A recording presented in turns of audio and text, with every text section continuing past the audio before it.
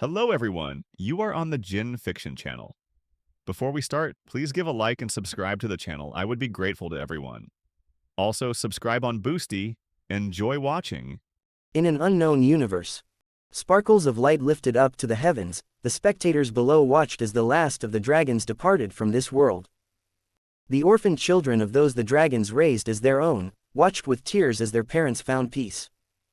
The magnitude of colors rose, lights of fiery red, irony silver, sky blue, shadowy black and illuminating white. Unknown to observers below, a vortex opened up as the lights rose, one by one the dragons' souls entered, never to return to that world. Outskirts of Konoha. The yellow flash screamed in agony, battling the greatest foe he's ever faced. He knew without a shadow of doubt he would not survive, but in order to ensure his children's future he had no choice. "Ah, Kushina," cried Minato, as his birthing wife had his hand in a death grip. "Fuck off, Minato, I swear you are never going to lay hand on me again," his wife screamed, in rage and agony as the first of her babies started to come out.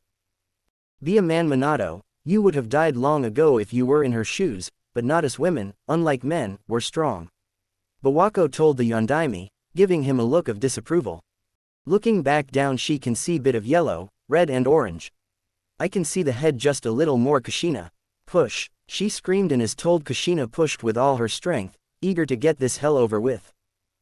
"Ah," she screamed one last time before, a look of almost pure bliss and relief crossed her face. "Oh, thank Kami-sama, it's over," she almost cried in happiness.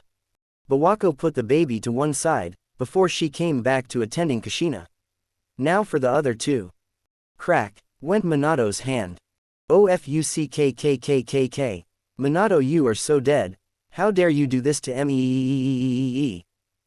After another few minutes of death threats made in the thorns of pain, Kushina finally gave birth to her three beautiful children. Bawako scooped up the children who were wrapped in blankets. Bringing them over to their mother, Minato went up to retrieve his children. Bawako pulled the children away from him. "Oh no you don't, Ka-san's first, Chu-san's second." She glared at the Hokage, who only sagged in depression. "Damn right, after what I just fucking went through, I get first dibs." The redhead shouted, glaring at the man that put her through that pain and was formulating a plan to get back at him. But all thoughts of Minato's punishment left her mind for now anyway, as her three wonderful babies were given to her. "This one's the oldest," Bawako told her, handing her the one wrapped in orange blanket. She almost squealed as she saw the yellow hair of the boy's father and open deep blue eyes looking at her. The boy gurgled happily as his eyes saw his mother for the first time. Kushina touched the boy's cheeks, he grabbed onto it, chewing it a bit as Kushina pulled him closer. When he saw her crimson hair he grabbed on it, tugging at it slightly. She knew the perfect name for her oldest. "Hello Naruto-chan." The baby looked at her as if he recognized that was now his name. Bawako handed her the second child. Unlike her brother, she was sleeping peacefully, though she would release a small whine every now and then as she moved, not wanting to wake up. The girl had crimson hair like her mother, but her face was mixture of both hers and Minato's. Her eyes were sharper than Naruto's, but not by much, and though her face was round there was a slight sharpness to it. Kushina knew that she would become quite the looker when she grew up and that she would have a hell of a job keeping the boys away from her daughter.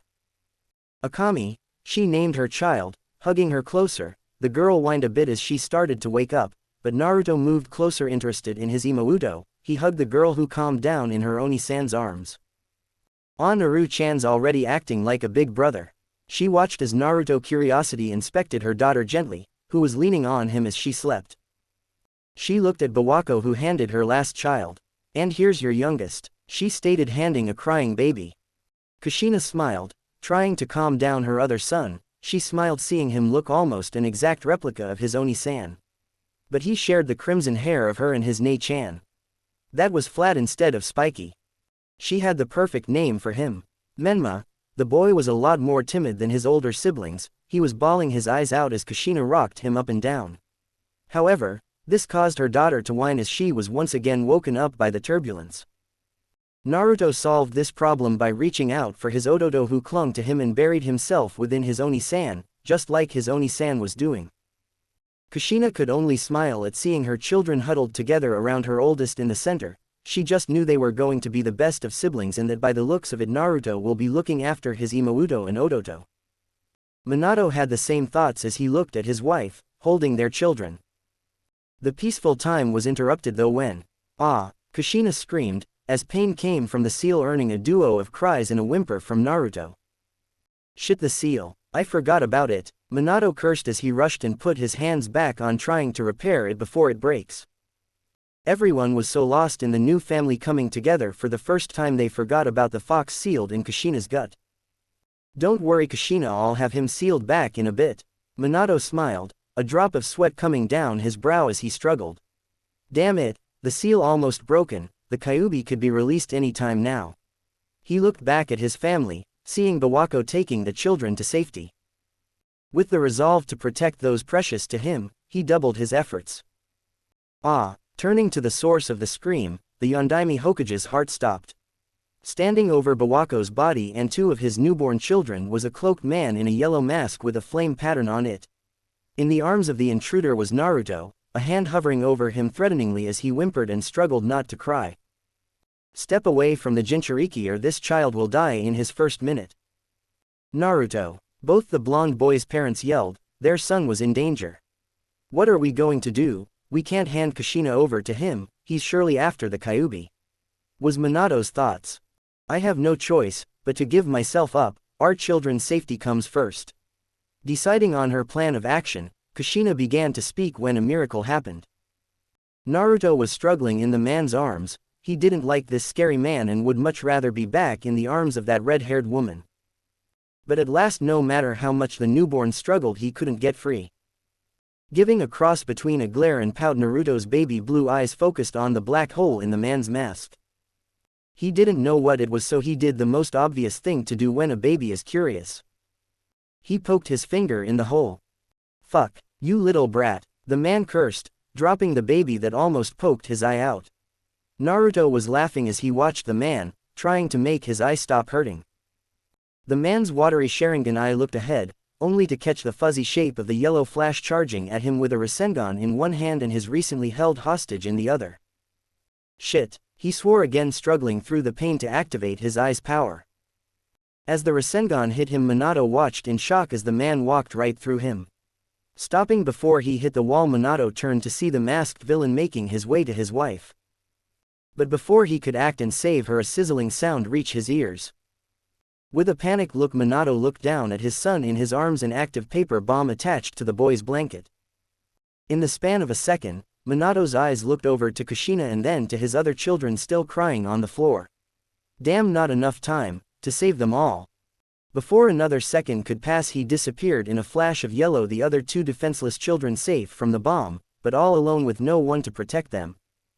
10 minutes late, Minato put down Kushina and their other children in the same bed that was currently occupied by Naruto.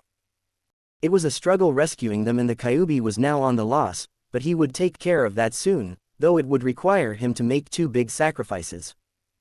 "Kushina-chan," he whispered, to his weakened wife. "Minato-kun, the village, it needs you, take me with you, and I'll see the fox back inside myself." Kushina breathed out. The Hokage shook his head in refusal. "I'm sorry Kushina, but I can't do that. If you seal the Kyuubi inside of you in the state you're in, you'll die." His wife was angry at his refusal for the best plan they had. "Minato." Minato stopped his wife. "I already have a plan." He gave a sad look to their children who were now snuggling into their mother. Kushina, seeing his gaze, looked at the man with disapproval and anger. "Minato, you can't. Not our children," she shouted, but she was too weak to stop him as he took their children from her grasp. "I'm sorry Kushina, but it's the only way. Don't worry, I'm sure you'll be fine without me," he whispered, a tear in his eye. Kushina reached out with all the strength she could muster, but her husband and children disappeared in a yellow flash, leaving the soon-to-be grieving widow alone in tears. Minato reappeared near the front lines, biting his thumb and making hand seals. He jumped into the air above the fox and shouted, "Kuchio's no jutsu." Summoning jutsu, a giant web of seal formulas appeared below him, and in a poof of smoke, the chief toad landed right on top of the fox, restricting its movements. Jumping down in front of the two great beasts, Minato summoned an altar, placing his three children on it. The Sandame looked at the altar. "That's "No Minato, you can't." In a flash of speed, the sandame was gone. Minato looked at his children for what would be the last time. He's only known them for a few minutes at the most, but he already loved them dearly. The Hokage was burdened with a heavy heart, having to leave his children without a father, but it had to be done to save them and the women he loved. "Naruto, Akami, Menma, take care of each other and please look after your Ka-san for me, okay?" He told them tearily, but Naruto was the only one awake. "I'm sorry for what I'm about to do, but remember Too-san loves you very much, goodbye." There were so many more things he wanted to say. But he didn't have the time. Any second the fox would break free from Gamabunta's hold. He made the hand signs for the Shiki Fujin sealing jutsu, Reaper Death Seal, prepared to make the ultimate sacrifice, to protect his home, his village, and most importantly his family. But before he could finish and summon the Shinigami, his world went black as something struck him in the back of the head. Hiruzen looked at his successor. "I'm sorry Minato, but it's the duty of the old generation to pave the path for the new." With that thought, he performed the Shiki Fujin. A large translucent figure emerged behind him, demonic purple skin covered its inhuman body, a white robe draped over it. Its golden eyes looked at the fox in interest. In its mouth was small Tonto. He had white shaggy hair with two blood-red demon horn protruding from his head. As the death god began the ritual to seal the Kyuubi, a small vortex appeared in the sky to prove them. As the death god hand ripped through Sandame Hokage's soul and then through his armor, leaving a hole where his stomach was, but no physical wound. Lights came through the vortex, dropping slowly down to the land below them. The Shinigami's translucent hand clung to the Kyuubi and with a mighty push from Hiruzen the beast's soul was ripped in half. The old man watched as the beast's yin chakra was torn from it and it decreased to a half of its former size. The man's eyes landed on the red-headed boy. Out of the three children before him, with a quick apology, he ordered the Shinigami to seal the chakra within the boy. As the soul was sealed away, the lights from the vortex increased in number. Lights of different colors congregated to their respective color, forming the shapes of red, silver, green, black and white dragons.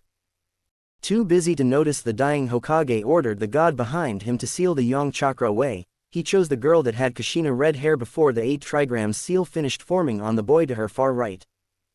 The rest of the Kyuubi vanished as it was pulled into the girl. A red light swirled around her abdomen before it settled into the 8 trigram seal. Before the Reaper could take his soul, however, the god looked up to see the glowing lights of 5 souls. Within accordance of his contract, his hand reached out to claim the souls of deceased dragons as payment for his services.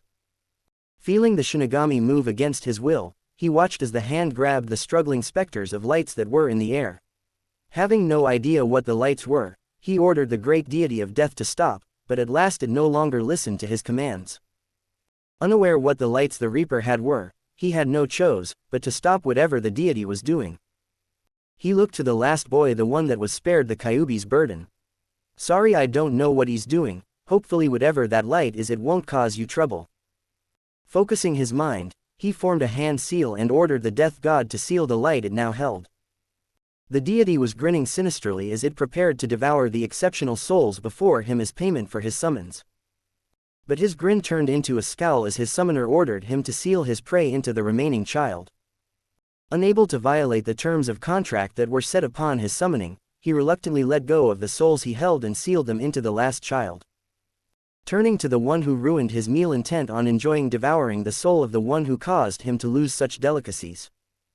The Sandame watched as the pissed-off death god approached him, feeling his soul torn asunder, casting his gaze on the child whose seal was now forming. He had no idea what he sealed and only hoped it wouldn't cause the boy pain as he passed to the next world. Mount Myoboku. The millennium-old toad sage opened his ancient eyes, having dreamt a new prophecy about the child of prophecy. With his gravelly voice, he spoke of what he saw. A new entity will be born on par with the 9. One will be burdened with this new beast that came from others. They will experience great pain and suffering, losing those that should love them most. 2 paths will open for the child of prophecy, born from the blood of your student. If guided by love, the child will become the dragon of salvation that will protect the world in its time of need. If it loses that love, they shall fall to ruin, leading themselves and the world to its end, becoming the dragon of destruction. Their union will bring new hope, or despair. If the child loses his light, darkness awaits those who took their beloved away. In a void of darkness rested a cage, within that cage was a rainbow-colored orb. What happened? Came a somewhat female voice, with what seemed like a mixture of others. I don't know, replied a metallic voice, like the one before. It sounded like multiple voices were playing in the background as it spoke. Then, where are we? Came an aged, but almost lighter voice being heard over the multitude of others. Could this be the afterlife? This was another aged voice, but with a slightly deeper tone, being hard than most. Quiet, shouted an almost angered voice that carried power, almost completely overpowering the mixture of voices the others shared. This is far from what we expected to happen, but this is definitely not a bad thing, the same voice spoke to his companies. For now, whatever is happening, let's observe. Whatever this cage is, it's keeping us alive somewhat, and I can feel an abundance of some form of energy in the air. For now, let's rest and stabilize our existence. He told his plan of action. All the other voices slightly agreed and went silent as they entered an almost dormant state. Minato was fighting off the most powerful enemy up to date. It was invincible, it was the most terrifying thing known to man. The dreaded paperwork. I helped defeat a giant chakra beast of mass destruction, and in the end all I get for it is damn paperwork. Damn you Sarutobi, you knew this would happen. He cursed, as he glared at his arch-enemy, which only got larger by the minute. Oh, come on, I've already pulled all-nighters for 3 days straight. I haven't gotten a chance to even see my family. A small smile appeared, banishing the hopeless situation he was in, his beautiful wife, his lovely children.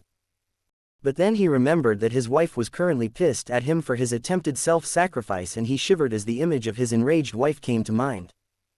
He quickly picked up the nearest document and began working.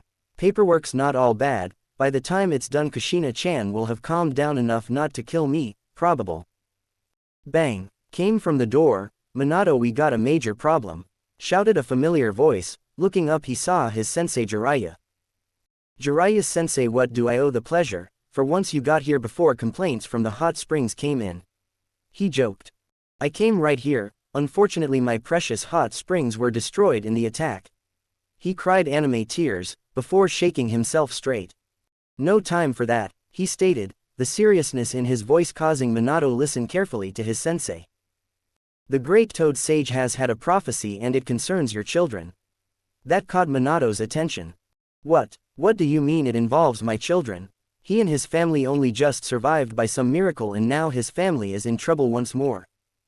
Calm down Minato, we'll keep them safe. He made a hand sign activating a silencing seal, before pulling a piece of paper out of his pocket. Here's the prophecy. The sage began reading line for line what was on his piece of paper. A new entity will be born on par with the 9. One will be burdened with this new beast, that came from others. They will experience great pain and suffering, losing those that should love them most. 2 paths will open for the child of prophecy, born from the blood of your student. If guided by love, the child will become the dragon of salvation that will protect the world in its time of need. If it loses that love, they shall fall to ruin, leading themselves and the world to its end, becoming the dragon of destruction. Their union will bring new hope, or despair. If the child loses his light, darkness awaits those who took their beloved away. Jiraiya looked at Minato, his black eyes gazing into his student's blue orbs.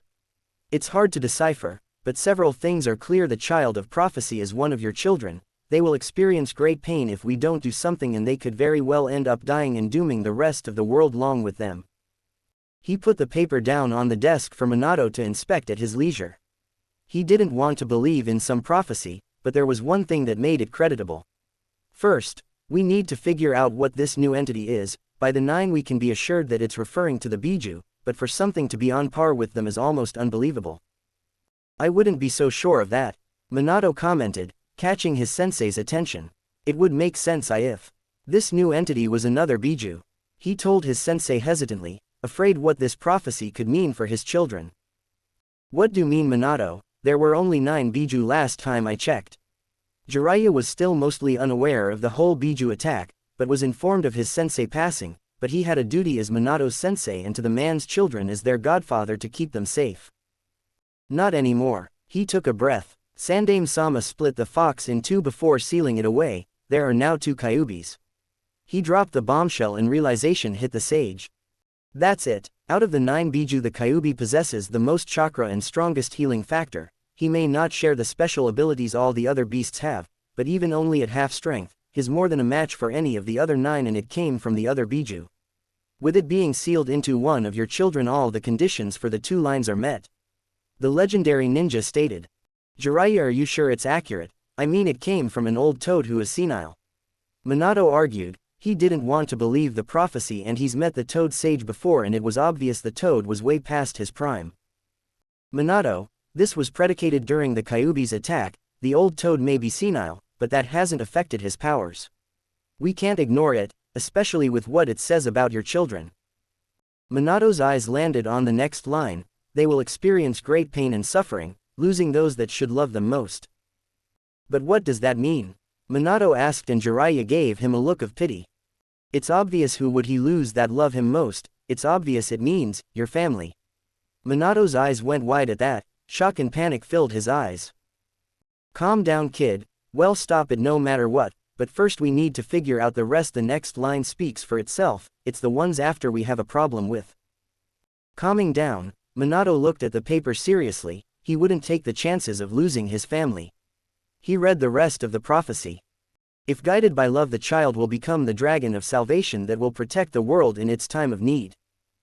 If it loses that love, they shall fall to ruin, leading themselves and the world to its end, becoming the dragon of destruction. What about those 2 lines, dragons? They're just legends. Minato spoke. Dragons didn't make sense. They haven't been heard of in thousands of years. Dragons are known widely as deities of destruction or protection. It's most likely a reference to what the child of prophecy could become. We need to make sure that he goes down the right path. Jiraiya stated, and Minato agreed.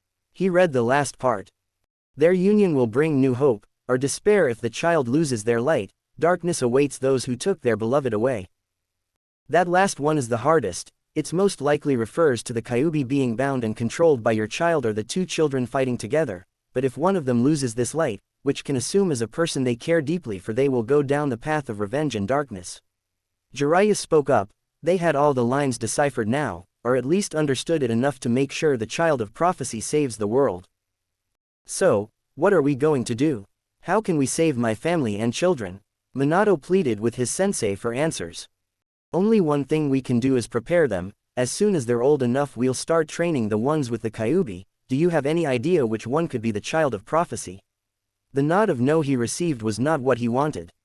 Then we'll train both of them and make sure they can fight side by side with one another, as well as make sure they can control the Kyuubi.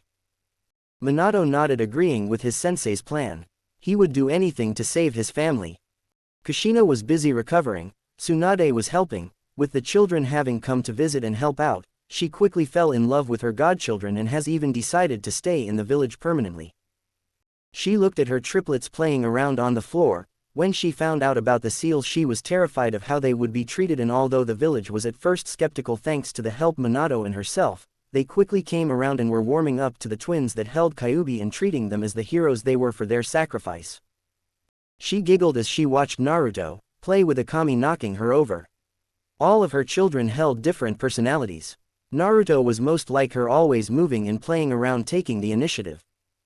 Akami was more like Minato. She still played with Naruto, but she was quieter and calmer until something got her hyped up. Menma was quietest and most like Minato. He would play on his own and was a bit shy. It reminded her of when Minato used to watch her from afar and would turn away in embarrassment whenever she got close. However, she didn't need to worry about him being antisocial, as Naruto tackled his Odoto, gently coaxing him into joining the other 2 in play. Her Naru-chan was such a considerate Oni-san. He would always go that extra mile to make sure Menma joined them to play, bring the boy out of his shell a bit. She just knew Naruto would stand by his siblings and protect them. Over 2 years later, the day before the triplets' 3rd birthday, Naruto and his siblings were sitting down on the settee. He sat in between his 2 siblings. Naruto was excited. Tomorrow marked the official start of his ninja training, and then he could start on his dream to become Hokage like his dad. His Ka-san and Tu-san came in and sat down. They seemed to have a serious look on their faces. Once sat down, Minato gave a heavy sigh. There's something very important we need to tell you. He waited until he had their undivided attention before continuing. You all know the story of Sandame defeating the Kyuubi, don't you? They just nodded. How the Sandame saved their 2-san was one of their favorite bedtime stories. What I'm about to tell you is how he defeated it.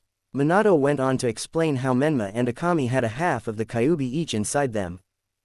Kushina had to stop herself from going over and hugging them. Menma was almost in tears now that he was told, thinking that he was the fox.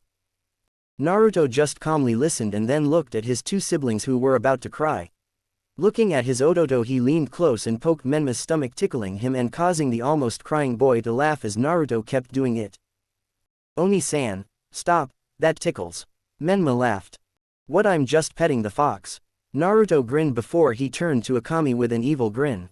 Akami backed away from her Oni-san in fear. No, Oni-san, don't you dare. Naruto pounced on her and started tickling her too. Ah, no, stop. Menma Ototo, help. Menma latched on to his Oni from behind, tickling him. Soon his Oni-chan joined in and together they defeated their evil Oni. Kushina and Minato could only join the laughter as the children had their tickle war. Once everyone calmed down, Minato ruffled Naruto's hair affectionately. Good job, kiddo. Of course, I'm the Oni, I'll always protect my Imouto and Ototo. Naruto grinned ear to ear.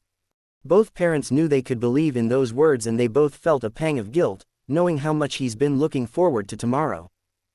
Naruto, we also have something important to tell you.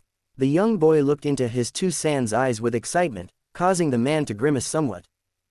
You know what day it is tomorrow, right? He asked and the boy jumped up and loudly exclaimed.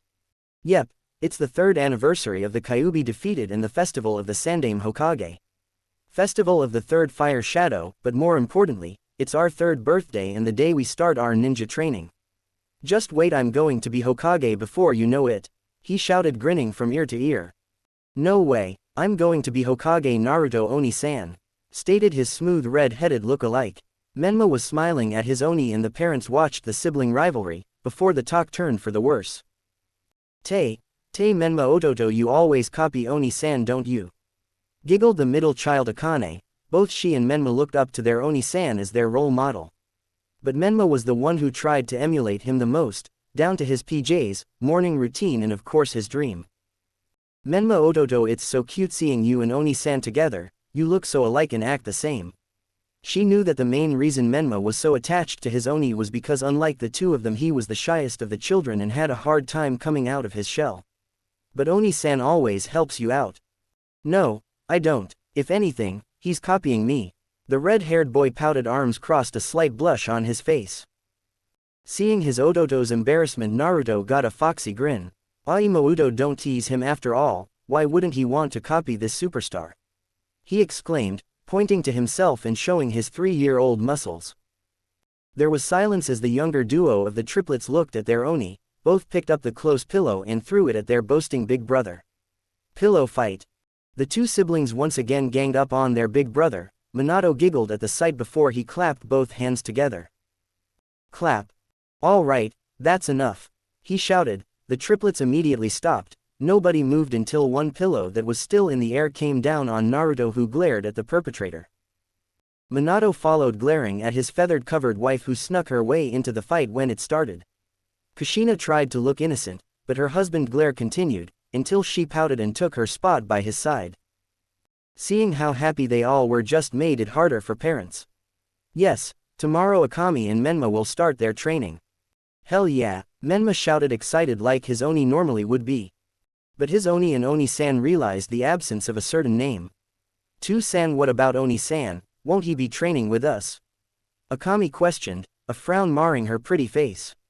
Naruto looked at his parents in surprise, hurt and betrayal, which felt like a knife to the heart of both his 2-san and Ka-san. Yes, about that, you see, we want to make sure Menma and Akami can control their tenants before you join, we don't want you accidentally getting hurt, right? Minato told them with sadness. His sensei was the one to recommend it, but it didn't make it feel any less wrong. Minato, we need to make sure both Menma and Akami are strong and work well together. I know it's hard, but I think we should have Naruto left out of the training at first. His sensei stated. What, but why? Minato pleaded, not wanting to push aside his own child. Don't worry, you can get back to him after a year or so once the twins have started getting the hang of the Kyuubi. We need to do this Minato to prevent the prophecy, and we don't want either of them hurting Naruto by accident, do we? Menma is slower and has confidence problems. He could end up getting jealous when both his Oni and Oni are ahead of him, and if Naruto and Akami get closer it could put a bigger strain on their relationship. As the conversation he had with his sensei came to mind and he faced his Masuko's hurt look, he reminded himself that it was all for the greater good. It's only for a year, we'll get back and make it all up to Naruto once the two are up to speed. He told himself, but he was still pushing his oldest away even more. Don't worry Naru-chan, we'll get back to you next year when the two get up to speed, I promise. And Uzumaki never goes back on their word. His wife consulted their oldest, with a hug. Naruto looked up and asked, his voice slightly broken. It's to make sure Imouto and Odoto are okay, right? He asked, eyes sparkling with unshed tears. Yeah, don't worry, once they're up to speed you can join us again. Minato told him, putting a hand on his shoulder. Then I'll do it. Next year I'll catch up and be Hokage before you know it. Naruto shouted, faking being strong to protect his siblings. Both his younger siblings gave a small smile. No way Oni-san, by the time you join I'll already be Hokage. Menma boosted, still copying his beloved Oni. Yeah, you better catch up, training would be boring without our favorite knucklehead to liven things up. Akami joked, causing a moan of protest from her brother. Hey. Minato and Kushina could only watch, hoping they made the right choice. They were happy Naruto didn't seem to mind. Or at least as far as they could tell, as the boy put on a brave face for his loved ones. The next day, October 10th. Naruto watched as his godfather ignored him, handing presents filled with ninja equipment to his siblings. But it wasn't just him, everyone gave presents to only his Imouto and Odoto, all ninja equipment. He watched from afar as Menma and Akami opened their presents, showing off their new practice kunai and shuriken as well as their training outfits. He looked at his own presents, sat in a corner all on his own. They were few in number, since most of the family, friends in the village seemed to treat his siblings better than him. But his parents brought a shirt, books and ramen. They were small compared to his siblings' piles of presents, but at least he wasn't completely left out. As his parents brought the birthday cake, a lone tear dripped down his cheeks. He didn't like being excluded. He hated it the village ignored him in favor of his siblings, treating them like heroes. He knows now why. They kept the monstrous Kyuubi at bay since their birth. The boy turned and went to his room, not being able to stand seeing his siblings celebrating and showing off their new training gear. If being excluded was what he had to do to keep his younger siblings safe, then he would do it gladly. After all, he was their Oni-san, the oldest. It was his duty to look after his beloved Imouto and Odoto, protect them and keeping them from harm. After all, we are family, and an Uzumaki always stands by their family. He recited one of the Uzumaki clan's creeds. His Ka-san made sure him and his siblings knew the importance of family. He took that to heart and always made sure his siblings were safe and never showed how much he was truly hurt on the inside. He loved his family more than anything in the world, and that would be his greatest undoing. While the birthday cake was brought out, no one noticed that one of the birthday children wasn't there. They don't notice his absence as Menma and Akami blew out the candles. Nor did they notice that the part of the cake with that boy's name was the first to be cut and shared, leaving the cake with the icing that spelled out, "Happy Birthday Akami, Menma_." The name of the forgotten child was just cut off, forgotten for the first time as the rest of the family celebrated. Naruto went straight to sleep, eager to start the new day. Just 1 year and then we can all celebrate together again. Hinata was having a wonderful day. Her mother finally took her to the park to play with other children. She was so looking forward to it. As heiress, she wasn't allowed to play with the other children in the Hyuga compound. It was frowned upon for the heiress to associate with those beneath her. But her mother was finally able to sneak her out to play in the park. She was so excited to play with other children. Unfortunately, that's not what happened. "Hey freak, get lost. We don't want your white-eyed freaks playing with us." A 5-year-old boy pushed Hinata to the ground, hurting her. "Yeah, your clan thinks you're all high and mighty, but I got news for you, you're not." Another boy shouted, grabbing Hinata by the hair, causing her to cry. "Ka-chan," she cried, hoping her mother would save her. "Ah, would you look at that? The Byakugan monster is calling for her monster Ka-san, what a cry-baby." He went to punch Hinata, but before he could, a fist came out of nowhere, knocking him back. Blue eyes glared at the three bullies. Boys shouldn't pick on girls, you big bullies. Hinata looked at her savior to see a boy about her age, bright blonde hair and an orange shirt with a red spiral on the back. Who do you think you are, you shrimp? Shouted one of the bullies to her savior. Me, I'm Naruto Uzumaki Namikaze, future Hokage. He exclaimed. Liar, Hokage-sama only has 2 children and they're both redheads. Shouted one of the bullies. Naruto flinched at that. He knew that his Ototo and Imouto were the most well-known children, but it still hurt. I am to his son. Naruto shouted with pride. Hinata looked at her savior as he shouted. Oh really? Well then, we'll have to teach you not to lie about our Hokage, get him? One of the bullies exclaimed. Hinata watched in admiration as the boy who rescued her didn't back down. Bring it, I'll teach you not to pick on girls. One of the bullies charged, but Naruto weaved under his punch and threw an uppercut to the cheek. The bully staggered back, but Naruto wasn't strong enough to do more. One of the other bullies came and punched Naruto in the face. It looked like he was going to fall, but just before he did, he regained his balance. Naruto ran right at the boy, jumping in the air and counter-attacking with a punch to the face, sending the boy to the ground. Naruto landed on the boy and started punching him repeatedly until he bled. Shocked from getting their asses kicked by a 3-year-old, the 2 remaining bullies watched as their friend got beaten. When they finally came to, they charged and an all-out brawl ensued. Hinata watched in admiration, grimacing at the sight of blood and every hit her savior took. What she was seeing wasn't the sparring matches she was used to, but a straight-up fight where they tried to hurt each other as much as possible. There was no style, no rules, no safety measures, just children trying to kill each other. But she watched mesmerized, her pale lavender eyes focused solely on her savior. He was her age and size, but he was holding his own against the 3 5-year-olds. He was at a disadvantage, he was bruised and bleeding, fighting 3 against 1. But no matter how hard they hit him, he just wouldn't fall. Every time it looked like he was about to fall, he would stop himself by sheer force of will and then launch at his opponent, getting as many hits as he could in. He was like an unstoppable force. No matter how much they hit him, he just kept going back for more. Despite how much pain he was surely in, he didn't stop. He kept protecting her despite the pain, and that meant so much to Hinata. No one has ever gone so far for her before. The bullies were shitting themselves. Sure, they were almost double the boy's age, were bigger and stronger, and had him outnumbered. But no matter how much they hit him, the damn freak wouldn't go down.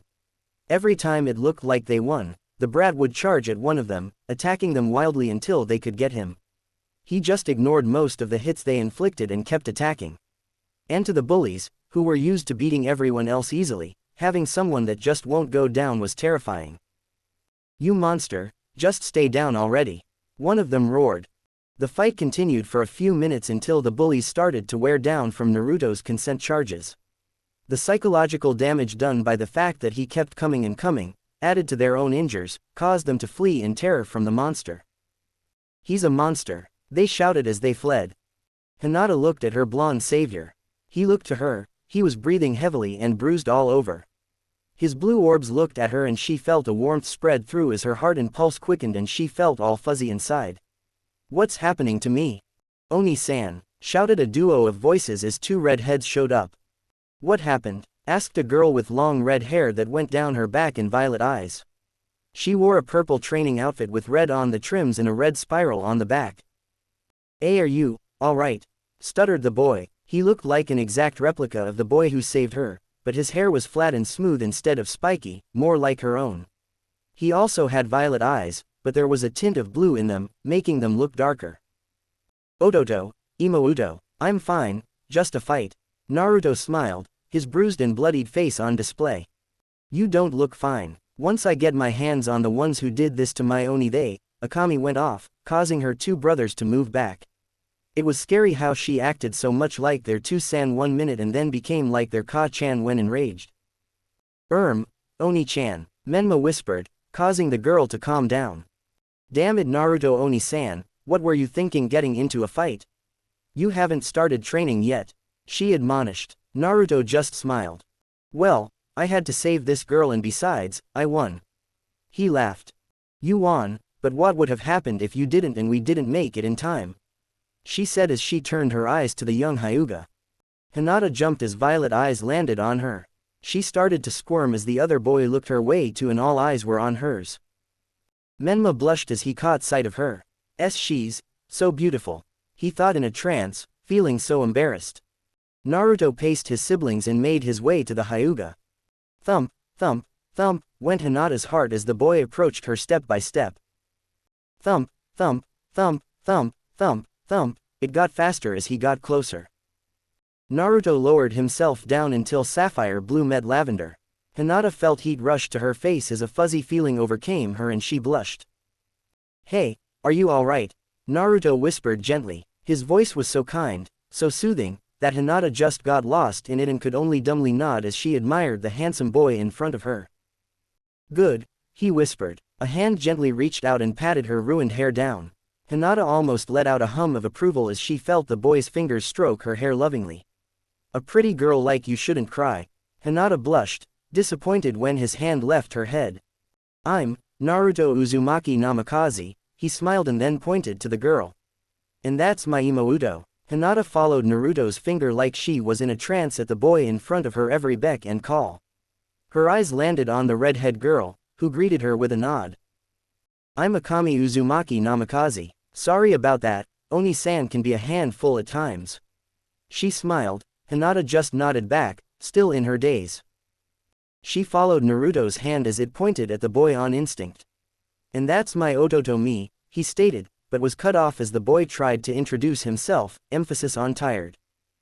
Mi Menma, Uzumaki, na Namikaze, the red-headed boy that looked like a copy of her savior stuttered, madly blushing.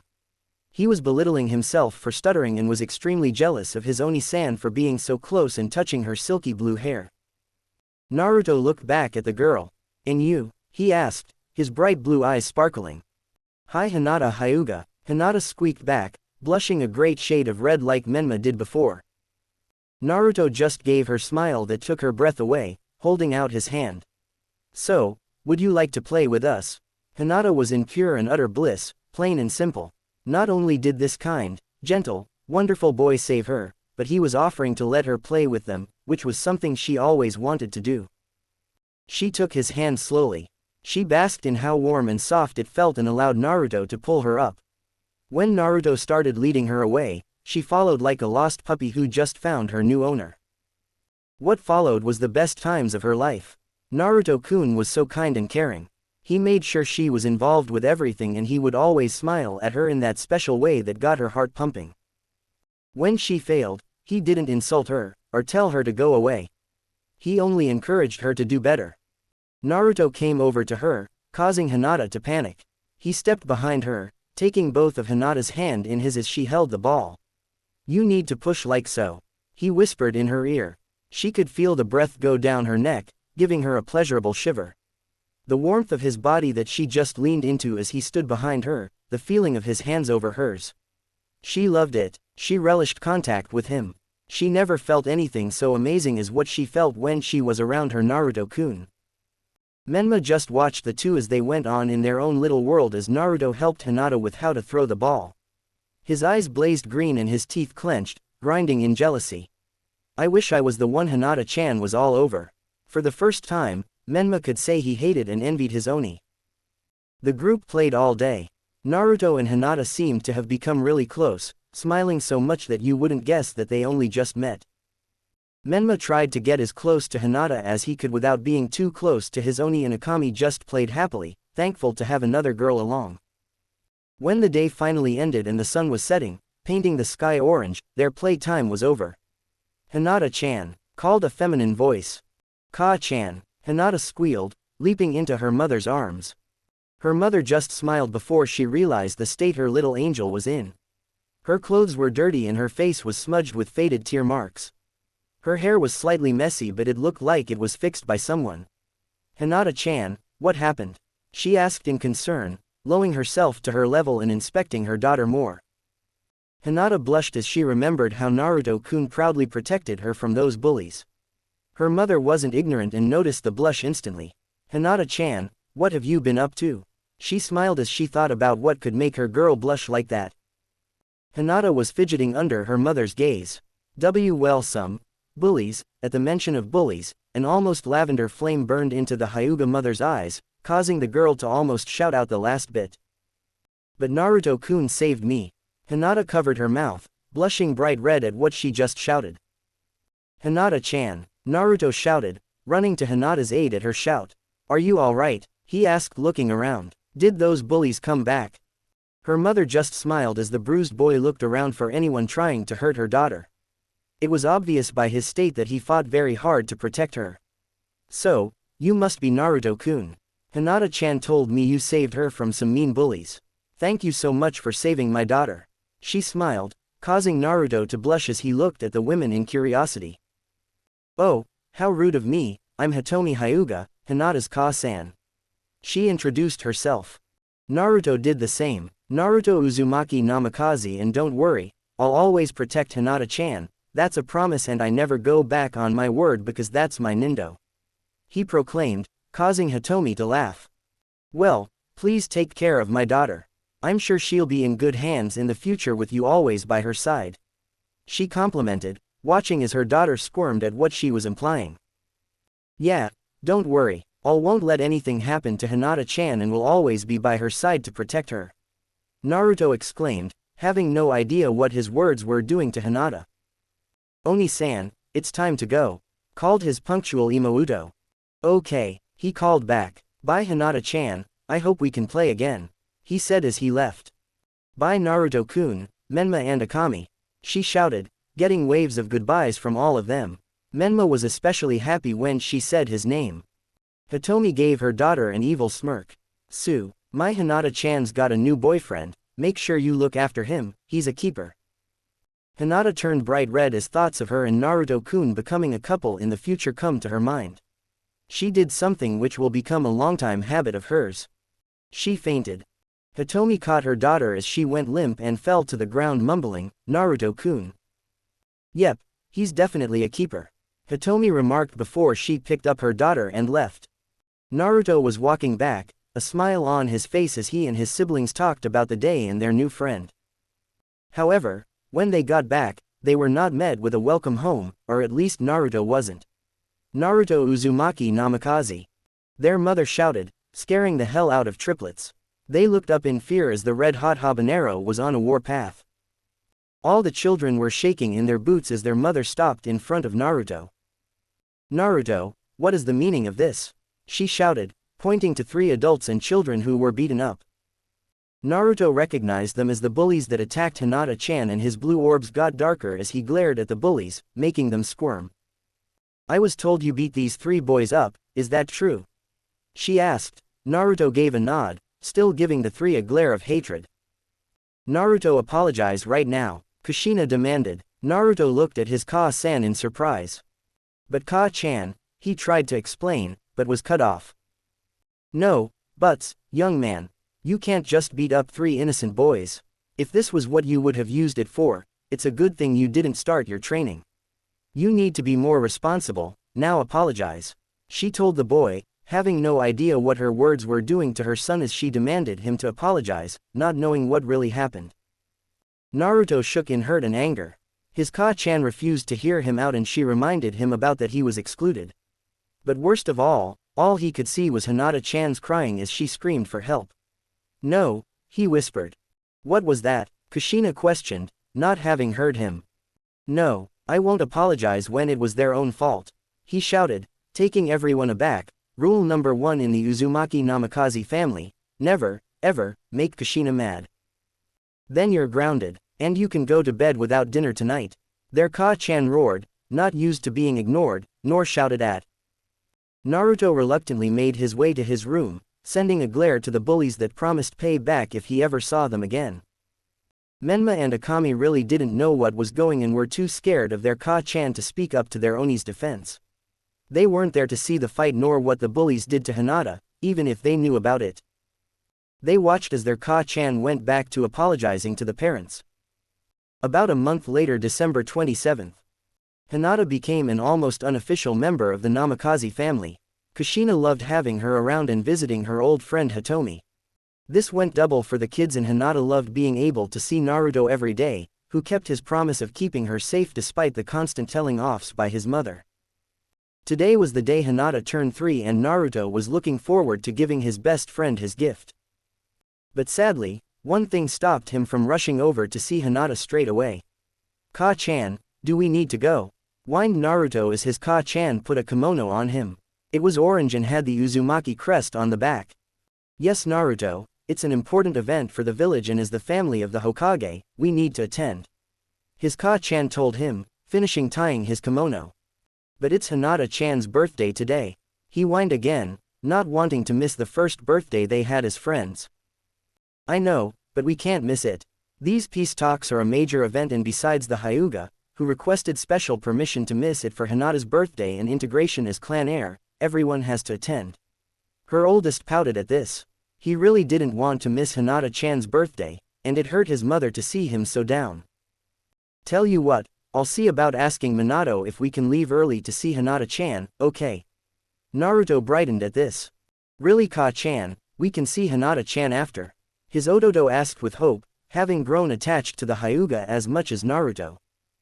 Kushina just smiled. "Yes, I promise." "All right," both boys cheered. Akami giggled, she too was happy to see Hinata, but wasn't as vocal. "All right, let's go," Kushina stated. Menma and Akami each grabbed one of their Ka-chan's hands while Naruto took point. It was the standard Uzumaki Namikaze formation. The youngest protected their Ka-chan from the sides while Naruto protected both his Ka-chan and his siblings from the front. At least that's what they bragged about and made holding their Ka-chan's hands sound cool. A few minutes later, Naruto was standing next to his siblings, father and mother. The citizens of Konoha littered the streets, parted down the middle as a parade came down along with a single carriage. The carriage stopped outside the Hokage Tower and out came a man with brown hair and headband with a symbol of a cloud on it. "Greetings, Ambassador of Kumogakure. Konohagakure and the Land of Fire welcome you into our home. May this treaty bring everlasting peace." Minato smiled as he greeted the Kumo ambassador, offering his hand. "Greetings Hokage-sama." The ambassador bowed. "I too hope these peace talks go well for our countries." He shook Minato's hand, causing more cheering from the crowd behind them.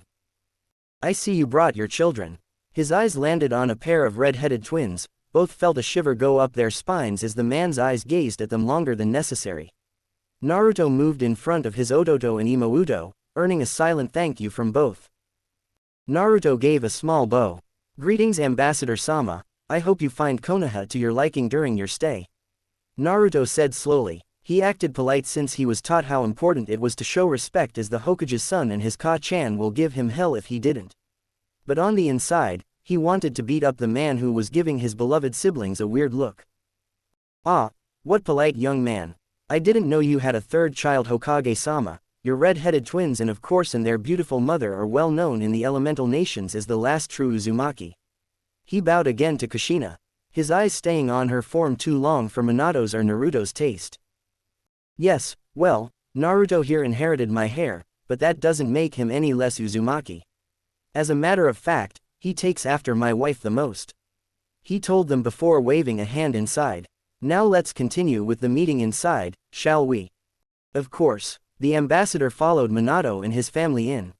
Several hours later, Naruto and his siblings were mingling with the guests, mostly the other clan heirs. He didn't get along with most of them, besides the Akamichi, Nara and Inuzuka heirs.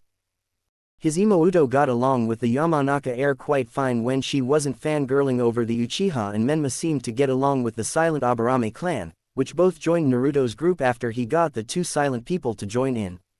The Uchiha heir also joined them and he was cool, though he bragged about his Nissan way too much. Now he knows what others go through when his Odoto brags about him. It was getting late and the boy couldn't keep his mind off the one clan heir not there, Hinata-chan. He went over to his Ka-chan, who was smiling as she talked to her friends, the mothers of Konoha's clans. "Ka-chan, can we go and see Hinata-chan now please?" Naruto asked. It was getting late and he wouldn't be able to see her before bedtime if they don't leave now. Looking at her son, who was giving her puppy dog eyes, she gave in. "Okay son, I'll go and ask to-san first, okay, wait here." Kushina ruffled her son's hair before she went to see her husband. Minato was talking to the ambassador with his sensei Jiraiya next time. Minato-kun, Naruto wants to go and see Hinata, is it okay if we leave early? She asked, causing the three men to look at her. The ambassador seemed to give a strange look as he asked, leaving so soon Kushina-sama? Minato was about to give the okay when his sensei put his hand on his shoulder. Minato, can I talk you for a sec? He whispered, leading Minato away while Kushina talked with the ambassador. What is it, sensei? Minato asked, curious why his sensei led him away from the party. Minato, you can't let Kushina and the twins leave, the Toad Sage said in a hushed voice. Sensei, I don't understand. Minato inquired, not understanding why his family can't leave early. They only needed to attend in the first place for appearances. Damn it, Minato, don't you remember what happened to Kushina years ago? We can't risk that happening to the twins. It's better if they stay here and go home with you where they're safe. Kumo's not known for playing fair, he told his student, keeping his voice down. Minato remembered that night well. It was the night he first approached Kushina to save her from becoming Kumo's breeding stock. He also remembered the fear of almost losing her, and it was doubled at the thought of either of his children becoming Kumo's prisoners. You're right, sensei. The two went back to join the party. Sorry Kushina-chan, but I think it's best you stay here with me. The party will be over in a few hours, he told his wife. Kushina was going to argue, not wanting to break her promise, but was interrupted. That's a brilliant idea, Hokage-sama. It's not every day I get to hear about one of the legendary clans in the ninja world like the Uzumaki clan. The ambassador spoke up, and since she couldn't be rude and deny him, she was stuck speaking to him for the rest of the night. Another 2 hours later. Naruto waited, but his Ka-chan never came back, and they stayed at the party until it was finished. Finally finished, Naruto pleaded. We can see Hinata-chan now, can't we? Kushina looked at her son sadly. It hurt so much knowing she broke her promise to him. I'm sorry Naru-chan, but it's too late now. Naruto looked sad and hurt as his Ka-chan brought herself to his level, even calling him by his affectionate nickname, hoping to lessen the blow. But, you promised, he whined. His Ka-chan never broke a promise to him before. I know, but I'll take you first thing in the morning, I promise, okay? She told him, but like the one before, this too will become one of the many promises that she failed to keep. Naruto only nodded sadly, looking down and keeping quiet the rest of the trip home. It unnerved the family how quiet their knucklehead was tonight. Kushina just finished putting the triplets to bed, but as soon as his Ka-chan left his room, Naruto jumped out of bed, still fully clothed. He opened his window, looking back to his door, he whispered sadly. Sorry Ka-chan, I promised Hinata-chan I'd give her present. With those words the boy jumped out the window. Naruto arrived at the Hyuga compound in record time. Like his dad said, he was still an Uzumaki and possessed almost endless stamina. He easily snuck in through a loose brick in the wall, one that only someone his size could fit through. Once on the other side, he put the brick back so he wouldn't get caught, and he made his way to Hinata-chan's room. After sneaking past half the compound that seemed unusually quiet tonight, he made it just outside Hinata-chan's room. But he saw a shadow sneaking through the garden like him. On closer inspection, he saw it was a ninja in a strange cloak. But Naruto's eyes widened in fear as he spotted the tied-up and unconscious Hinata-chan on the man's shoulders. Hinata-chan, Naruto shouted as loud as he could, startling the man as he turned to see the blonde brat. Naruto charged, shouting, "What the hell have you done to Hinata-chan?" The shout woke up most of the compound. The ninja turned, seeing lights coming on and footsteps heard, not concerned with the blonde brat at all. This was a big mistake, because like a blonde-haired rocket, Naruto covered the distance between him and the man in an instant. Naruto ready to punch and hit the man right below the legs, where a man's most precious treasure laid. Fuck, you damn brat, he cursed as he held his damaged balls. After the last few months of street fighting and the momentum behind him, Naruto's punch packed quite a wallop. The man dropped the kidnapped Hyuga heiress and Naruto rushed to her side, untying the bindings. He shook Hinata, who groaned, starting to wake up. The man could clearly hear the coming Hyuga, who now knew he was here. He had to deal with the brat quickly and leave as he went through hand signs. Lightning style, thunderbolt. He called out blue lighting from his hands that headed straight to Naruto. Naruto looked at the lightning just in time to see it hit him. His whole body was shocked as it hit him, and he gave a silent scream of pain as the electricity filled him, destroying his nerves and killing him. Hinata woke up just at the moment to see Naruto trying to scream in pain as blue light electrocuted him. Naruto-kun, she cried in horror as her beloved was being murdered right in front of her.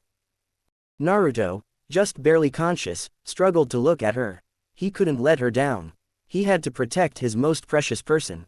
I can't give up, Hinata-chan needs me. Naruto struggled, but the pain faded slowly and almost completely, and for a second Naruto thought he was dead, as all traces of pain vanished. I'm sorry, Hinata-chan. As he said those thoughts, the blue lighting started moving towards his open mouth as if something was sucking it up. The blue light entered the mouth. Both the kidnapper and Hinata watched in amazement as Naruto seemed to eat the lighting. Before they knew it, the lightning attack was gone without a trace. Blue slitted eyes glared at the man. Naruto's skin still had a few burns and his clothes were burning from the attack, but he didn't care. The pain was gone. He felt some power swell up inside him as a warmth spread from his stomach. Naruto charged, rushing the man with speed a 3-year-old shouldn't possess. With a glowing yellow hand of what looked to be enveloped in lighting, Naruto punched the man in the balls a second time. The force and power behind it tripled the power of his first punch. The electricity around his hand entered the man, destroying any hope of ever having children and causing unimaginable pain as it stimulated the nerves. The man gave an ear-piercing scream that was heard all throughout the village. Ah! The man collapsed, his mind unable to handle the pain, or loss of his manhood. Naruto looked at the man with a grin. He had no idea what happened, but he had done it. He protected Hinata-chan. The power that filled him left and he dropped to the ground exhausted. He was caught by a crying Hinata who hugged him with a death grip. Naruto-kun, I thought, I lost you. She cried into his shoulder. Naruto struggled to return her hug and tried to reassure her. There Hinata-chan. I'm okay, I promise. The girl just kept crying. Hiyashi and the rest of the Hyuga clan arrived at the scene, surprised to see the children and the downed man. Seeing Naruto was most likely injured, he ordered, "Get the children to safety and give them medical attention now." He barked out and 2 branch members moved in. Naruto picked up a small box that fell out of his pocket when he was hit. He and Hinata were taken to the clan doctor. Hiyashi and his brother approached the downed man, turning him over. They removed the mask, only to see brown hair and beard. "Oni-sama this is," his brother started, but he cut him off. "Get Hokage-sama immediately and tell him what happened and that his child is here," he ordered his brother, who left straight to the Hokage's house. "Arrest this man now and make sure he can't escape," he ordered, and 2 more branch members took the intruder away. Hizashi arrived at the Hokage's residence and rang the doorbell a few times. Ding dong, ding dong, ding dong. "What?" both Kushina and Minato shouted in their night clothes and bed hair. Hizashi had to struggle not to look at Kushina's revealing nightgown that was transparent and showed her developed breasts and curves. "Hizashi, you better have a good reason for waking us up at this late hour or else," she growled, keeping the man focused. "Yes, Kushina-sama, there's been an incident at the Hyuga compound and your son was involved." Both parents looked confused for a moment before Kushina ran up the stairs and slammed open all the children's rooms, waking them up, but stopped cold when she got to the last one.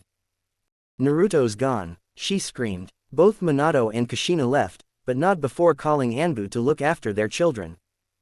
Kushina arrived at the Hyuga compound to see her son being cared over by Hitomi and a sleeping Hinata that clung to him like a lifeline.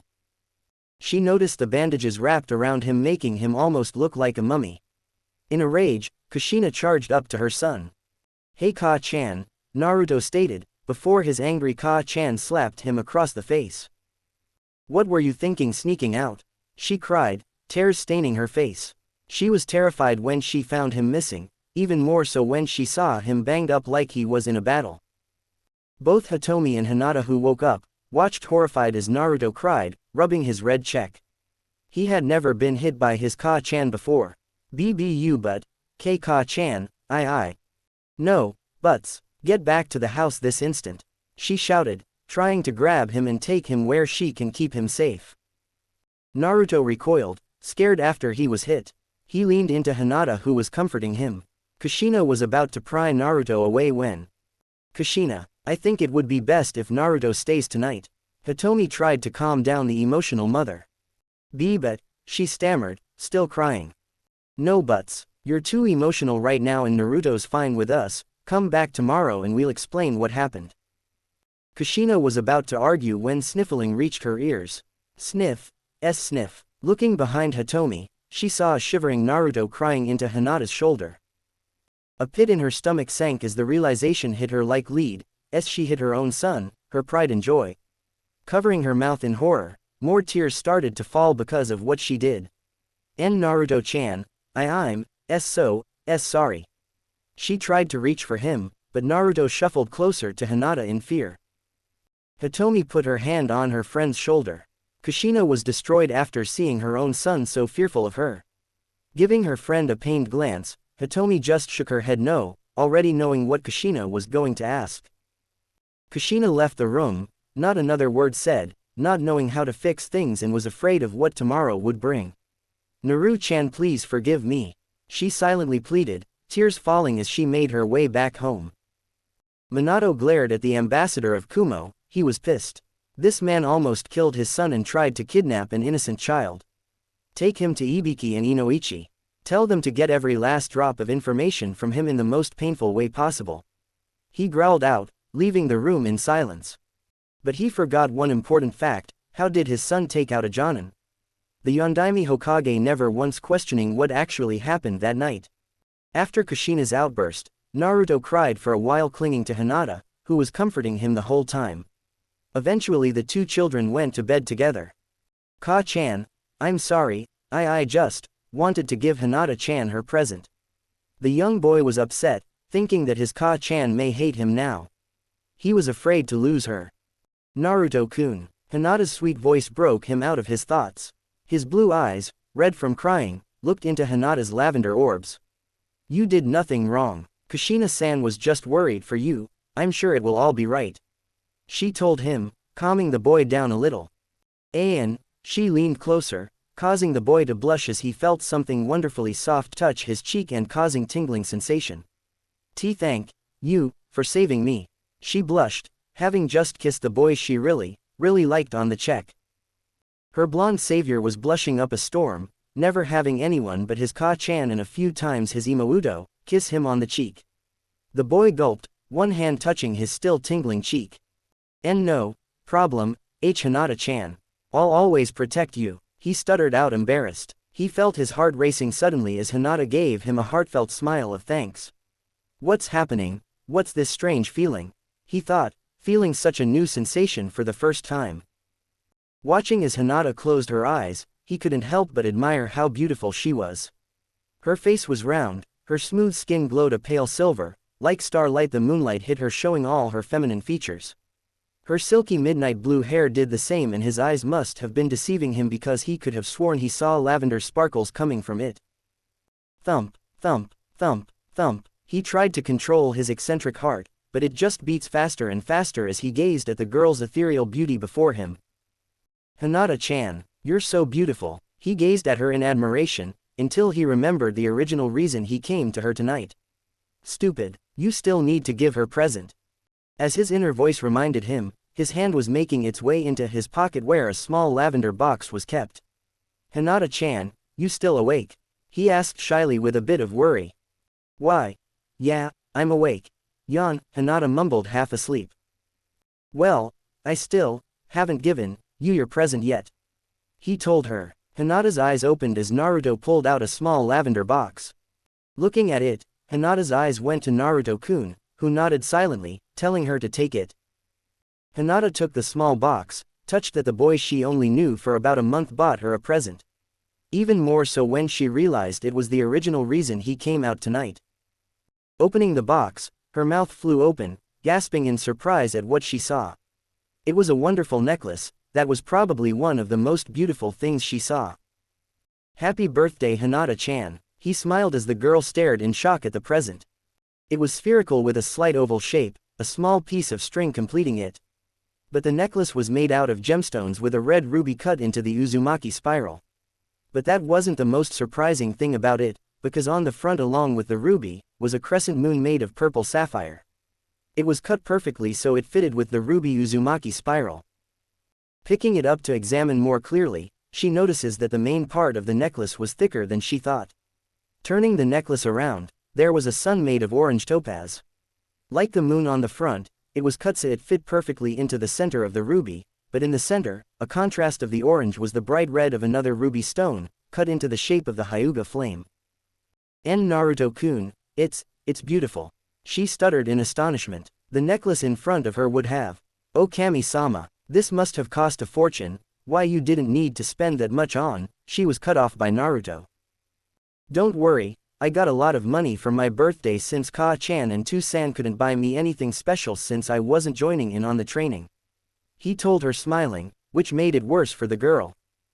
As heir to the noble Hyuga clan, she could tell this was one of the most expensive things she's ever seen and it would have had to be custom bought to get it cut like this. One part of her was delighted over the fact her Naruto-kun spent so much for her. The other part, however, couldn't help but feel incredibly guilty that he spent so much of his money on her. Naruto-kun, I don't, she was once more cut off. Hinata-chan, that is a present from me to you. If you don't accept it then it would have been such a waste since I had it made with you in mind.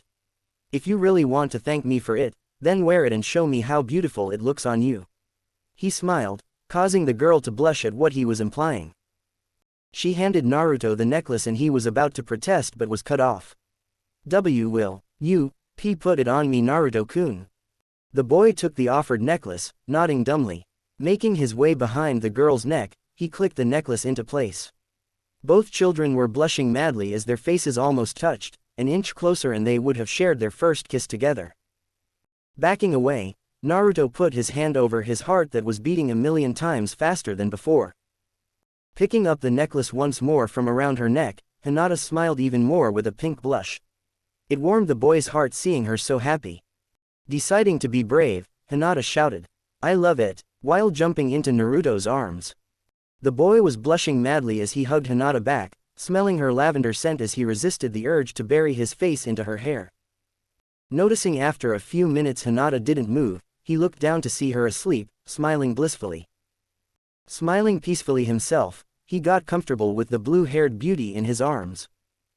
As the boy drifted off to sleep, Hinata's smile got wider as she snuggled into her Naruto-kun, more delighted that her plan worked.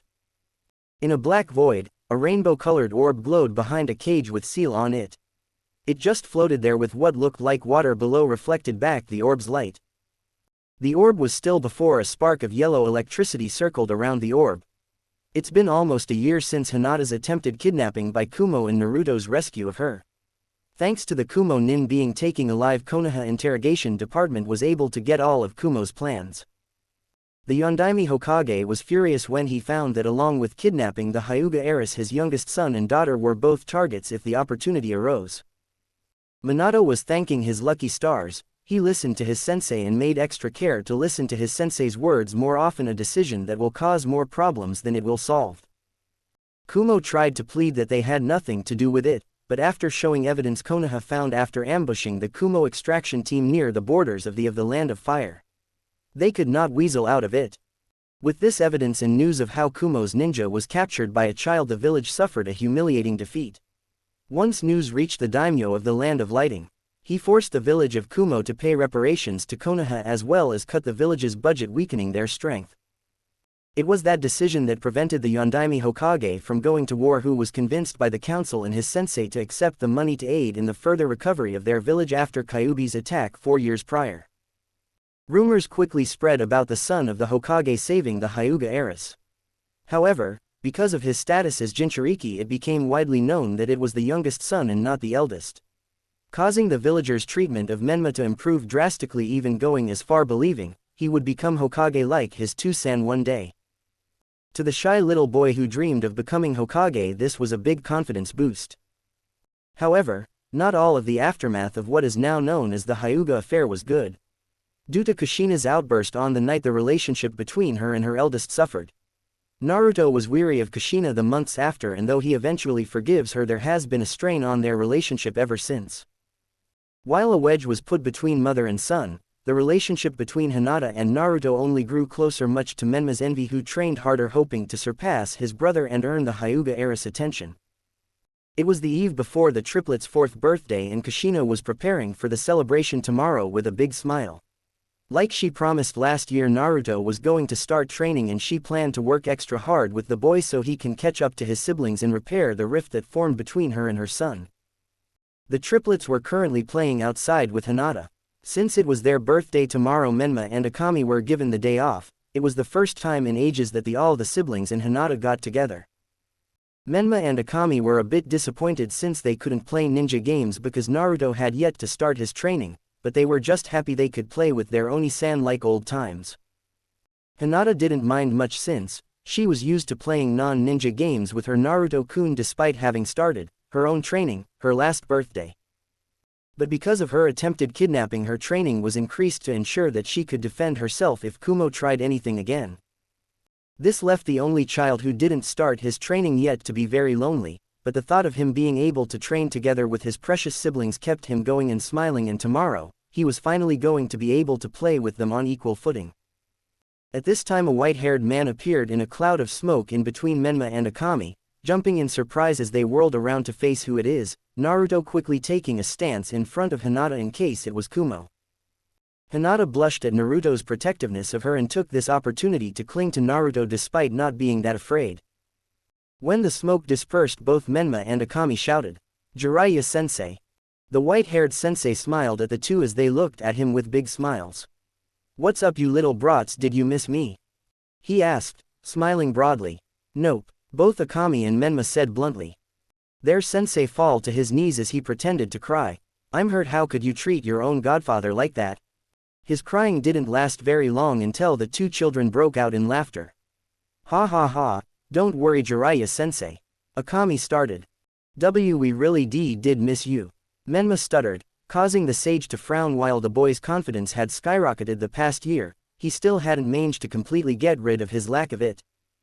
"Well, of course you did, after all I am the greatest godfather on earth," he exclaimed, pointing two thumbs to himself, a goofy grin on his face that only made the two laugh.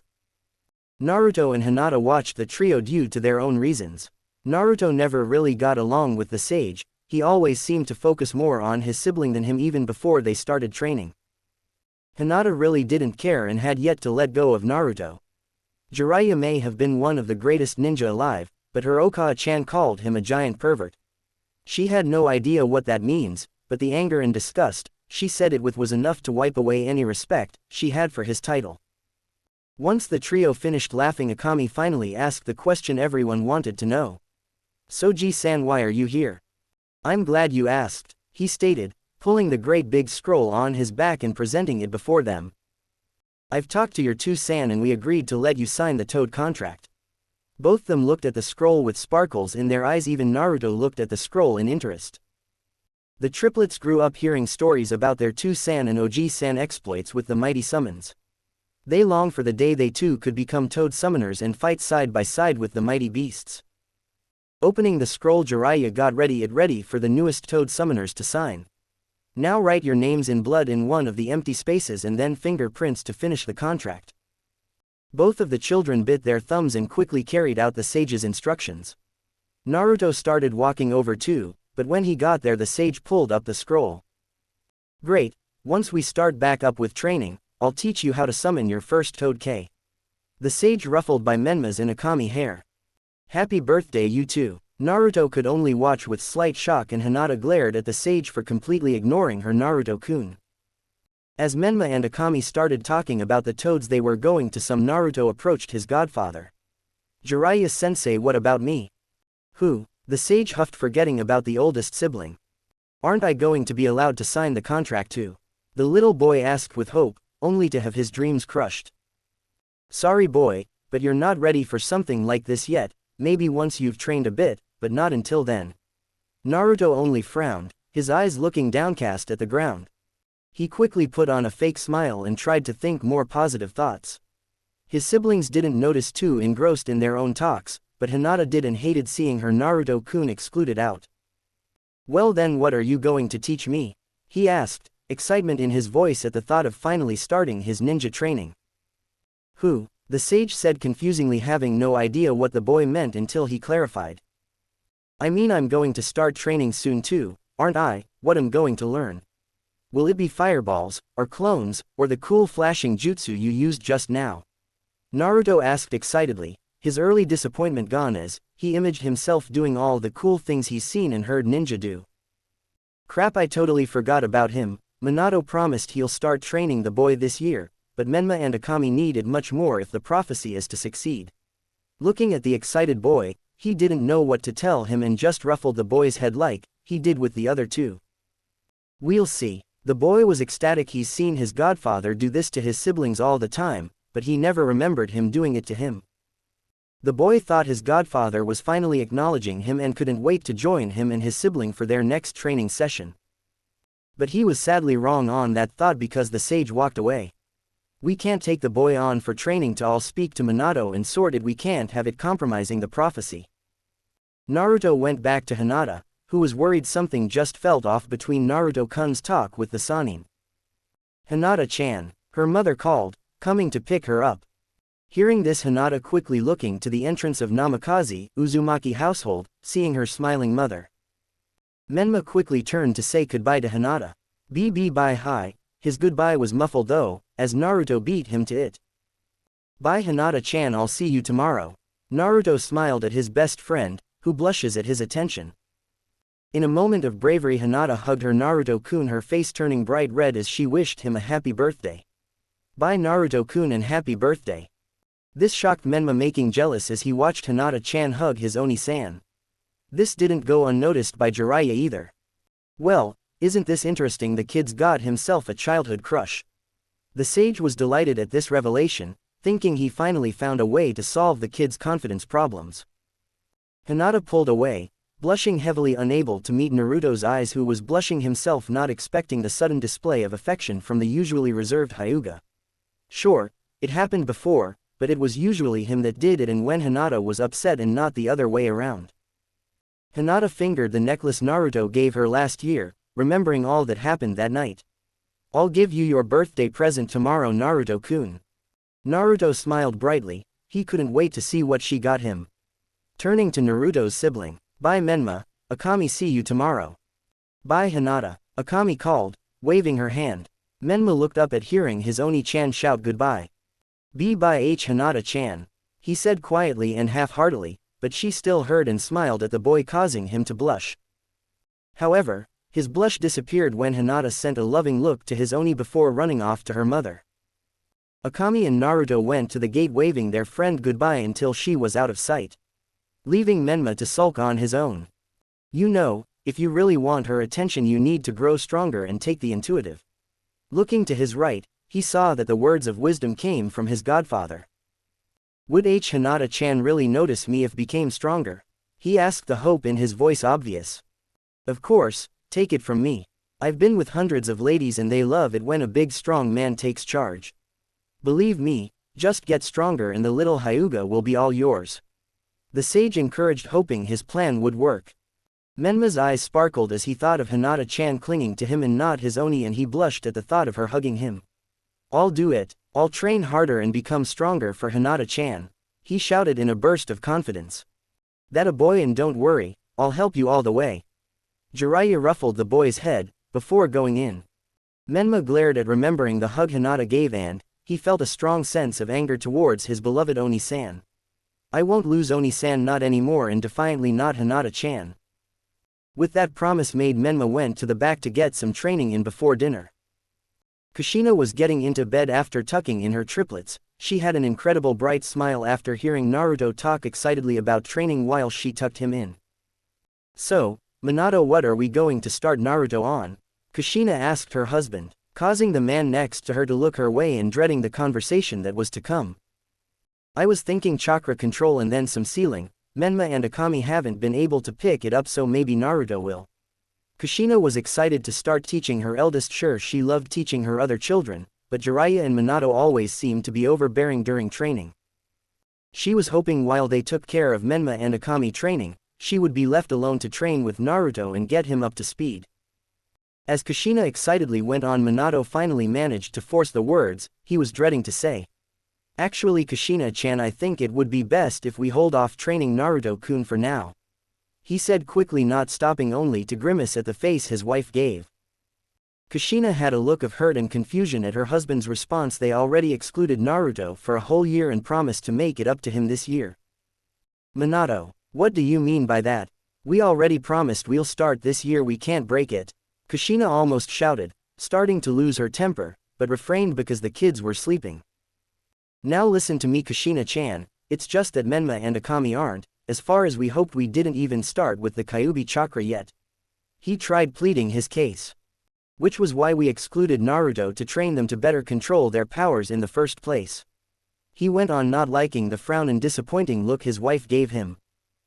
Be that as it may, we can't just break our promise. I'll train him myself if I have to. Kushina told her husband determinedly. We can't do that Kushina, your chains are the only surefire way to ensure they don't lose control. Me and Jiraiya-sensei can use seals, but we need to get close to do it, and who knows what could happen in the meantime. Kushina would admit he had a good point. Her ability to repress chakra was the key reason she was chosen as a Jinchuriki, and her chains made it easy to keep them under control. But still, that's no reason to not let him join in.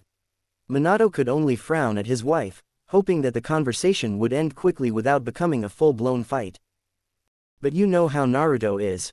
Remember that incident with Kumo last year? This caused Kushina to halt as a past fear showed up. How could she forget? Waking up to find Naruto was missing was one of the scariest moments of her life. And when she found him injured after almost being killed, her heart stopped. What do you think Naruto would do if Menma or Akami were to lose control? Minato told her, already knowing the answer. It didn't take long for Kushina to work out what, after all, Naruto was always the ideal big brother. He would try and protect them even if it meant getting hurt. Her husband's words echoed, causing her to imagine Naruto taking on an out-of-control Menma and Akami only to be fatally injured. No, she whispered, almost crying in fear for her boy. Look, you and I don't want to do this, but Naruto is too reckless.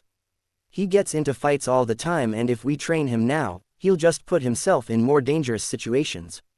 Kushina was practically crying. She could still remember all the parents that came to complain about Naruto for beating up their children. Seeing his distressed wife, he put his arm over her shoulder, hugging her.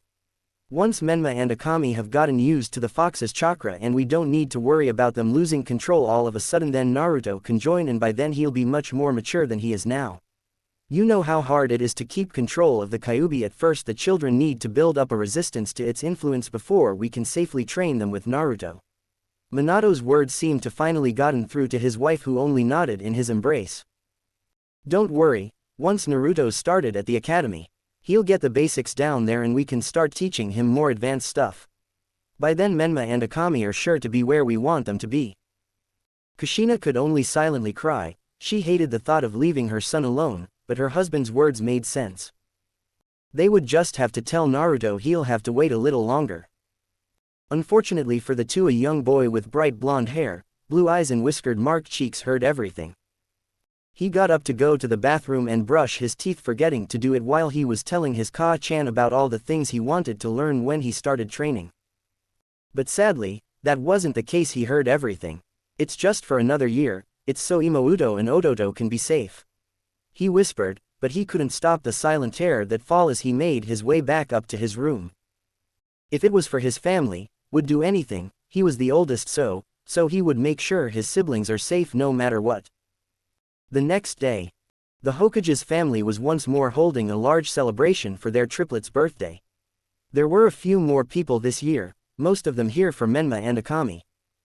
All except one. Naruto was waiting in the corner watching while his sibling tried to perform the summoning jutsu. When Hinata and her family arrived, she immediately went to Naruto, spotting his bright yellow hair straight away, and went to give him his present. "Naruto-kun," she practically sang. Naruto put up a fake smile, trying his best not to show his disappointment. "Hey Hinata-chan." Hinata felt that there was something off with Naruto's smile and presented him with his present, which was really big. It might have been the biggest present there. Naruto looked at the surprisingly huge gift Hinata presented with a blush. Embarrassed, having never really received such a big present before, he felt a smile come to his lips as he accepted it and began opening it. "I hope you like it." Like was an understatement, he practically loved her. Hinata-chan outdid herself. There wasn't just one present, but several. There was a custom-made ninja pouch and shuriken holder along with custom-made shuriken and kunai. These weren't the practice tools his siblings got, but real ones that looked like they were made of silver. There were also 3 scrolls for learning the most basic academy jutsu, the Bushin, Kawarimi and Henge no Jutsu. Finally, there were 2 books, one about chakra theory and the other about trap making with a beginner starting kit. I thought that with this you'll be able to catch up to you siblings in no time, and now that you're starting your training. She blushed, fidgeting with her fingers. The delight he felt went away and a frown appeared on his face at remembering the fact he won't really be able to use them. Naruto-kun, is something wrong? Hinata asked, worriedly, scared that he didn't like the present she brought for him. No, it's not that, it's just I won't be able to use them. His voice was small as he looked sorrowful at what was the best present of his life. What do you mean? Hinata couldn't understand why he wouldn't be able to use them. I'm not starting my training this year. He sighed, the thought hurting him after remembering his parents' words last night. Why not? The shy Hyuga almost shouted. She knew just how much he was looking forward to this. Ototo and Imouto aren't where Ka-chan and Tu-san want them to be yet, so my training's on hold for another year. He told her sadly, watching her get angrier at those words. Well, you can train with me then. The offer intrigued him and made him happy, but he couldn't really say yes. I doubt your Tu-san and clan would allow it. After attempts to join Hinata's training sessions, he learned firsthand that he wouldn't be allowed to just join. I don't care, I'll train you myself if I have to, and then when your parent finally do train you, you can show them all your hard work. Hinata said with confidence, not going to let Naruto be left out anymore. She couldn't do much this past year with her own training and knew how hard it was for Naruto being left alone while everyone trained, but him. She even saw him trying to train on his own, but having no idea where to start. Naruto managed to crack a smile. It was still smaller than usual, but it was an honest one. Bringing the girl into a hug, he whispered in her ear, "Thank you." Feeling the heat going to her face and desperately trying not to faint, Hinata just hugged Naruto back. Anytime, Naruto-kun. Those words made Naruto want to cry. Hinata was just an amazing friend and he loved her for it. Hiyashi watched his daughter go over to the eldest son of the Hokage. Personally, he wished she took a liking to the youngest son. Knowing that the Kyuubi chakra along with the Uzumaki heritage could have vast potential. It also didn't help that the children were treated as heroes for saving the village from the fox. His wife, however, didn't care about the future or politics, and all that mattered to her was that her daughter was happy. She approved of the girl's choice in boys even at this age. It was plain as day to see that Naruto would become a fine young man. Menma wasn't happy as he saw Hinata run over to his Oni and then ended up hugging her again. He was enraged with jealousy, and as he did the hand signs for summoning jutsu, tickle of red chakra burst as he slammed his hand down. The fuinjutsu of the Toad clan spread out from the palm of his hand. Everyone watched, surprised as a cloud of smoke appeared. As it cleared, a little green toad that was more of a cross between a tadpole and toad appeared. Everyone clapped as Menma successes in the summoning jutsu for the very first time. "Ah, come on, how you do that?" Akami pouted as she tried to do the jutsu, but failed each time. Jiraiya and Minato only smiled at the boy's progress. Delighted with his summoning, he scooped up his toad tadpole thingy and ran off to show Hinata and his Oni-san. "Hinata-chan, Oni-san, look, I summoned a toad." The boy showed off his toad excitedly. Both of them looked at said toad, realizing it wasn't a toad yet, but didn't say anything. "Just wait, I know it's small, but I'm going to summon big ones like Tu-san once we start training," he said excitedly, happy to have gotten it down first. His Oni-san and Oni-chan always beat him, but not this time. This time he came out on top.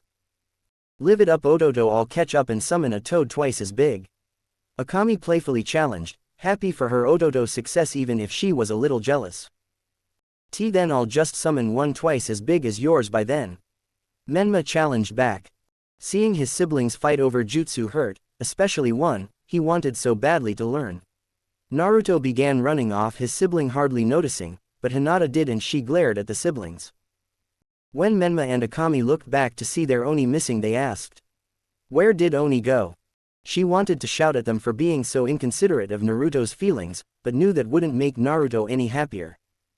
So, she just ignored them going to find her Naruto-kun. This caused Menma to feel a bit hurt, but once, he remembered that Hinata-chan actually paid attention to him when he showed her the toad. It strengthened his resolve. Just wait, Hinata-chan, I'm going to get stronger and stronger for you. As Naruto ran, he ended up bumping into his Ka-chan.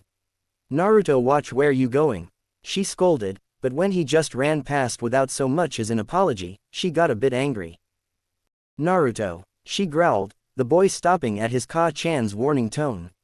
What do we say when we bump into someone? She asked, wanting an apology. It was basic manners to apologize when you bump into someone.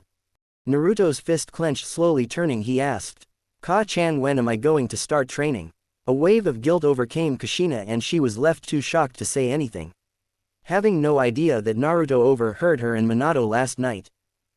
Using this opportunity, Naruto ran to his room and away from his Ka-chan, who didn't have the heart to chase after him. Naruto laid on his bed, everything was looking up. His godfather and Ka-chan were acknowledging him and he was so happy to be with his sibling again. But in the end, it didn't happen and he was excluded from his family for another year. Naruto didn't hear the door open as Hinata slipped in, seeing Naruto lying on the bed as he sulked. Taking a seat next to him, she lovingly stroked his back and hair as the boy began crying. It tore her heart seeing him like this, no matter what the reason. Couldn't his family see they were hurting him? Don't worry, Naruto-kun, I'm here. Hinata lied down, hugging Naruto's head to chest. He hugged her back until he fell asleep.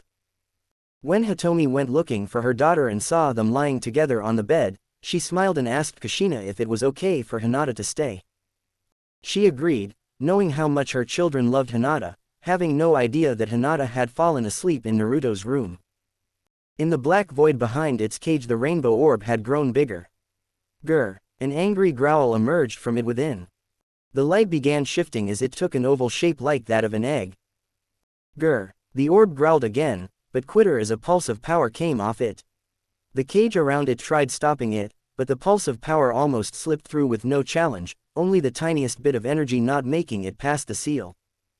In the real world, Naruto glowed in a rainbow aura for a few seconds and as suddenly as it appeared it disappeared, sinking within the boy. Akami was humming a tune. It was early morning as she helped prepare breakfast with her Ka-chan. The now 5-year-old girl was delighted because today was the day her and her brothers were going to start going to the academy together. I can't wait for me and Oni-san and Odoto to begin the academy and finally be together again. She didn't understand why her parents didn't let her Oni-san start training with them like they had promised, and she hated it. She missed the days when the three of them would be close and inseparable from each other. But once Menma and I started training, those days just faded away.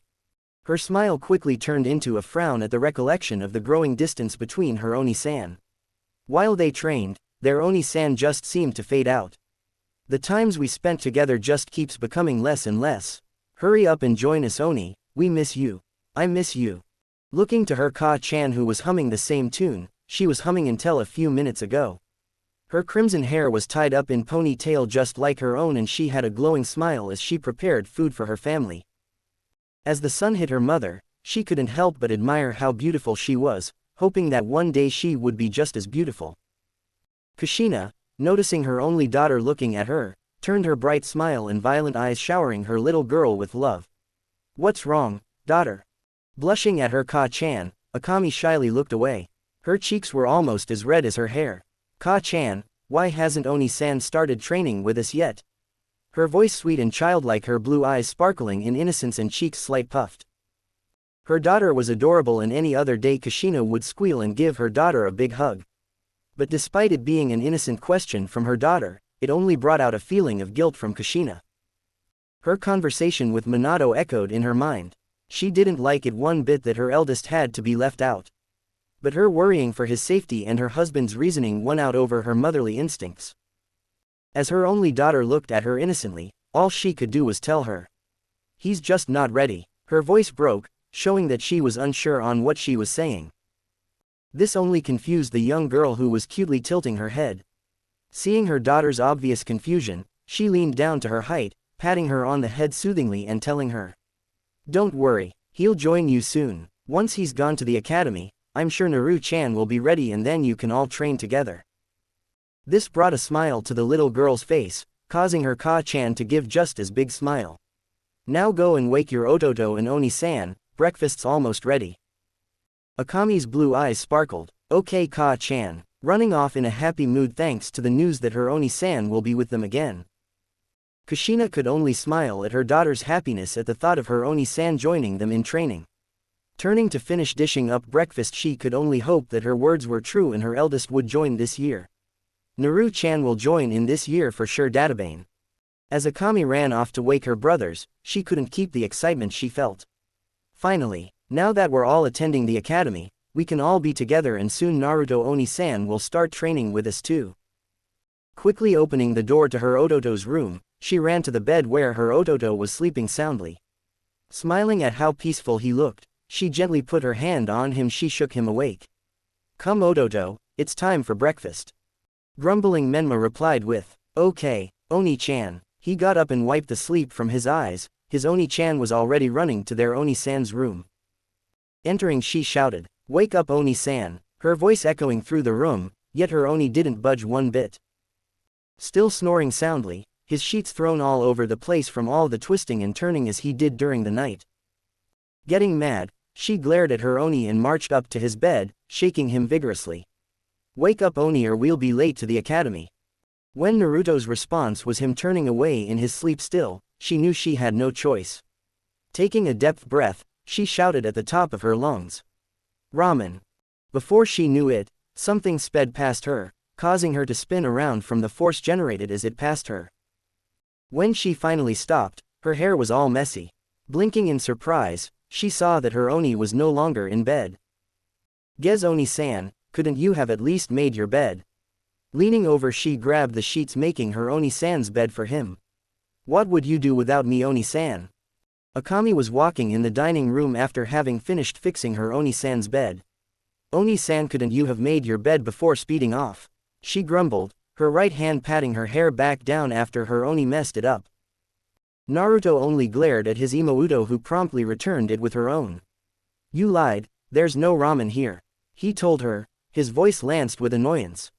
Well, it was the only way to get you up.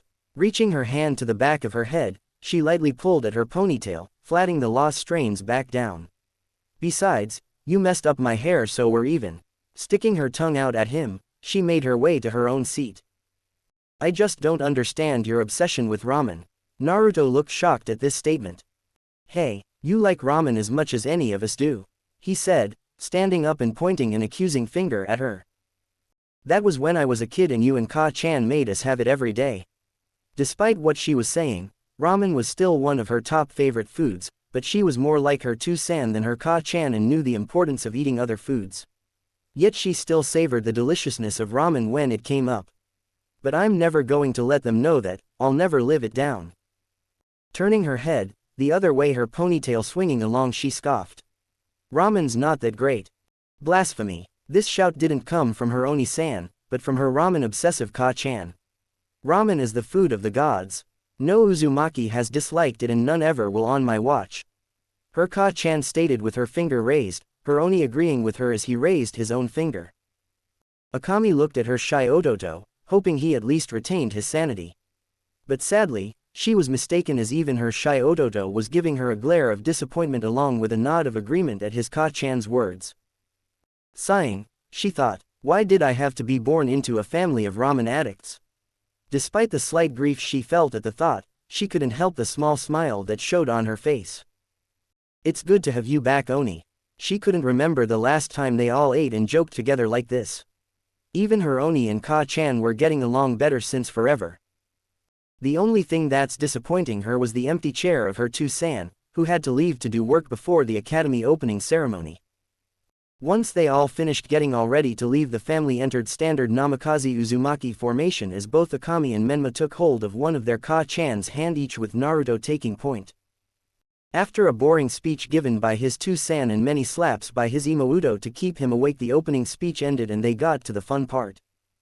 Exhibition matches. In order to measure academy entries' abilities, they would fight randomly against a fellow candidate.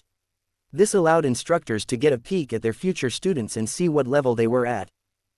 However, one match they didn't expect was two of the Hokage's children going at it. Naruto Uzumaki Namikaze versus Akami Uzumaki Namikaze. The instructor shouted. Both children looked at one another, slightly worried, having never thought they would end up fighting over anything but ramen before today. Both children made their way to the ring. While they did so, their two-san had his own private thoughts on the match. It's sad, but Naruto's going to lose. He just doesn't have the training Akami does.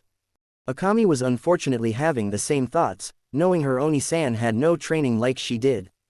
This is bad, Oni won't stand a chance. I could let him win, but he'll know and Ka-chan and two-san will get mad. Naruto gazed at the crowd to where his best friend and her family was watching. Hinata was happily cheering for him, her excitement for the match overpowering her shyness, making Menma jealous. Her mother Hitomi, now visibly pregnant with her second child, smiled. I can finally show the results of my training. Over the past year, he trained with both Hinata and Hitomi, and though he couldn't join his friend's training sessions with her Otu-san, Hitomi was more than willing to take the time to train him instead during those times. Oni-san, please give up. I don't want to hurt you. His sorrowful Imouto's voice reached his ears, pleading him to give up. Naruto just stared at her with a determination in his eyes. Sorry Imouto, but I'm not the one who's going to get hurt. Taking his fighting stance, he got ready. His right foot went backwards, turning slightly, his body also turning sideward and hands raised and slight open. It was a basic stance, but one that served him well when fought off Hinata's bullies. Looking at her Oni worryingly, she resolved to finish this quickly without hurting or embarrassing him too much. Sorry Oni, I'll try and end it quickly. Frowning at her words that hurt for her to say, but she trained for 2 years straight with her two-san, Ka-chan and Ji-san. Taking her own stance, which was a lower-level version of her two-san's Hachidori hummingbird style. In her mind, there was no way her Oni could stand up to her. The proctor shouted to start. Begin. Rushing her Oni, Akami sped to Naruto, throwing a roundhouse kick, surprising him at the sheer speed she moved at. Despite the surprise, Naruto's arms were able to poorly block it, but he still felt some pain from the force of blow, hitting his awkward guard. She was expecting him to be sent flying like her Ototo usually did, though he did improve when he started putting chakra to his feet. However, she was dead wrong as her Oni turned, his hips throwing his fist forward with slight spin to it and putting his weight behind it as he aimed a punch at her face. Her reflexes kicked in, and quickly flipping back, she narrowly avoided the blow, eyes widening in surprise at the wind she felt from the punch. Now in mid-flip, one of her legs caught her Oni's chin before finishing landing a few meters away. But Naruto wasn't even fazed by her blow, though he felt the pain. To the girl's eyes he looked completely fine. He withstood her kicks by pure muscle strength, something not even their Ototo could do.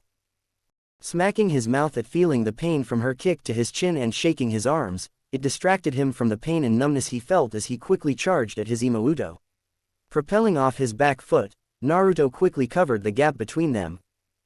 Though fast for his age and any other academy entry, besides his siblings and Hinata, to Akami, who was used to her sparring partners using chakra to move faster, her Oni might as well have been moving in slow motion. Throwing a roundhouse kick of his own, his Imouto easily ducked under it, punching him in the face and sending him flying back a few meters. Naruto was able to recover his footing quickly due to years of beating older bullies, but was unable to recover in time to fully block his Imouto's next attack. Akami punched him in the stomach before attempting a kick to the ribs. Managing to block this with his left arm, Naruto was left helpless to the double punches to his face that left him momentarily stunned. His body felt heavy, his arms numb from his Imouto's blows, and a dull ache came from every spot she landed a hit. Akami just looked at her Oni in bewilderment. Why doesn't he just go down? Despite the effect of her blows that Naruto was feeling, to Akami he still looked completely fine, the toll his body was taking not showing at all. She was used to fighting opponents with enchanted stamina like herself after sparring with a fellow Uzumaki many times. But her Oni's endurance unnerved her. Not even their Ototo was able to withstand her hits for long without showing clear signs of fatigue despite his Uzumaki endurance. But her Oni's own endurance seemed to be greater than both her and their Ototo's. Not even Ototo could withstand a combo like that and still look practically fine. I have no choice but to use that.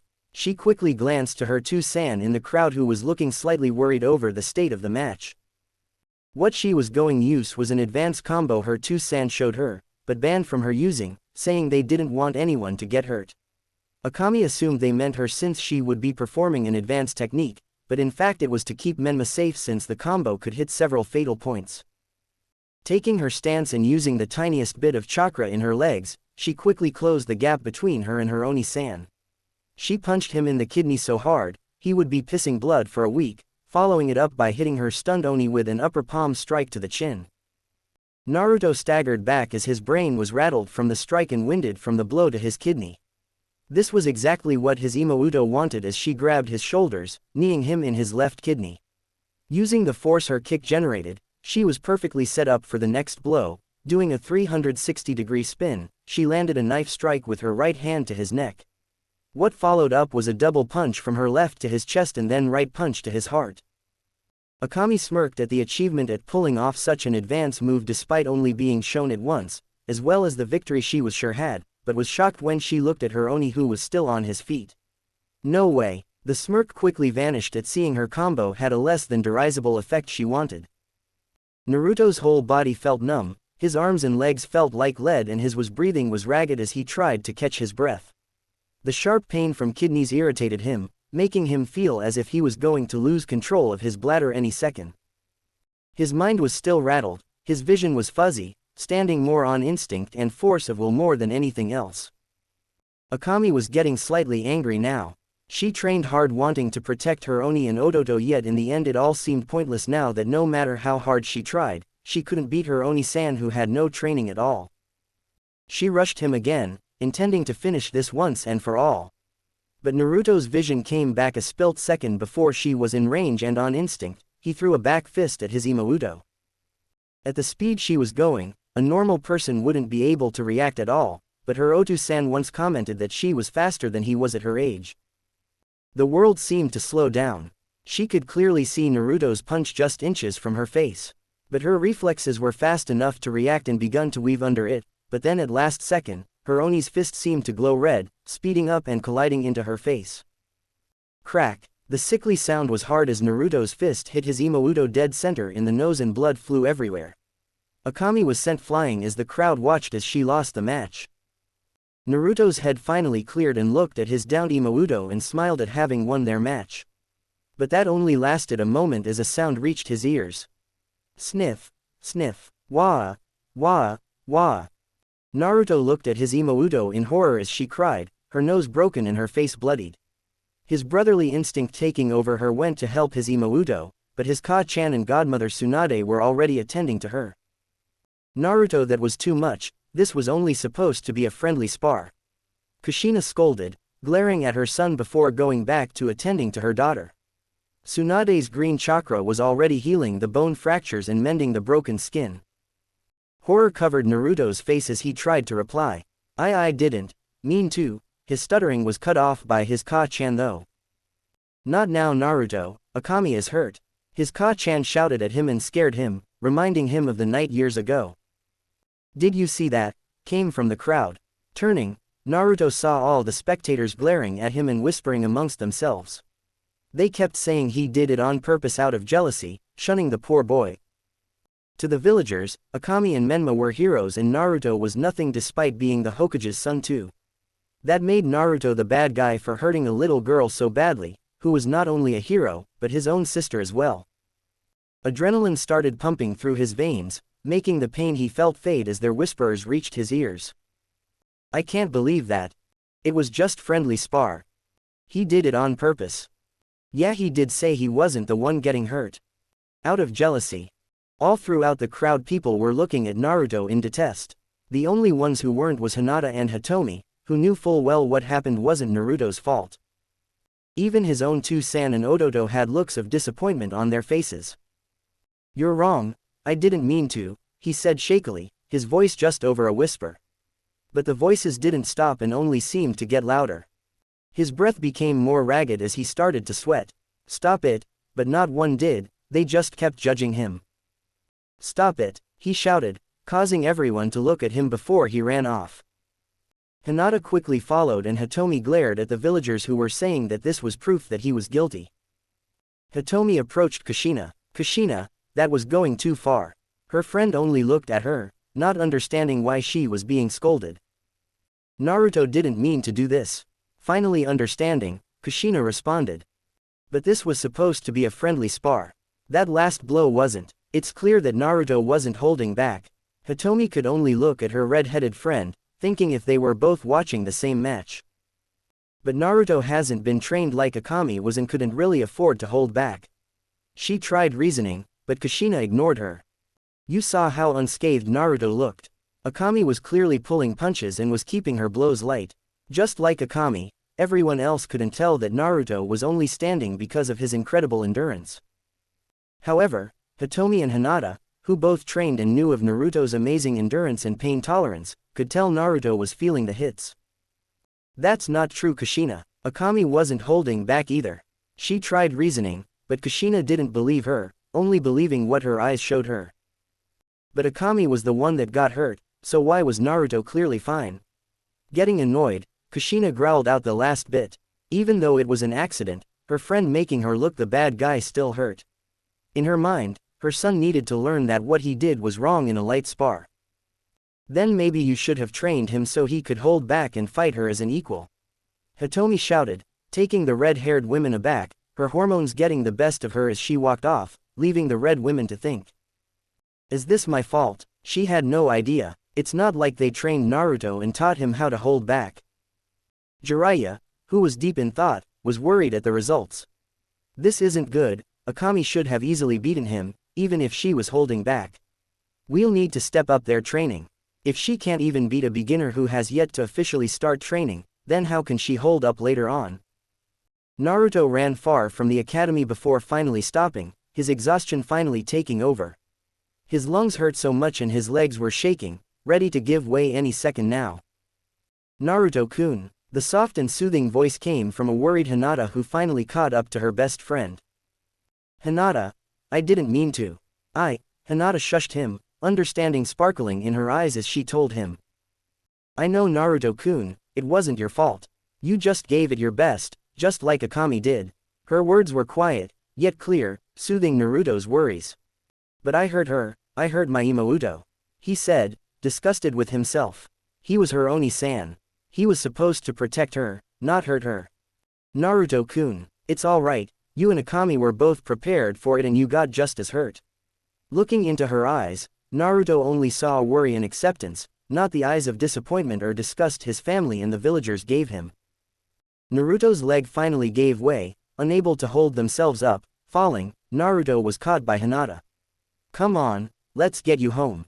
She was full of worry, she's never seen Naruto so tired that he could barely stand up. Finally, home, Hinata put Naruto on the couch who just lied there silently. Fiddling with her fingers and blushing at the tired Naruto, she took a deep breath, readying herself. Naruto-kun, she stuttered looking away. Yeah, he mumbled groggily. Hinata looked down and turned red as she asked. Why your clothes? Take them, off, please. It took a few seconds for her words to sink in as his eyes shot up and he jumped up looking at her. What? As soon as he shouted it, he grabbed his body that was riddled with pain. Ow, ow, ow. Take off your clothes and all. Looking closely, Naruto could see Hinata was fiddling with a small jar in her hands. Realizing it was her homemade ointment, he submitted, unable to argue or treat his injuries himself with how much they hurt. Quickly taking off his shirt, Naruto exposed himself in front of the shy Hyuga. Hinata was blushing madly as she watched him take off his shirt. The muscles he had were impressive for someone their age. She was starting to overheat, steam coming out of her ears as she started to black out. But the huge bruises over his body kept her conscious. Quickly, she stroked one of the marks gently, causing a hiss of pain from the blonde boy. OWWWW. Sorry, Hinata said, unscrewing the jar and dapping her fingers in it, gently starting to apply the ointment to his wounds. He could already feel the relief it brought as her soft hands glided about his body. She rubbed gently into his muscles causing them to relax. Closing his eyes, he just focused on how good her fingers felt as the pain faded bit by bit as her fingers did their magic. Hinata inspected her Naruto-kun's body. It was the closest she's ever been to him shirtless, and she was enjoying every second of it. His skin was soft, yet hard, as she explored his developing muscles, hearing a sigh of pleasure come from him. Looking up, she saw that Naruto was looking relieved and seemed to be enjoying her massage. Happy her friend and developing crush was enjoying it, she began to channel bits of chakra to her fingertips. Kami, Naruto cursed the feeling of Hinata's chakra massaging his muscles was too much. Every nerve she touched felt pleasure and warmth as she continued treating his wounds. Opening his eyes, he stared into the most beautiful lavender eyes he's ever seen. Both children's faces were bright red, seeming to get closer every second. But before anything happened, the call of nature came to Naruto as his legs shifted. Hinata-chan? Naruto asked, feeling embarrassed and warm at their close contact. Fluttering her eyes, she looked at him expectantly, her glossy lips replied. Yes, Naruto-kun. Her voice was sweet and enchanting, making Naruto's heart skip a beat. A part of him just wanted to ignore his need to go and let her keep doing what she was going to do. But sadly, his lower body complained as it felt like his bladder was going to burst. I need. Yes, Hinata asked, leaning closer to give her Naruto-kun whatever he wanted. I need to go, he shouted, realizing what he said. Hinata leaned back, freeing him. Shooting up, Naruto ran right to the bathroom, leaving Hinata alone. I was so close, she complained. It was the perfect moment and she let it go. Her fingers went to her lips, imagining what it would feel like to have his lips upon hers. They kissed each other on the cheek a few times as a thank you, but nothing more, and Hinata was looking forward to their first real kiss. In the bathroom, Naruto quickly pulled his pants down, relieving himself of his bladder's contents. He looked down at the shocking sight of the red of his blood mixed into his pee. Ah! His scream echoed throughout the house and Hinata quickly rushed to his aid. Naruto-kun, what's wrong? Her mouth hung open at her Naruto-kun standing there naked as the day he was born. Blood came from her own nose as she caught sight of his lower bits before promptly passing out. Why couldn't this have happened when we older? She cursed, knowing that the sight of an older Naruto-kun would be all the sweeter. Naruto's brain shut down at Hinata seeing him in the nude, eyes rolling in the back of his head. He promptly joined his Hinata-chan on the floor. An orange and green blur jumped across the rooftops of Konoha, being chased by black blur that was easily keeping up with the orange blur. Naruto, get back here now and I'll go easy on you, the black blur shouted as it chased a yellow-haired 9-year-old boy. Come on Shisui, it wasn't me this time. Promise, Naruto shouted, looking back at his pursuer whose Sharingan eyes were active. Yeah. Just like you weren't responsible for dyeing the uniforms of the police pink or the stink bomb on the main road. The Uchiha shouted back, a small smirk at the youth's pranks. Got to admit the kid is good. It's no surprise no one has caught him yet. Seeing the yellow and orange blur Naruto became, Shisui couldn't help but think the boy was just like his old man. In his year of pulling pranks, Naruto has not been caught once by any of the Uchiha police, not even the regular forces. Granted, Shushi has never gotten serious, enjoying his little matches of speed with the future Yellow Flash. Hey, come on, I was only trying to give you guys a new look. Pink is a good color for you. It makes you seem less broody. Grinning at his purser, making him get slightly annoyed. Sneaking into the Uchiha compound was hard, but so worth it, he thought, the memory of all the pink Uchiha popping up in his mind. And that was almost made our official color thanks to you. A tick mark appeared as he remembered how many of the clan's women wanted to keep the new look. Thank Kami that there are more males than females in the clan, otherwise I would be stuck in pink right now. The man shivered. The thought of him in a pink suit was just too embarrassing. See, at least someone knows the glory of my pranks, Naruto shouted, taunting Shisui further. Just turn yourself in and you'll only get a night in jail. He threatened, though he knew the boy well enough that he would never take the threat. I'm telling you, it wasn't me. The Konoha policeman raised an eyebrow as he sarcastically replied. And I'm sure someone else covered that store in catnip and that someone is also not in class like they should be. Naruto looked away guilty, sweat dripping down his face, realizing he was mostly caught. Damn, should have waited until after the academy. As Naruto had this thought, a black figure appeared in front of him. He crashed into the figure and brought the chase to an end as it grabbed his shoulder. Naruto looked up at his captor to see a white weasel mask. Weasel, long time no see. Naruto smiled at the young Anbu, who only gave the boy a curious look. Up to trouble again, Naruto? The masked man asked. Naruto faked being innocent. Well, you know, somebody gets pranked and I'm instantly the #1 suspect. It's just not fair, I tell you. Naruto's arms shot up in exaggeration. Unfortunately, the Anbu wasn't going to buy it and gripped the boy's shoulder tighter. Fine, I give, I'll come quietly. Head bowed, the Anbu didn't notice the smirk on the boy's face as he quickly did hand signs. In a poof smoke Naruto disappeared and standing before the Anbu was someone else. Itachi-kun, purred out a seductive voice. The Anbu froze as standing before him was his naked girlfriend, Izumi. The transformation was perfect, down to her slender figure and boatful breast. This second of distraction was enough time as the girl smiled sickly, kicking him in the groin. The Anbu turned as white as stone, unmoving, as the woman turned back into a boy and made his escape. Shisui landed beside Itachi, looking at the man in pity. The masked man's eyes glowed red, 3 tomo spinning into existence, glaring at his best friend. Not a word of this to anyone. Don't worry, your secret is safe with me. The shunshin body flicker, ninja assured, eyes closed, sweat dropping down his face as he recalled his own embarrassing moment. The brat got me too by changing into Naori-chan. He opened his eyes, 3 of his own tomo in a sea of deep red appeared in each. Let's get him. With that, the 2 strongest Uchiha disappeared into smokeless shunshin, chasing their prey. The chase went on for minutes with Naruto using every trick in the book. Weaving through the busy streets of village to using his extensive knowledge of the village's back alleys. Alas, it was no use against the Uchiha's superior visual jutsu, who could track him with ease through the crowd and easily kept up with him in a match of speed. Naruto was currently chased by Shisui in one of Konoha's many alleys, preparing to make one of his famous escapes.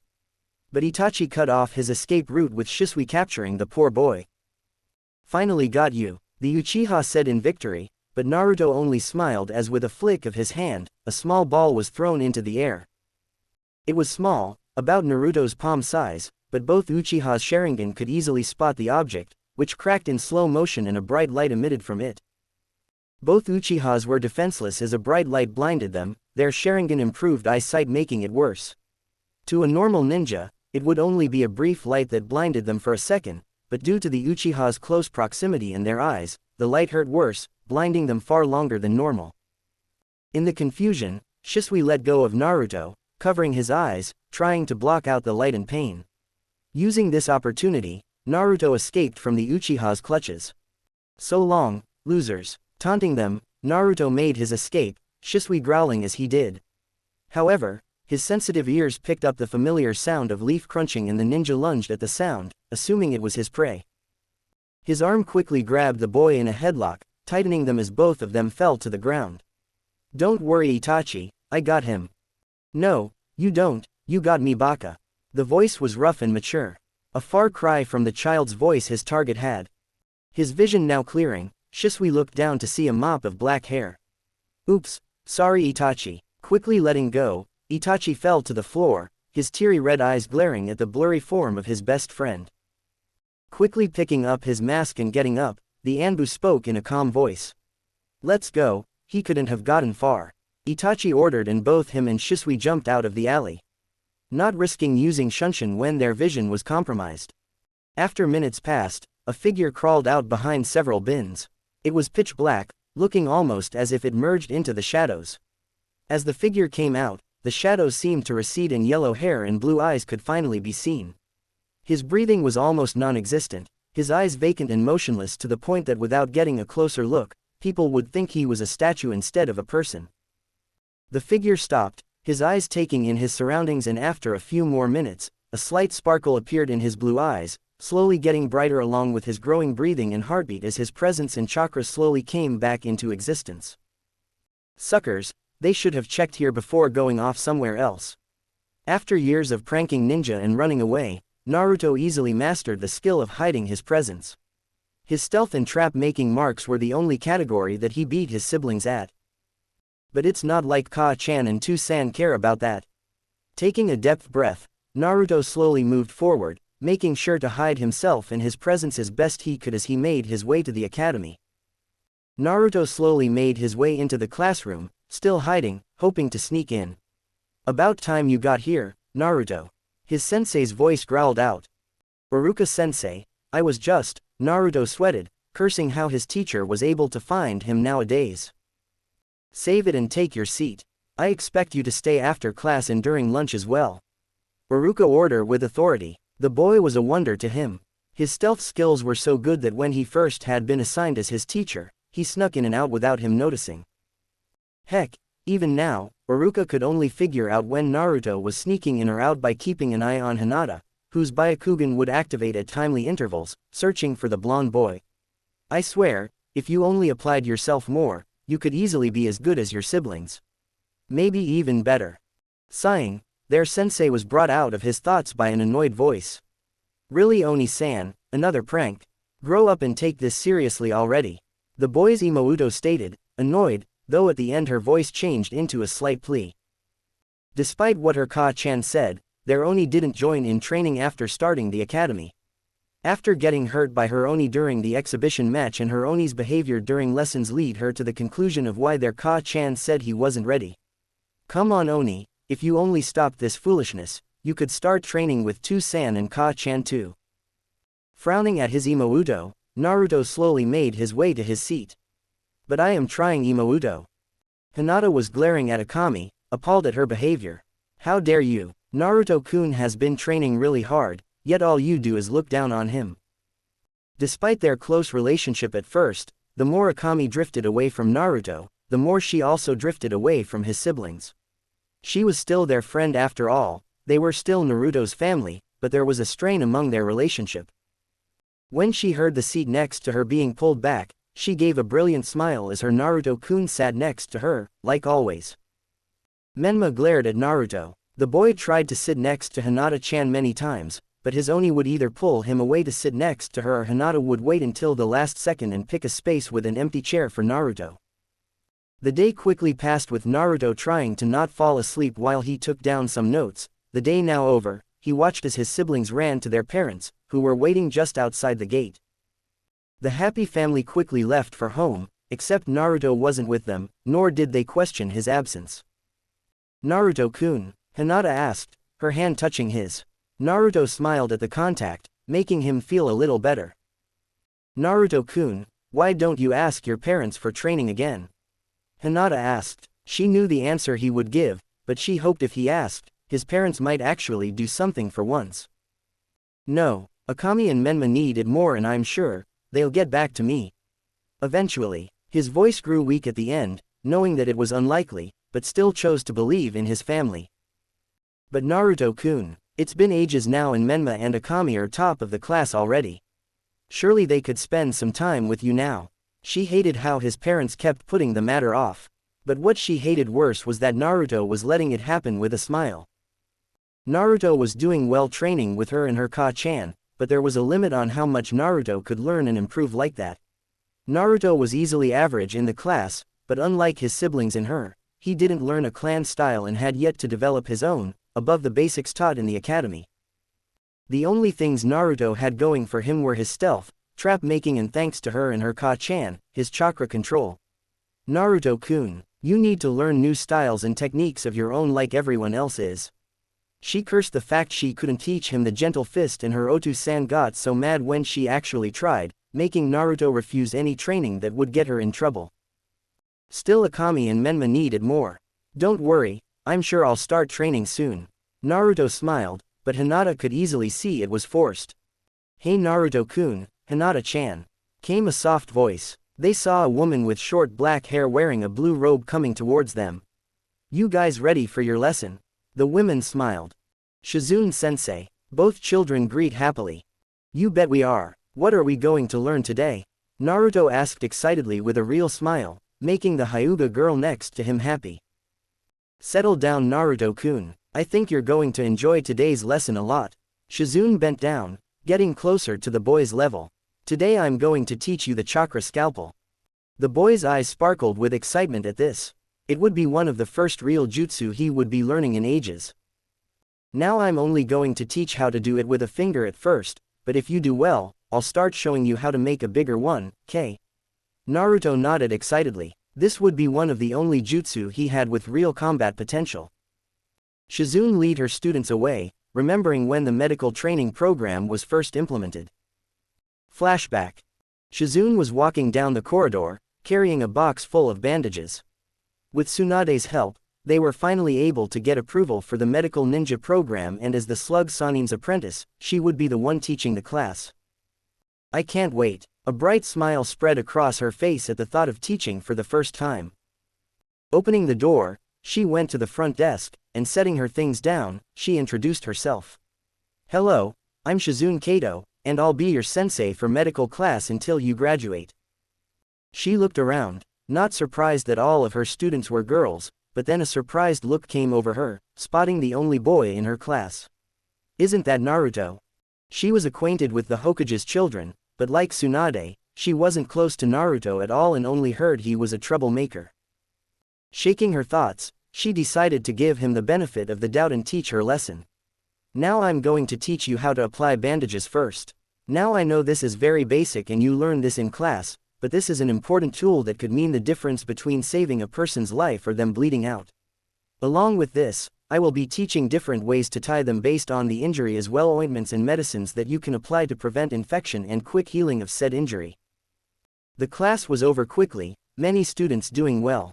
While Shizune was cleaning up, she noticed two students were still there. It was Naruto and the Hyuga girl. Approaching, she saw that the boy was untying and then readying the bandages according to the girl instructions. Smiling at Naruto's hard work, she asked, "Do you want any help?" After that, Naruto and Hinata would stay behind, getting extra training and then helping Shizune clean up as thanks. A year after. Today has been over a year since the medical program started and Shizune was finally going to start teaching the most basic medical jutsu, mystical palm technique. The students were eager to learn, though most of them had trouble, mostly because of the dead fish they were using it. The only ones who were doing well was a pink-haired girl, who had the control and did the jutsu perfectly, but could only hold it for 10 seconds before being completely exhausted afterwards.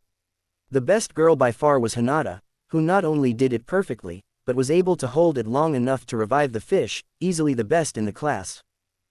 At least she was until she got to Naruto. His control wasn't perfect, but it was close. But the odd thing was that the fish revived quicker than Hinata's. Shizune found this strange, but despite the difference in control, no matter how many times Naruto did it, he would always beat Hinata in reviving the fish. Maybe he's focusing more on the inside of the fish rather than outside, where I can't see it. That theory was what she came up with, and though Naruto was slow in the theory and medicine aspects of the course, he excelled in the actual medical jutsu part, easily doing most jutsu on his first try, even if they weren't perfect. End of flashback. Shizune walked into the classroom carrying a box. Naruto and Hinata helping, each carrying their own boxes. She gave a sickly smile as she turned to the class. Today class, I'm going to be teaching you the chakra scalpel. The whole class broke out in cheers. However, their sensei's next words put an end to it. Great, it's nice to see you all so enthusiastic about dissections for once. Silence filled the room as the whole class froze. Half the students turned green as Shizune pulled out another dead fish. Despite the fact that her remaining students didn't quit after they learned medical training was a lot grosser than they hoped, they still couldn't quite hold themselves together. Though there were a few exceptions, their sensei smiled, looking towards Hinata and Naruto, who were handing out the samples to all the other students. Okay, now that everyone has a fish, I want you to dissect it like usual. She smiled and a questioning hand suddenly shot up. But sensei, we don't have any tools, asked Sakura, not understanding how they were supposed to do the task. That's easy. She held up a finger and a blue glow emanated from it before shaping into a blade. Focus your chakra into your finger and then image a blade, or better yet, a scalpel, forming out of it. But won't our hands get dirty if we do that? Sakura yelled. She understood that they needed to do this to learn, but she was still far from comfortable getting blood all over her favorite dress. Only if the chakra's not sharp or strong enough. Otherwise it will act like a barrier. When working in the hospital or medical camps, Special custom-made gloves are given that are designed to not interfere with your chakra and allow the quick removal of the blood-stained gloves so that you can move on to the next patient.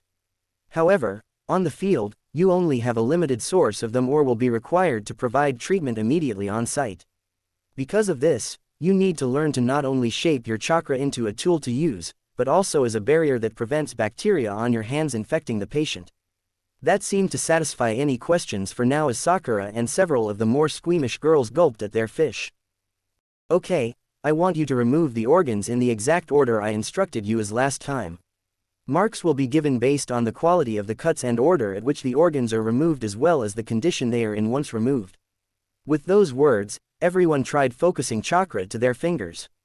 Hinata was focusing hard, her Byakugan active as a blue glow emanated from her fingertip and then slowly formed into a scalpel that was a few inches away from her hand. Smiling at her success, she looked down, knowing exactly where to cut and how. Using chakra in this way was no different than the usual gentle fist, only a little more focused with continuous output. Naruto did the same, however there was sweat dripping down his face as he slowly made the blade extend from his fingertip.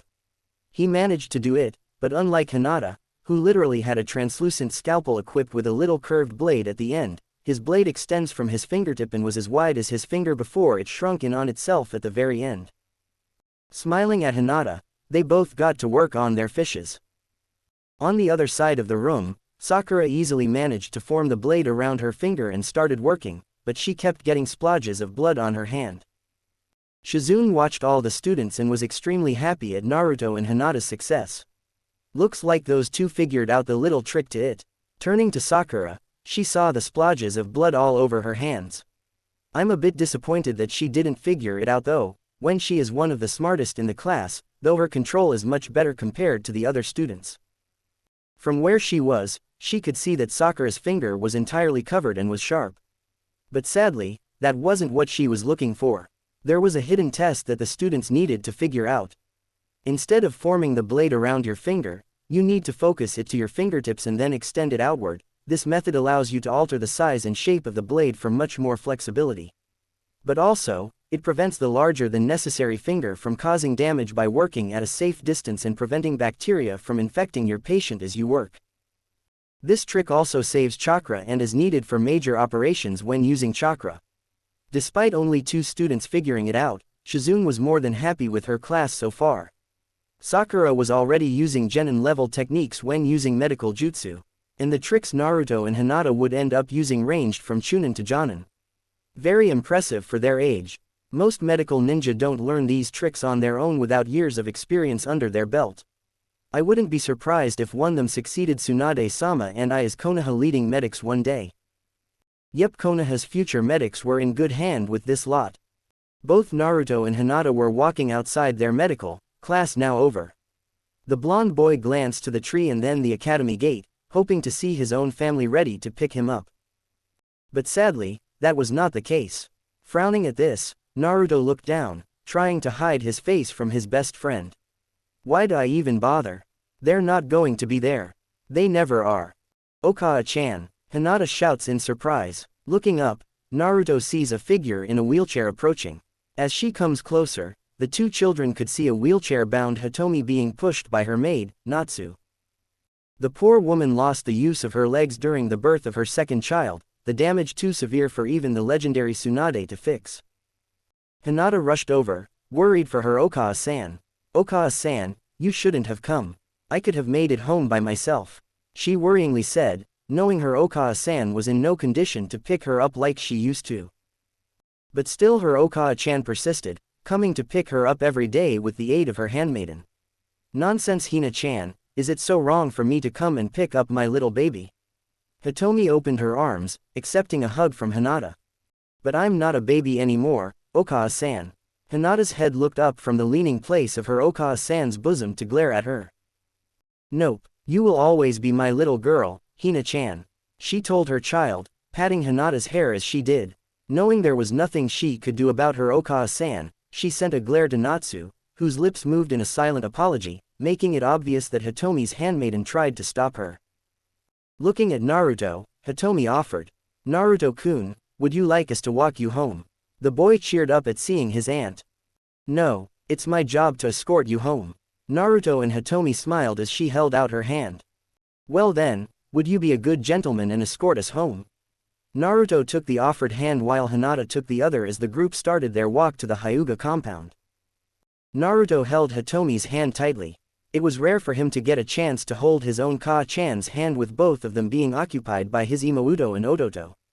So, despite his insistence that he was just properly escorting a lady home, he really found comfort in holding Hitomi's hand. So, where's the little firecracker today? Naruto asked, wondering where their missing member was. Hitomi's head bowed as she replied, her voice filled with sadness and worry. Hanabi-chan is training with her Otu-san again today and couldn't make it. She was worried. Her husband has been focusing on Hanabi more and more lately, making her grow distant from both her Okage-san and Oni-san. Hinata was having similar concerns, missing her own Imouto immensely. After dropping them off at the Hyuga compound, Naruto decided to go home. I'm home, Naruto called as he entered his house, but he didn't know if he could still call it home. Despite his shout having echoed throughout the house, no one answered back with welcome home. Walking into the kitchen, the light still on, he could see his parents and siblings were sitting down, ready for dinner, hardly noticing he just entered the room as he took his normal seat. Dinner was as usual for the Namikaze household. His Ka-chan and Tu-san smiled as his siblings talked about today's training and what happened at the academy. It wasn't until after dinner that it all strayed from the norm. I have an announcement to make. His Tu-san announced. His siblings looked at him with expecting eyes while Naruto just rolled his, knowing it wouldn't involve him. Pulling out a piece of paper with the Uzumaki crest on it, he continued. Sensei and I have spoken and we decided it would be best to give the position of clan heir to either Akami or Menma. His Tu-san smiled blatantly, Menma as well. How couldn't he? The fact that their Tu-san was going to make one of them clan heir was the same as acknowledging their abilities to the highest degree. However, three people were not as ecstatic about the announcement. Kushina looked at her husband in shock, not having heard anything about this. Akami was the same, looking at her Tu-san, not believing what he was saying. But the third and most vocal of trio voiced his outrage. But I'm clan heir, Naruto roared across the table, earning a look of shock from his Ka-chan and Imouto, but only displeasure from his Tu-san. Naruto, sit down and I'll explain, Minato ordered, offended that his own son would shout at him in such a manner. What's there to explain? I'm the oldest and that makes me clan heir, it's how it's always been. Normally, Naruto would be calm and put a fake smile when his Tu-san made a decision. But not this time. Even though he didn't start training in the Uzumaki arts, he still studied and worked hard with Hinata to prepare for the day he would take over their clan. He even doubled his efforts when he found out how like the position was to that of the Hokage and that everything he would learn as clan head would also be needed as Hokage. The fact he was clan heir was the only thing that really made him part of this family and was an important step for his dream of becoming Hokage. Naruto, Minato growled in a warning tone as he started explaining his decision. Menma and Akami have both worked hard, achieved top of their class, even mastering the rasengan. They more than earned this and showed that they both have what it takes to do the role. Minato couldn't really blame his son. They never really talked about who would become the heir, and Naruto, as the oldest and firstborn, would have naturally assumed it was him. But being clan heir requires more than just being born into it, but the skill and knowledge to do the job as well as the willingness to sacrifice yourself for the clan. But, Naruto tried to say, but his Tu-san just glared at him, causing him to keep quiet. However, an unlikely person came to his defense. Oni-san's right. Everyone looked at Akami, who made her voice heard, shouting her views to her family. Oni-san is clan heir and it is his right. We just can't take that away from him. Imouto knew her Oni was a lot of things. He was reckless, rude and never took his school work or training seriously. But she still loved him and would never take what belonged to him. Minato only looked sadly at Akami. Out of the two, he wanted her to take the position. She was smart and mature like him and was clearly the stronger of the two, as well as having the knowledge and manners to take part in politics the future position held. He just knew the Uzumaki clan would be in good hands with her. But he couldn't force her to take the title if she didn't want it. That only left Menma. If he didn't want it, Minato would have to leave things as they were and let Naruto keep the title. Hoping he would mature with age and grow into it. I really hope he accepts. Naruto's just not fit for a role like this. He's too like Kushina and wouldn't be able to keep his emotions in check. His thoughts were unnecessary as his youngest child spoke up. Then I'll take it. Menma raised his hands, happy to have one up on his Oni. His Oni always beat him at everything but training, and in the young boy's mind, being a ninja was his thing. The fact that his two-san was recognizing his abilities made him happy, making him think that he deserved this. Oni, you have a lot of things already, even Hinata-chan pays more attention to you, but this being a ninja and now clan heir is mine.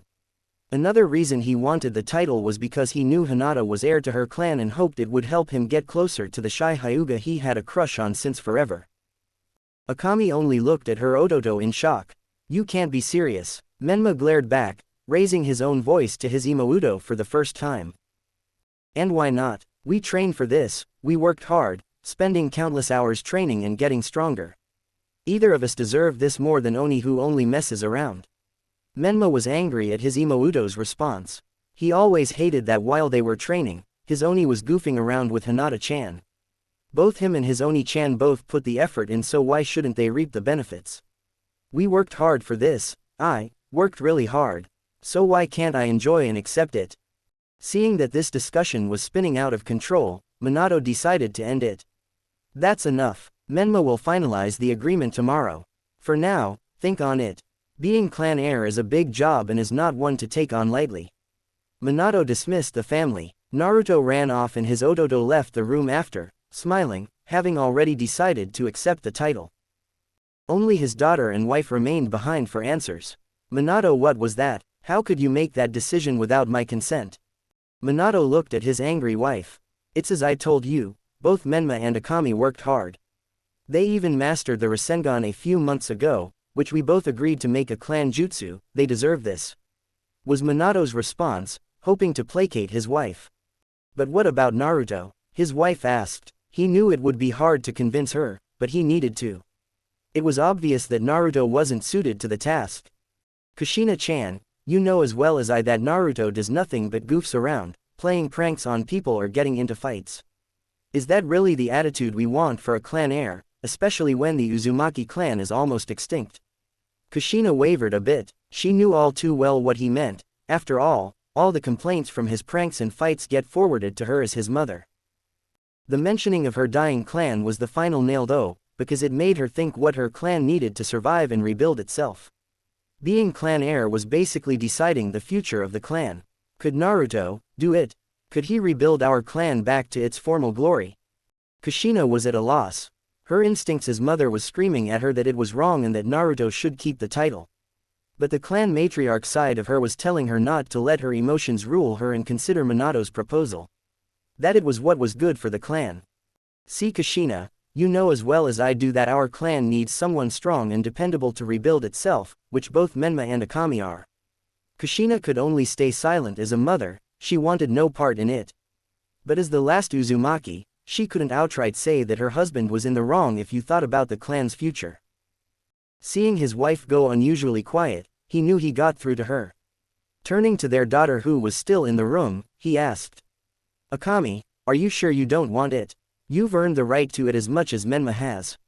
Akami only shook her head. Sure, she could see where her parents were coming from. Her Oni wasn't the smartest or the most reliable person, but she just couldn't agree to something like this, not to her own Oni. No, I want no part in this. With that, Akami stormed out herself, knowing she wouldn't be able to keep calm for much longer. Naruto ran, his feet taking him to one of the many training grounds he and Hinata made use of. Leaning on one of the training posts, he collapsed, hugging his knees to himself. What am I supposed to do now? He had his title taken from him, but it was also basically the same as taking his dream away from him. No matter what I do, he would just choose Menma or Akami to be Hokage anyway. He's already given them the clan heir title. Tears started falling, the image of Hinata appearing in his mind, her smiling face as she told him. I just know you will be Hokage one day, Naruto-kun, you're the only who could. She said those words with such sincerity. She truly believed in him. She was truly the only one who was on his side and no one else's. I'm sorry Hinata-chan, I let you down. I just can't do it. Not when everyone just seems to be against me. Before he knew it, the area changed. He now sat on what looked like a lake. A strange glow shone on him. Looking up, he saw the change in scenery, and the source of the light was a bright and beautiful rainbow egg. He stared in wonder at the out-of-this-world sight, and cracks seemed to appear on the object, but there were no sounds of something breaking, they just appeared. The light of the egg, where what he thought were creaks, turned into illuminating wings made of rainbow feathers. It now looked like an egg with wings, but slowly, the oval shape of the egg morphed, forming a body, then a head, followed by legs. Naruto looked at the beast in awe, too taken by its beauty to be afraid. There, hovering in air, was a reptile. Shimmering rainbow scales shaped like ovals covered the beast's whole body, opal-like claws extending from what looked like hands on each of its 4 legs. Its head started gaining detail, and Naruto could see a V-shaped like neck, a flat-like head that got wider the further away it got from the mouth, ending in 2 horns that, like the claws, seemed to be made of opal. The eyes wavered between every color known until they settled on sapphire blue, but within the ocean of blue were silted pupils that continued to shimmer in different colors. "We meet at last, hatchling. I am the rainbow dragon Iris," the beast said, though there were traces of a roar as its voice rose. The voice itself was almost feminine, soothing as it introduced itself. But at the same time, a bunch of different voices could be heard at every word at a lower pitch, as if several people were speaking at the same time. Naruto and the dragon stared at each other. A meeting that would change his life forever. The mythical beast's wings stretched out as it hovered in the air, bathing the whole world in its divine-like light as it gazed at its new child. A year later. It was the end of the academy day, and unlike most days, this was one of the rare days where Shizune couldn't do her lesson. Since their medical class was cancelled, both decided to go to their training spot. Both children were walking through the academy gates when an all too familiar shout pierced their ears. "Hinata-chan." Looking to the source, neither were surprised to see Menma running towards them, waving his hand in the air. Ignoring his Oni-san completely, Menma only addressed Hinata. "Since you don't have medical class today, why don't we hang out together just like old times?" Menma asked, hope sparkling in his eyes. Despite being clan heir, the amount of time he got to spend with Hinata-chan was lacking and instead taken up by more training to prepare him for the role. However, this didn't discourage him, because thanks to him accompanying his 2-san to all clan-related business meetings, he was able to get some much quality time with Hinata-chan alone away from his Oni. Naruto glared at his Odoto, a sweltering anger swelling in his heart. Sure, he always found it annoying how his Odoto always chased after Hinata, but lately he just couldn't help the anger he felt every time the boy approached. "Back off already, Hinata-chan is mine." "Wait, what?" Confused at his own thoughts, Naruto could see his 2-san and Jiraiya standing a ways away talking to his Imouto.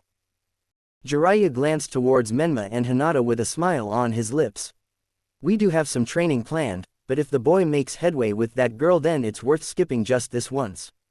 Looks like my tips to the boy are finally going to come in handy."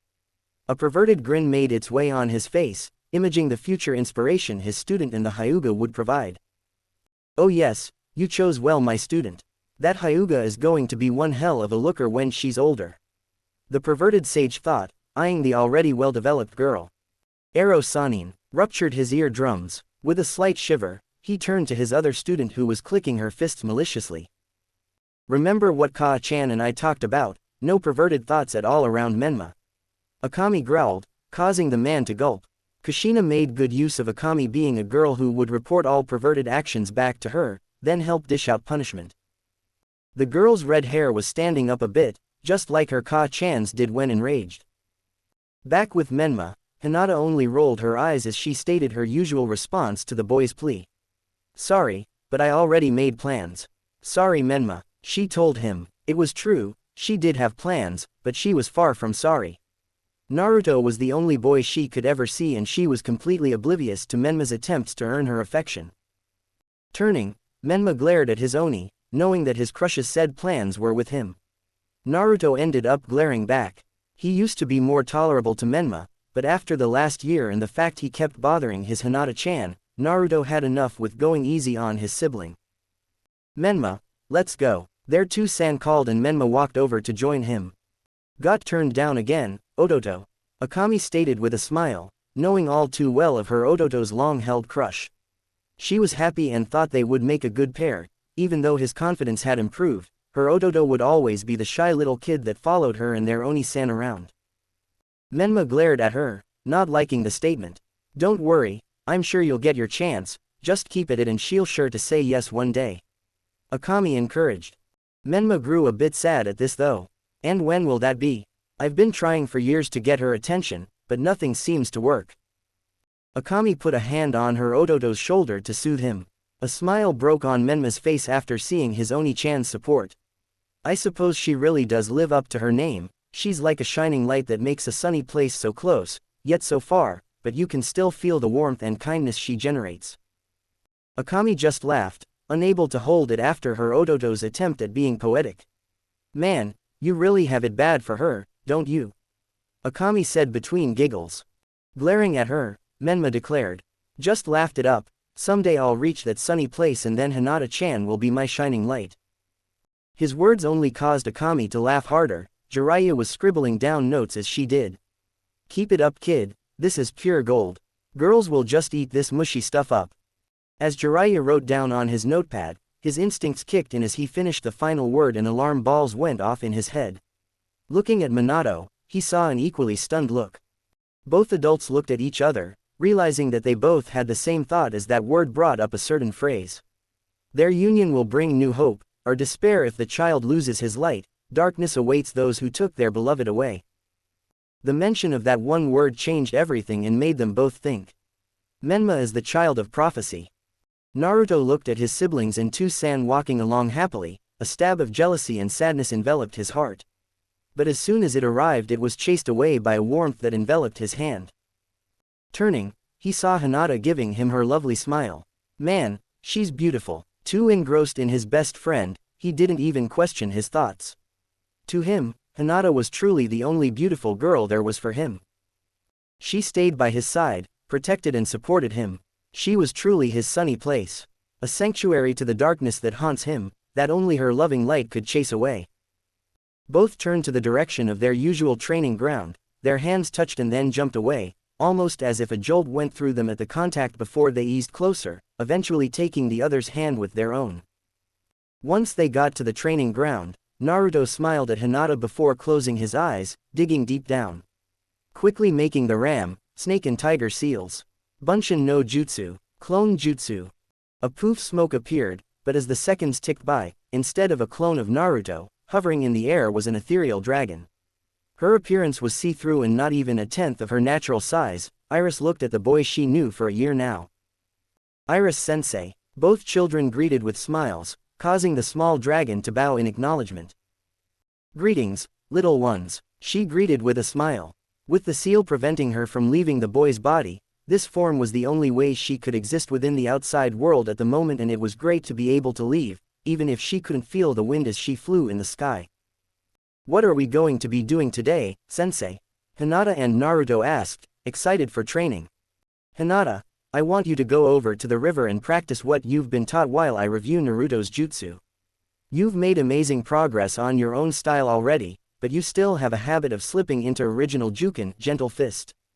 Hinata nodded, walking over to the river as she left the dragon in her container alone. Hatchling, it has been a year and you have been able to pick up my style quickly thanks to your previous training in chakra. Today will determine whether or not you are worthy to truly call yourself my kin. Naruto nodded, already knowing what it meant, thinking back to when he first met the mythical beast a year ago. Flashback. Naruto watched the dragon in awe. It was completely quiet in the mindscape for about 3 seconds. Cool, what are you? Where are we? What are you doing here? Iris was taken aback by the sudden barrage of questions as the awe the boy felt only a moment ago vanished and the silence came to an end as the non-stop questions started. Iris recoiled slightly, unable to answer with the boy's constant chattering. Deep within her mind, a deep voice laughed out. Ha, he's just like Natsu. Remnants of the fire dragon persona laughed. The meld persona of the other dragon's sweat dropped, knowing just how hard to handle the fire dragon's son was, and made a silent promise to keep the dragon from influencing the boy as much as possible. There was nothing wrong with his teaching methods, but Natsu's blunt and excited personality was hard to deal with at times, and there was no telling what the outcome would be if their newest hatchling were to take after him. The thought of a hyperactive fire dragon made the other dragons shiver. Sorry Igneal, but it would be much better off if he turned out like Wendy, Gajeel, Sting and Ruff. The many dragons all agreed. They knew their children weren't perfect, but still, compared to the fire dragon's son, they had much more restraint, and they were all silently thankful that Grandini was the primary person. If anyone could curb the hyperactive child, it would be her. Coming back to reality, Iris let out a roar. Enough. As the boy went quiet, she quickly began answering his questions before he could start again. As I said, I am Iris the Rainbow Dragon, and this is your mindscape. Seeing the boy's confused look, she answered again. We are inside your head. A look of understanding shone that proved that keeping it simple was best for the boy. But why are we here? Before the boy could get going on more questions, she quickly answered. You know about the Kyuubi in your siblings, don't you? He nodded, remembering it was the primary reason his family favored his siblings. What you don't know, however, is that due to a twist of fate, I was sealed inside you. As the word sunk in, a smile grew on his lips. That's great. That means Tu-san and Ka-chan will start training me too. I can't wait to tell them. His siblings got more training because of the Kyuubi, so it was only right that he would get the same treatment if he had Iris sealed in him. You will do no such thing. The dragon roared with a bit of anger, scaring Naruto. She observed the child's treatment, and being a collective of several adoptive parents, she was not happy one bit about how his parents treated him. She had no idea what they would do if they found out, but this boy clearly needed the guidance she was going to give, and she couldn't let his so-called parents stop it. Naruto's joyful face instantly went gloomy. He thought that if his parents no longer had the excuse to train only his sibling, then everything would go back to normal. A childish dream, but even after all they did, a part of him did want his family back the way it was when he was little. An image of baby Naruto playing with his siblings as his Ka-chan and Tu-san watched. But those days were long gone, and he was coming to accept that now. Seeing the depressed boy, Iris knew the perfect thing to cheer him up. With a smile breaking on her scaly lips, she told him. Don't not worry, hatchling, because I will train you personally into a dragon slayer. Naruto's eyes sparkled. The name sounded so cool, and he couldn't wait to get started. But then he had a thought, remembering the definition of slayer. Wait, why the hell do you want me to kill you? The shout echoed through at the room as Iris went on to explain about the art. End of flashback. After Iris explained to him about the world she came from, the great war between humans and dragons that led to the creation of dragon-slaying arts, and how even though he was being taught it, he didn't necessarily have to slay dragons. Looking at his sensei's eyes in determination, Naruto was ready to begin. With a roar acting like a signal, Naruto charged forward at full speed. Vernier, arms, armor. A green aura of chakra covered Naruto. Settling down, the aura became smaller, but still covered his entire body, leaving a slight green glow coming from the boy.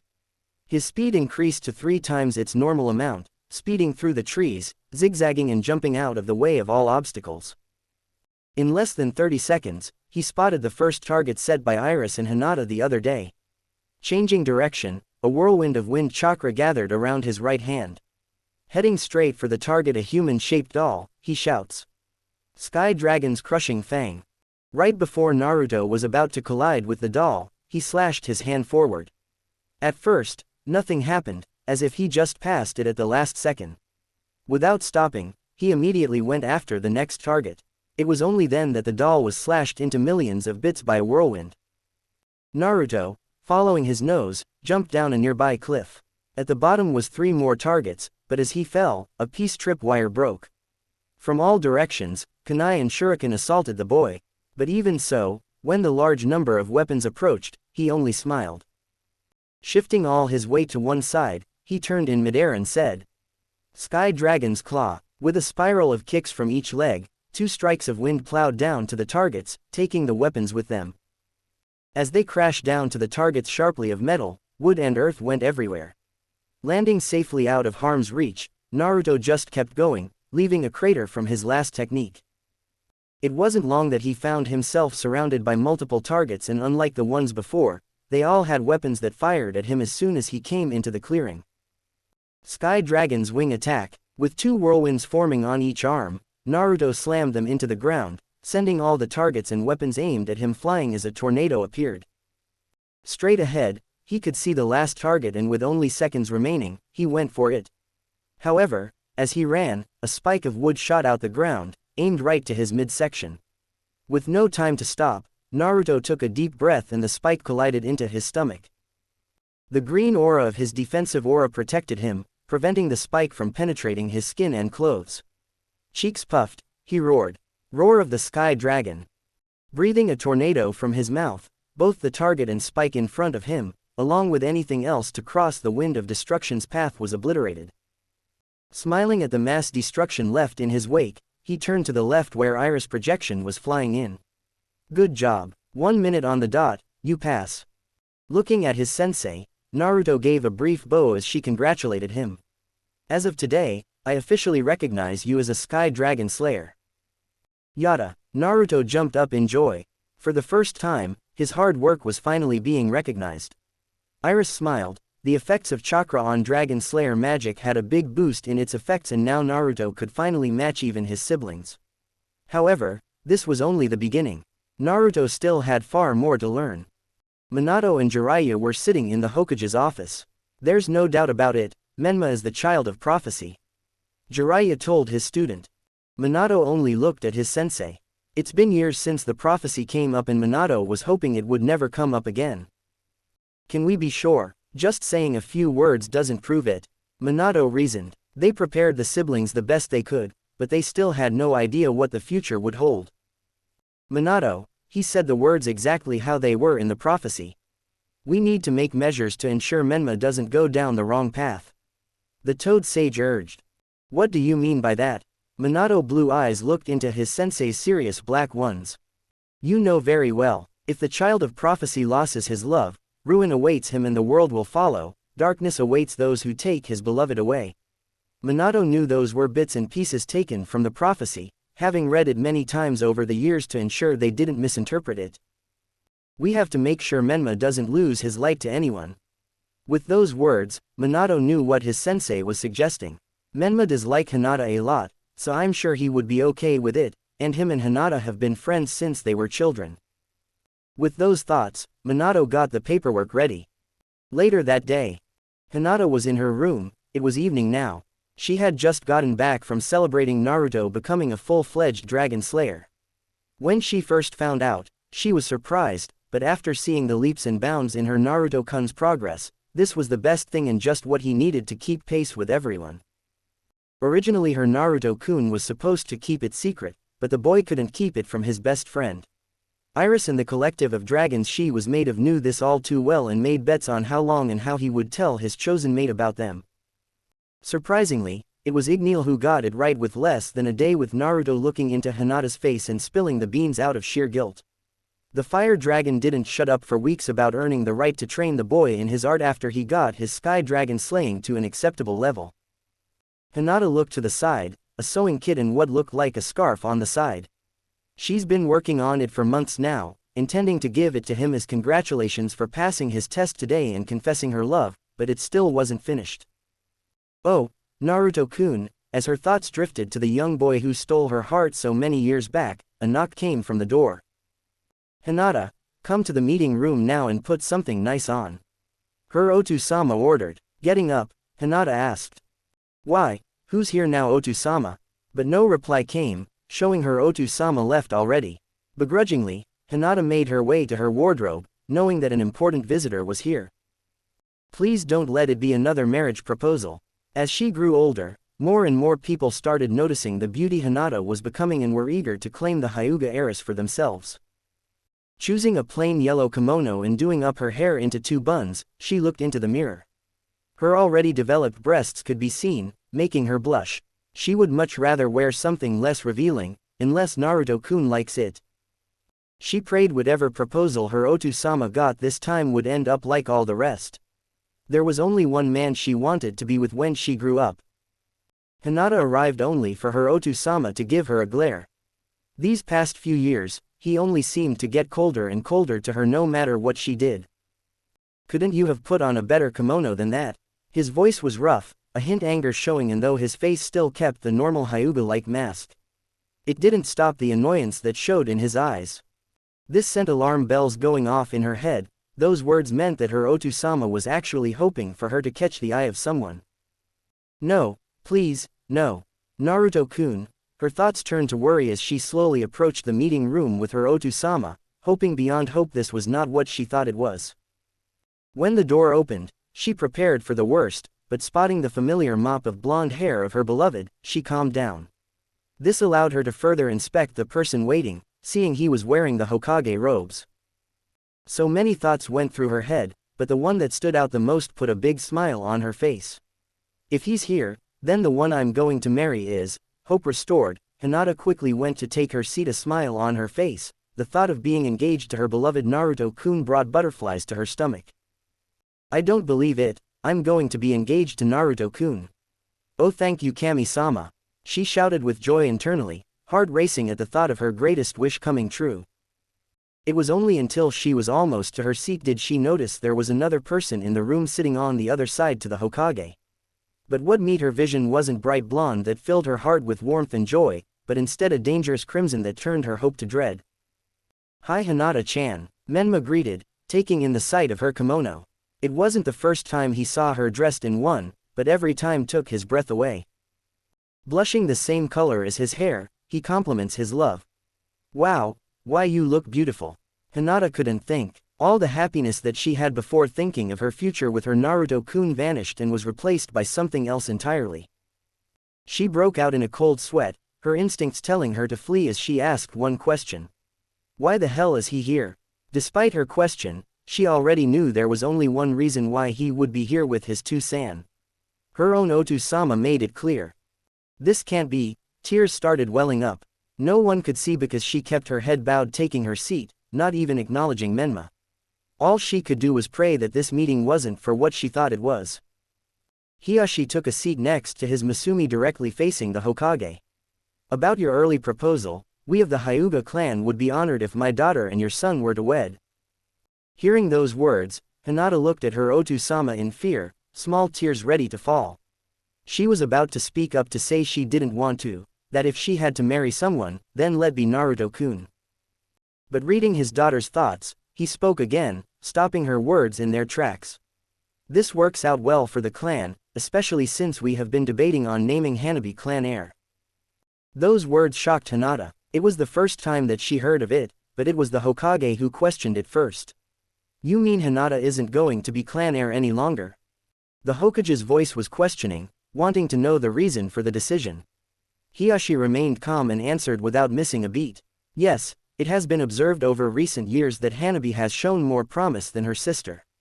However, by having Hinata step down would require her to be sealed. With all the words said, Hinata easily understood what her Otu-sama was saying. This arrangement was for the good of the clan and second that she would be sealed if she didn't agree. The Hokage's blue orbs filled with slight anger at those remarks. But doesn't your clan forbid the sealing of females belonging to the main branch? Those words brought hope to Hinata, making her think her Otu-sama was bluffing about the seal.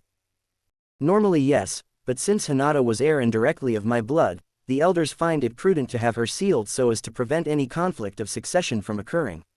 His voice was calm though. He, himself, was against his daughter being sealed, but the elders thought otherwise. Demanding it to happen if Hanabi were to become heir, not wanting Hinata to attempt to put an end to their traditions if she ever became clan head. This proposal was the best solution to the problem with the added bonus of the Hyuga gaining favor of the Hokage and incorporating the chakra of both the Uzumaki and Kyuubi chakra into their bloodline. In return for accepting, Hinata will gain immunity from the seal, giving up her title to her sister in order to marry the Uzumaki clan heir. Minato, having made a similar decision with his own son, understood how complicated succession was, and hearing about the threat of the seal Hinata was under only strengthened his resolve. All right Hyuga-sama, we accept. Hopefully the joining of our two clans will lead to a propitious future. Menma gave the biggest smile of his life. Isn't this great Hinata, we're going to get married. Hinata only put a fake smile, not saying anything, not risking her Otu-sama's anger if she spoke up. What was that Otu-sama?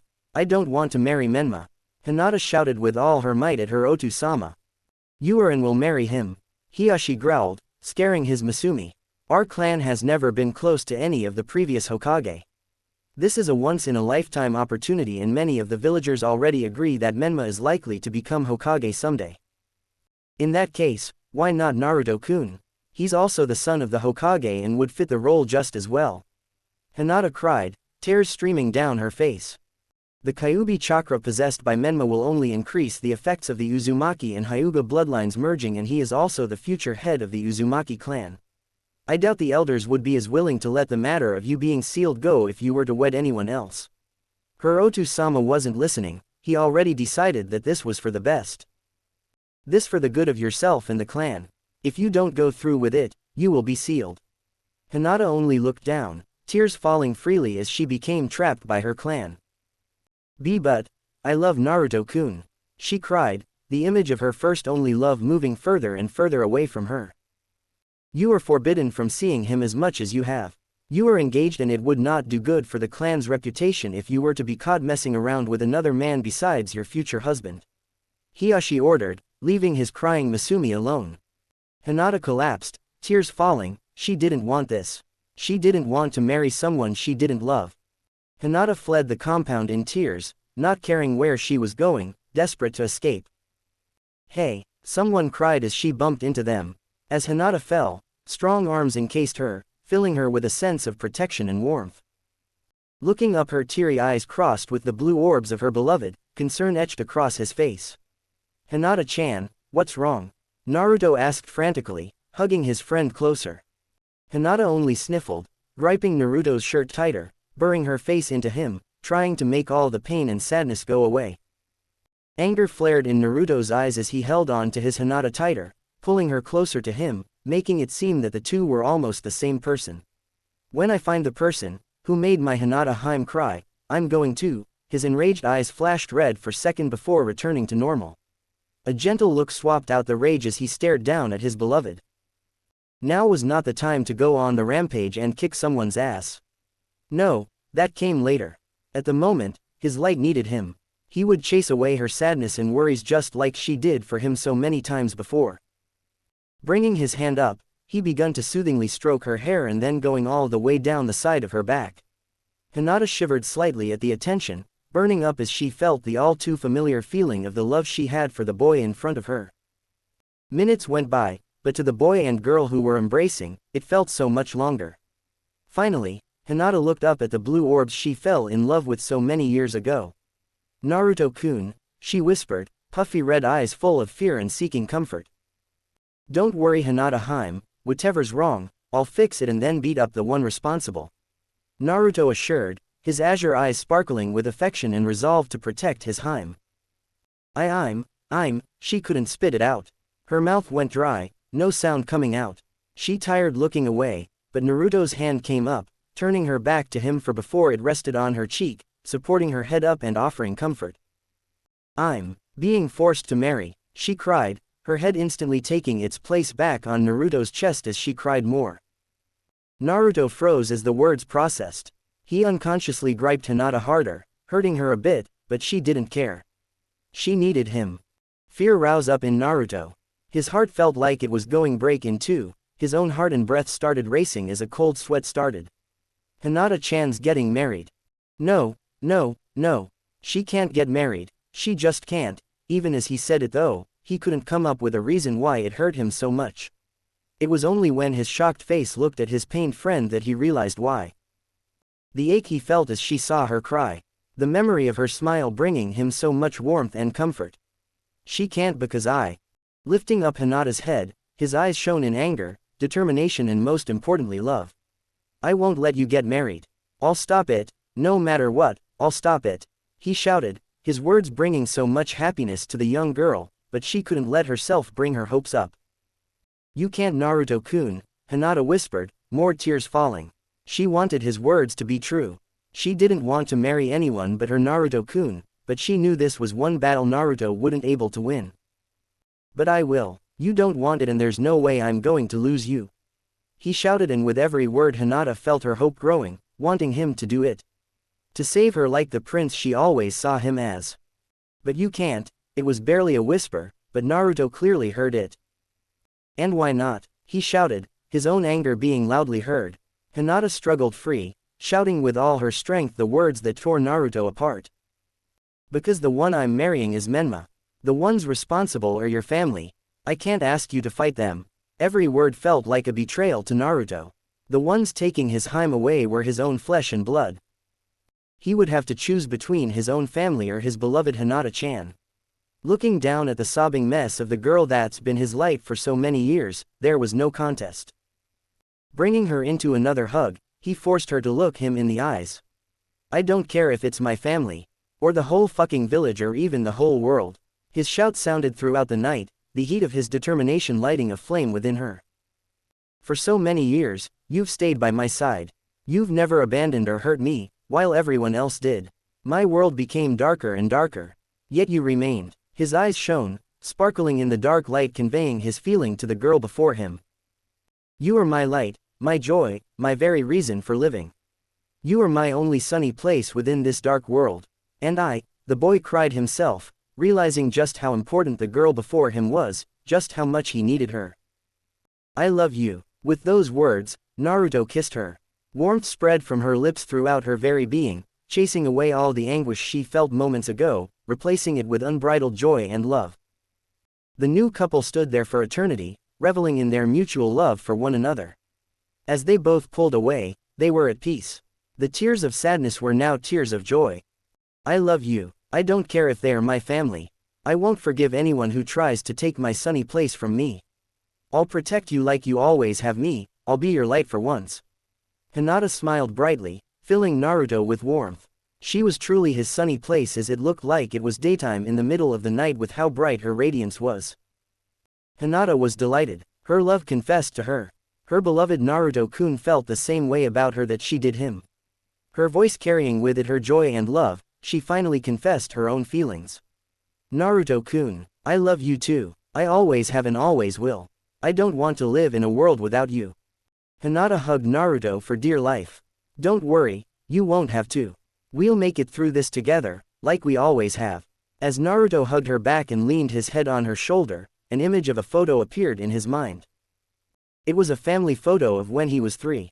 His two san held him on his shoulders, while both his two san and his ka-chan held Menma and Akami in their respective arms. All had a smile on their faces and were a happy family that loved each other dearly, and was Naruto's hope that they returned to those days once more. But tears started to appear, spreading around the image until all the family was caught by them. Then one by one, they broke apart, leaving the smiling blonde boy alone. Soon, he too faded, and what replaced the photo was a new one.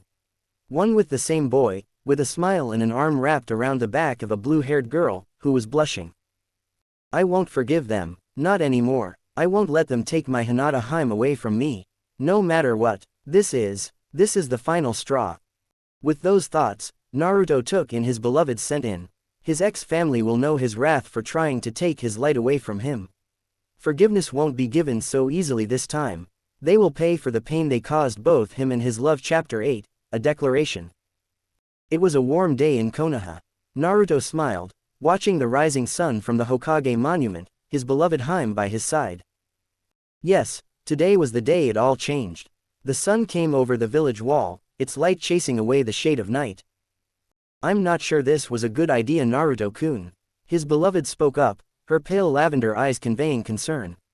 Don't sweat it, we agreed to do our plan today. Grabbing her hands gently in his, he gazed at the moon-like eyes he loved so much. I will save you no matter what. I promise, and I never go back on my world because...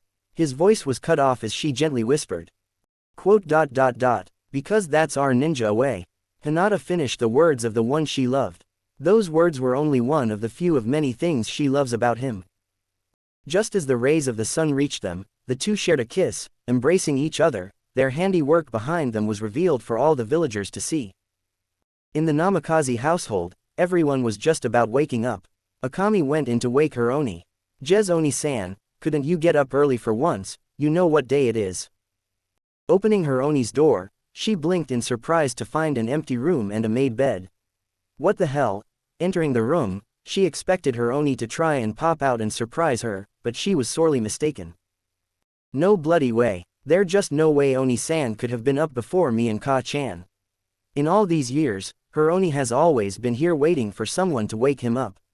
It was rare for him to be up before any of them, let alone the first one out of all of them. Akami wearily approached the window, opening it. I need some air. Taking a deep breath, recovering from the shock of her missing Oni and miraculous made bed for once, she opened her eyes. She blinked once more, her jaw dropping at what she spotted at the Hokage monument. Oh my! Oni-chan, come on, breakfast is ready.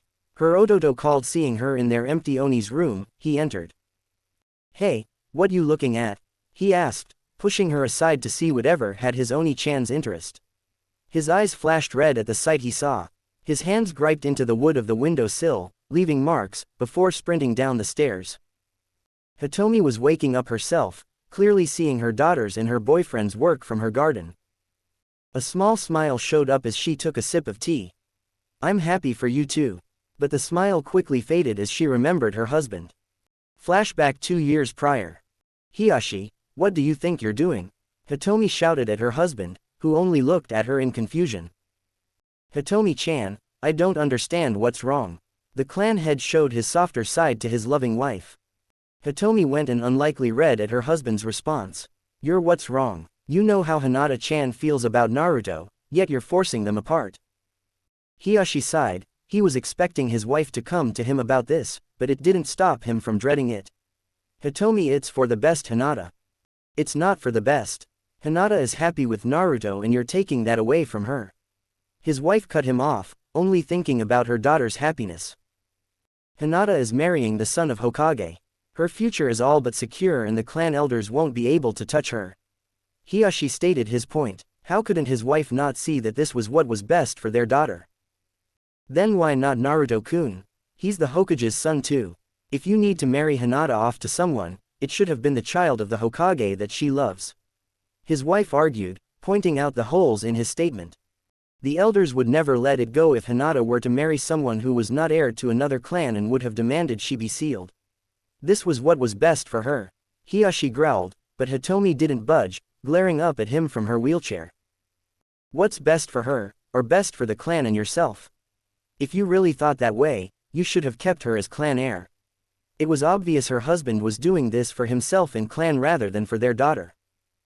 I couldn't. You know well that Hinata isn't suited to be heiress. Hanabi is already surpassing her in strength and is more fit for being the future head. Their daughter was never one suited to lead in the eyes of the elders, she was too soft to meet their demands. Not suited, more like not manipulated by you and those bastard elders. Just because Hinata is kind doesn't make her not to fit lead. You and the elders just don't want to lose control over the branch house. Her shout echoed and hit the right strings. Hiyashi recoiled, knowing it was true, but still denied it. That's not the case. The Hyuga need a strong leader and Hanabi has already shown talent, surpassing most others, especially her sister.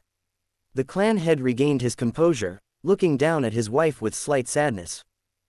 Wrong. You and the rest of the main branch just feel threatened because Neji is surpassing you all, despite being from the branch house. Hitomi wasn't blind. It was obvious that the reason her husband started focusing on Hanabi was to ensure that the main house stayed in power despite the rising star that appeared in the branch house. Neji is certainly capable, he was cut off again by his wife. Then just make him clan heir instead of dragging our daughters into this pointless competition between the two houses. She pleads, already knowing how much Hiyashi and Hizashi were torn apart because of the division between the branches. There was no reason to repeat past mistakes over and over again. I can't do that. It would mean accepting a branch member as stronger than us and would destroy our traditions.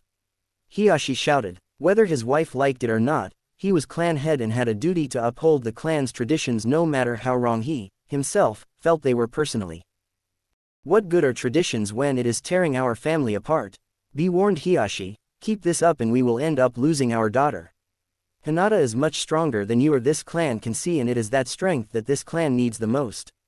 With that, Hitomi left her husband debating on her words, hoping beyond hope that her love would see and fix his wrongs. End flashback. Despite her words and hopes, her husband didn't reconsider and kept pushing the engagement forward. Her words had the opposite effect and instead caused Hiyashi to focus more on Hanabi's training, leading to her youngest being consumed by their clan's traditions as well. Taking another sip of her tea, Hitomi smiled once more. The show Hinata and Naruto put on proved to her that all hope wasn't lost. In the Uchiha compound, Itachi was just waking up to do his rounds as Anbu captain, removing the sheets, his bare skin exposed. "Morning Itachi-kun," murmured a sleepy voice, coming from beside him. Leaning down to kiss the bare skin of his girlfriend, he greets her back.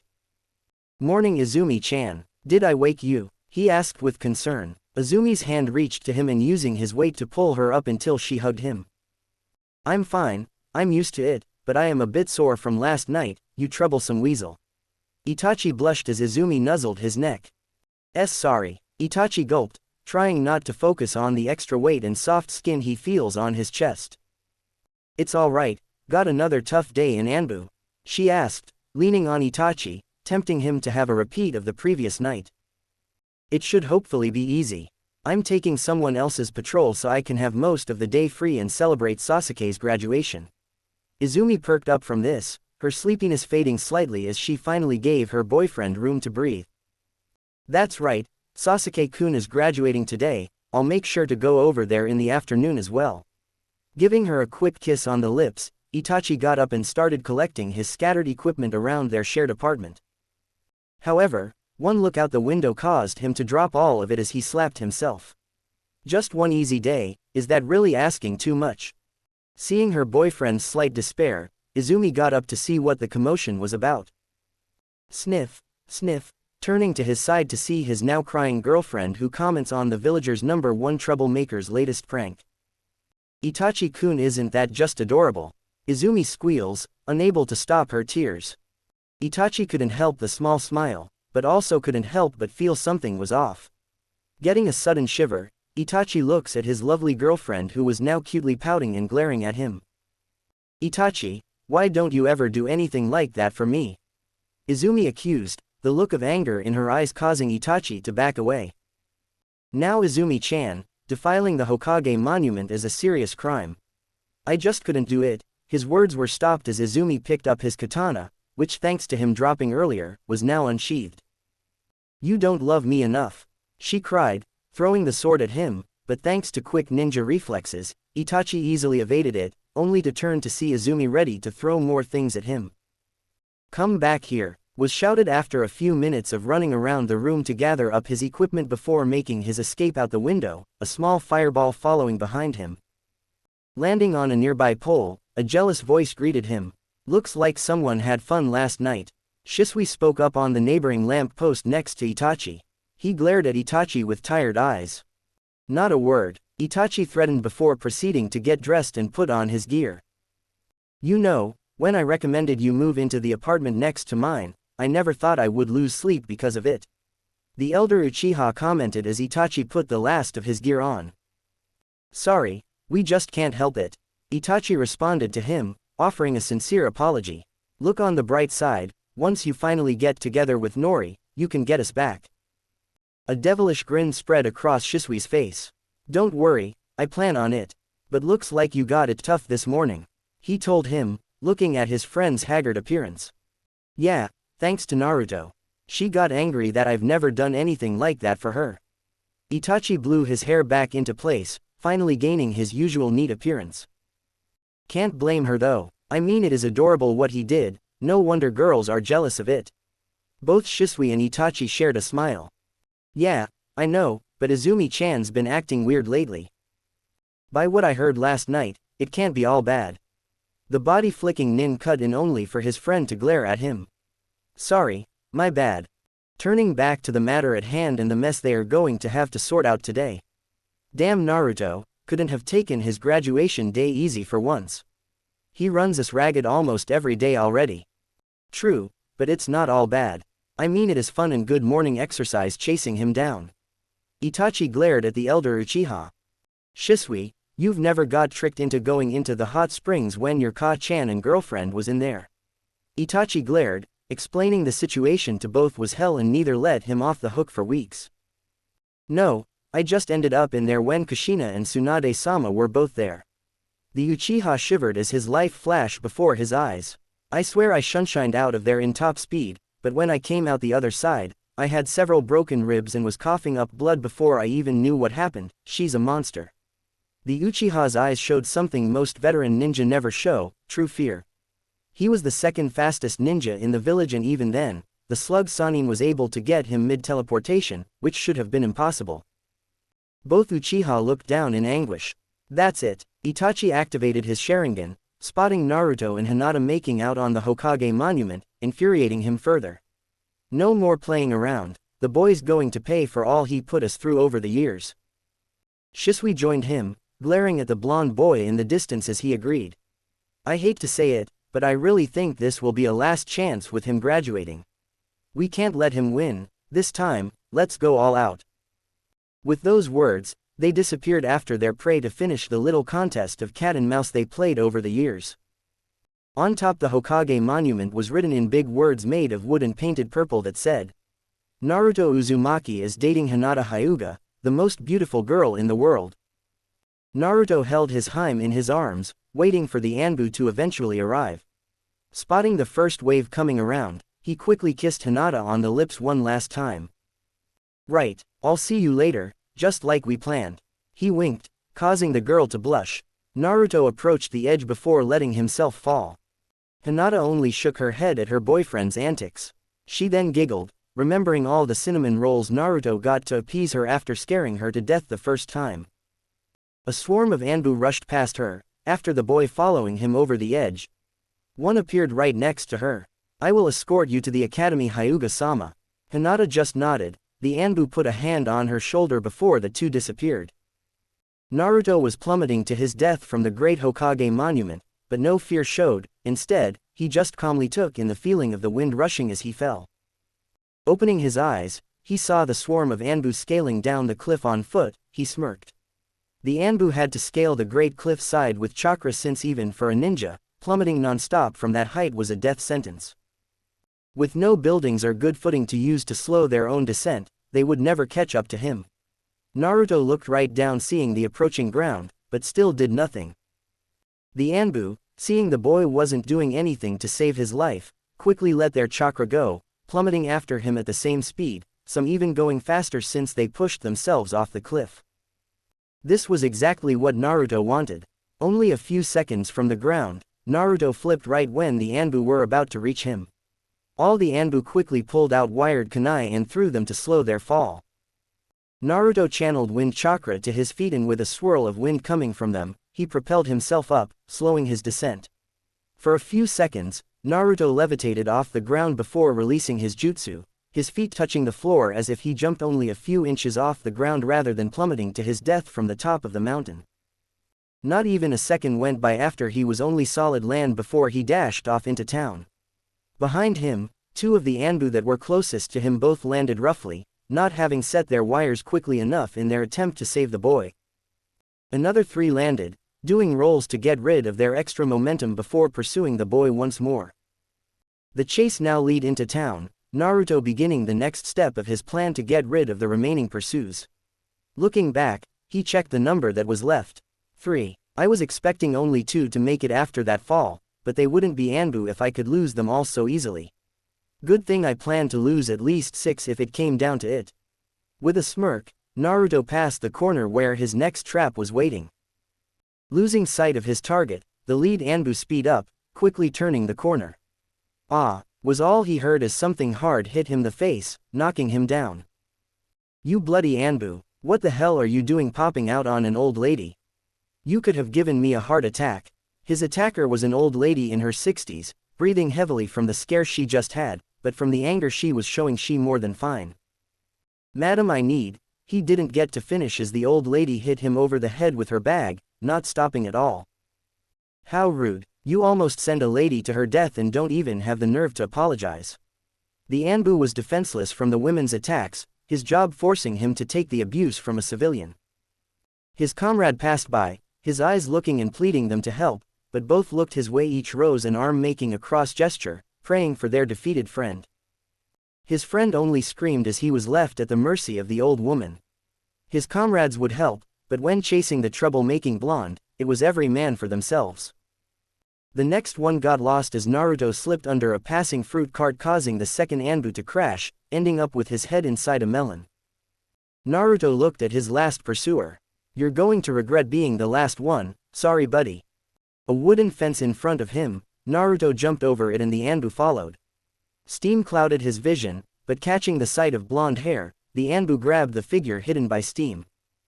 His arms wrapped around his him, only to meet the softest sensation he's ever known. Squeezing the soft objects twice, he knew there was only one thing that could cause this sensation. Looking up at his obvious too tall a target, only now he was seeing the blonde hair that he thought was the boy's actually went all the way down the person's back. The head attached to it turned, showing a beautiful face with hazel brown eyes and a purple diamond on. Oh shit, was the Anbu's final thought as a punch with overwhelming destructive force sent him flying, destroying the wooden wall. He just jumped over and into the surrounding wood. You bloody pervert, how dare you touch me? I'm going to kill you. When the smoke from the crash site cleared, not only did she see the knocked out Anbu with a bloody cracked mask, but also a man wearing a red and green kimono laying under the Anbu. Jiraiya, she screamed before the sound of bones breaking followed by the screams of two unfortunate men filled the area.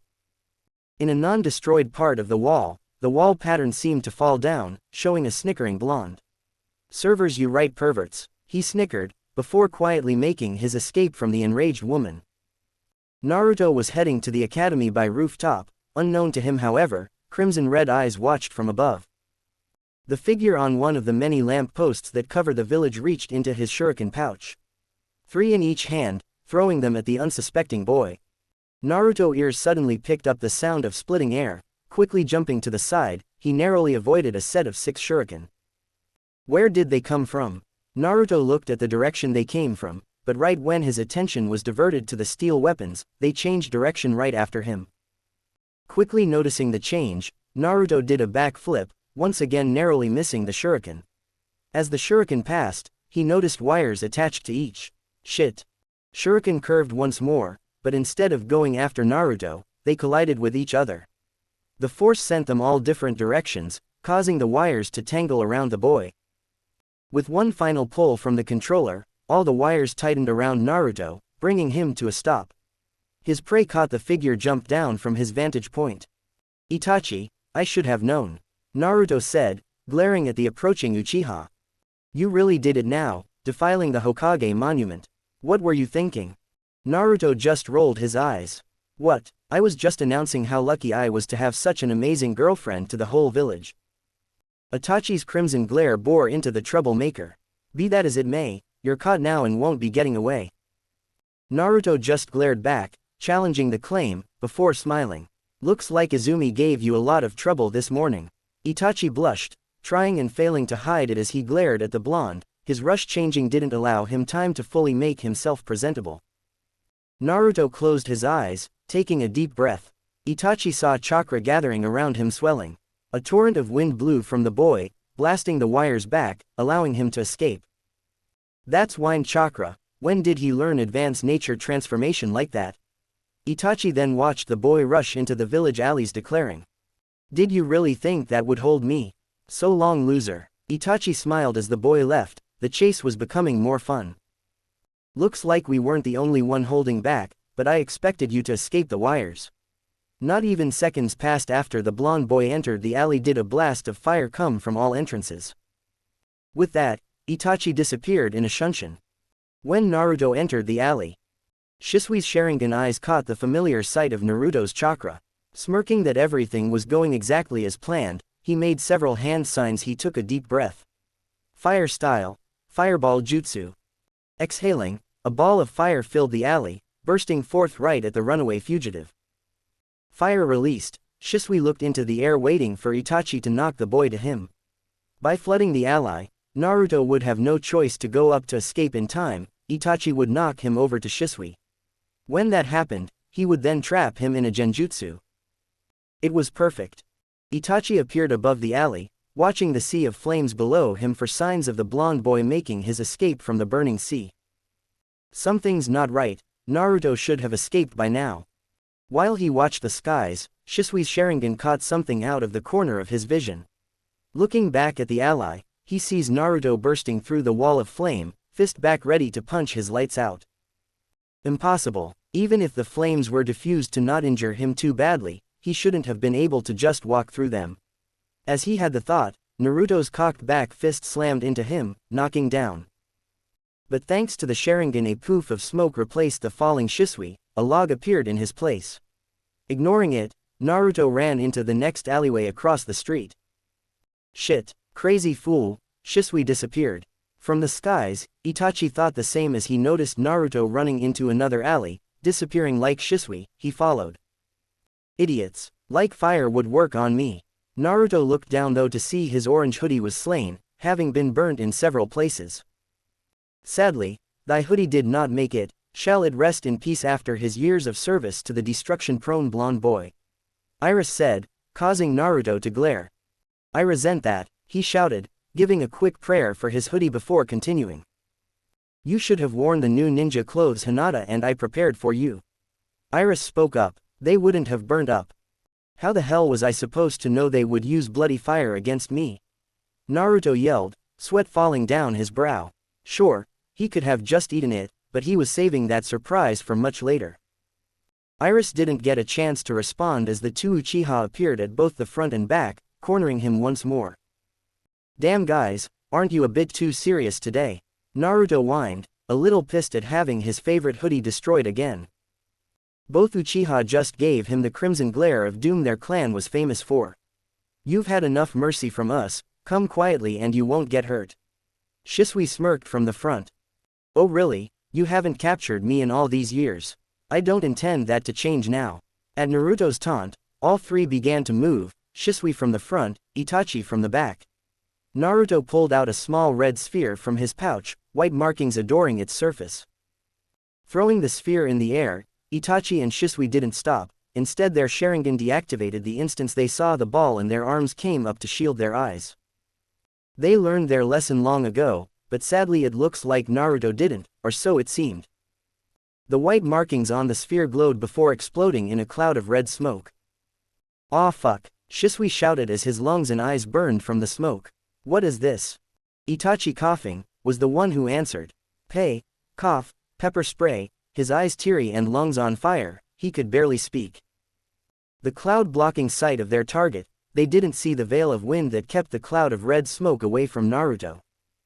Focusing wind chakra to his feet, Naruto leapt into the air, shooting right out the cloud, leaving a hole that was quickly filled. They really should have known better than to underestimate and believe Naruto would try the same thing twice.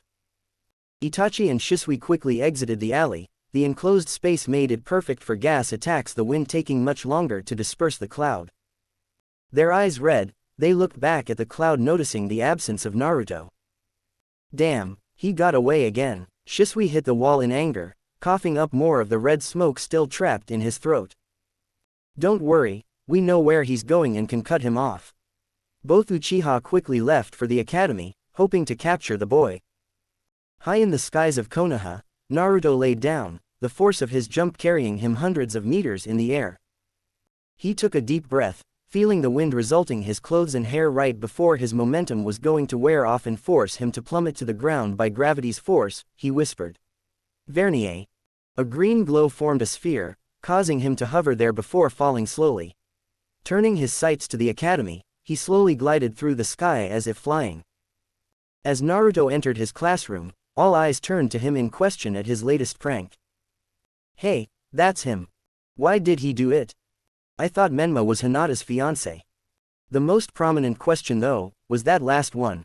It was no secret that the Hyuga and Namikaze heirs were betrothed. Most people wrote it off as a prank, knowing of the blonde boy's knack for causing trouble. Naruto's eyes quickly located his love's pale lavender ones. She was surrounded by the other girls, all questioning her on details. Some of the girls actually found it kind of cute and would have totally approved if Hinata and Menma weren't already considered an item.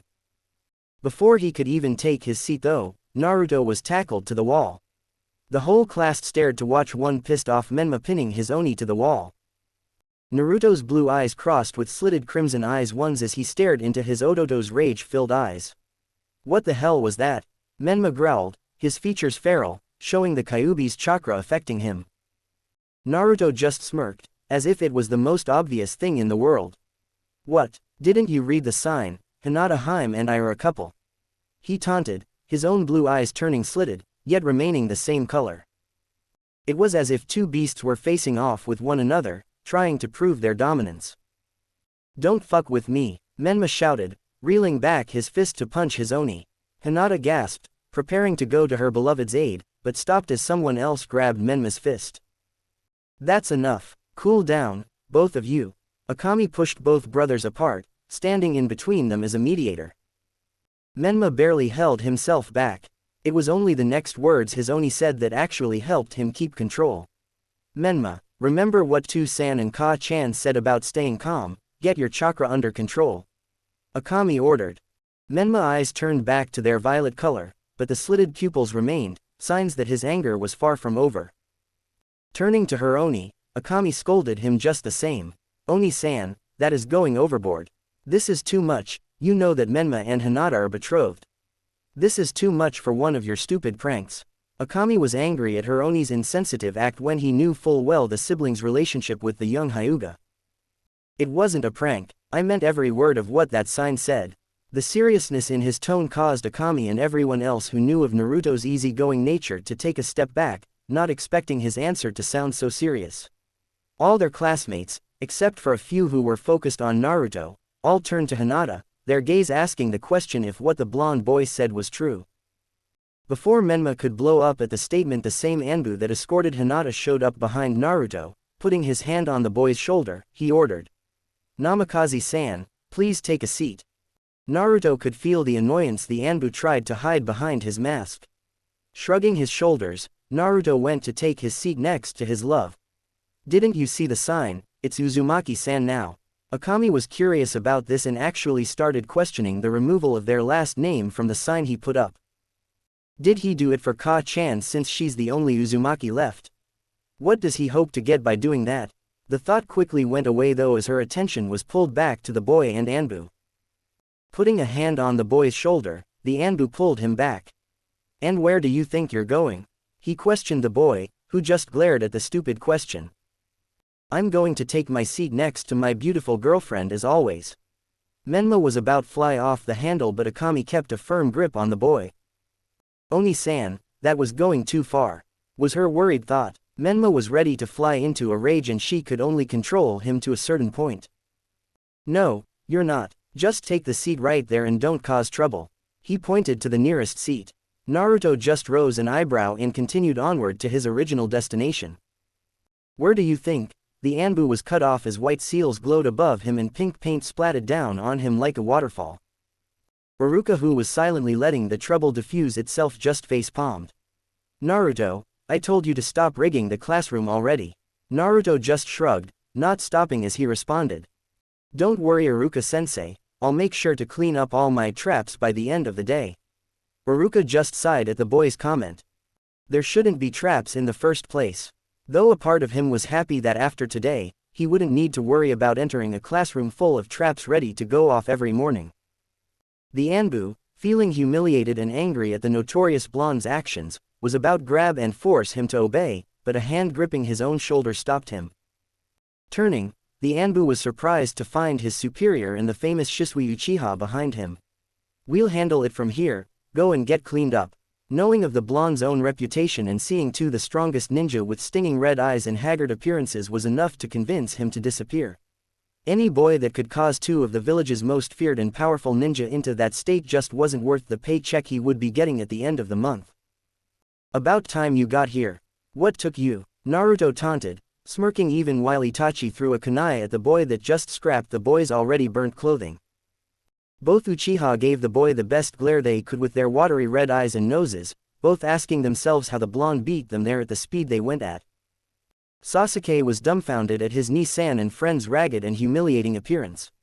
He heard the older boy complain about the younger blonde more than enough times, but in all the stories, his Ni-san told he never once took them seriously, always thinking they were exaggerated. But seeing his role model and Shisui look like they went through hell caused the young Uchiha glare at the blonde.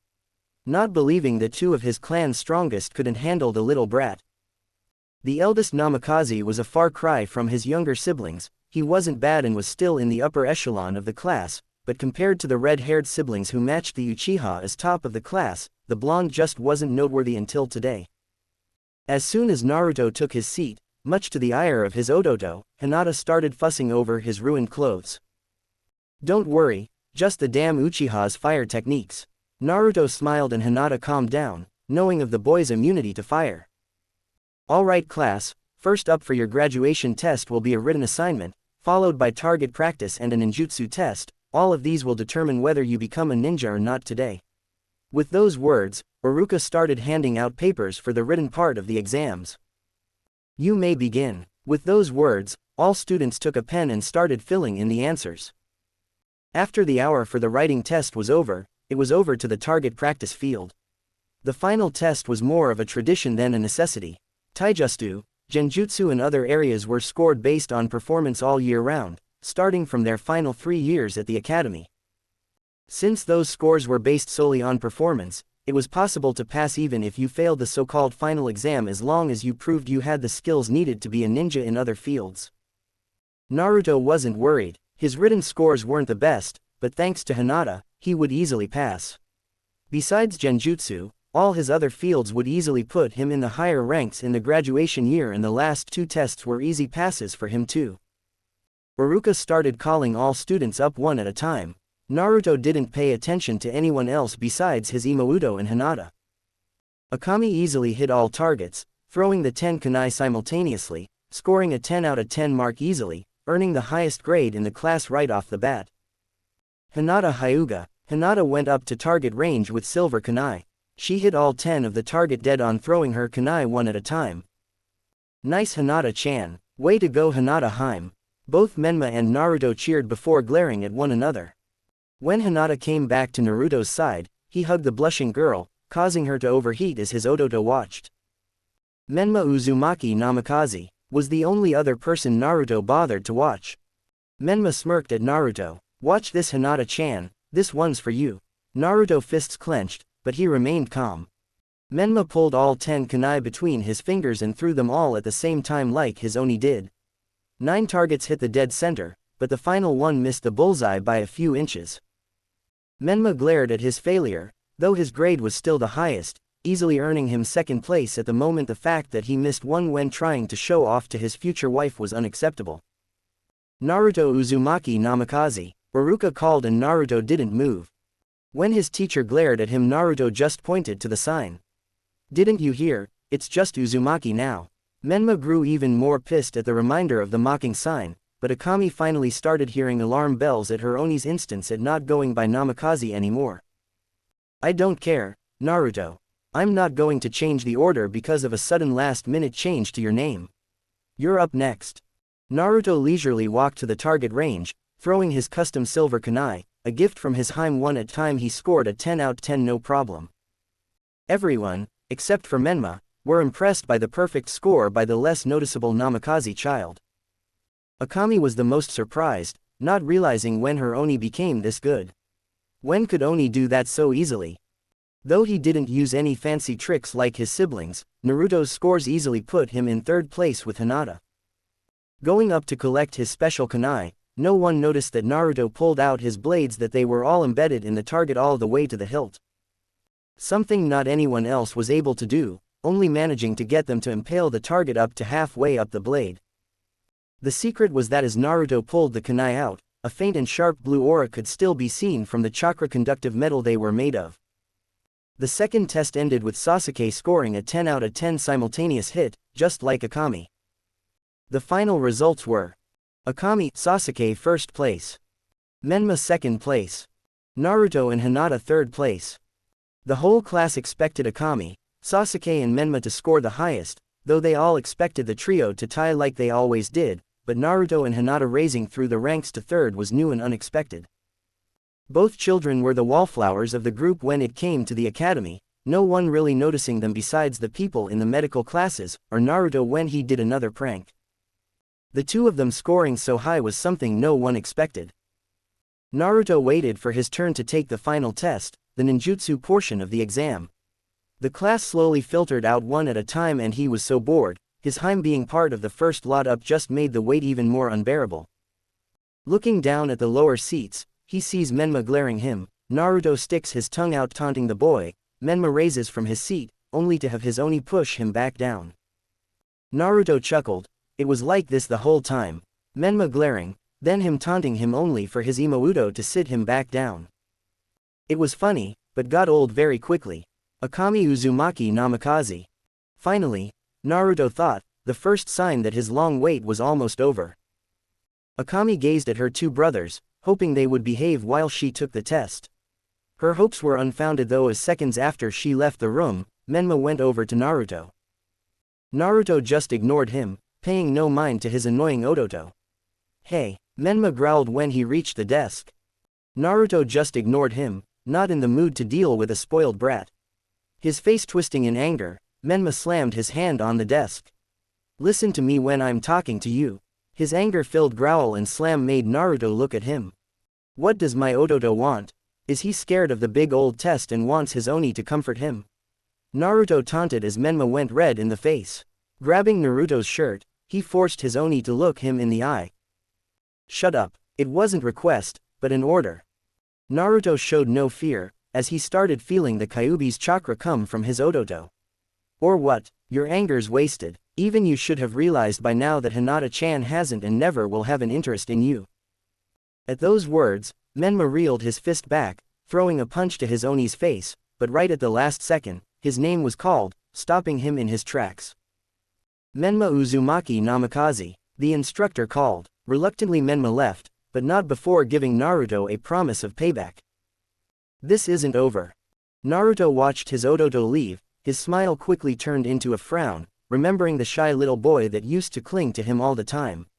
Whatever happened to you, ototo? He saw his imouto and ototo playing as children, how Menma wouldn't leave the house without having a death grip on either one of them or their ka-chan. Those were the good old days, the days they were a family. No, it's too late to think like that. They had plenty of chances to change things, to fix it, but they did nothing and ignored me. I have no family. Naruto Uzumaki Namikaze. Naruto glared at the instructor who dared call him by that name, his piercing silted eyes shook even the veteran ninja. Naruto rose up, walking slowly, his entire body screaming that he was in a bad mood. That's not my name, it's just Naruto Uzumaki now. Naruto warned as he passed the man. The instructor corrects himself, taking Naruto to the room where the test would begin. Iruka and Mizuki sat there, watching Naruto enter the room, an array of headbands in front of them. Okay, to pass and receive your Hitai-8 headband, you need to demonstrate the substitution, clone and transformation jutsu. Iruka stated. Naruto quickly did the hand signs, replacing himself with a chair.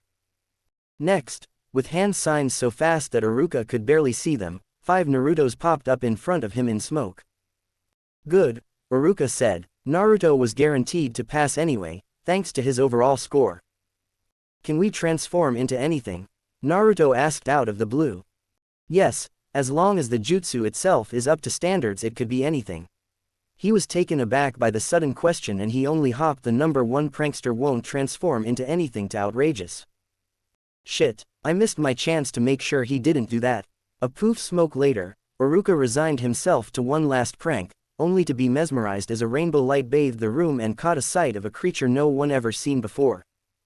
Naruto walked out, a sad face showing to all. Hinata rolled her eyes, walking up to the boy. Naruto started to cry and Hinata brought him into a hug. However, at the last second, she swiped something from behind his back with a smile, showing off his now pilfered headband. Ah, come on, how did you know? The activation of his girlfriend's Byakugan was all he needed to answer that question. Forgotten that I see all and watched the whole thing. Hinata leaned over, tying Naruto's headband for him.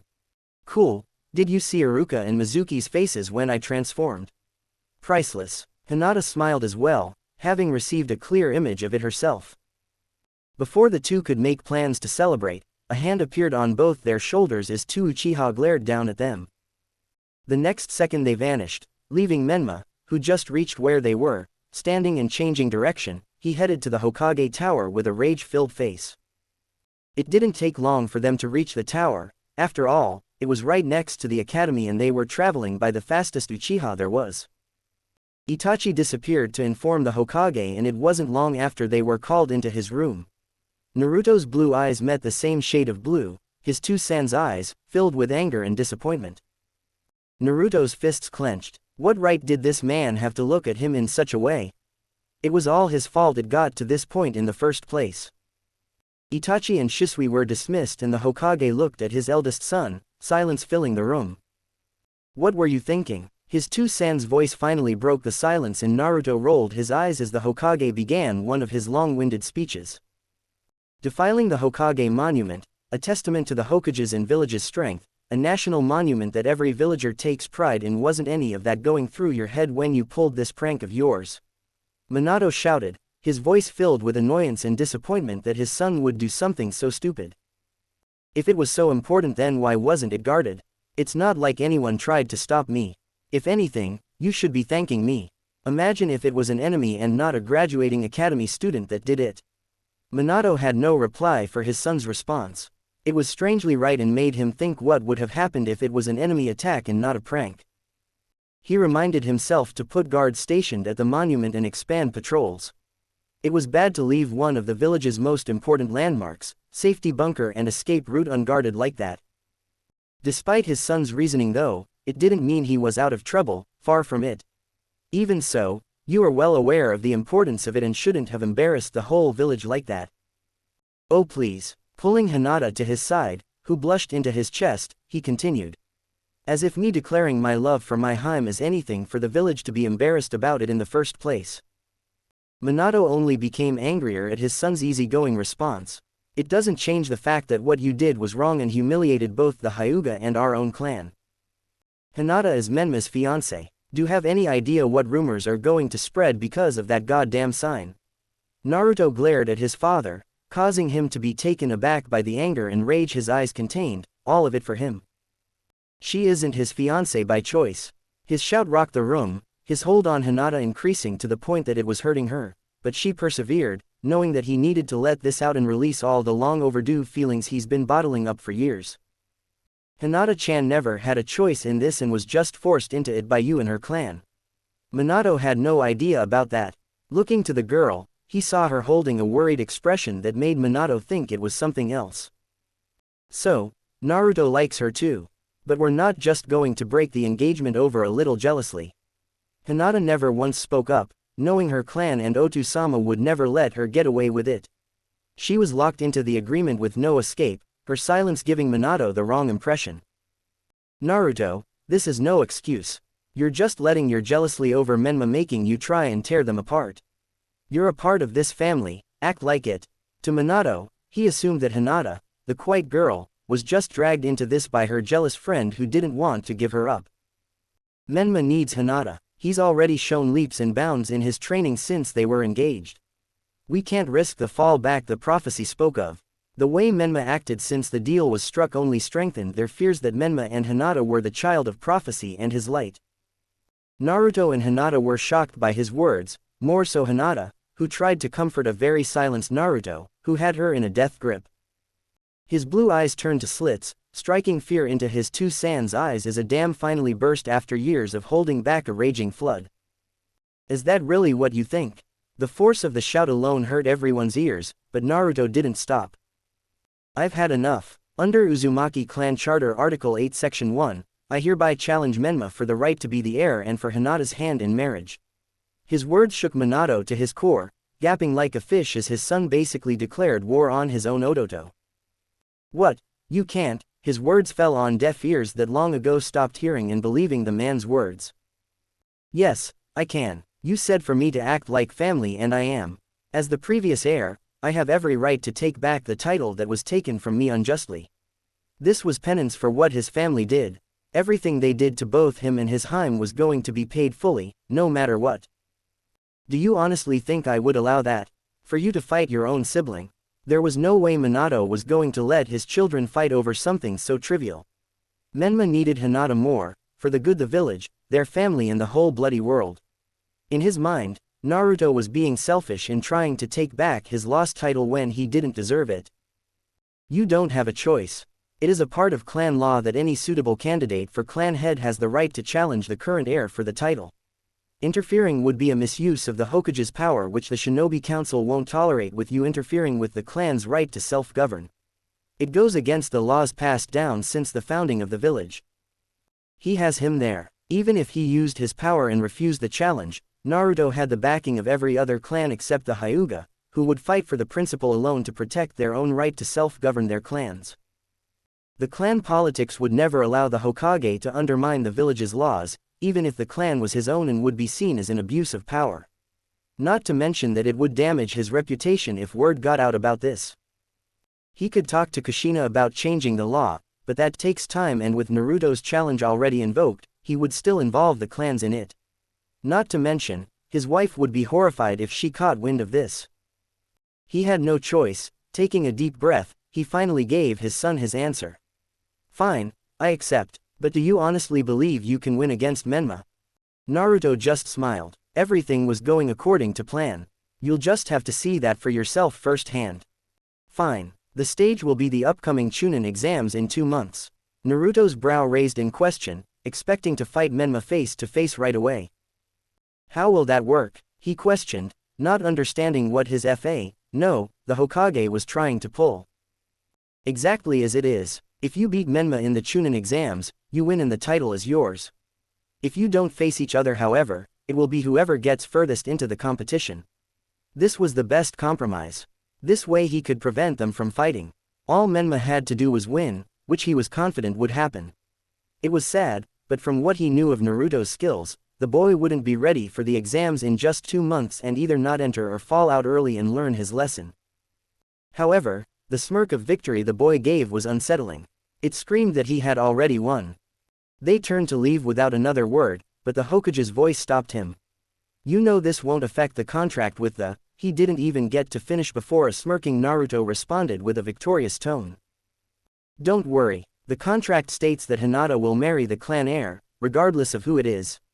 As the words entered his two-san's mind, the look of surprise on the man's widened eyes only made the win even sweeter. Once Naruto left the room, Minato took his seat, his hands coming to his face as grief over the situation hit him full force. My own family is fighting each other. I need to fix this somehow. But that was impossible. The fact that Naruto said that meant he saw the contract and planned this all along. No, there was no doubt about it, his challenge wasn't on an emotional whim, but a planned-out tactic.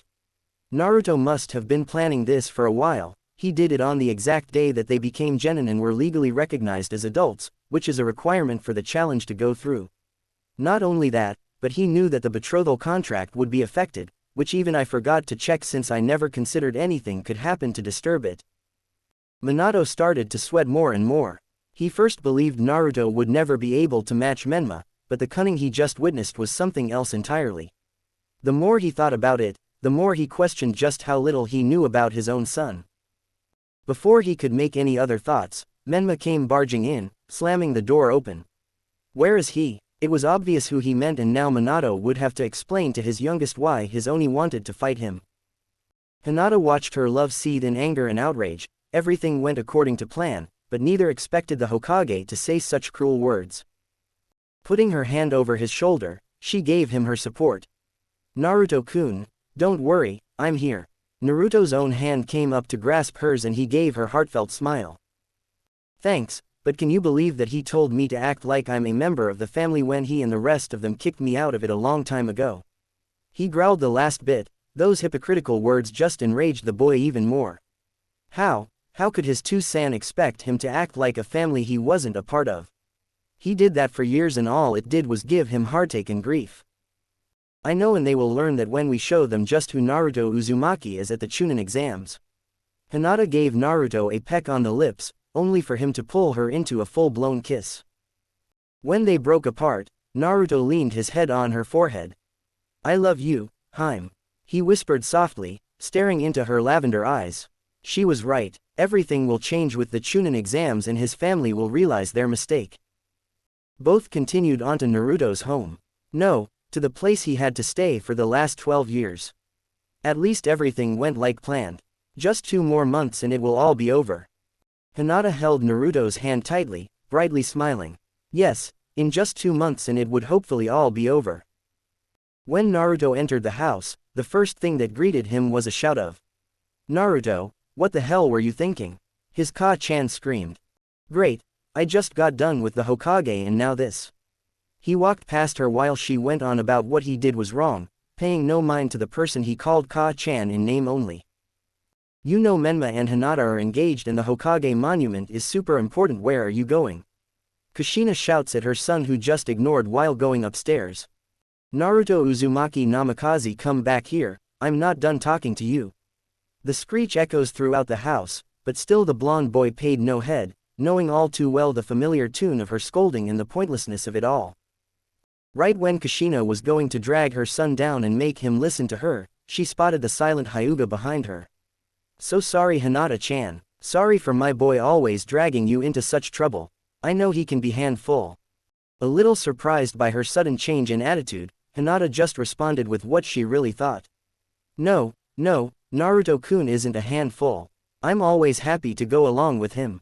It was true, Hinata would follow her Naruto-kun to the ends of the earth and back, doing so with a smile.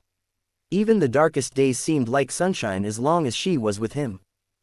Giggling at the darling little Hyuga's response, she was thankful that she forgave and ignored all her troublesome son's faults. No need to be so modest.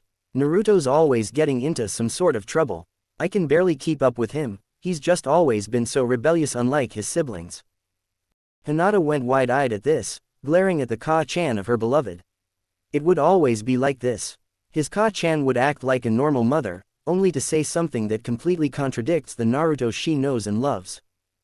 Naruto-kun isn't like that, she shouts. She knows all too well that Naruto was better than his siblings. He never really acted out, no matter how much his parents neglected him. Besides the occasional prank for good fun and to kill boredom, Naruto never did anything bad. Her shouts land on deaf ears as Kushina just keeps belittling her Naruto-kun with a smile on her face.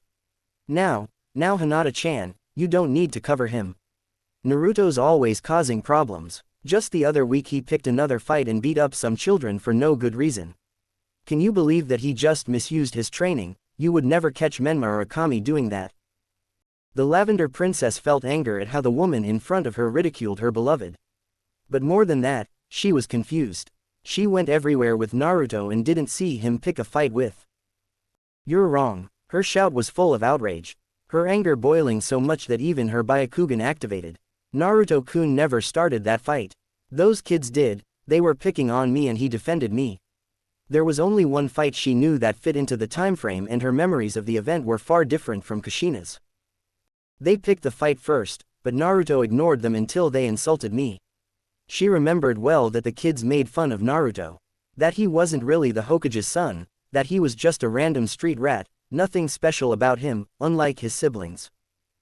But despite all their taunts, he did nothing. It was only after one of them made the mistake of calling Hinata a Byakugan monster and was whoring herself to Menma to get in the Hokage's good graces that Naruto lost it and beat them black and blue. Tears started falling down Hinata's face, her voice hoarse from shouting too much. Naruto-kun has never started a fight for himself. He's always taken any abuse because he's that selfless and only ever defends others, but never himself. She knew that Kushina was bad. She knew that she neglected Naruto just as much as his two-san, but never believed that she was thinking of him as a problem child when her Naruto-kun was nothing of the sort. Just how much do you really know about your son? Because the Naruto-kun I know is far different from the one you do. Kushina stood there, shell-shocked, not even noticing that Naruto passed her with a backpack, leaving with Hinata hand in hand. What? But Naruto never said anything like that. He never offered any defense for himself. The thoughts ran through her head, bringing back one phrase Hinata said to the forefront of her mind. He's that selfless and only ever defends others, but never himself. Her eyes widen as a horrifying thought takes root. Could that be the case? Could Naruto never have defended himself from her because he never needed to justify his actions to her? Did her own son not care about how she thought of him? Has she been ignoring his side of the story this whole time? No, that can't be true. I've only ever acted like a mother. Always trying to make sure Naru-chan takes the right path and is disciplined properly. She thought in denial, but the seeds of doubt already took hold and in the coming months she would come to realize with her own eyes just how much she failed as a mother. Naruto was walking with Hinata by his side. Upon reaching their destination, they looked up at the building that would serve as his new home from now on. Naruto opened the door, seeing a perfectly clean apartment. The apartment was only slightly bigger than his old room, but he didn't care. the important thing was that after years of being alone, he now had a place to call his own, a place that was now his home and sanctuary. While the apartment building was in the poorer section of the village, but thanks to that the rent was cheap enough for him to live off of a genin's income. Though he made sure to save up enough money so that he could afford rent for at least half a year without work if he wanted to. It had one bedroom and a bathroom, with the living room and kitchen shared the same space. He had a balcony where he could grow his plants and leave his laundry. It wasn't anything special, but it was homely and his. Putting his bag down, Naruto breathed deeply before scooping his hime into his arms.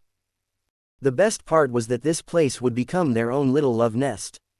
Their family won't be able to interfere here and they were free to love each other. Naruto kissed Hinata gently on the lips, a kiss she happily reciprocated.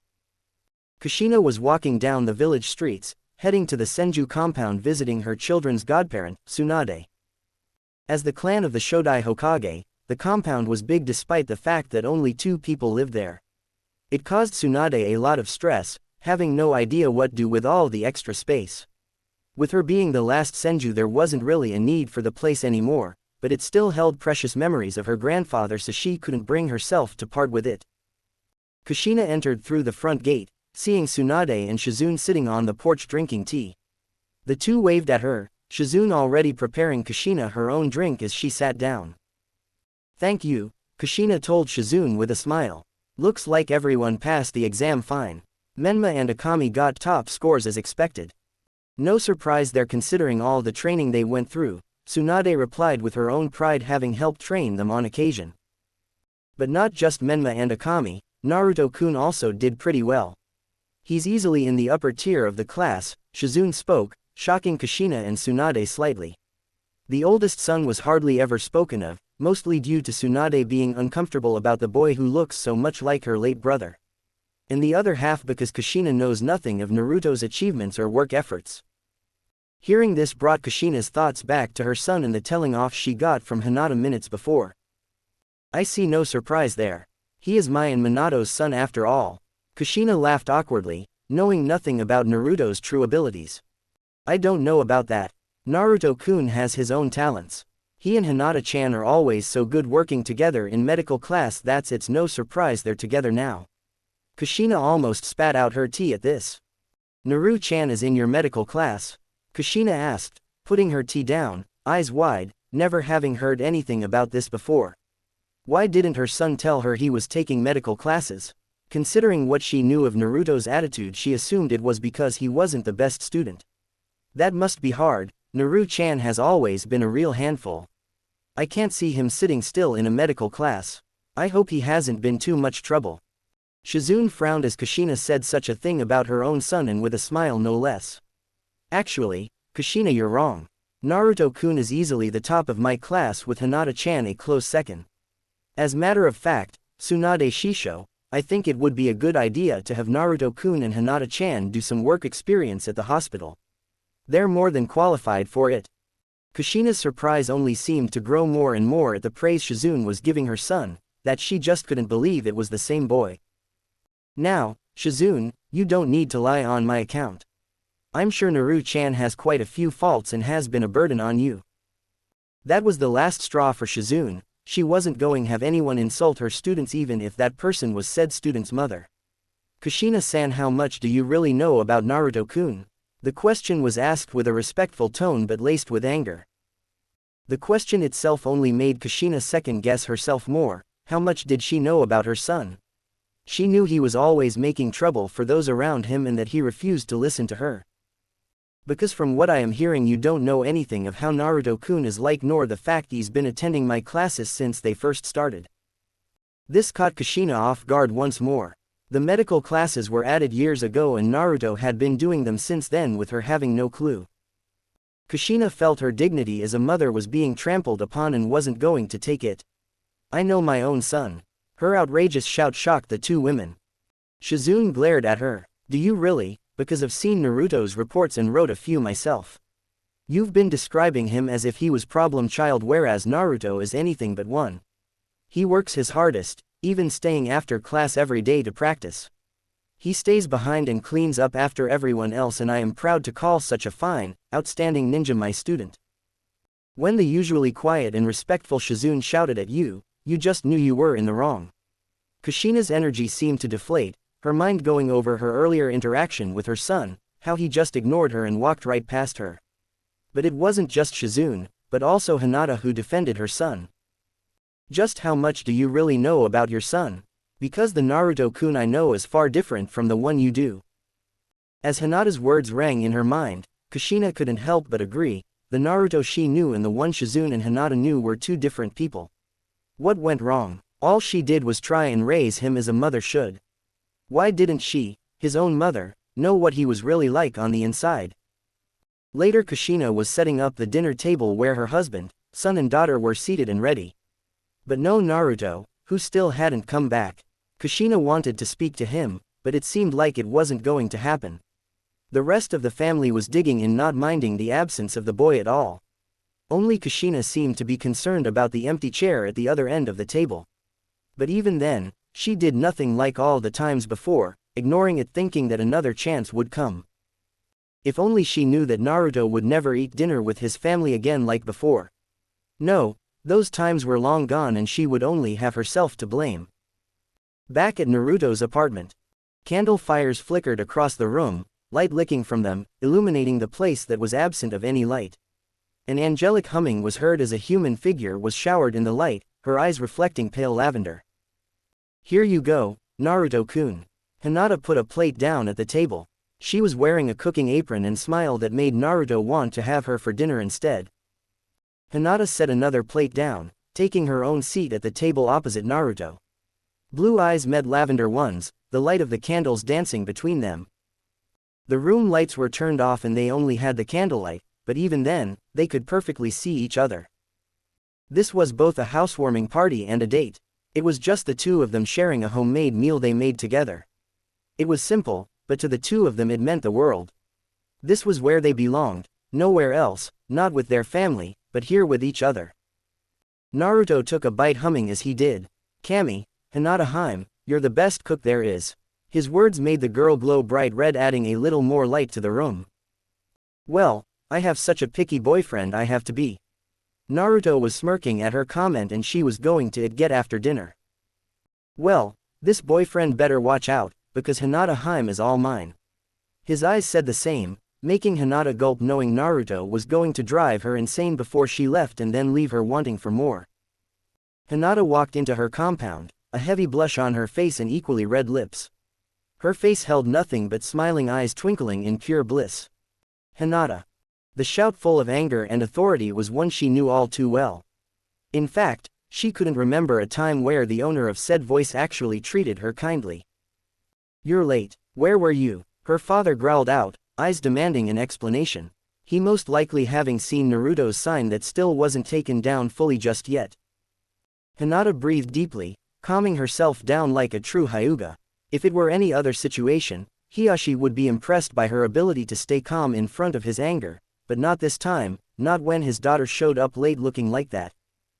I was out celebrating graduation with my friend. She didn't get to finish, finding herself on the floor, a stinging cheek as her father glared down at her. Celebrating? Your red lips say otherwise. You were with that Naruto brat despite the fact you have a fiancé.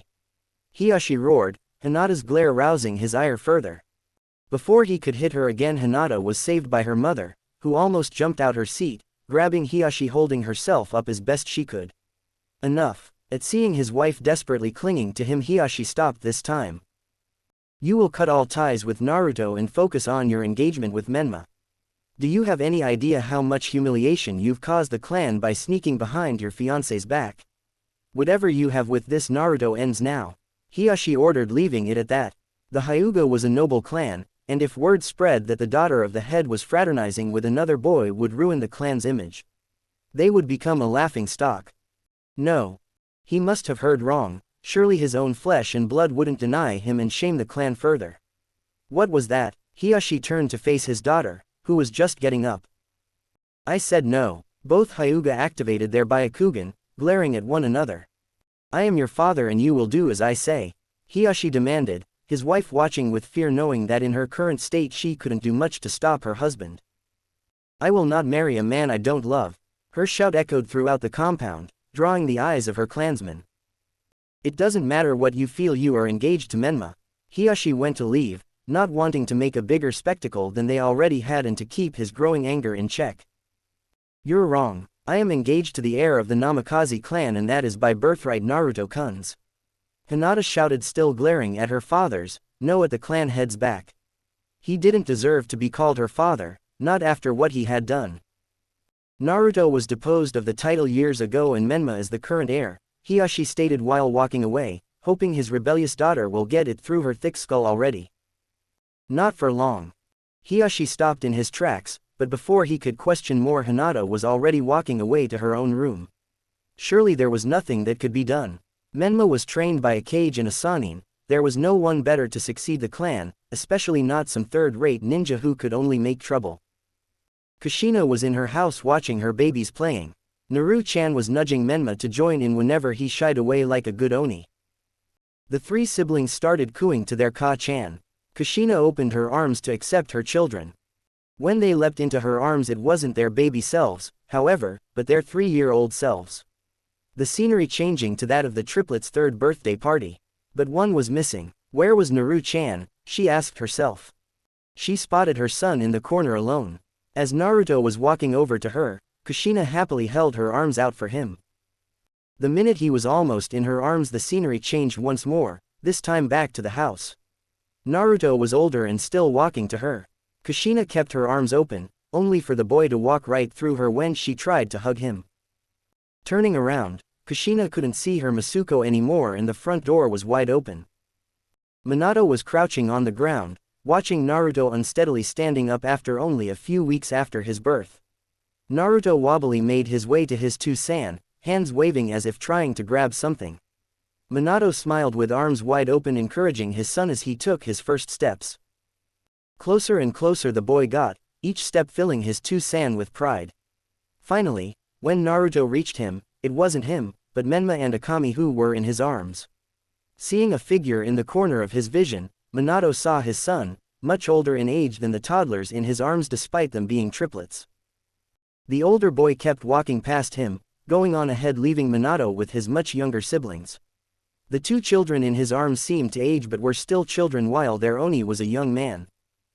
Both Kushina and Minato bolted up, waking up from their odd dreams. Kushina got really worried as her husband comforted her, telling her it was a just dream.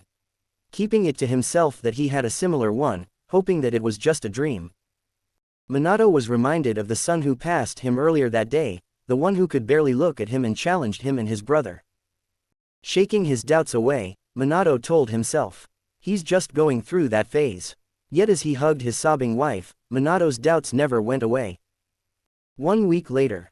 Naruto was making his way to the academy when a certain kid with goggles and scarf ran up to him. Naruto ni-san, the boy called, making Naruto grimace a bit, remembering when his real siblings used to call him that. Hi, Konohamaru, what's up?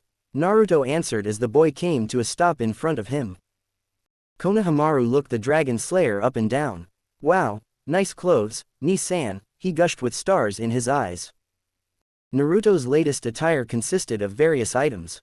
First there was the hitai on his forehead, keeping his long hair in place, and the scarf around his neck with what looked like a scale-like pattern that had a rainbow sheen coming off it as the sun hit. He wore an orange jacket with black lining and collar and only having one sleeve, and for pants he wore the standard issue black plain ninja trousers along with a pouch with matching ninja sandals. Each hand was covered by a ninja glove with a metal plate. It was an unusual fashion statement, but a cool one at that. Yeah, been saving these for once I become a ninja. Don't I look cool? Naruto pointed to himself before fingering the scarf. It was made with iris dragon scales, or at least the amount he could materialize when they first tried to get her out of the seal. But what mattered most was that it was a present from his Heim after they both got together and he was officially recognized as a dragon slayer. Naruto sighed. He was barely able to see his Heim after his little prank thanks to her being on Hyuga lockdown, and the only reason he managed to see her at all was thanks to the only other good Hyuga, her Ka-san. But finally, he would be able to sit and talk with her without her clan getting in the way, at least until the teams were decided, which he doubted they would be on the same one. Ni-san, Konohamaru questions as Naruto was in memory lane. Oh, right, looking at the boy, Naruto was reminded of how they met. The boy had been following his siblings around on one of their birthdays, but as they were too busy to bother with the smaller child, Naruto, being who he was, took the boy in instead. At first, Konohamaru didn't believe he was one of the Yondaime's children due to how unknown he was. The kid introduced himself as Sandaime grandson, acted all cocky until Naruto had enough and hit him, shutting the brat up and making him cry, stating the fact that he was the Sandaime grandson meant nothing. Naruto got into huge trouble for it, but afterwards Konohamaru did the opposite of what most kids would do, which would be to get scared and start avoiding him. The boy started following him around and listening to Naruto when he told him to behave. Before he knew it, Naruto had another Ototo to take care of and one who treated him better than his real one. I can't play with you now since we have our team orientation, but maybe later, Naruto said with a smile. Okay. Konohamaru followed Naruto all the way to the academy. There Naruto's breath almost hitched as he saw his beloved in a Hyuga guard, but he didn't care about him. Hinata-chan, Naruto calls, running to the girl, the Hyuga guard trying and failing to prevent Hinata from meeting him halfway to greet him with a hug. Naruto-kun. The two wrapped their arms around each other, relishing the fact they were together. When Naruto pulled away, he couldn't help but drool over Hinata's new outfit. Her hitai was hanging from her neck, which to him made her seem even sexier. The girl wore a lavender kimono with white hem and collar, at the sleeves of the kimono going all the way to her hands, covering them halfway, and a flame pattern was on each sleeve in a much lighter purple. The kimono clung to Hinata's figure, leaving nothing to the imagination. The way her white sash was tied at her waist made it clear the girl had an hourglass figure. His eyes wandering a little too much, Naruto caught sight of the sarashi, wrappings holding her breasts in place and hiding them from view as best they possibly could. This only made Naruto wonder how she would look without the kimono. Matching her kimono shirt was a skirt that ended just above knee height with the same color and flame pattern on the bottom of it. The outfit itself screamed modesty, as if Hinata was trying to hide her beauty, but in doing so only further showed off her cuteness, her own shyness only arousing Naruto further before the bothersome guard interrupted. Namikaze-san, please get away from Hinata-sama. She cannot be seen doing such acts with you in public, the guard told him. Naruto recognized him as Hinata's bodyguard and retainer. Rolling his eyes, the blonde dragon slayer reluctantly let go of his hime. It's Uzumaki. Didn't you see the sign last week? A cross could be seen on the Hyuga's head. While the sign was long gone, there wasn't a person in the village who didn't see that embarrassment. The Hyuga was about to repeat his words when Hinata injected. That's enough, you may leave. But, Hinata-sama, started to say before getting cut off by his charge. You were ordered to escort me to the academy. I can't have you sitting in as we get our teams, as that would affect my reputation. It was obvious he wanted to argue, but couldn't, as his lady was right. Her reputation would be affected if he stayed and would only show that there was credibility to Uzumaki-san's prank. Left Hinata and Naruto to enter the building. Hinata had her Byakugan active, and as soon as she thought it was safe, she and her beloved linked hands. Inside, Naruto looked around for an empty seat so he could sit with his hime. His poor ears were greeted with a shout of, Oni-san. The shout shook the room, as a girl with fiery red hair waving in the air stomped up to Naruto, her eyes almost as red as her hair. What are you thinking? Naruto rubbed at his ears, making sure the booming voice didn't make him go deaf, while also noticing her new ninja gear. His Imo-udo was sporting a red sleeveless ninja kimono with a white collar and hem guard with a matching ribbon was on her back. Underneath she wore a fishnet skirt that along with her kimono struggled to contain her ample bosom. At age 12 she already had quite a womanly figure that was amplified her own natural beauty and was tempered further by her ninja training. Her hips were slim with a perfect hourglass figure, her C-cup breasts second only to Hinata. She wore a mini skirt that left her legs free for movement and perfectly showed her toned calves and rosy soft skin. The rest of her legs were covered by fishnet tights diapering in blue ninja sandals. Her crimson hair was done into two pigtails, matching with her heart-shaped face could make almost any man think of her as the perfect girl. Akami continued, not caring as she pretended not to have heard. How could you have moved out without telling anyone first? After they graduated everything was like normal for the first 3 days until finally Kushina mentioned Naruto hadn't been home for 3 days. After looking into it, they found out that the oldest child had moved into an apartment of his own. Kushina found it shocking, but her husband calmed her down, saying that it's no surprise he wanted to be more independent at this age, especially now that he was a ninja.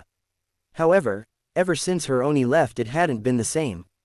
Ka-chan seemed to be tired, her Ododo was angry all the time, and her Two-san didn't seem to care. Naruto rolled his eyes, ticking Akami off. It's not like you care, and besides, Ka-san saw me before I left. It's not my fault that she never paid enough attention to see the backpack I was carrying, he spat back. They didn't care about him at all, and now that he suddenly left, they cared. Well, they were too late, 2 years too late. Just because she saw you leave doesn't mean she knows you're moving out. And what about Odoto or Two-san and me? You shouldn't have just up and left. The female Jinchuriki shouted, Naruto giving her glare as she did. Your pranks are going too far lately. If you want Two-san and Ka-chan's attention, then start being responsible instead of making trouble for your family all the time. Oh no, that was the wrong thing to say. Hinata's wide eyes looked to her beloved. He was shaking. Putting a hand on her love, he shoved it off, before sending his Imaudo a glare with slitted eyes. It's not like it ever made a difference. You and everyone else can fuck off. Akami backs away in surprise, never having heard her Oni swear, let alone so angry at her. I'm doing this for me and no one else, because my family obviously doesn't care enough to even bother. They only care about you and Menma as far as they are concerned. I'm an unwanted child. Killing intent waves off Naruto and tears well up in Akami's eyes. Before Naruto knew it, his cheek was stinging, his Imaudo having slapped him. You've changed, Oni. No, you're the ones who've changed. I'm just not letting you get away with it anymore. As his Imaudo stomped off, Naruto rubbed his hurting cheek, sadness welling up in his blue eyes. Feeling the hand of his beloved, he turned to see calming lavender eyes. Yes, he wasn't wrong, they were the ones to change first, they were the ones to abandon him. But she was right too, he did change, he was no longer taking their abuse, and soon Akami and the rest of their family would see who the real him was, that the so-called failure wasn't one. A tear fell. Even though they hurt him so much, even though they did nothing but hurt him over the years, it still hurt seeing her cry. It hurt knowing he made his Imaudo cry, someone he once swore to protect no matter how much it hurt, but she and his Ododo made it clear they didn't need Oni anymore. They didn't need him. Menma was glaring at his Oni as he entered the room alongside his fiancé. He watched the interaction with his Oni-san. The youngest Namikaze child was wearing a dark crimson jacket that matched his red hair, which was held back by a black banded Hitai-8. The jacket had a black collar with the zipper and lining the same color that broke up the crimson, with a pocket on each side, and on the back was his clan symbol in black. While unseen when his jacket was zipped up, Menma had a black shirt underneath with the Uzumaki crest in red on the back. His pants were the reverse color scheme of his jacket, with black being primary and red for the lining. He had his ninja pouch on his holster and his shuriken holder on his right leg just above his red ninja sandals. He finished his look with his own personal touch, fingerless opera-length black gloves wrapped in studded red leather straps.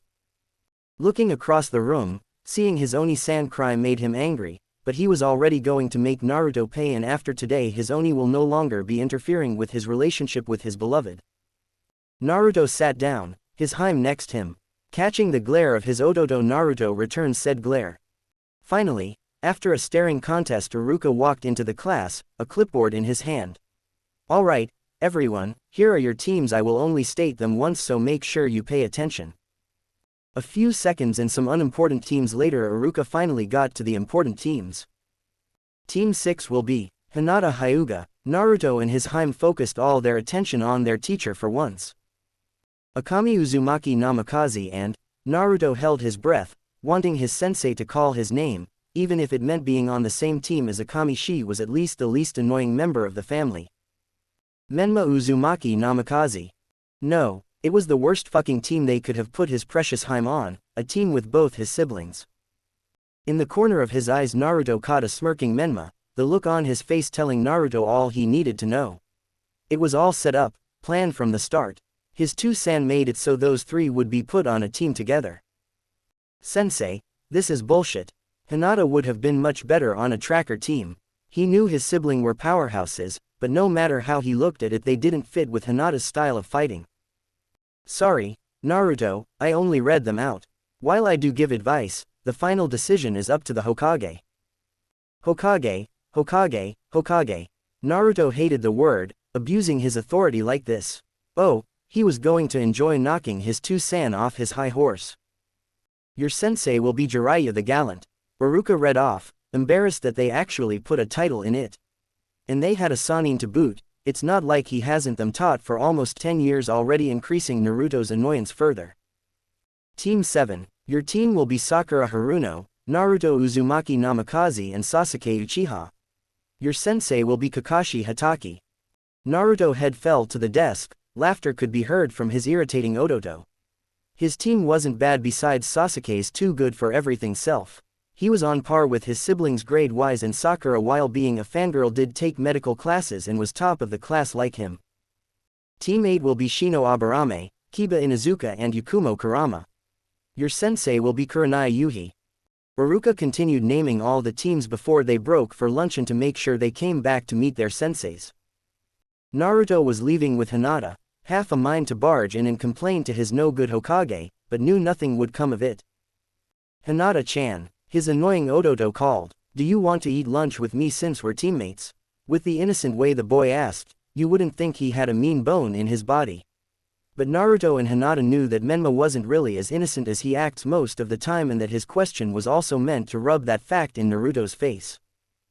Naruto was about to step in and tell him to go away, but Hinata waved him off, silently telling him to let her handle this. Sorry, Namikaze-san, but I have other plans. Hinata smiled politely, just the way the Hyuga taught her to turn down an offer they didn't want. Oh, if only her Otu-sama saw that she was using it to turn down his favorite prospect for her future husband. Turning to rejoin her beloved, she was stopped as the Jinchuriki grabbed her hand. Wait, Hinata-chan, why not? Why are you calling me that way and not Menma like you used to? We are close enough for that. At first, he thought it was just being polite in public since they became engaged, but even when they were alone, she persisted on only using his clan name. But there was more to it. Menma had enough. Hinata was his, so it's only right she treated him as such.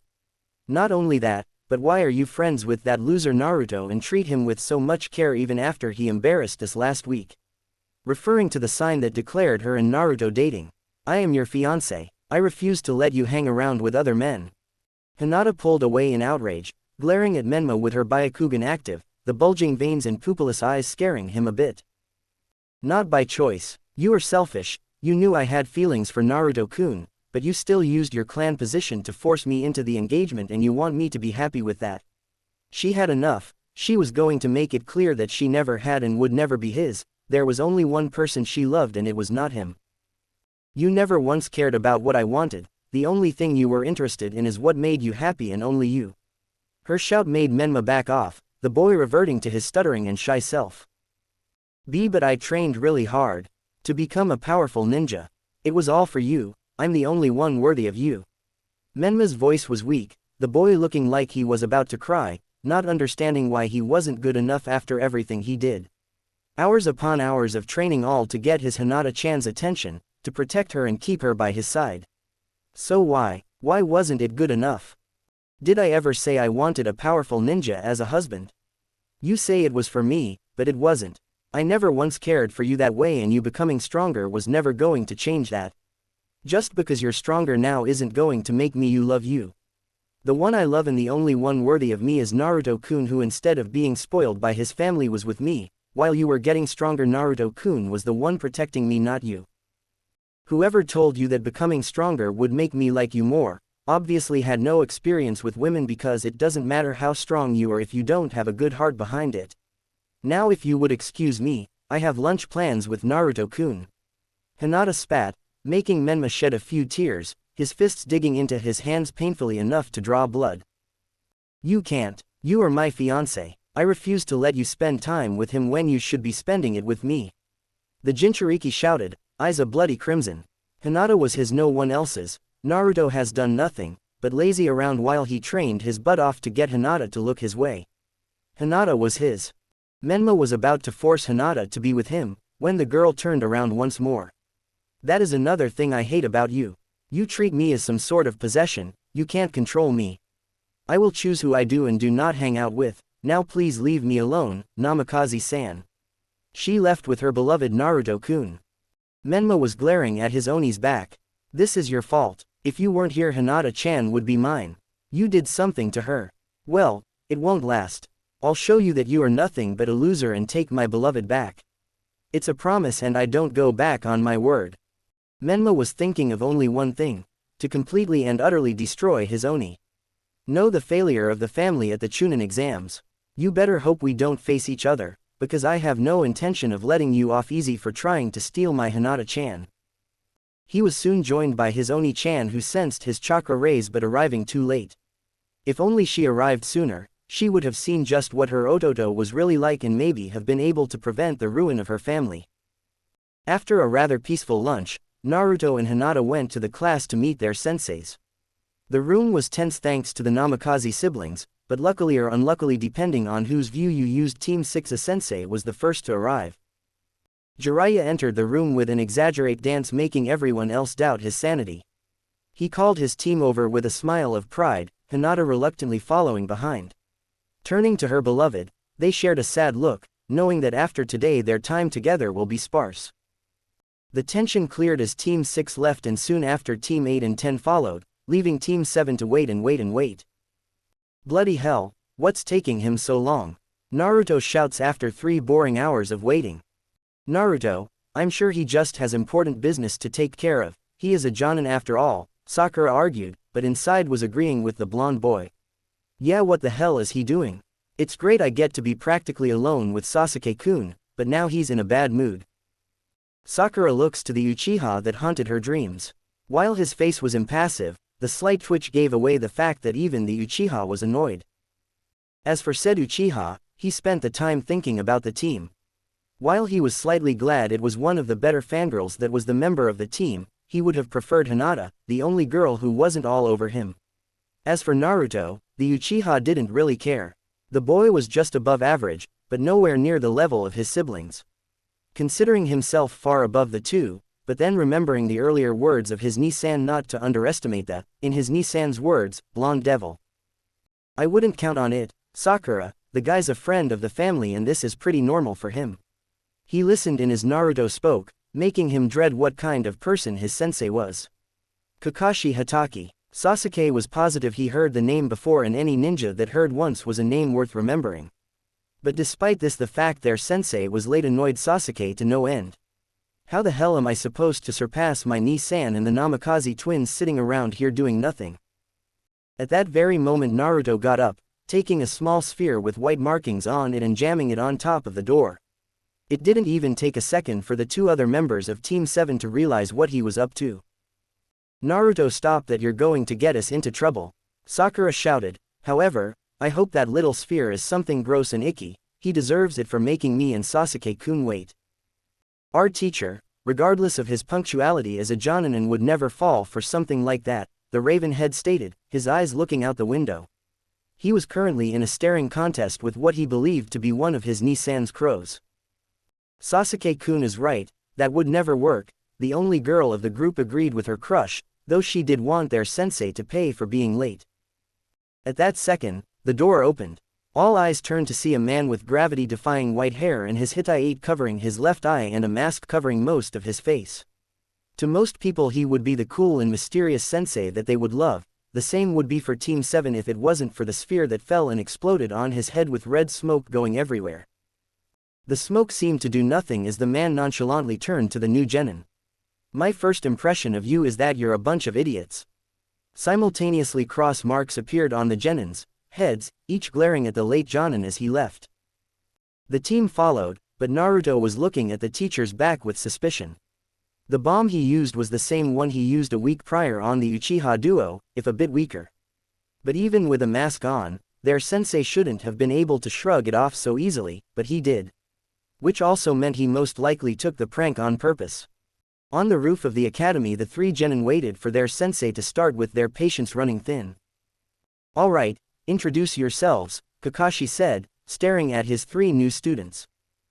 Introduce ourselves, Sakura repeated with a look of confusion. Yeah, name, what you like, what you hate, hobbies and dreams for the future, that kind of stuff. Maybe you should go first, sensei, so we can see how it's done. Clearly seeing an eye roll from the man made the girl want to sock him one. Alright, I'm Kakashi Hatake. As for my likes and dislikes, I don't have any in particular. As for hobbies, well, I have lots and I don't feel like telling you my dreams for the future. The Jonin's voice was indifferent as he told the genin, all of them sweating as the only useful thing they got was his name. But then another voice spoke up coming from right beside the two genin. Kakashi of the Sharingan, student of the Yondaime Hokage and last surviving member of his team. Likes to read perverted smut in public and his hobby is making up ridiculous excuses for being late. Naruto smirked as the Jonin was glaring at him for ruining his mysterious image. Oh, why did have to get paired up with the troublemaker of all of people? Flashback. Kakashi was standing in between two other Jonin while waiting to get his team assignments. It was probably the first time since his last S-rank mission that Kakashi finally arrived early. Under his mask, Kakashi had a smile that no one else could see. He knew which team he was going to get. His sensei promised him ages ago, and it was only right as the village's best Jonin he got the best genin team. But when he heard the formation for Team 6 included not his own but another name, Kakashi was utterly shocked. Sensei, I thought I was supposed to get Akami and Menma. I have the ninjutsu experience to teach them many jutsu and the Sharingan to calm them down if needed. Kakashi was referring to the unlikely event of a Kyuubi incident happening. He waited and waited for his chance to train the twins, so busy with missions and Anbu he barely ever got to spend time with them, let alone train with them. And when he did get to train them, Minato or the Sannin were always taking the lead and he was nothing more than an assistant. Kakashi, I know that, but we obtained information that the twins will be targeted, and while I don't doubt your skills, I'm not taking any chances with my daughter and son. Jiraiya can deal with the Kyuubi and any attacker. But don't worry, Kakashi, I'm trusting you with Naruto. He needs all the help he can get. Minato smiled with confidence, his words that of a father concerned with his children. The fact Kakashi never passed the team and had zero teaching experience didn't have anything to do with assigning his wayward son to Team 7. Nodding at his sensei, father figure, Kakashi accepted the reasoning, but he was far from happy. Menma and Akami were diamonds, and if it weren't for the changes made a few years earlier they would already be out of the academy and probably would have been Chunin or a higher rank by now. Naruto, on the other hand, was the class troublemaker and the black sheep of the family, not having an ounce of his siblings' talents. As an elite Jonin, it was no surprise his sensei wanted to entrust the most troubling child to him, but it didn't change the fact that Naruto would never become anything to brag about nor at the level of his siblings. Sighing depressingly, Kakashi muttered an, "Alright," before zoning out as Team 8 and 10 got their assignments. End of flashback. If only he had Akami or Menma instead of Naruto. They would at least go along with his introduction. Sakura and Sasuke, on the other hand, were staring at the boy in shock that he actually knew enough to introduce their Jonin sensei. Sasuke was even more so because as soon as heard the moniker he put two and two together. Kakashi of the Sharingan, the only person to bear the Sharingan without being an Uchiha. Many clansmen were enraged by the fact, but his father left the issue be due to the circumstances of how Kakashi obtained the eye. Also, his Nisan once said that Kakashi's use of the Sharingan was exceptional even among the majority of the clan. Sasuke's attitude did a 180. He could forgive his sensei's eccentrics now. It wasn't often that you got a Jonin sensei who could teach you your own Kekkei Genkei. After all, clansmen were usually never put on a genin team together. Alright then, Blondie, since you were willing to introduce me, you can go next, their sensei stated with an eye smile. Sure, I'm Naruto Uzumaki. I like ramen and Hinata-chan. I hate people who show favoritism or are arrogant, and my hobbies include gardening, while my dream for the future is to marry Hinata-chan. Through his speech Naruto's face went from smiling, to enraged, to a dreamy grin. Kakashi was eyeing the boy warily, well aware that Menma was engaged to Hinata and that the boy's dream would never come true. Alright, Pinky, you're next. Kakashi pointed at the girl. I'm Sakura Haruno. I mean the person I like. And my dream for the future is, she never got to finish, squealing at almost every moment she was going to say something important. But the gaze she gave her rave-haired teammate was enough for you to guess what she was going to say. Right, next, the brooding kid, their sensei said, getting a laugh from Naruto and glare from said brooding kid. Sasuke Uchiha, my likes are learning new jutsu, my hates are fangirls and people that don't take training seriously. He sent a glare at the only girl of the team, making her frown. My hobbies are training and mastering new jutsu, and my dream, no, my ambition, is to surpass my niece-san and join the military police force. Finished with introductions, Kakashi gazed at the three newly minted genin. Well, first impressions, none of you are ready to be ninja. The smile on his face never left, as if what he just stated was good news and didn't mean a thing to him. The genin glared at him in response. And what gives you the right to say that? You haven't even seen what we can do, Naruto shot back. Believe me, I've seen plenty already, and while you pass the academy exam, the final decision of whether or not you become ninja or not is up to me, and I am free to send a team that's not ready packing, Kakashi said, his irritating eye smile never leaving, only infuriating the genin further. Tomorrow we will have a training exercise. If you pass, I will allow you to continue. If you fail, well, then better luck next year. Each genin had a different reaction. Sakura's eyes were wide, Naruto was glaring, ready to take the challenge, and Sasuke, well, he was Sasuke. Right, meet up at 6 a.m. sharp at training ground 3 with your ninja gear. Getting up from his seat, he gave one last look and warning before leaving, also skip breakfast otherwise you'll puke. With that, he vanished, leaving the three to go their separate ways, each one determined to not go back to the academy. Team 6. Jiraiya, being Jiraiya, skipped the regular protocols and just went right on to what he wanted to do. Right, usually you would be tested on whether you were ready to be ninja or not, but since I already know what Menma and Akami are capable of, let's skip that and go right to some training. Hinata could only give a look at the irresponsibility. Was this really how a Sannin acted? Even if he knew what her teammates could do, there was no way to know what she was capable of. Yet their sensei didn't seem to care, as if the only thing that mattered were her teammates and that her own prowess meant nothing. As they arrived at training ground 3, Jiraiya turned to the group. Akami and Hinata, you two will spar first, no jutsu and only taijutsu. The two girls nodded, walking to face each other and giving the usual shinobi sparring etiquettes. Hinata got into her stance, one hand in front, the other at her waist, both palms open, legs spread apart and each foot facing planted in front of the other to the side. Checking her opponent's stance, she saw that they were both ready. Begin. At Jiraiya's signal, Akami was within Hinata's space already throwing a straight. Hinata showed no reaction, as if she couldn't even keep up with Akami's speed. But at the last second Hinata swayed her head to left, the punch missing by a narrow margin. Throwing an open palm with her right, Akami jumped back before she could even throw it. Akami was by far the fastest in their class, but compared to having to react to Naruto's unpredictable style, it was still easy for her to avoid. Sadly, it seemed countering would be ineffective, as Akami's reaction was above her own with her Byakugan. Eyeing her warily, Akami pivoted on her foot and dashed in, going for another exchange. What she did not expect was to meet Hinata at almost over half the distance she needed to clear to reach her. Shit, she took a palm strike from her opponent, but was still able to block with her now slightly numb arm. Hinata kept the exchange going, not giving her a chance to gain distance and balance. Trying to gain the advantage, Akami threw several punches, but none got through Hinata's defenses, her hands pushing them away and releasing chakra at the points of contact, making her arms get heavier as they were attacked on the inside. Hinata kept her barrage up, but with every attack thrown, every strike blocked, she could see Akami's attacks were getting sharper and faster, picking up the advantage as her focus increased. Sadly, this was exactly what Hinata wanted.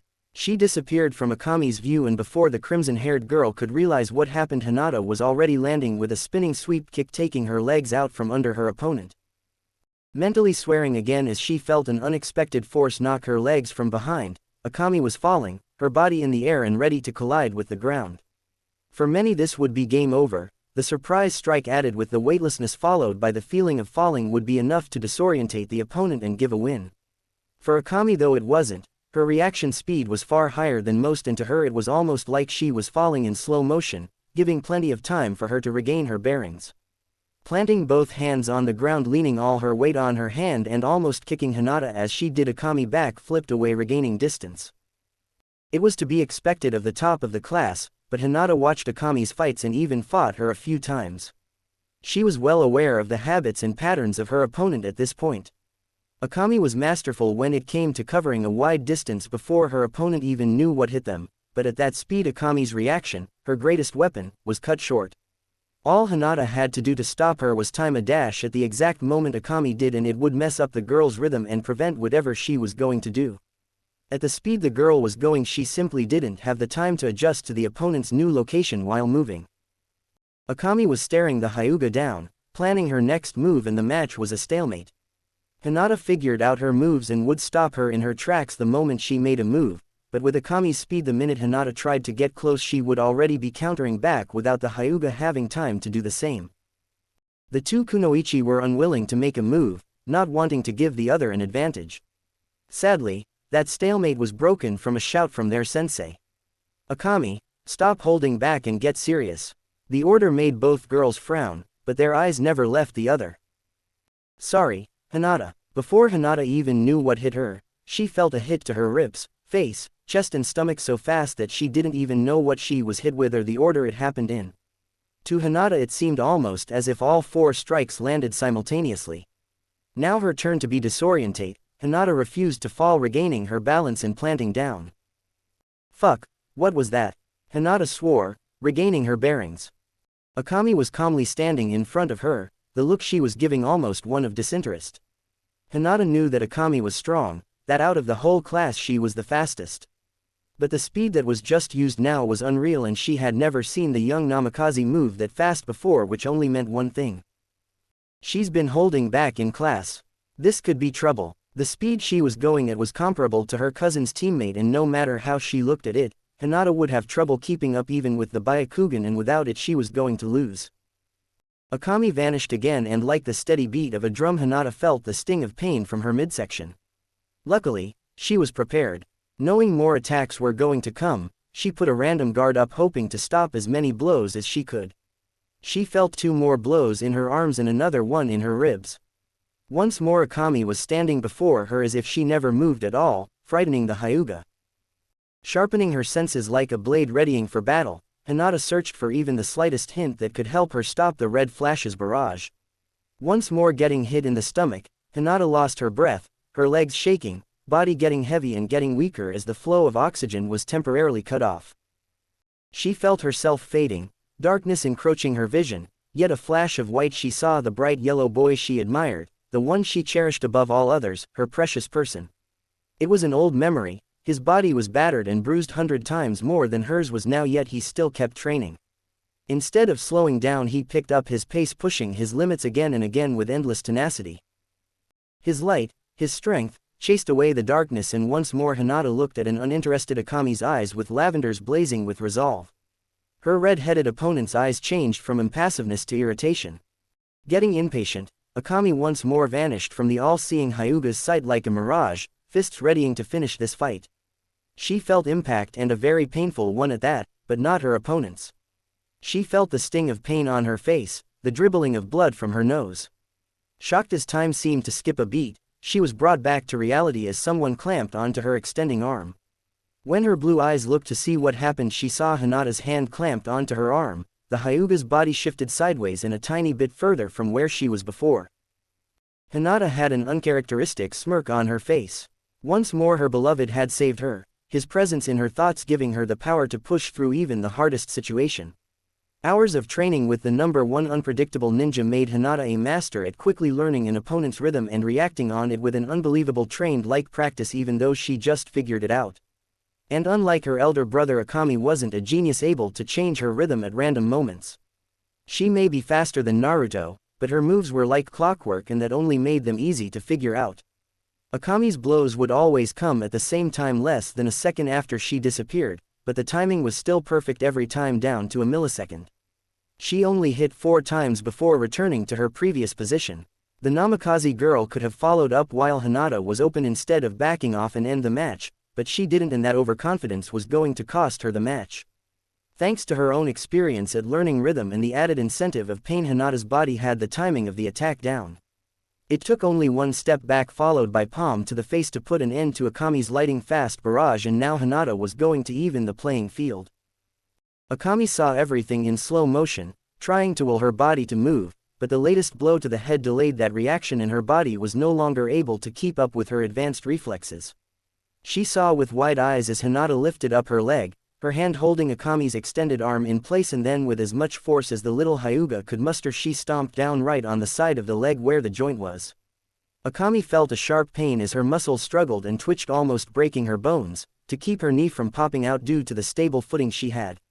Luckily no long-lasting damage was done. Her bones survived the onslaught caused by the combined force of her opponent's stomp and her muscles' reaction to try and keep the stomped knee in place and aligned with the rest of her leg a success. Unluckily, her leg muscles would be torn and it would take some rest and half a day to heal, her speed cut in half and only getting worse the more she tried to go at full throttle. Looking at Hinata, who did what almost no one else has ever done, she saw the girl was wearing a proud smirk. Hinata's medical knowledge telling her that leg was more or less out of commission. Akami was shocked. With one move Hinata turned the match around. Hinata had learned from both her love, Naruto, and Sensei Iris, that if the enemy outmatches you, take advantage of whatever you can and take away their strength. It was a strategy she used many times on Naruto, meticulously attacking him in ways that would wear down his power and speed to a level she could keep up with, and the same thing was going to work on his Imouto. Take away the legs and you take away her kicks and speed. Jiraiya let the match continue for a few minutes before stopping it as neither girl made any progress on a victory. The Toad Sage honestly found Akami's performance disappointing. He trained the girl since she was 3 and knew her skills and talent like the back of his hand. When it came to pure talent, Akami was the best out of the triplets. Sure, when it came to throwing around powerhouse ninjutsu, Menma was unbeatable in both power and scale, but with Akami it was different. She could throw heavy jutsu around just like Menma, but simply chose not to. Only one word could describe the red-headed Uzumaki girl: skillful. She was just like a little Minato, maybe even better than her two-san when he was that age.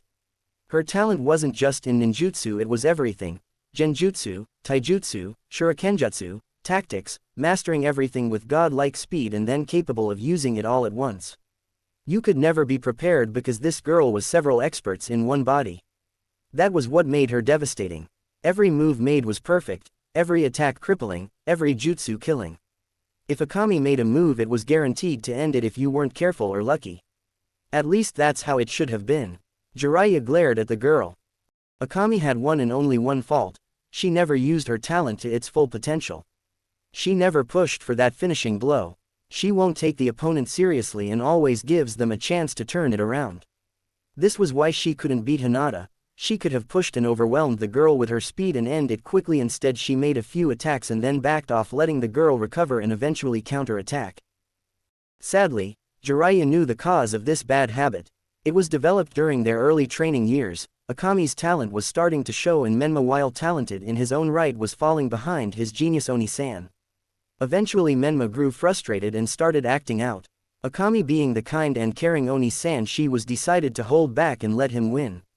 This was where Jiraiya made the mistake. At first it was good. Menma was growing more confident and showing progress, so he let it be, but before they knew it, Akami was going easy not just on Menma, but everyone, and all the time at that. Akami got into the habit of holding back and did it so much that it happened all the time regardless of her will. Jiraiya turned his gaze to Hinata, looking her outfit with a quick once-over with approval, before going professional. She was good and at a level way above academy standards, though not quite Menma and Akami's level. The way she held on and eventually crippled Akami's legs was a wise and masterful move. The Hyuga's style was different from the rest of her clan, and the girl herself was feisty. She was also quite the looker. With looks and strength she was the perfect woman for Menma and would be a great asset for the team. Jiraiya gave a perverted smile, focusing on the more revealing parts of Hinata's clothing. Damn, Menma, you're one lucky dog. The girl's everything and is going to be one hell of woman when she grows up. Akami, covered in dirt, approached Hinata for the match. Though it was a tie, Hinata held out better than she thought, and Akami wished she took her more seriously. There weren't many girls who could match her in a fight. Hinata, good job, that was great spar. The Hyuga gave the girl a look of disinterest. Was it? You didn't seem to take me seriously, Hinata accused, her voice laced with anger. She got enough of being put down, but even her own teammate, childhood friend, wouldn't fight her at her best. Ah, Akami's confidence vanished as the girl felt like crawling under a rock. Yeah, right, sorry about that, just never thought. Thought what? That I couldn't give you a hard time. That I was too weak to be a threat to you. If there was one thing, she couldn't take it was people treading over her hard work. The fact that person was Akami only made her anger double. What? No, I didn't mean it like that, it's just in the academy there was no one that could push me to be serious, the girl defended, hoping to placate the Hyuga girl. Sadly, it had the opposite effect. You and I both know that isn't true. While we did not spar at the academy and while cross-gender spars don't happen often, you fought Sasuke and Menma plenty of time, and there was also Naruto-kun. Tay-tay, Akami laughed. Sorry, I get where you are coming from with Sasuke and my Ototo. Naruto though he could never keep up with me even when I hold back, let alone make me get serious. Hinata eyes showed the pulsing veins of her Byakugan, anger filling the void of her once calm and lovely lavenders. Really? 'Cause I distinctly remember you only fighting Naruto-kun once and you lost and was crying your eyes out afterwards. Hinata got angrier when the red-headed girl only gave a confused look. At the academy entrance ceremony, you lost to Naruto-kun and was crying while Naruto got into trouble, Hinata explained herself, having never forgot the day Naruto was shunned in front of most of the village and how he was told off for hurting his spoiled Imouto even though he was hurt far worse. Oh, that come on, you can't count that. Naruto was going way too serious in a spar and even broke my nose while I held back. Akami snaps back, getting sick of her friend's attitude. Hinata's was clenching her fist as if readying to sock Akami, but only harsh words were spoken. Were you really holding back? Because I clearly remember that how you fought and how Naruto-kun was after the fight. You were far from holding back. All Naruto-kun did was respond to your excessive force. Only difference was that Naruto-kun didn't cry about it like you did. The shout resonated with the memory of her bruised beloved, how he barely had even the strength to walk afterwards and how his own Imouto hit him so hard that he peed blood afterwards. Akami glared at the Hyuga and only said a few words, "You changed, Hinata." Hinata could only agree before responding with her own words, "You're right, I have changed, but only after you did. You and Menma were the first to change. What we are now is only because you left us no choice." The girls' conversation ended there. Akami was confused about what Hinata meant when she said they changed and why did she use "we" and not use "me." The girls of Team 6 were off to a rocky start. Akami was missing a big clue to what was happening around her and what she could have prevented. If only she paid attention to her own actions.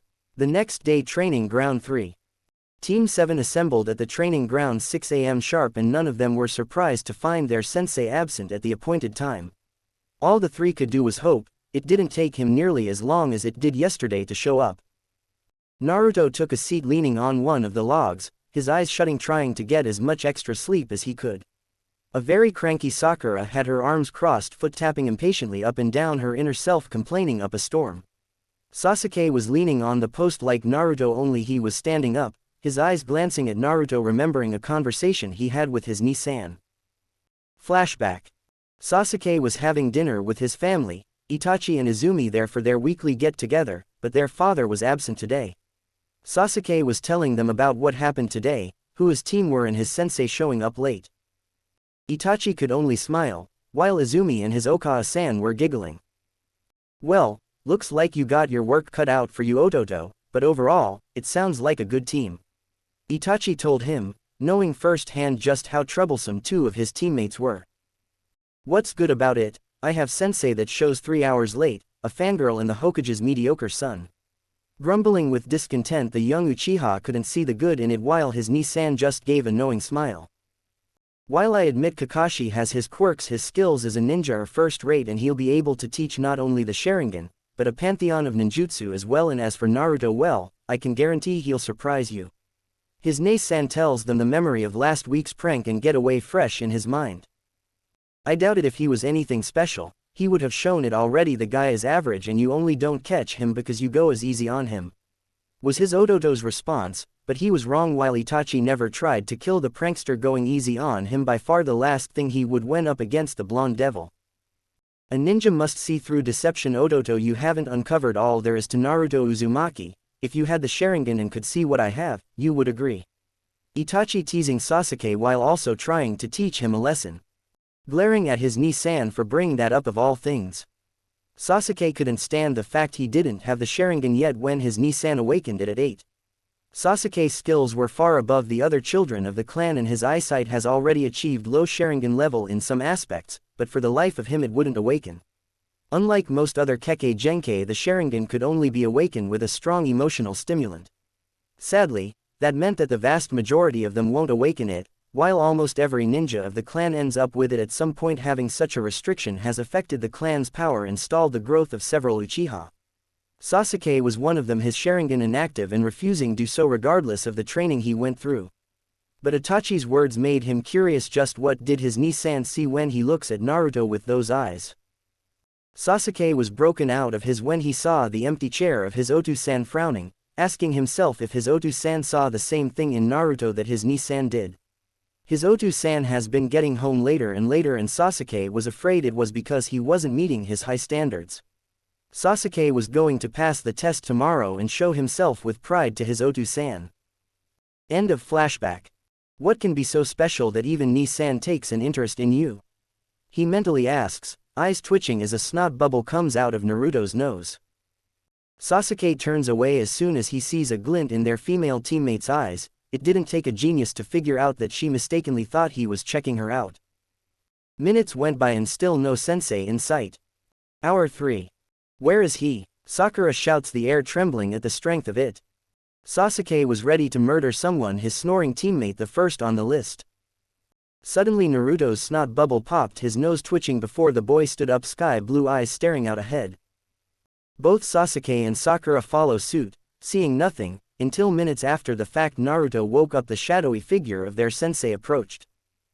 You're late, the three shout, Kakashi giving his famous eye, smile and even more famous excuse. Ah, sorry about that, you see a black cat crossed my path so. His students tuned him out, wondering just what they got themselves into. The glares of his three students didn't seem to faze him, the Jonin sensei continuing to explain what their little exercise will be. Alright, your test shall be these. With a jingle showing them two bells in his hands. Bells? Sakura questions, her teammates eyeing the man knowing there was more. Yes, your test will be to get a bell from me. Giving them a smile, Sakura asks further, but the gears in Naruto's and Sasuke already had a fair guess. But there are three of us and only two bells. Sakura didn't understand how the team was supposed to pass if, like lightning, it struck. Seeing the look of revelation, Kakashi finishes her thoughts. Yes, only two of you will pass, while the other one will be sent back to the academy as well as watch the rest of us eat lunch while they are tied to the post. Each had their own reactions, but the common trait Sakura and Sasuke shared was this thought.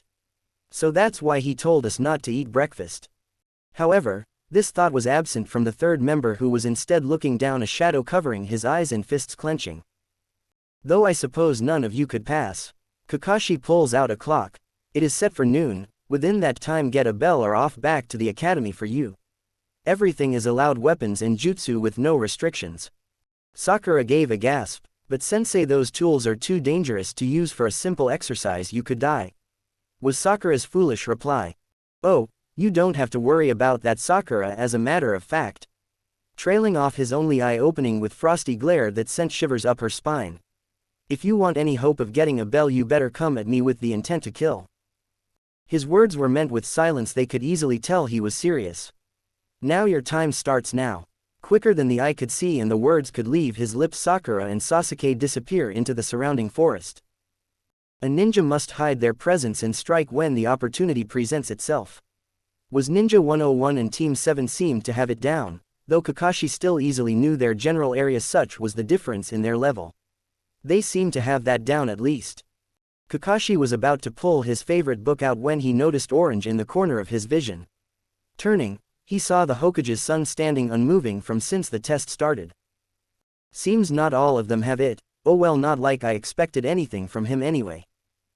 In their hiding places, Sakura and Sasuke could see the clearing Naruto and Kakashi now stood. Both were thinking the same thing. Naruto, you idiot. Neither of them had any love for the blonde and weren't going to lift a finger to help him. Is this what Itachi meant? Naruto was more foolish than I believed he could be. Was Sasuke's thought as his eyes focused on searching for an opening. You know, Naruto, you would have been better off hiding like the others. Don't assume just because of my history with your father that I am going to go easy on you.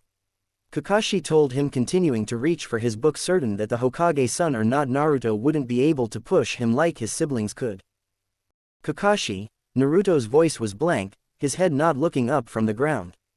Did the Hokage put you up to this test? His voice devoid of emotion, as if asking the weather or some other regular subject.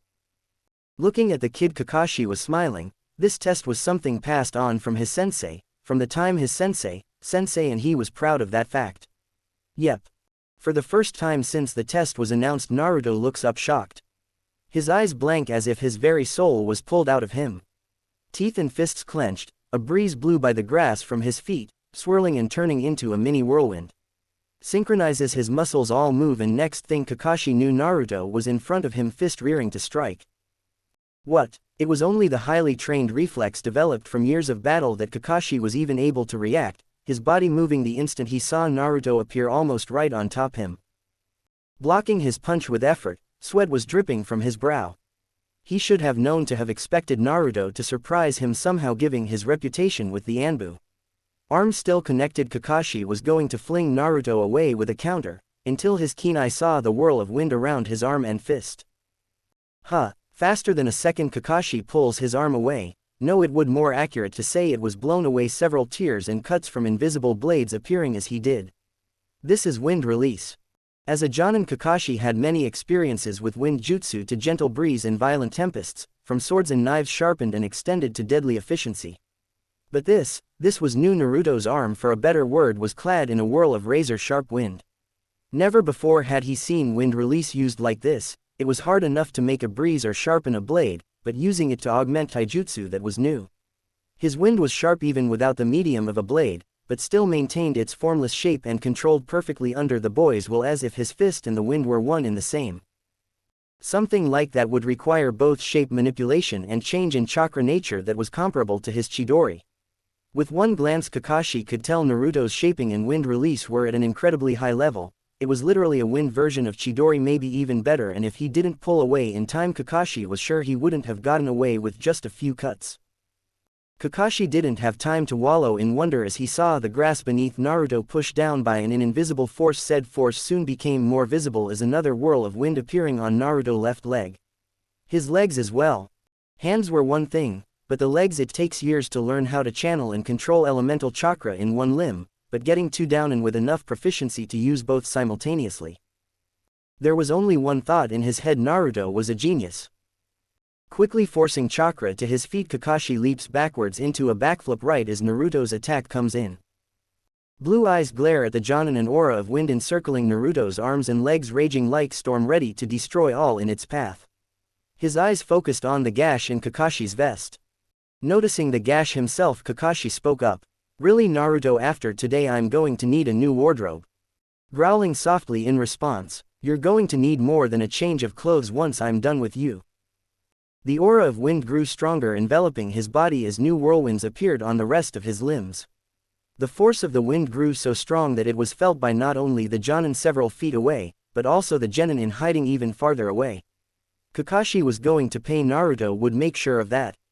Sasuke and Sakura in their separate hiding places shared the same thought. Is that really Naruto? Sasuke couldn't believe his eyes as the class clown was clad in wind and within seconds was able to score hits on their sensei. Was this what Ni-san meant? This was what Naruto was hiding. This was unlike any jutsu he had ever heard of, and a dangerous one at that, by the state of Kakashi's clothes. Sasuke's eyes focus on the fight as Naruto got ready to relaunch his attack. Damn it! He dodged both the Sky Dragon's spiraling fist and Sky Dragon's claw. Naruto was pissed. Not only did the Hokage abandon him, but he was trying to prevent him from becoming a ninja entirely. For a second Naruto saw his family smiling, but that vision was shattered. If he had any doubts, they were gone now. They were beyond redemption, and he wasn't going to let the Hokage get away with what he's done. He was going to use every ounce of strength he had and show not just his sensei, but that worthless two-san of his why they should fear dragon slayers. The whirlwinds on his legs increased in speed, and with a leap they acted as springs, launching Naruto at Kakashi at unbelievable speed. However, Kakashi was ready this time. With ease he sidesteps out of Naruto's line of fire and goes for the counter with his left fist. There was no way to dodge it midair as the fist got closer and closer. However, The speeding bullet that was Naruto stopped it was only for a split second, but Kakashi's trained eye caught it all as Naruto that was facing head-on twist and turns to face him, completely clearing Kakashi's fist. Yet that wasn't the only thing. Naruto's previously avoided attack was now on course for Kakashi's midsection, but instead of fist his hand was wide open and fingers bent like a claw. Sky Dragon's crushing fang, the upward slash slicing into Kakashi's midsection, a transparent trail of aqua and whitish wind behind it. Kakashi was sent back several more feet seemingly unharmed. That was until slash going right to the skin appeared in his vest from the stomach to his lower chest. His lone eye twitching, this was really annoying. Not only do his attacks have extra range and cutting power behind them, but he can also do the impossible and change course midair as naturally as breathing. For a second Kakashi's hand twitches. Should I use it? If he used the Sharingan he would easily be able to read and avoid Naruto's unusual attacks. No, I can't. Talented or not, Naruto's still just a kid and that would be going overboard. Plus, if word got out that Genin forced him to get serious, Kakashi would be made a laughing stock of the village and his new students wouldn't respect him. Once more Naruto charges, throwing punches, slashes and kicks with Kakashi dodging by a hair's breadth, but not without little tears. At first it seemed Naruto's was whining and slowing, gaining advantage as his sensei stayed on the defense, but that soon disappeared. Kakashi started parrying the attacks from the upper parts of the limbs where the wind didn't reach. A fist aimed for the face, he struck it away with his hand, landing right on the edge of where the whirlwind started on Naruto's arm. As Naruto switches to a kick, Kakashi's own leg appeared on the thigh, stopping it in its tracks. This repeated, Kakashi no longer gaining any more gash, dodging and parrying each move perfectly. Catching on the minute Kakashi went to parry his next Sky Dragon's spiraling fist, Naruto focuses the whirlwind around his fist, getting smaller as it moved up his arms, forcing Kakashi to send him flying with a kick to the stomach. Yet Naruto held strong the wind around him, stopping him from going any further than 2 meters away. His arms came up above his head, bringing them down with a shout. Sky Dragon's wing attack. A large whirlwind struck out right at Kakashi, the Jonin able to dodge and blasted into a tree behind him with enough force to shatter the bark. Dust clearing Naruto's eyes followed the trail of flattened grass right to ground zero, but what met his eyes wasn't an injured Kakashi. Instead, in the Jonin's place was a shattered and destroyed log embedded into the tree. What? Where is he? Naruto fractally started searching left to right, his ears twitching, followed by his nose. Faint rumbling was heard, getting louder and louder. Raising his right fist into the air, the whirlwind around grew in size, the spinning of it getting faster and faster. Earth release. Double suicide decapitation technique. 2 hands appear right under Naruto, grabbing his feet and pulling him down. At that exact moment Naruto brings down his fist, the whirlwind around it build up to a sphere the size of Naruto. Sky Dragon's spiraling fist. As Naruto began to disappear into the ground, the whirlwind crashes with a mighty boom that rocks the training ground. Dust, smoke and shattered rocks explode everywhere, the ground giving way to Naruto's typhoon. Sasuke and Sakura saw the explosion and soon after they felt the aftershock as the training ground shook, accompanied by the boom and roar of the class clown's attack. The dust and debris exploded out like a normal explosion, but soon after it changed. Instead of outwards it returned, getting closer to the source. It was a phenomenon that denied the law of physics, but what came next told them just what was happening. The dust gathered up, moving into one direction, the debris slowly doing the same. It kept moving clockwise and raising, and it was then that the explosion came into its true form. Their having appeared out of nowhere on a clear sunny day was one of nature's most fearsome forces. A tornado, while small to call it that, there was no better description they could give. The dust rotated with amazing force, pulling more air towards it that the 2 spectators feared they would get sucked up in it. The heavy debris was pulled around like paper, and drilling sound accompanied it as Mother Nature's earth and sky fought for dominance.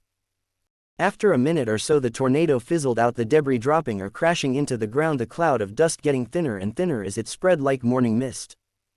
Peering through the dust, Sasuke and Sakura saw a lone shadow. Soon a gentle breeze blew away the dust, the shadow's identity revealed. There, standing in the crater of shattered earth, at least 10 meters in diameter with cracks that went deep in the earth around it, was a boy in dark orange jacket, hardly a scratch on him. As leftover debris came crashing back down to earth, not a single one was close to him, as if some higher power was telling the lifeless rock that this area was off limits. They couldn't believe their eyes. The once clear and grassy clearing was now a wreck of pulled up earth, not a speck of green remained meters from ground zero. As more dust cleared, the two genin saw their teammate was out of breath and was staring in front of him at their sensei. Is this really Naruto? Sakura was in wonder. Their Jonin sensei's clothes were in rags while Naruto still looked as good as new.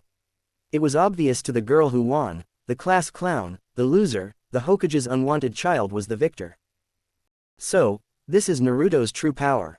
Sasuke's reaction was completely different. His body shook, but not in fear. No, it was shaking in a feeling he knew all too well, one that he felt many times towards the boy's siblings, but never this strongly. Anticipation, the desire to fight a strong and worthy opponent, his Uchiha blood was screaming at him that Naruto was someone that would push him to his limit. However, Sasuke wasn't blinded by the overwhelming power the boy showed, while Kakashi more or less looks worse for wear. There was one difference between the two, one which told the young Uchiha the battle was far from over after that big attack. Naruto was out breath while Kakashi besides from his clothes was in perfect condition, his breathing totally normal, energy to spare as opposed to the weakened Naruto. Despite his attitude, Kakashi was every bit as worthy to the title Jonin, and even without having seen it in use Sasuke couldn't help but approve to Kakashi having his clan's dojutsu. If anyone was worthy other than an Uchiha, it was him. The whole fight it seemed Naruto was pushing him, but it was the opposite. Every attack dodged at a hair's length, no direct hits, no lasting damage. From keeping up with Naruto's moves, to parrying something that seemed impossible. Kakashi's skills were beyond image, that even the raw power and force of nature that was Naruto was powerless against this refined diamond of skill. Looking back to the battle, both participants weren't moving, they continued like this for several when the young Uchiha sees what he's been waiting for. There. Crossing his arms, shuriken appearing in between each finger, his black eyes focusing solely on their sensei. It was slight, almost instinctual, but Sasuke saw it, the slight slouch in Kakashi's stance, the way his eyes and other senses were focusing solely on Naruto. This was the opening he's been waiting for. Taking aim, Sasuke let loose his deadly weapons flying through the air to take their intended target's life. Naruto was glaring at his sensei, who was unharmed by his previous attack. He hated to admit it, but Kakashi was way stronger than he lets on. The way he reacts to all his attacks just in time to avoid fatal damage was superhuman, and the fact he avoided that widespread attack despite the fact it was thrown right when Kakashi grabbed his legs was even more unbelievable. Not letting his guard down, Naruto was preparing his next move, his body ready to move at moment's notice when he comes up with a plan or when Kakashi makes his move. Now Naruto, it's like you're seriously trying to kill me here. Kakashi playfully spoke, irritating Naruto. Wasn't it you who told us to come at you with the intention to kill? Naruto plays along, buying time to not only recover, but also to come up with a plan. I could switch now, but the loss of range and speed with his reflexes would put me at a disadvantage. My only hope is to take him by surprise again. A plan mind. Naruto watches for his own opening. Touché. I did say to have a chance you would need to kill me, but it hurts my heart that you could seriously try. Aren't we like family, Naruto-kun? Kakashi mockingly puts his hand over his heart as if he'd been stabbed there. Showing a visible reaction to his words, Kakashi smiles under his mask as Naruto's face twists in rage and the boy crouches but remains in control. However, what he didn't know was that he was walking a very fine line, as it wasn't the action and mocking that enraged Naruto, but the use of that one taboo word, family. That's rich considering this fucked up test you the Hokage set up. It's almost as if you want me to fail. Spitting out each word, Kakashi frowning in response. You're just too cruel, Naruto, as if me or your father want you to fail. I'm just testing whether you are fit to be ninja or not, and that depends on you. Growling softly in response, Naruto holds his hands in front like a wild animal. Do you really think you can get the bells on your own? Because if so, you aren't ready yet. A ninja must look underneath the underneath. Keep it up, and at his rate you'll have to go back to the academy. That was it. Naruto charging ahead, his speed was much slower than before, but Kakashi thought nothing of it. Closer and closer he got, and when Naruto covered half the distance, that was when it happened. Kakashi was struck down by several projectiles, some in his head, one his neck and the rest in his arms or back. It was as if they perfectly hit every vital place they could get to. Naruto's eyes widen in surprise. His fist, which started glowing red, stops no sooner than it had come. As the shuriken pieced into Kakashi's body, all Sasuke could do was smirk. His Nisan drilled it into his head again and again that even the strongest ninja would lose if taken by surprise. At this moment in time Sasuke was enlightened. he beat someone who even his Nissan respect. It was only seconds after the fact that he realizes his arrogance got the better of him. The kakashi that was struck by his shuriken went poof, a cloud of smoke in its place, and when it disappeared a log was in his sensei's place. Eyes wide in shock, Sasuke jolted from his current position, fleeing into the forest for a new hiding place, all while scolding himself.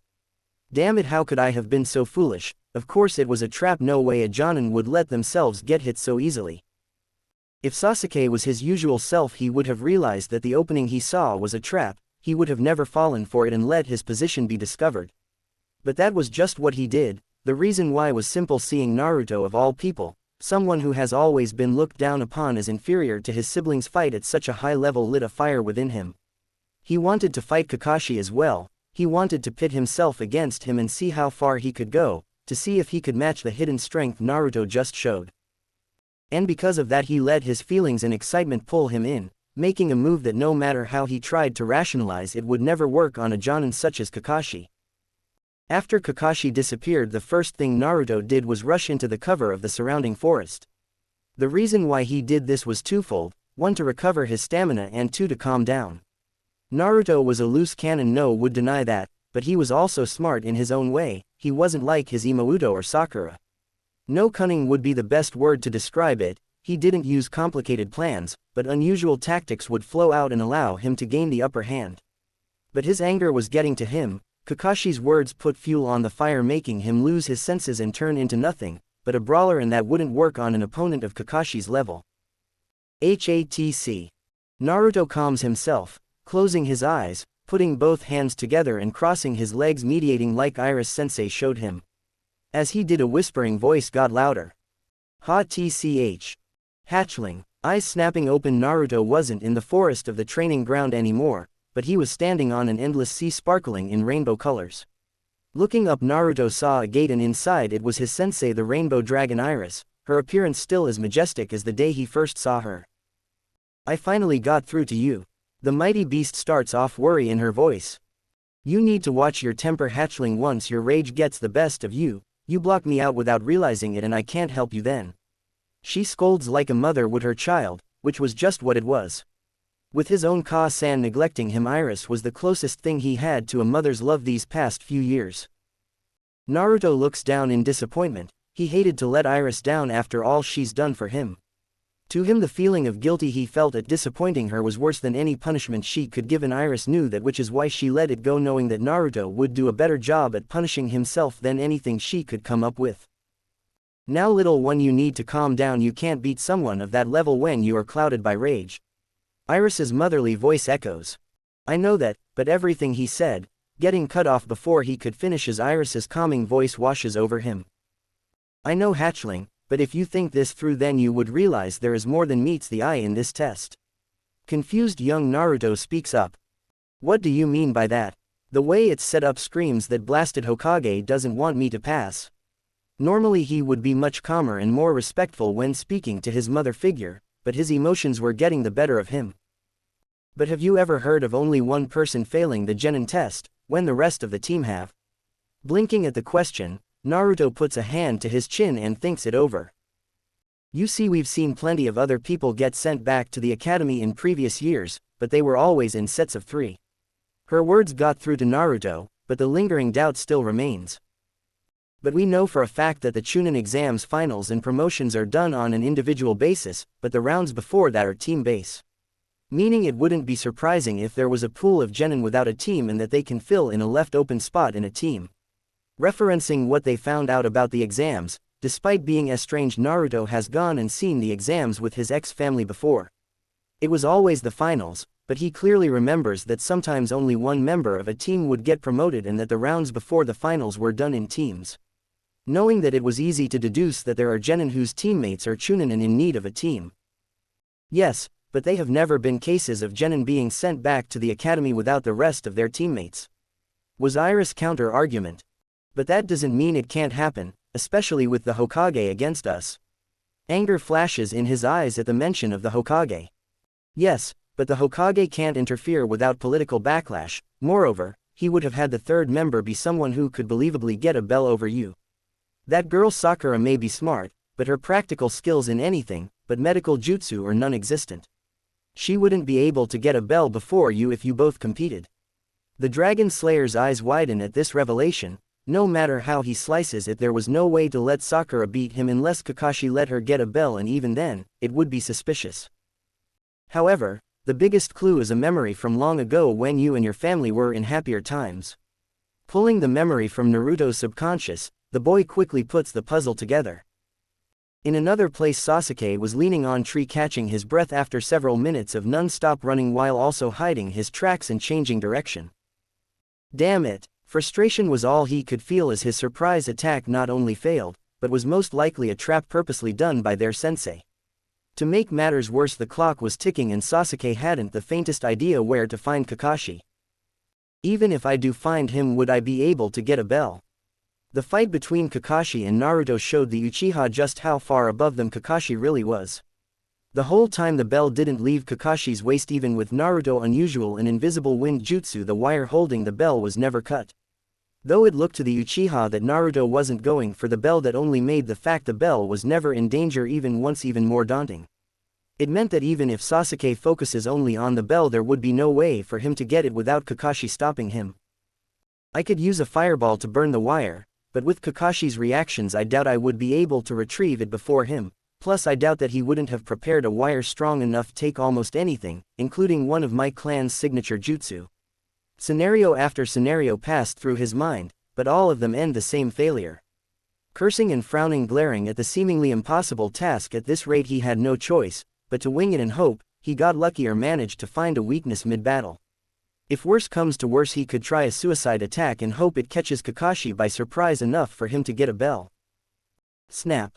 Who's there? Shouting in frustration as well as surprise, so busy coming up with a plan that he lost sight of his surroundings and failed to notice the appearance of someone once so close.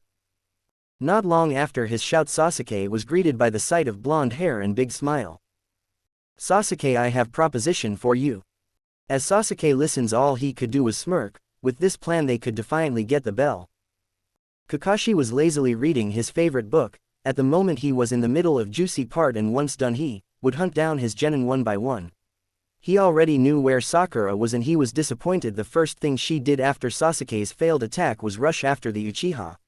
She didn't bother hiding nor anything, she was just blindly searching for Sasuke without concealing her presence. It would take less than a second to find her. Sasuke would be a bit hard, but easily traceable for an Anbu-level ninja. The only one he would have trouble finding was Naruto, but considering how the boy acted he would most likely be drawn out by just standing out in the open.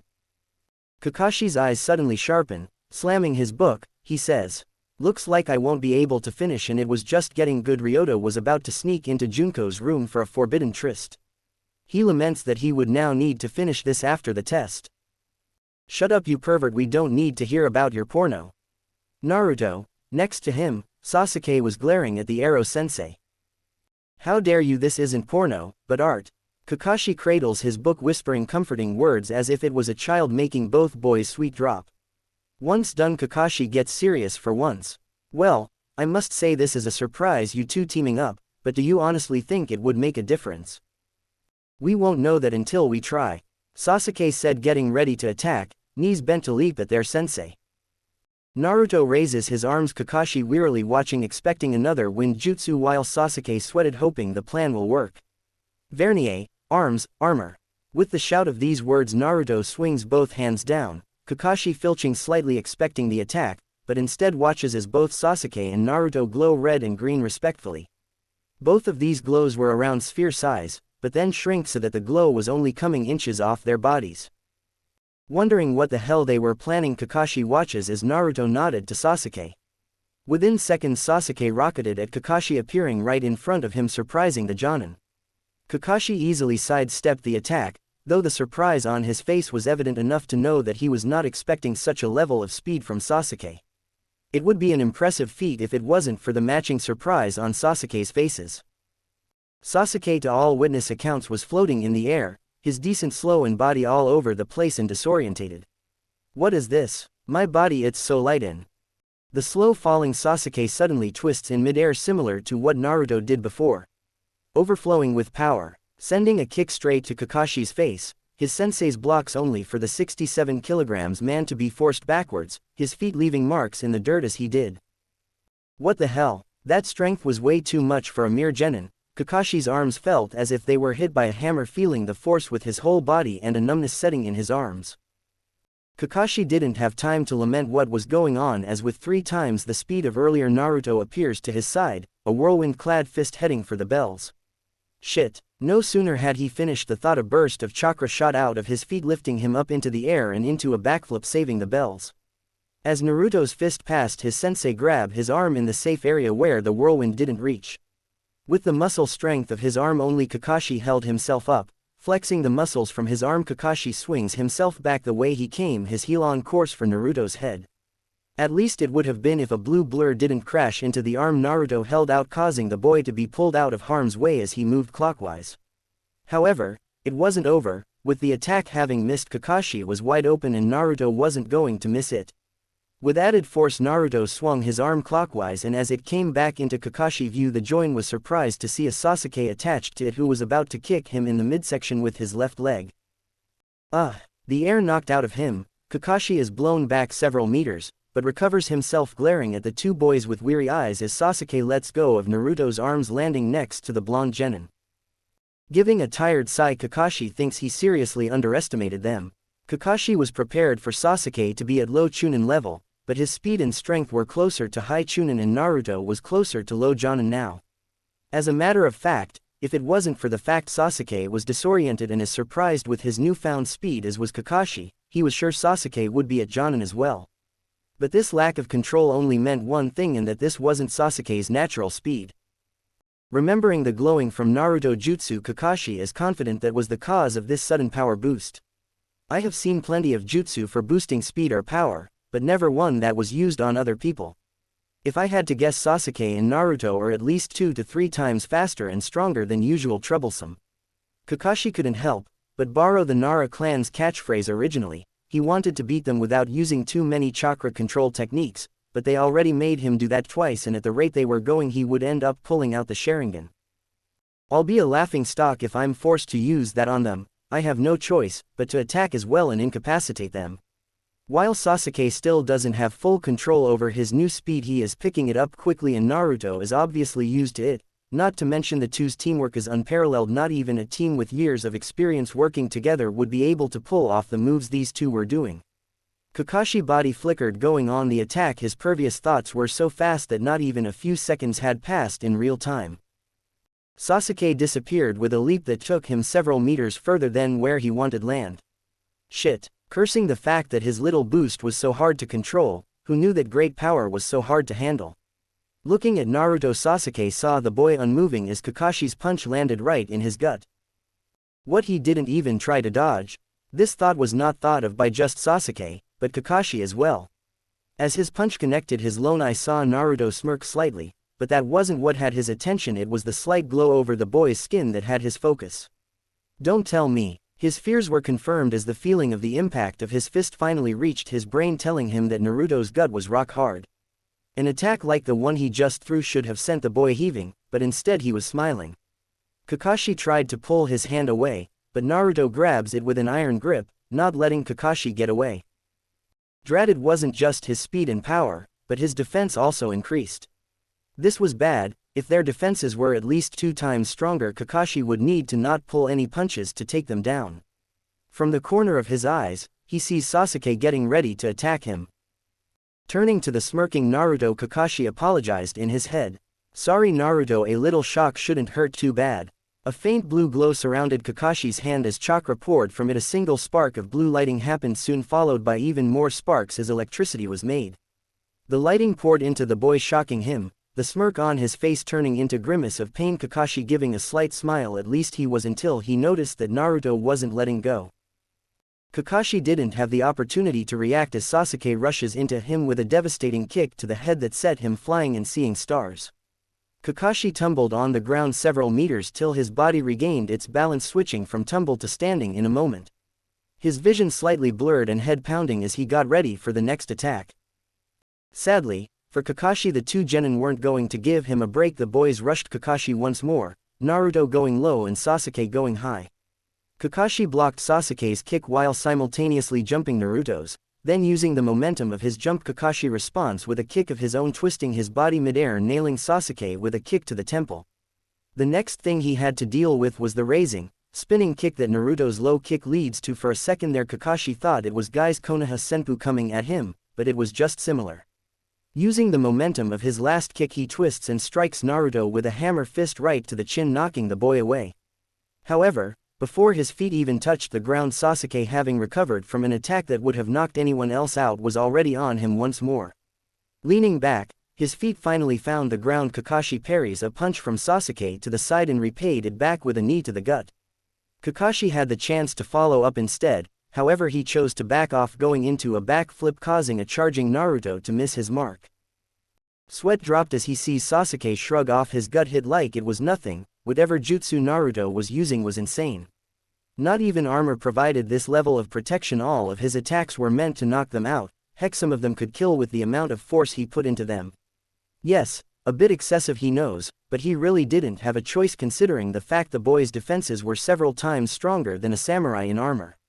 While those hits did basically nothing, Kakashi was able to get the basic principles of how the defense works. Most likely the thin layer of chakra around them diffuses the force of his attacks just before they land, making it hard to knock out or even injure them. Well, Kakashi was definitely in a tough spot, and even he has to admit that with skills like these he kind of has to pass them. Sure, they haven't completed all of his criteria for passing, but they earn enough extra credit with their skills for him to allow a bye. Yet he wasn't going to tell them that would hurt his pride. He'll throw out a few impressive jutsu first, maybe run them into the ground before time runs out. After all, he needs them to respect him. If they somehow got the ridiculous notion that they were stronger than him from this scuffle, they would never listen to him. The two genin charge once more, this time Sasuke in front, Naruto hidden behind. Sasuke dashed. Well, more like blown right into throwing a fist at his sensei. But before it even has a chance to land, Kakashi's hand is on his head, pulling him down as the Jonin leapt over as if doing leapfrog despite his age. On the other side of Sasuke, Kakashi saw Naruto's hands were in the same movement they were in as one of his earlier jutsu, summarizing that Naruto gave Sasuke a little boost in speed with his jutsu. Throwing shuriken with his free hand, Kakashi starts running though the seals for a jutsu. Earth style. Mud wall, slamming his palms to the ground. Two walls pop up both in front and behind. Immediately after, Kakashi whizzes through more seals. With his back and front protected, both Naruto and Sasuke would need either jump over or go through the side to get him. At least that was supposed it happened, as Kakashi saw a shadow over him with Naruto head over the wall he just put up. Considering the angle, Naruto must have made it close enough to him get caught on the wall. Now normally this would be no big deal if it wasn't for the sparkling sharp metal objects in his mouth that Kakashi recognized as his shuriken. As Naruto took a deep breath, Kakashi cartwheeled out the way, narrowing, dodging wind enchanted shuriken. Sasuke coming behind Kakashi finishes his jutsu. Water style. Raging waves, a blast of water from his mouth, he blows Sasuke back. Seeing a shadow on the ground below him, Kakashi blocked above just in time to catch a heel kick from Naruto. The power behind it made Kakashi's feet dig into the ground, yet the Jonin withstood it, opening his blocked arms to send Naruto back once more. The two genin kept going. Kakashi parried a punch from Sasuke, a kick from Naruto. He punches Naruto and then Sasuke over and over again. Regardless of how much he hit them, the boys kept coming back like lost puppies. Having parried another of Naruto's hits, Sasuke vaults over the boy for a headshot, only for Kakashi to dodge and then block his next attacks. Sasuke backs off and Naruto takes his place. It was like this for a while now. While they had little visible signs of exhaustion, the two were no longer coming at him together, instead switching between the two to keep him going while one of them rests. Naruto pushes off Kakashi with his legs and into a back flip. With his sight now clear, he sees that Sasuke had started seals for a jutsu. Not enough time to counter with his own jutsu. Kakashi was going to get out the way. But while his focus was on Sasuke, Naruto in midair had twisted to face him, having taken a deep breath. And alarm bells rung in his head at the starting signs of a wind jutsu. While he was focused on Sasuke, Kakashi didn't see if Naruto made hand signs, but he could guess what type of jutsu they were, and he was in trouble. Sasuke finishing on the Tora Tiger seal and Naruto holding his breath. The two boys said their jutsu's names at the same time. Roar of Fire style. Sasuke made a breathing motion while Naruto made a roaring one. Fire and wind burst out of each respected boy's mouths. On a deadly course to Kakashi. The Sky Dragon. Fireball Jutsu. From Naruto's mouth a white tornado-like blast was released, from Sasuke a stream of orange flame that grew into the shape of a ball as it got bigger. Kakashi's perspective went into slow motion as he saw the tornado collide with the fire, looking as if it will swallow it up, shrinking and growing in size like it was going to explode. He watches as the orange flames fight with the swelling wind, and then as the orange turned to white the explosion finally came, but not the one you would expect. From the sphere of warring elements an explosion of spiraling white flames shot right towards him, roaring for Kakashi's death. The blast went right through Kakashi, incarnating everything within its path. The ground melts, trees vanish, and the leaves of trees lucky enough to not be on its path burn. Its heat so intense that the whole temperature of the training ground was changed with that single move. Wow, was the Genin's reaction to their jutsu's path of destruction as their attack finally met its ending, exploding miles away in a dome of fiery death, the aftershocks so strong they struggled to not be blown away by them.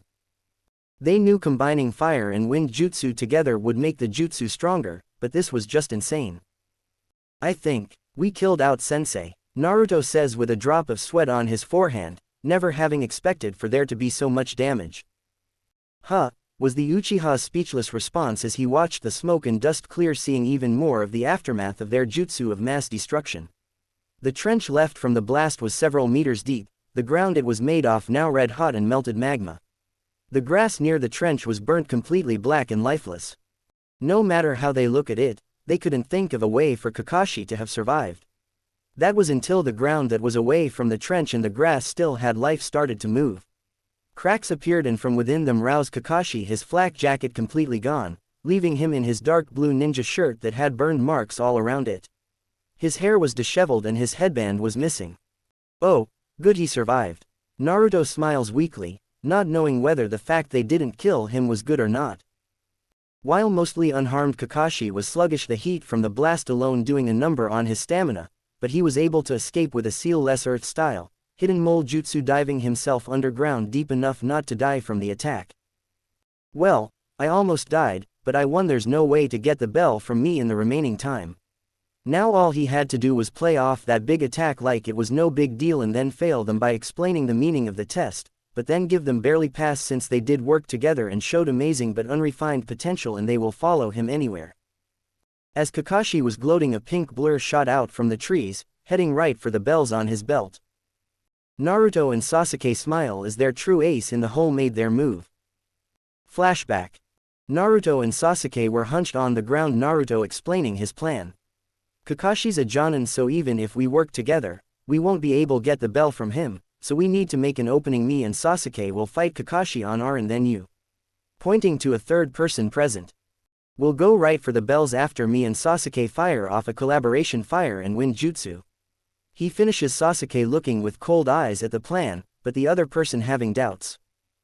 But wait, even if I go for the bells, won't he notice me before I even get close to them? A feminine voice arguing. Don't worry, this will be our last-ditch effort. There won't be enough time after we launch our jutsu for me and Sasuke to do anything else to get the bells, plus we would be exhausted from fighting. Kakashi will lower his guard down and won't be expecting you, plus he should be fatigued as well, slowing him down. The other person gave an unsure look, but Naruto encouraged them. Don't worry, I can assure you will be able to get bells with my jutsu in affect. You will 3 times faster than normal. You're our ace. Let's do it. After seeing Kakashi fight, he is obviously too skilled to fight head-on. It's a risk, but also the only chance we have of catching him off guard. Sasuke speaks, and at hearing his words the other person puts her hands up with a loud shout. I'll do it. Naruto and Sasuke look at their female teammate with smiles. End of flashback. Sakura was rushing right for Kakashi at speeds equal to the transportation jutsu and faster than she ever gone before. She was shocked at seeing how well Naruto and Sasuke fought and felt insecure, but kept reminding herself that the whole plan rested on her. Naruto watches from afar, knowing that in his current state and with the speed boost he gave Sakura there was no way Kakashi could react. At least that was until he saw a glow of red from Kakashi's eye. Shit, their plan didn't include the Sharingan. As a matter of fact, the whole plan was centered on making sure Kakashi didn't get a chance to pull it out. The increased visual perception of the eye would allow Kakashi to perfectly see the speeding Sakura's moves and react within the shortening timeframe where it would have been to physically and mentally tried to avoid her properly before. Putting his hands together, Naruto made a hand seal. The disheveled Kakashi turns at hearing the sound of something coming out the bushes to the side of him. The Sharingan in his left eye was spinning and the blurry form of Sakura came into focus, seeming to be moving in slow motion. Under his mask he smiled. I see, so that was their plan all along. Now normally it would be easy to mistake Sakura's surprise attack as a last-ditch effort to pass and done solely on her own, but the thin layer of chakra over her confirmed that she was working with the other two. Thinking back to when Naruto first cast the jutsu. He cast the jutsu on Sakura while doing himself and Sasuke, and then Naruto and Sasuke engaged me so I would let my guard down at the last second. It was a beautiful plan and would have worked had his headband not been blown off from that last jutsu. With his Sharingan revealed, he could prevent her from getting the bells by making the best possible move. Sorry guys, but after all you put me through, I want to give you at least a little scare. With Sakura closing in, Kakashi moved his hips planning to grab her as soon as she got close to the bells. But at the final stretch Kakashi froze, his body refusing to move as he commanded it to. What? From the corner of his vision Kakashi catches a white glow coming from his right arm. Stuck on it was a small piece of paper with an odd symbol on it. It looked like a circle with points on the top, bottom and sides of it, then what looked like a four-pointed shuriken making a cross over it. Finally in the center was what appeared to be a kunai with 3 blades. Kakashi had memorized many seals in his time, but never seen one like this before. He channeled chakra to the seal to disable it, but it was far too late. Ding-a-ling, ding-a-ling. At the sound of the bells moving, the alarm of the clock sounds. Kakashi watched in slow motion as Sakura with the bells in hand fly by him, Naruto and Sasuke smiling. Victory was theirs. I lost. With that, he closes his Sharingan eye and the slow-moving Sakura suddenly zoomed off, getting caught by her teammates who congratulated her on a job well done. After getting the bells, Kakashi drags the group to the memorial stone. Alright, you got the bells, but which of you are going to pass? The three just smile, Sakura and Sasuke each holding a bell with Naruto in between them. Come on sensei, we figured out that getting the bells wasn't the true test, and besides, after everything that happened, we either all pass or we all fail. Sakura jingles her bell after saying those words. She's right, neither of us would never have gotten the bells on our own. I'm not going to pass if it means those who helped me get left behind. The usually brooding Uchiha smiles, his so-called useless teammates having earned his respect. Also, you guys did figure it out. You're right though, the whole point of the test was to have you overcome your odds and work together despite the fact it would mean one of you doesn't pass.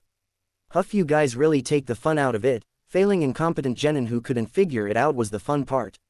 Kakashi pretends to sulk, but on the inside, he was happy. Getting the bells was very rare. As a matter of fact, the only reason got the bells from his own sensei because Minato sensei let them after showing teamwork. But this was different. He tried not to let them get the bells, but in the end, they overcame all odds and surpassed his expectations. Sasuke and Sakura felt sweat on the back of their heads. In truth, neither of them figured it out despite being two of the smartest people in their graduation class. No, it wasn't them, but the class clown and black sheep that revealed the truth behind the test. Yep, and you owe it all to me. I think I deserve to be treated to some ramen. Naruto gloats, pointing to himself. His two teammates remained quiet, knowing he was right, as infuriating as it was. They need to make sure to shut the blonde up with that ramen, otherwise they will never hear the end of it. Well, before you pass, I need to explain the reason behind this test. This stone before me has the names of village's greatest heroes on it. Each one of them someone who gave their lives for the village. Some of my closest friends are buried here. A solemn tension fills the air, everyone taking in the seriousness of those words. Listen all of you, this is your first lesson. Working together is the only way you're going to survive. In the ninja world, those who break the rules are trash, that's true, but those who abandon their comrades are worse than trash. Even if you're criticized for it, I want you to never abandon one another and make sure to make it home alive. 3 Genin took his words in deeply, Naruto the most of all. He couldn't help but think Kakashi a hypocrite, trash who abandoned him. But he wasn't the worst. Unlike the rest, Kakashi never had an obligation to care for him, and in the few interactions they had, the Jonin treated Naruto fairly. Yet in the end Kakashi still favored Naruto's siblings over him. he joined on the training sessions, never questioning his absence, never caring enough to check on him. When Naruto heard Kakashi's words, he could feel the emotions behind them, and this left him conflicted. He mourns for those who were lost and wants to prevent from happening again. He wasn't a bad guy, but that didn't make the anger Naruto felt for him go away. In the end, Kakashi was still among the people that left him alone. After the test, the Hokage office. Minato was dealing with the bane of all cages as he felt a presence from the window. "You know, I really need to stop leaving that open, so you will use the door for once." He smiled, turning to see his last remaining student, and his sharp eyes widened so much that you wouldn't be able to tell the difference between him and Naruto.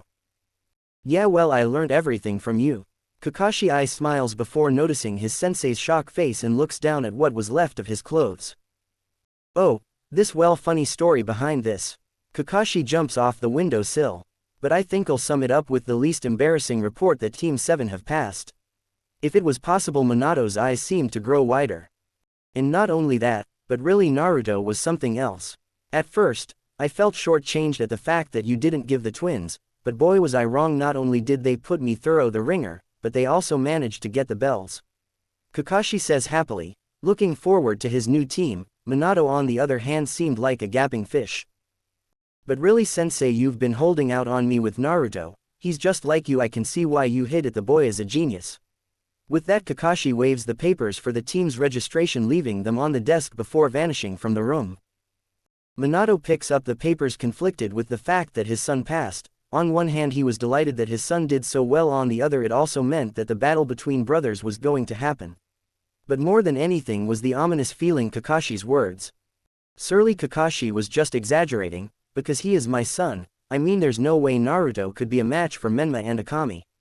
He told himself, but he was going to regret those words, for the time where Naruto's true strength will be revealed was coming closer. Minato was going over paperwork in his office. It had been a few weeks since the teams were made, and they were raking in the D ranks at an alarming rate, all but one. "Minato," Jiraiya's voice comes from the window, the Hokage not showing an ounce of surprise, either due to knowing the Sannin was there or because he was that used to this intrusion. Nobody knows. The Anbu made note to put electrical barbed wire on the windows. It was just too much of security risk if the Hokage was too used to people coming through the window. "What is it, sensei?" The Yondaime voice was tired and weary, with accompanying dark bags under both eyes. "Minato, please give us a C rank mission. It's been over a week since graduation. Menma and Akami are getting restless." The Sannin pleads, his former student sighing in response. With Naruto moving out, Kushina hasn't been herself, plus he saw firsthand how antsy Menma was becoming lately.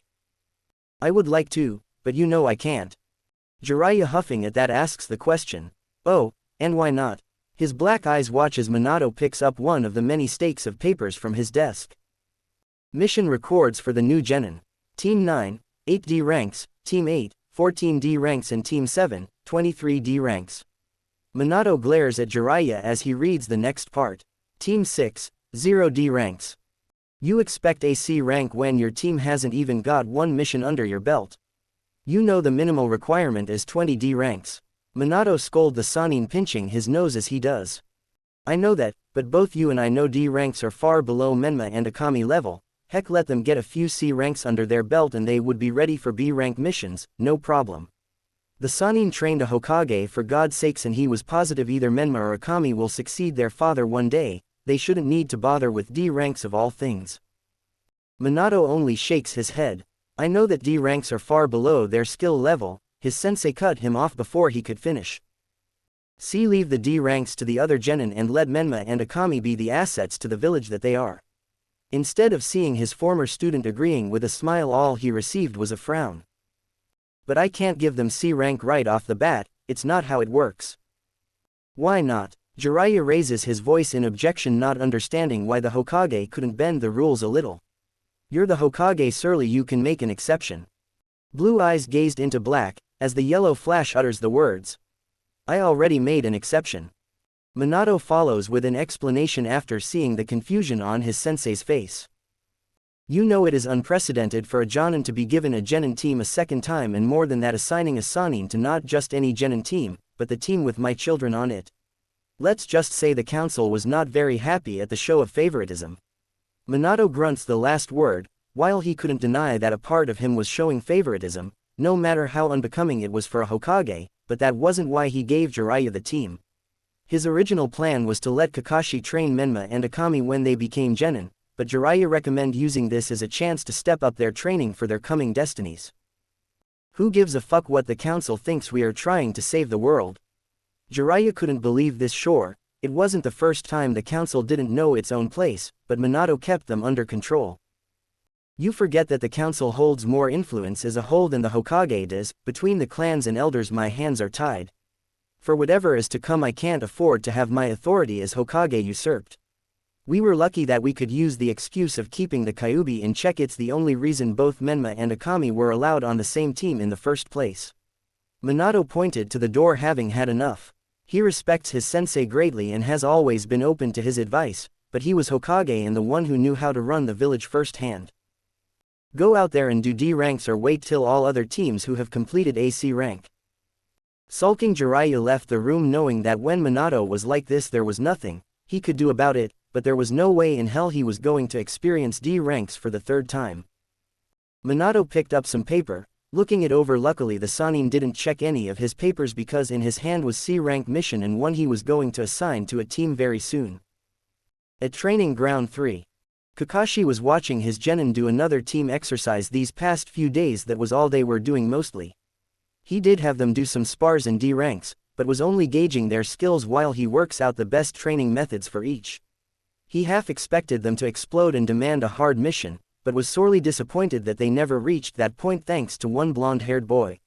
Surprisingly, Naruto got both his teammates to take D ranks seriously by telling them the more they do, the quicker they would be free of them. Since then the team has worked through D rank after D rank and soon Kakashi will have to make good on Naruto's promise. Closing his book, Kakashi shouts orders at his team. Okay, that's enough Naruto. Sasuke, I want you to spar anything goes, ninjutsu, taijutsu and genjutsu, just don't kill each other.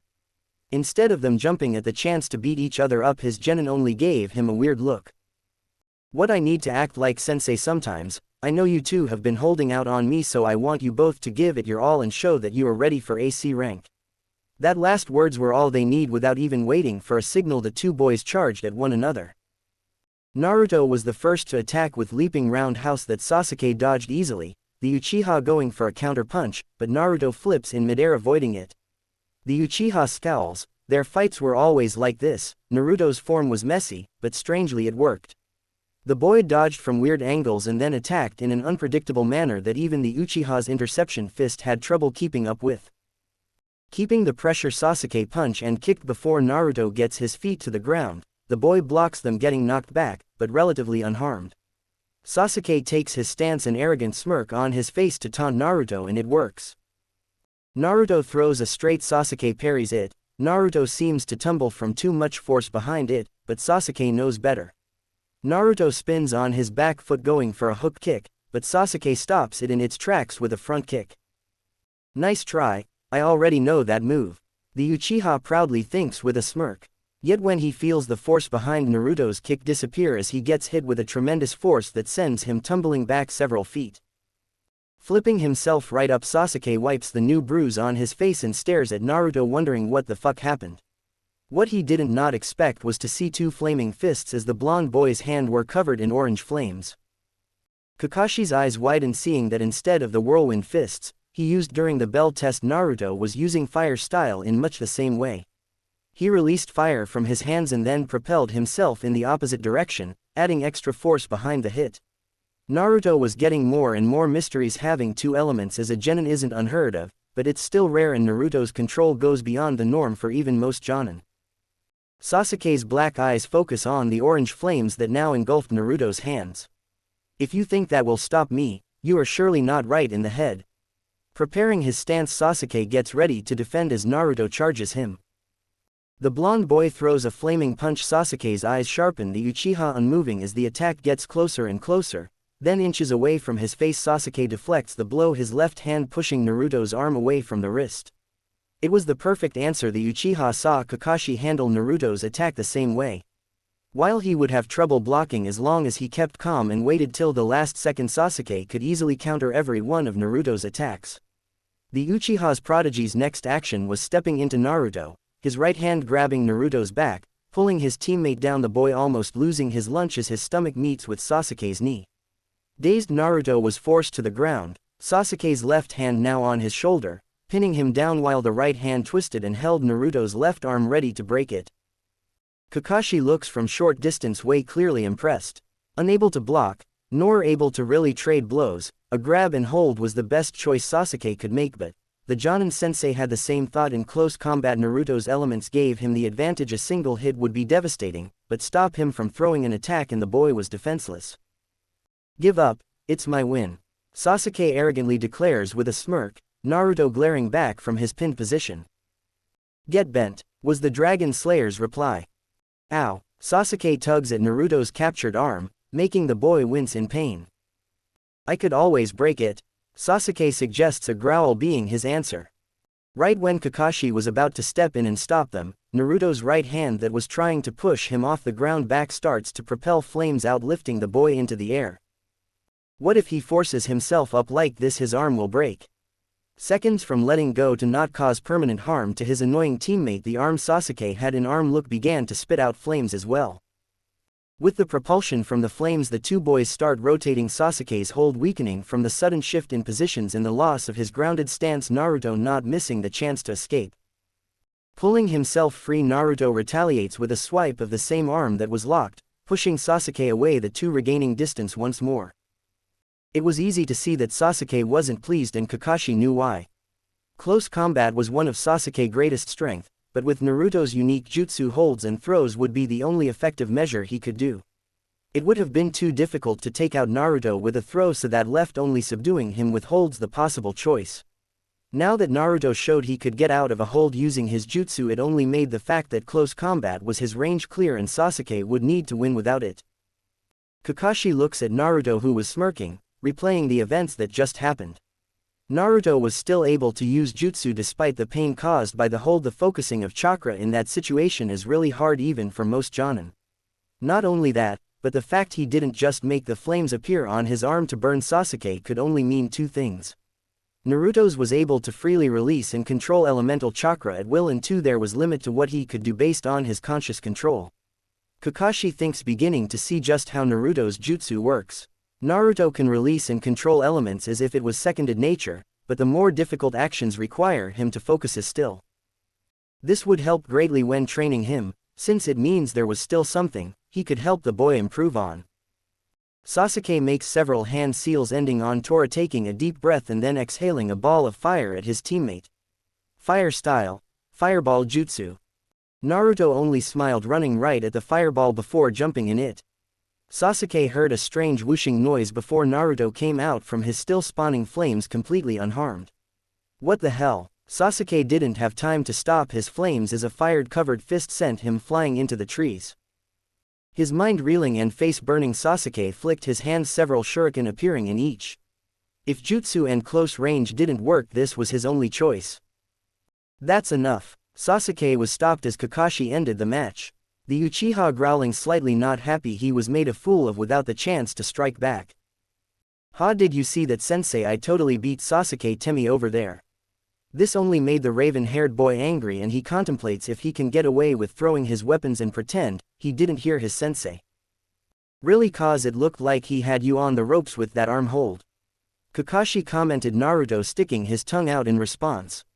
"But I escaped it, didn't I?" Really, it was pretty clear he was winning. Sasuke ended up defending almost the whole match. "Yes, but a real enemy would just break your arm when you didn't surrender." Sasuke didn't really care that Kakashi was on his side. In his eyes, he lost. Sure, he made a few good moves, but in the end Naruto was winning. Clenching his fist in irritation, not till last week he was top of class with only Menma and Akami giving him any form of a challenge, yet Naruto, the black sheep of their family, was proving to be just as strong if not stronger. Sasuke looks at Naruto. "Hey Dobi, what the hell is that jutsu of yours?" Sasuke wants to know if it was something he could learn. He will make himself stronger, then the Namikaze, the Uchiha, would not lose out to them.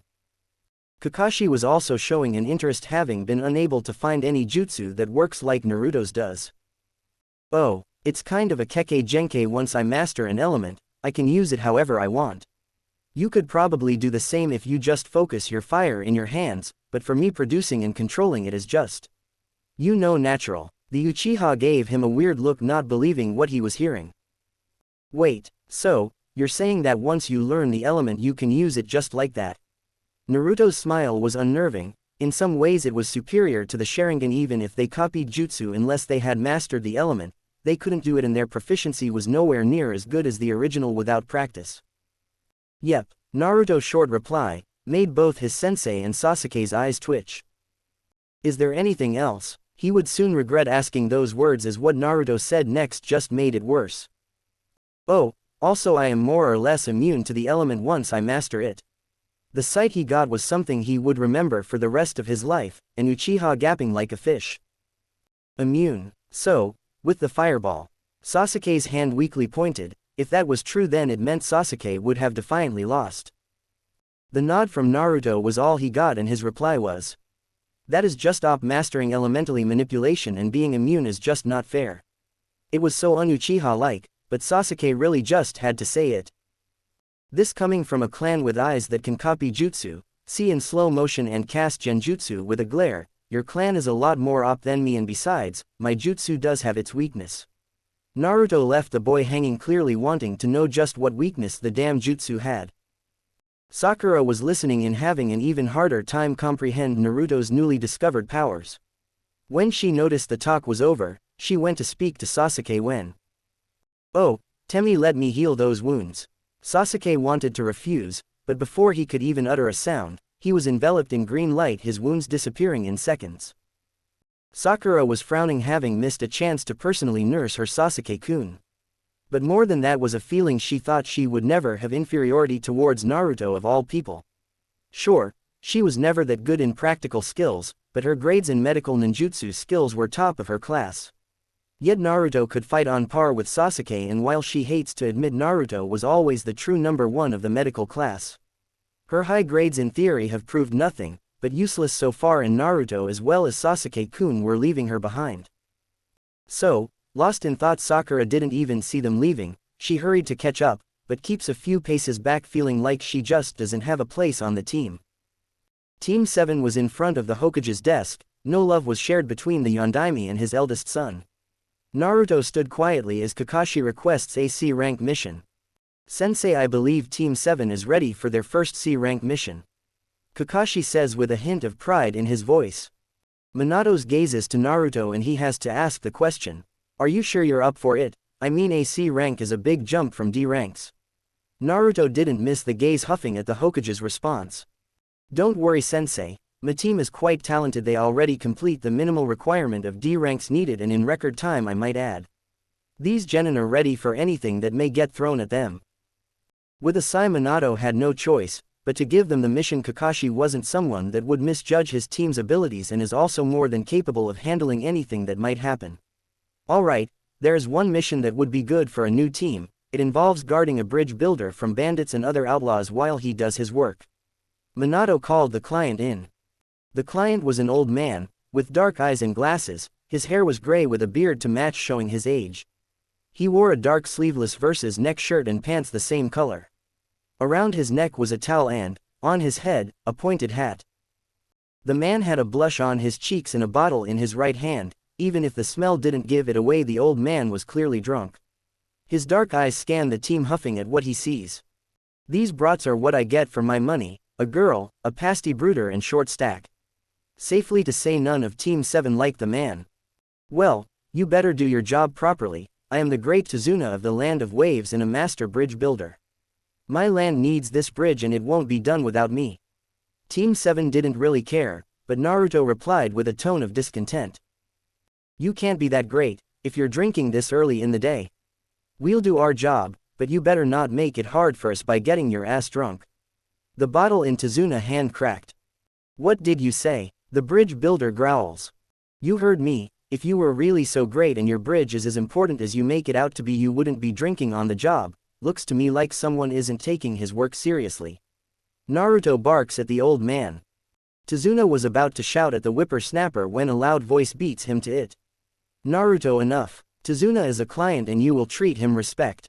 Your actions now affect the whole of the village. If you aren't ready for this job, I'll give it to someone else. The Hokage threatens Naruto shutting up, his teammates and sensei surprised that the Hokage would say something like that to his own son. Sorry about my son, he is a bit of a problem child, but I assure you his team were top of their class and their sensei was my own student. You are in safe hands, that I can assure you. Minato smiled, Naruto clenching his fist, words of praise for everyone, but him. His son. Tazuna thinks, sweating slightly, even he knew how strong the Yondaime was, slayer of armies, Konoha's yellow flash, the youngest Kage in history, and he made the mistake of insulting his boy. Luckily though, it seems the Hokage was acting professionally and not letting any feelings for his son get in the way. The boy was arrogant, but Tazuna did feel better. After all, there was no way the Hokage would put his son on a weak team, so his safety was assured. Naruto discontent started leaving as soon as Kakashi gave the meet-up place. He hated being in the same room as the Hokage and seriously needed to wind down. Hinata was going through another day of Jiraiya's boasting and Menma flirting, with training going nowhere. Kill me now. Hinata was starting to lose it. Their sensei focused only on the twins, mostly ignoring her, besides the occasional talks about how great he or Menma were. If they didn't get a mission instead of training soon, Hinata was going to seriously try seeing if she could get away with accidental murder during sparring. She felt two arms wrap around her waist. Her first instinct was to shove an elbow into his stomach, thinking it was Menma, but the size and feel of the arms was completely different from the scrawny boy. No, these were muscular and subtle arms that she didn't mind having around her. It also helped that Menma was entranced talking to Jiraiya, most likely getting more cheesy pickup lines to try. Looks like a certain princess needs to be whisked away. A husky voice blew in her ear, sending shivers down her spine. Oh yes, please, she's whispers back. Turning around, amethyst lavender meets sapphire blue. By some all-powerful force, the two were drawing closer and closer. Hey, what the hell are you doing? The gemstones were forced apart thanks to the untimely shout. Oni-san, Akami exclaims in surprise, unsure whether to be happy, angry or sad to see her Oni-san again after their last encounter. Ototo, Imouto, did you really have to interrupt? Naruto almost growls it out. He was running dangerously low on Hinata element and needed to recharge. Right when it was getting good, little longer and we would have kissed. He screams in his head, resisting the urge to pull her to him and ravage her delicate lips. Get away from Hinata-chan. Menma shouts, Naruto rolling his eyes as he did. Hey Ototo, you shouldn't be so angry, we just missed each other. Menma softly growls as he did. Akami didn't approve of Menma reactions. Sure, he can understand not wanting his fiancé hanging around with other men, but this was their Oni. Then again, the prank during graduation did give her slight worry. Oni, what are you doing here? She hopes it was to make up and come home, maybe even an apology for their last argument, but no such luck would happen in this world. I only came to say bye to my Hinata-hime, before I leave. Naruto states, giving her a wink as he used his affection nickname for her. Hinata turns a slight pink as this was the first time Naruto called her that in front of someone. Why are you finally leaving for good? Well, good riddance. Menma smiles. Any news that involved Naruto being gone was good news. It meant he could no longer interfere with him and his fiancé. Menma, Akami snaps, not liking him talking like that. Yes, they were estranged, but that was going overboard. Sorry, I'm sure he didn't mean it. Like any good Oni-san, she apologizes for her Ototo's behavior. Don't worry, I knew exactly what he meant. Akami breathed a sigh of relief, thinking she diffused the situation, only to miss the glare the two brothers gave one another. And for your information, Menma, no, I am not leaving for good. My team just got our first C-rank mission and I wanted to tell Hinata-chan before we leave. He so enjoyed the sight of anger that appeared on his Ototo's face. The look of surprise and worry on Akami was just as good. What? You're getting a C rank before us? We haven't even had a single mission yet. Menma shouts in outrage. He was far stronger than Naruto, yet all he was doing was training while the loser went ahead. Oni, are you sure you'll be alright? I mean, a C rank is a real mission, you could get hurt. His Imouto worries. A part of Naruto found that she still cared enough about him to worry endearing, but most of him found itself enraged by the act. When was this concern when I truly needed? He thought, sending a half glare to her. Please, be it a B or even an A- rank, I'll get it done with ease. You just worry about yourselves. Not having had a single mission doesn't really look good on your record. Naruto boasts to Akami, making the girl feel bad. What could she say? He was right, but this was AC rank missions, the C standing for curse. Almost something always went wrong on one, and even if they didn't, you weren't a true ninja until you complete one. It was also a well-known fact that loads of genin retire after experience what being a ninja is truly like. They may not be getting along, but she didn't want to lose her only Oni who barely had any training. Well, Hinata Heim, I'll see you when I get back, promise, and unlike some people, I always keep my word. Naruto winked at her before going off. Hinata watches with a wishful looking, wanting to go with him. But instead she was stuck on this team and would have to go weeks without her Naruto-kun by her side. Their sensei calls them over for more drills, only for the twins to speak up. Sensei, I want a mission already, Menma demands, as if he was entailed to it. Ototo's right, if Oni already getting AC rank, then we should have had D ranks by now, enough with the training already. Akami states also, having had enough training, her Oni was possibly risking his life on the next mission, and it wouldn't be right to stay safe doing just training.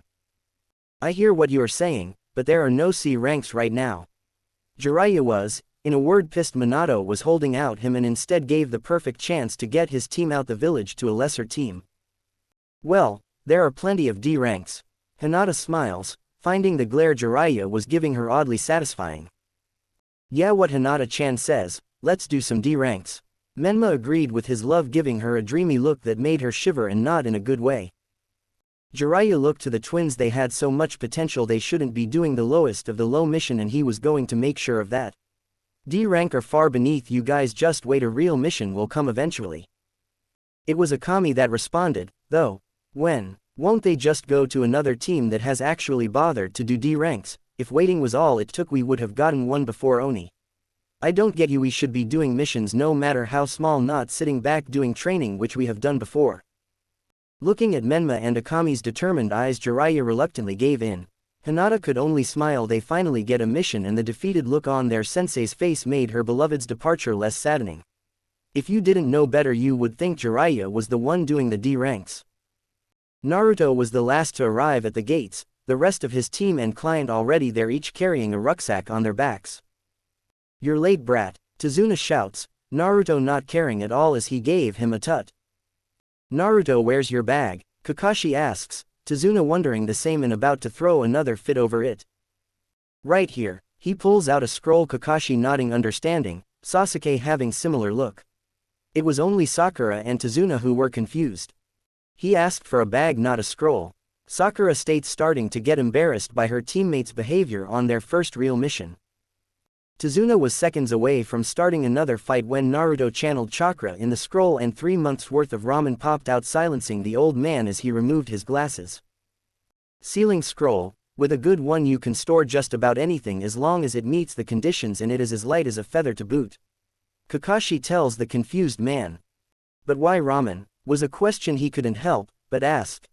Because it is the food of the gods. The blonde boy responded with confidence in his voice that creeped the bridge builder and his team out. As the team left, Naruto looked back at the village, soon regretting doing so after seeing his two-san face with the rest of the Hokage. Why couldn't they have made it the great stone faces of Hinata-chan? They would get twice as many tourists that way. He paused, thinking of a way to make that happen. With his beloved in his thoughts, Naruto left on his first C-rank mission. Nothing happened for the first few miles of the journey. It was so normal that Naruto was sure death by boredom was creeping up on him. But then at the 5 miles mark, Naruto's nose twitches. Sniff, sniff, sniffing the air a few times, he caught the odd scene of water mixed with iron. Few more sniffs later, he identified 2 very similar scents. Kakashi, we have 2 ninjas up ahead, both around Chunin level in chakra reserves. Naruto speaks up, shocking everyone as they all look at him. Kakashi gave him a serious look and asking him the question. Are you sure? When Naruto looks back, his eyes seem to be silted like an animal, but Kakashi wasn't sure if it was his eyes playing tricks on him as Naruto gave his response with assurance. My nose doesn't lie, there are 2 ninja, and considering that they are waiting on a path this close to our village, that leaves only one option. With the confirmation was all Kakashi need to believe him. As a ninja hound user, he was familiar with some ninkin having the ability to be able to smell the chakra scent of a person. Yet a person doing it, he only heard rumors of that in gifted Inuzuka clan members. The fact Naruto could do the same meant his sense of smell was already greater than his own and maybe even as strong as Pakun's. Come on now, you can't be serious, why would ninja be after us? Sakura states, shaking a bit and worrying a sweat. Kakashi turns to Tazuna, seeing the obvious signs of worry and panic. Naruto is probably telling the truth. What, don't look at me, I have no reason for ninja to be after me. Sakura was the only one who even slightly believed him, but the members could easily see the difference in the bridge builder's demeanor. So, what do we do? Sasuke inquires, their sensei giving them an eye smile. Why, we spring the trap, of course. Sakura had a grimace, while the two boys gave eerie smiles matching their senseis. Gozu and Maizu were twin Rouge ninja from Kurigakure. They earned the moniker Demon Brothers due to their bloody fighting style and demonic-like wardrobe. The two were using the hiding in water technique in a puddle as they awaited their prey. After leaving Kiri with their master, the two became mercenaries specializing in assassination, and they were darn good at it too, with a 100% rate, but did their master care about that? No. All their master cared about was that spoiled little Keke Genkai brat. They have been working their butts off to make war funds for him, and yet did they get even the slightest thanks? As the two brothers telepathically complained to each other, they saw their prey finally come into sight. The two caught a glimpse of the bridge builder and his escorts. The bridge builder was underestimating them a great deal if he thought a Team 3 Genin could stop them. Sure, the Jonin would be a problem, but they will just take him out first and then take their time with the rest. As the group of four passed the puddle they were in, the two Oni burst out their shuriken chain, making its way around a surprised Kakashi, and with a tug from each their arms the man was ripped to shreds. Charging at the remaining Genin who were ready to fight after their sensei's death made the Oni Kyodai respect them a little, but the sheer foolishness for even attempting to fight them made both deadly ninja chuckle darkly. That was till they felt the burning sensation on both their faces as something impacted them hard. Looking, they saw the orange brat in the middle of them. The boy grabbed the chain with fire-engulfed hands and pulled, twisting his body as the two missing nin came towards him. Fire Dragon's Claw, the boy shouted, kicking both ninja with fiery kicks. As the two got sent back, they both disconnected the link on their chain shuriken. Gozu looked, seeing the blonde brat smiling at him, taunting him before the two brothers could coordinate their counter. Maizu was already being attacked by the blue-shirted brat. He didn't need his brother to deal with one little brat. One swipe from his little claw here and the boy will be dead in minutes. Sasuke, watch out, their claws got poison on them. Naruto shouts, his warning coming just in time as Sasuke flips back, kicking one of the said claws away. Enraged at their secret getting found out, Maizu charges Naruto with his claw, but the boy dodged easily and stretched out his hand, catching him by the gauntlet, and with burning fist he destroyed it. With the loss of his best weapon, Maizu only got angry, engaging in taijutsu as he threw a left hook. Yet Naruto blocked it with ease using his left hand. His right burning still, Naruto stepped and struck the Oni brothers' midsection. Fire Dragon's Iron Fist. Maizu almost losing his lunch as the attack blew him away into one of the trees. Luckily, he was wearing leather armor, otherwise, he would have suffered a nasty burn on his stomach right now that would have had him out of the game. Oni-san. Meanwhile, Sasuke was having a harder time handling his, as he couldn't just destroy the gauntlet like his teammate did. Pulling a kunai out, Sasuke blocked a slash from Deadly Claw. Gozu calmly pushed down with his heavier weight, the claw slowly approaching Sasuke's pretty face. Shifting his head away, Sasuke let go, ducking under the swipe and kicking his knee. It doesn't do much, and as the missing nin tried to bring his claw back around, Sasuke jumped and roundhouse kicked him to the head. Now stunned, Sasuke goes to finish it off, his kunai heading for the man's neck, but at the last second, he hesitated, his kunai changing trajectory for his upper arm instead, and the few seconds it took was all he needed. Gozu slammed into Sasuke and once more tries hitting him with his claws, this time the boy totally defenseless. Foolish, if you are not prepared to kill, then you shouldn't be a ninja. He roars, his claw about to take the young genin life. Sasuke starts panicking, his eyes hurting, followed by his vision blurring for a moment. When he gets the focus back, the claw is moving slower. With a rush of adrenaline, Sasuke twists his body, kicking the claw away. Grabbing the gauntlet, Sasuke forces the older man down to the ground, locking the clawed arm between his legs. Damn it, Gozu curses, but with pure strength he manages to fling Sasuke off. Before he could follow though, Sasuke was in the air, his hands in the tiger sign having woven through them as he was flung back. Fire Style. Fireball Jutsu. Spitting fire from his mouth, Sasuke watches as the ball of flame engulfs Gozu, sending him back into a tree with terrible burns. Shit, we underestimated them, he yelled in his head, eyes watching powerlessly as Sasuke approaches. Oni-san. Hearing his little brother in his head, Gozu looks past Sasuke, seeing him in the same position that he was in. The two share a new plan, and as one they both dash their target, the bridge builder who was hiding behind the little girl. No! Naruto and Sasuke both shout, disappearing in a shunshin, Naruto disappearing with a trail of flames left behind while Sasuke simply disappeared. The Oni brothers were readying to strike down not just the bridge builder, but also the little girl shaking in her boots right now. They may have gotten their asses handed to them, but they would get revenge before they escaped. However, their victory was short-lived, as both felt a fist to the stomach with enough force to knock them out. Their last sight they saw was of the Jonin they supposedly already killed. Kakashi held both by the neck, cutting both of their oxygen off just enough to prevent them from waking up. Naruto, Sasuke, good job. He was pleased to see both boys materialize in front of him seconds after he appeared. Even if he didn't interfere, the two would have still rescued their teammate in time.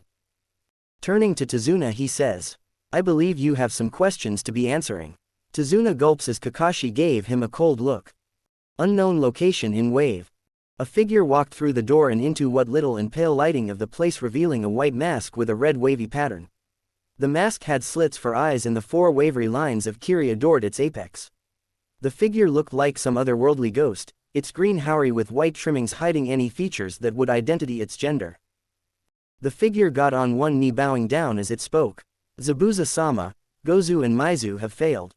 The person reported, a loud chuckle echoing throughout the room soon after. So, the demon brothers failed, did they? I told them time and time again to polish up on their individual skills and not rely on their teamwork. The man named Zabuza taunts. Though for someone to take them out together they must have some level of skill. Even if their skills apart are only low chunin, the two together are comparable with some jonin, and their assassination skills were also top-notch. Putting a hand to his bandaged chin, wondering just who Konoha could have sent for a simple bridge builder. What shall we do, Zabuza-sama? The other person asks, the white mask facing its master. Zabuza chuckled once more. Isn't it obvious, Haku? Pulling out a great broadsword that resembled a butcher's knife, pointing it to his companion. We shall go and finish the task ourselves and see whether or not the bridge builder's guards can entertain us. Haku removes the mask, revealing a feminine face with brown eyes. Of course, Zabuza-sama, I am your tool, I shall be sure to not fail you. The bandaged man nods approvingly at the words. The two leave the hideout together, their bodies fading into mist. After their encounter of the Demon Brothers, Team 7 found out about how dangerous their mission really was. Wave was currently under the tyrannical rule of shipping tycoon Gato, who used his wealth to isolate the island nation and profiting off it at the expense of its inhabitants. When they found out Team 7 did the only thing they could, they decided to continue the mission. There was no way in hell they would leave the people alone, not after finding out what was really going on. Now on their way inland to Tazuna House, the team was on high alert for another assassin which would come sooner rather than later.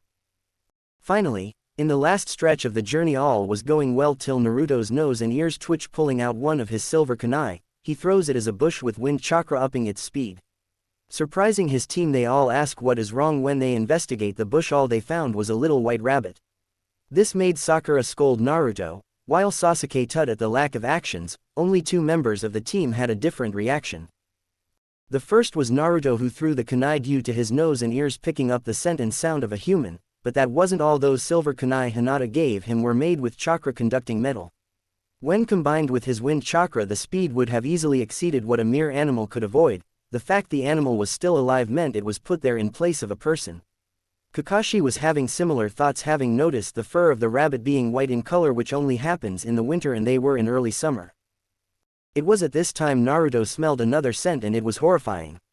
Just like the Demon Brothers, the scent was that of iron, but this was stronger and clearly blood. The stench so strong that it was palpable, Naruto tasting it in his mouth with every breath. This wasn't something you smelled from just one person, but something you smell from countless people, what was left of their old scents mixing and getting lost in the stench of pure blood. When Naruto turns to the source, his sensei shouts, "Get down!" Naruto did just that, Sakura not far behind and Sasuke having pulled Tazuna with him. Over their heads flew a broadsword that was easily bigger than Kakashi, embedding itself in a tree. When the team look up, they see a man now on top of the just thrown sword. I see. It was no wonder the demon brothers failed if they were up against Konoha famed Kakashi of the Sharingan. The man said, in a grueling tone as he faces Team 7. Kakashi getting a good look at his face. And you must be Zabuza Momochi and Anbu formerly of Kurigakure. Kakashi states, being a former Anbu himself, he was well aware of all the big names in the bingo book and Zabuza was certainly one of them. Wait, a former Kiri Anbu?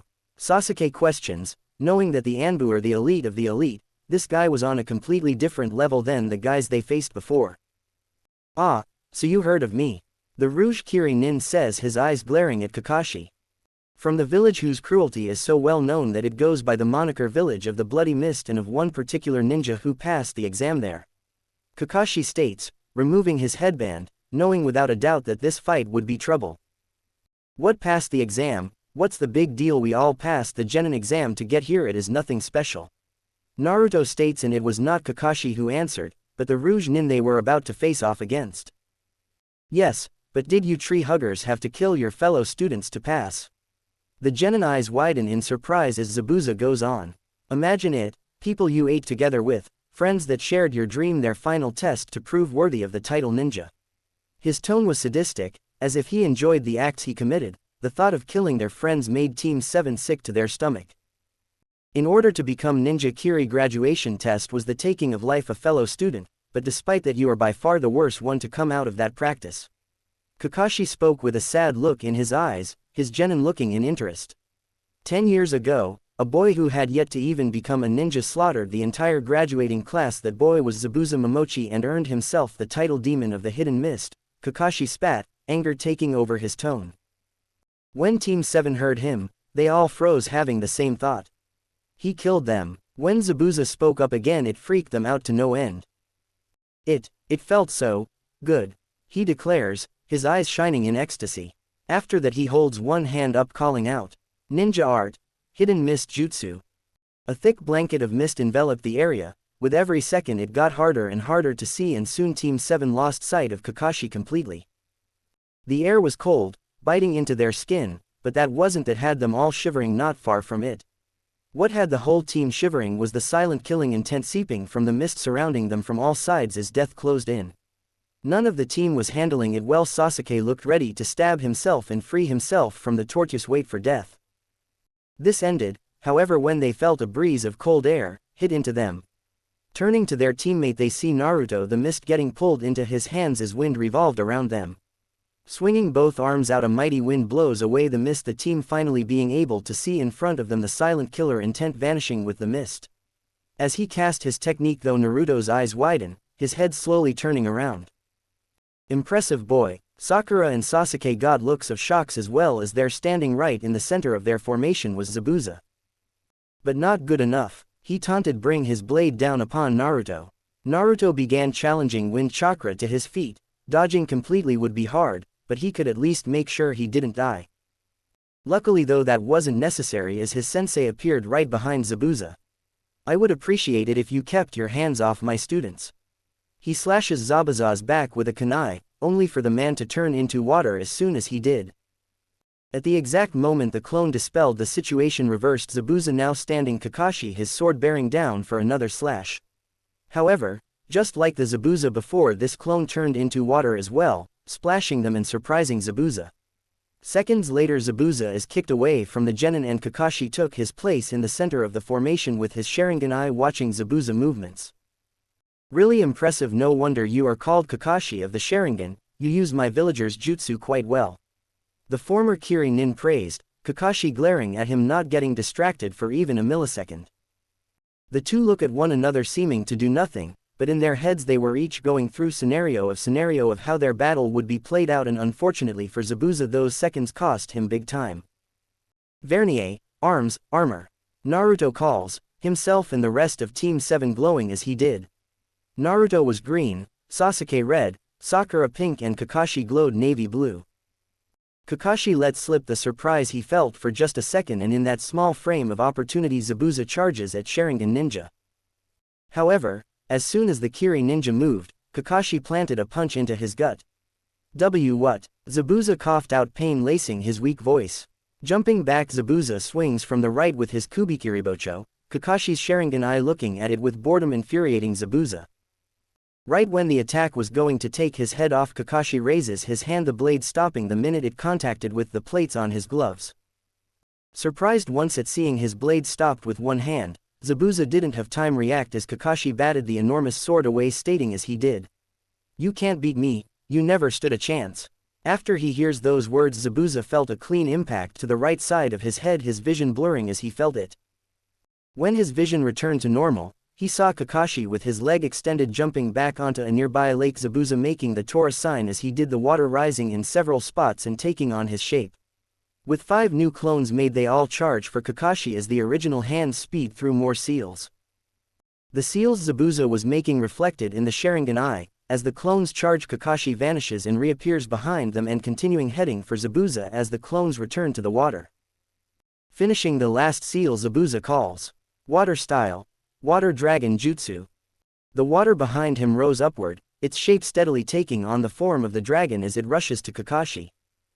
Naruto twitches a bit at seeing the dragon, but had little time to think as Kakashi disappeared and the dragon headed right for them. With him and Sasuke grabbing Tazuna, Team 7 jump out the way and into the canopy of the trees up high. Looking at the trail of destruction his jutsu left with pride, Zabuza scours the battlefield for the fellow former Black Ops.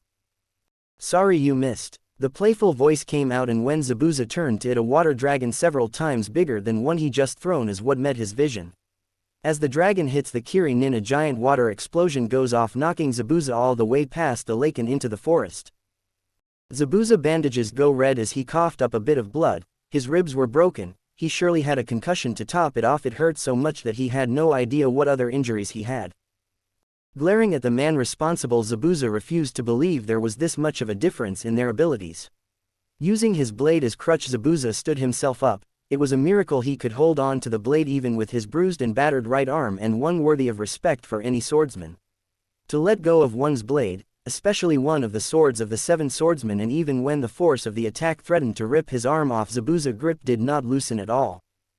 Looking to his blade and arm, he saw the cracks appearing in the blade and the way his arm swelled up to twice its size, both having taken the brunt of the attack as he defended himself at the last second. Struggling to pull up his sword, there was no way in hell he was going to let it end here, getting so outmatched by a single opponent when they should be on the same level. Kakashi was leisurely walking over, his anger getting the best of him. Zabuza shouts out his fury as he charges for the Jonin. Kakashi. He didn't get far as his vision fades to black, his body going limp. The last sight he saw was of Kakashi walking towards him without a care in the world. Jumping between Zabuza and Kakashi was a boy wearing the mask of Akiri Anbu. "I thank you for your help, I have been tracking Zabuza for many months now." The boy states as Team 7 and Tazuna arrive looking at the down body of Zabuza. "Is it over?" Sakura asks, the Anbu responding to her. "Yes, the missing nin Zabuza is no more and has breathed his last," the Anbu says with confidence. Kakashi walking over. The Anbu shows no sign of hostility or surprise, simply letting the Jonin do what he was going to do. Everyone watches as Kakashi kneels down, placing his fingers on Zabuza's neck. Done confirming, Kakashi pulls his headband back into place over his right eye. As he gets up, the Anbu speaks up once more. "Don't worry, I will contact my village about the reward so you will not go unrewarded for your troubles." Kakashi nods to the Anbu and Naruto starts shouting out a storm. "Hey, no fair, Sensei was the actually one who beat him, you just swooped in and stole the kill." Naruto, that's enough, he was just doing his job and taking the opportunity to kill him. Kakashi returns to his genin's side. "I know that, but Zabuza was really strong and this guy just offed him like that." Naruto was frustrated having not gotten a chance to actually to fight. The fact that such a strong, but messed up man was killed so easily just didn't sit well with him. "I know, but in this world, there are people younger than you, but stronger than me." Kakashi ruffles the boy's hair as he says this, and the Anbu picks up Zabuza's body and sword before vanishing in mist. Team 7 plus Tazuna continue on their way, Kakashi looking wearily at the spot the Anbu and Zabuza once were. Team 7 walked through the forest after their fight with Zabuza. Despite having overcome a difficult enemy, the team was far from happy, as the way he was taken out, in the end, left a sour taste in their mouths. Tazuna was the opposite. He was now one jolly old man at the fact that not one, but three of Gato's best men were beaten. Wave's future was looking up. As Tazuna's house came into view, a woman with long blue hair and wearing a pink short-sleeved shirt came running out to meet them. "Otu-san," she shouted, hugging Tazuna as if her life depended on it. "Shush, my dear, it's all right. I brought the ninja and soon Wave will prosper again," Tazuna assured her. His daughter looked up and then turned to the ninja her Otu-san hired. "They're only children," she said with shock. While there was a much older man, the kids were only slightly older than her own son. "I know, I said the same thing, but these kids and their sensei have already fought off 3 of Gato's assassins," Tazuna said with pride. It was surprising how quickly his tune changed after being saved. She still had a look of doubt but bowed to the genin. "Thank you so much for looking after my Otu-san. I am Tsunami, it's a pleasure to meet you." Blushing, Naruto was the one to answer, "You bet. The guy was rude at first, but we showed him we're more than capable to do the job." The bridge builder glared at the boy, but kept his mouth shut, knowing what was said was true. Tsunami invited them into the house. As they entered, Naruto's nose and ears started twitching. Looking into one of the rooms, Naruto saw a young boy watching them. The boy had a white hat with blue stripes across it, his brown spiky hair sticking out from underneath. His clothes were a simple yellow top with a green jumpsuit that acted as pants. The minute Naruto's blue eyes met his brown ones, the boy ran off. "Sorry about that, he's my son, Inari, he's a bit shy," Tsunami said as Naruto eyed where the boy was just standing. Sitting down in the kitchen, Tsunami spoke up. "I know this may be disrespectful, but aren't you a bit young? I mean, Gato's a tyrant. It doesn't feel right getting you involved without you guys really knowing what he is capable of." Her tone was full of worry. Even if her Otu-san vouched for their skills, all she saw were children only as old as her own son. "I told you, dear, these ninjas already dealt with 3 assassins and I am pretty sure they were the worst of what Gato could throw at us," Tazuna said. "Actually, Zabuza is most likely alive," Kakashi stated bluntly, the words filling the room with dread.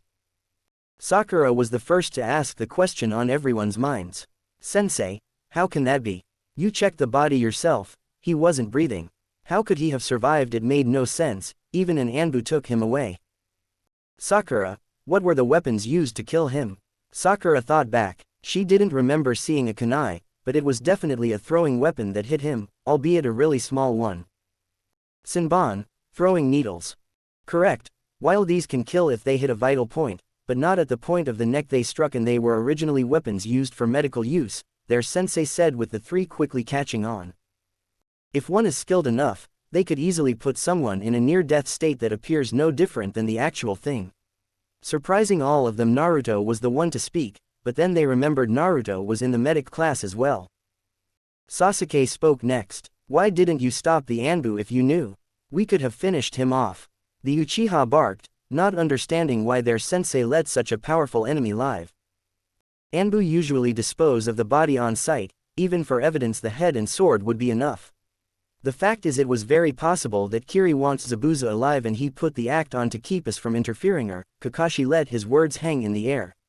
He was a faken working with Zabuza. If it turned out to be the first case, then for all intended purposes Konoha would have ended up starting a fight with Kiri, and our relationship with them isn't the best at the moment.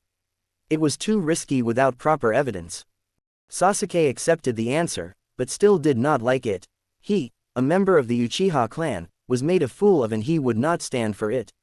If the boy appeared as their enemy, Sasuke will personally make sure to beat him himself. Well, it's not all bad. With Zabuza alive, it will prevent Gato from hiring someone else. Kakashi looked to the bright side, but neither Team 7 nor the family was convinced. If Zabuza failed, Gato is more likely to hire someone else to take care of the job. "You don't know the man, he would do anything to cement his control over us," Tazuna stated, clenching his hands tight, reliving unpleasant memories. "You're right, I don't know him, but I know Zabuza and..." The Jonin paused, letting the tension simmer. "Well, let's just say he'll have no problem taking Gato's head even if injured, so it is actually the best case if Gato attempts to hire another person." Everyone got the meaning of those words. If Gato tried to break off with Zabuza, then he will be next on the man's hit list. Anyway, Zabuza will be recovering for at least a week, giving you time to work on the bridge and for me to give my cute little genin some more training. Kakashi returned his cute genin's glares with a smile. Tazuna and Tsunami were smiling as well for the first time in a long while, their eyes sparkling with hope. Team 7 got into the forest to start their training. Alright, we'll start with the basics, nice and easy, Kakashi said, getting his orange little friend out. PFF'd, this is easy, sensei. At least train us in something we don't already know, Naruto grumbled. His Heim taught him tree climbing and water walking long ago. The Dobi is right, tree climbing is so basic even a child could do it. Like Naruto, Sasuke already knew tree climbing having learned it from his Nisan. Sakura looked at the two boys nervously before agreeing with both of them. Yeah. Kakashi raised his eyebrow. Well, you wouldn't mind demonstrating then. Focus your chakra to your feet and use it to run up the tree. Kakashi demonstrated by walking up the nearest tree while also reading his pervy book. Both Naruto and Sasuke did the same, having no problem. Sakura watched with sweat running down her forehead. These two have already mastered it, while I haven't even heard of it. She was scared, that was all she could say. If she failed now it would basically be shouting out that she didn't have a place on the team. She then thought of all the training and fights Naruto and Sasuke had been in while she mostly watched on the sidelines. Do I even have a place on the team? Even Naruto is better than me in not only fighting but also healing. Sakura, come on already, Naruto shouted from the treetops. Sakura shook her head, getting rid of any disturbing thoughts. Right, I can do this. Clasping her hands together, Sakura focused her chakra and then ran to the tree. She climbed one step at a time with no problems and smiled. I can do this, I can be just as good as Sasuke-kun and Naruto. The second she finished that thought her feet slipped, the chakra no longer holding her to the trunk. She felt herself start to fall, completely helpless to stop herself as tears started welling. Why am I so weak? She knew that without breaking her fall she would get hurt, but she was panicking so much that she couldn't do anything but scream. Suddenly the falling feeling stopped, her body was stable and unmoving besides the heavy breathing and racing heart caused by her scare. When she opened her tightly shut eyes to see what happened, she was in the arms of her beloved who was holding her princess style.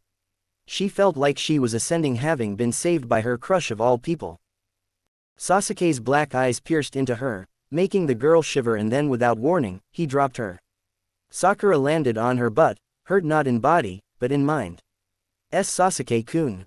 See Sasuke, not everyone has been taught it, which is why we will be learning again, Kakashi teased the Uchiha. Said Uchiha just tuts. I don't see why we need to go through this again, we only have a week for preparing, there's no reason for all of us to be held back cause one of us can't do a basic exercise. Under his mask Kakashi was frowning at Sasuke's words, this was not the teamwork he wanted. Naruto was thinking along the same, except he was calling the Tem an ass. Kakashi really wanted them to work together, but denying training because of one will make them single out and hate said person. While Naruto did not have the personality that would hurt someone over their mistake, the same could not be said for Sasuke, and that was where the problem was. If Sasuke were to react negatively to Sakura, it would only damage the young girl's confidence and affect her training, which is a good sensei Kakashi couldn't have. Alright, I'll get you and Naruto started on some jutsu, while Sakura practices the exercise. Sasuke gave an almost victory-like smile, and all Kakashi could think was, laugh while you can. You'll get your training, but it will the most boring training I can think of.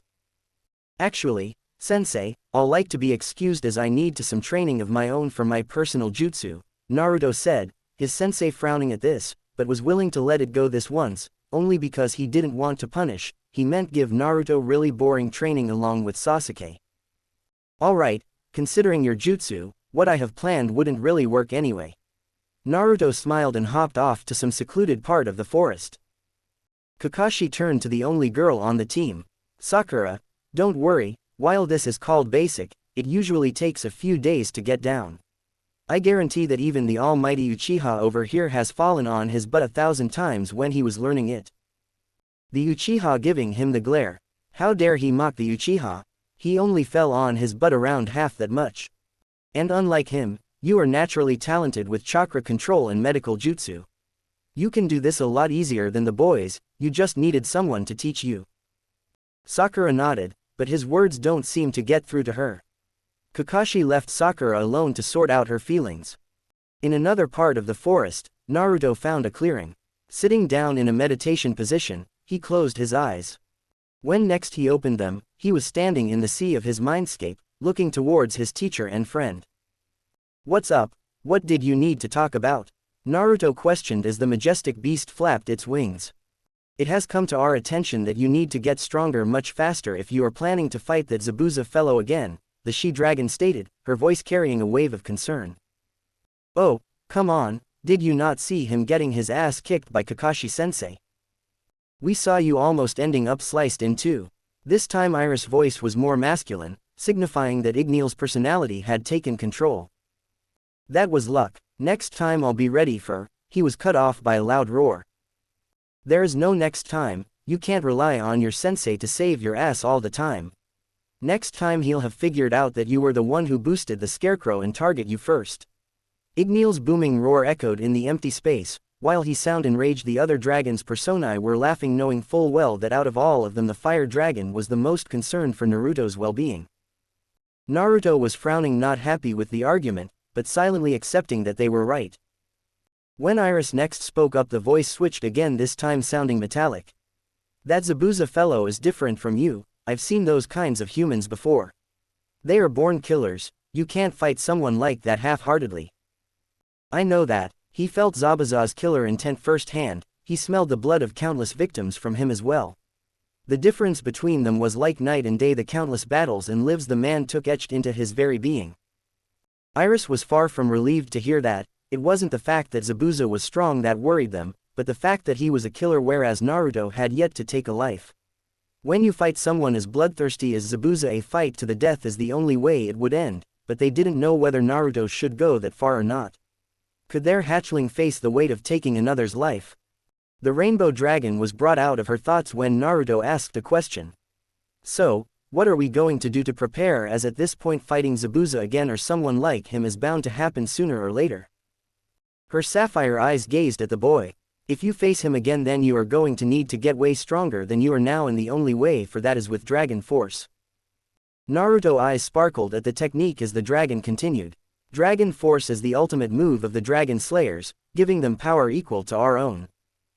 "So cool. How do I do it? I can't wait to be all badass and use it to beat Zabuza and that ninja that helped him." He was hyped up. He heard stories about how strong dragons were from Iris, and if they were true, learning dragon force would make him easily as strong, if not stronger, than Zabuza. The dragon was silent, lost deep in thought, and then it finally spoke, its voice shaking slightly as it did. "We don't know." "Huh?" Naruto's mouth hung open, his arms going limp as he stammered in reply. "Why you don't know?" Iris looked away, embarrassment coloring her face as her hatchling looked to her with judgmental eyes. "How can you not know? You said it was the ultimate move of the dragon slayers and you taught them it along with dragon magic, didn't you?" The dragon slayer couldn't understand it. The dragons were from where dragon slayer magic originated, the magic taught to humans based on the dragon's own powers. Yet she couldn't tell him how to do the ultimate technique that she just said he needed. "Well, dragon force wasn't something we made," Iris explained, feeling awkward as Naruto's keen eyes looked to her to find out more. "You see, dragon force isn't so much a technique, but a side effect of using dragon slayer magic." Naruto tilted his head like a puppy, not understanding what was being said as Iris explained further. "You see, after we taught dragon slayer magic to humans, they began using it, but they couldn't match a dragon's power at first, but over time the humans started changing, becoming more like us." The slits of her eyes glow in rainbow colors at the same time Naruto's own pupils gave the same light. Naruto's view changed. Now he was standing in a grassy field. In front of him was a human with dark skin and navy blue hair, but on his arm were what looked like black scales and blue patterns on it. The more they used dragon magic, the more they ceased to be human, thus allowing them to bypass their own limitations and truly gain the power of dragons. This side effect evolved into the technique that humans called dragon force. The man in the vision changed, black scales spread on both arms, blue marks appearing on his face. In this mode the human's DNA changed to that of our kind and their power grew to match ours. However, the man's scales spread further till his whole body was covered. He started growing, his back hunching, wings spouting out blocking the sun, his face growing outward like a beak. His hands and feet morph into claws, his teeth became sharp and his body changed to something else. Eventually the changes became permanent, spreading on their own till the humans we taught turned into the same species as us. The vision ended. Naruto's mouth gaped as he uttered 2 words. I'm going to turn into a dragon. Man, I can't wait. I hope look as cool as that guy did. The dragon slayer gushed. Iris only nodded her head, knowing the harsh truth. No, you won't. Naruto deflated at hearing this and responded with an upset. Why not? Humans did not want to become dragons, and for many the transformations caused them to lose their human mind or be driven insane. Some have retained their humanity during the change, but were discriminated by the very humans they fought for. To prevent this, we dragons started entering the body of those we taught, developing antibodies which prevented the change while still granting access to our powers and dragon force. While different, I am still inside you, so your body has developed antibodies to fight the mutation. She explained, Naruto's excitement dying down as he asked the most important question. So, if I need this, then how do I do it, since you said you don't know?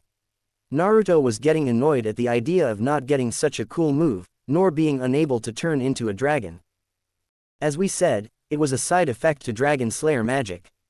So, continuing to use it and you will naturally develop the power on your own, otherwise the only other way is by eating a pure or enchanted version of your element, thus magnifying your power to forcibly awaken it. So ended her explanation, leaving Naruto with nothing but train and then train some more. Opening his eyes in the real world, Naruto stretched. The wind started gathering around him, growing stronger by the second. Well, if it was easy, it wouldn't be worthy to call it a power-up. With those words, Naruto started practicing all that he's learned about dragon-slaying magic. Kakashi handed Sasuke a leaf. I want you to use your fire chakra to burn this leaf. You're kidding, right? The Uchiha questioned the Jonin's sanity. What would burning the leaf do to make him stronger? Nope, not in the least. Until you can burn the leaf completely, we won't move on to the next step, which involves us trying to awaken your Sharingan. That grabbed Sasuke's attention. Then let's do that instead. The Sharingan would be much more helpful to me than this shitty leaf. Sasuke chucked said leaf away. He was already lagging behind his Nisan, he needed to get the Sharingan as soon as possible. Hey, that is our village's symbol you are calling shitty, and to answer your question, because you already started awakening the Sharingan and there isn't much more we can do. Sasuke perked up at hearing this. You probably didn't notice, but during your fight with the demon brothers, your reactions improved drastically when you were pushed. My theory is that your Sharingan almost awakened when under pressure and you temporarily gained some of its abilities. Surprisingly, Sasuke was giddy at hearing this, which was new to Kakashi as he didn't even know Uchiha could get giddy.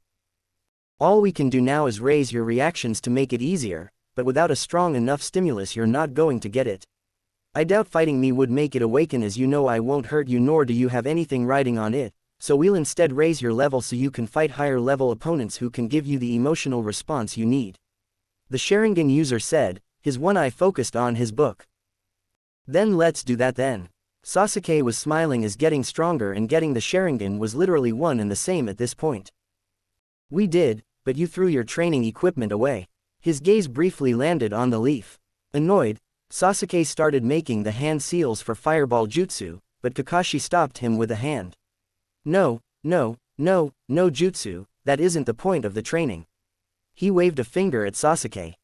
Then how am I supposed to do it? Sasuke shouted with irritation, and Kakashi was enjoying every second of it.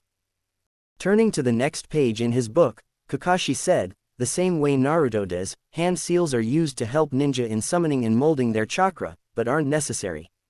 By learning how to change your chakra to elemental chakra, you will boost your performance when using element jutsu. This is also how Naruto does his jutsu. He converts the chakra to fire and then envelopes his hand in it. You wanted to learn, and so this is the first step. Now apologize to the leaf and start training.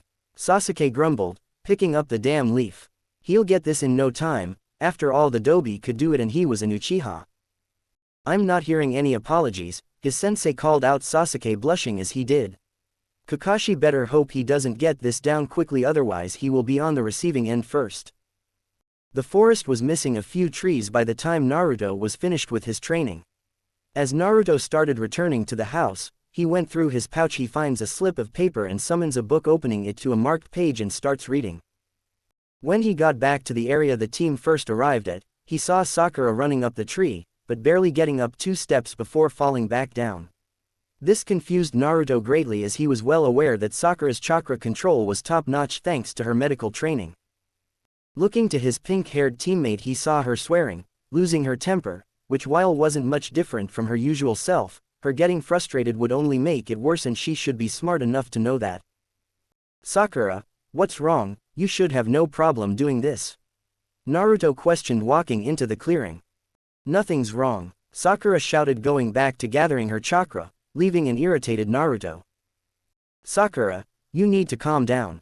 You'll never do it if you get so worked up," he advised, but all he heard was a growl from the girl. "Will you shut the hell up? You're nothing but the class loser, so stop acting like you're better than me," she barked, spit hitting Naruto's face, green eyes filled with rage. Naruto glared back at her with darkened blues. It took a few seconds for her to realize what she said, gasping in shock at her own words. "Oh God, I am so sorry, I didn't mean to shout at you like that," she apologized, her hair getting messy as she gave a few bows. Naruto kept glaring as he said, "Now will you at least tell me what is bugging you? We've been in medical classes together for over 5 years, your chakra control should be easily beyond this level." He kept his tone harsh, as while he knew Sakura didn't mean her words, he was done letting people walk over him, and also the fact that she said those words meant on some level that was how she saw Naruto. Sakura avoided eye contact. I don't think I have a place on the team," she admitted, Naruto's brow raised as she continued. "You and Sasuke-kun do everything while I do nothing." "Sakura, that's not true, you helped us in the bell," he was cut off as Sakura continued. "But it is true, you and Sasuke can fight and you're both amazing at it. I was only able to get the bells in the test because you two did all the fighting and you gave me a boost." Looking down, she started doubting whether or not she even had the right to be a ninja. Sure, she had high grades, but that was it. She could never compete when it came to practical classes other than medical. If it wasn't for her book smarts, she would be bottom of the class for sure. "Sakura, you're a medic, you're not supposed to fight. Don't you remember the 3 rules Shizune taught us?"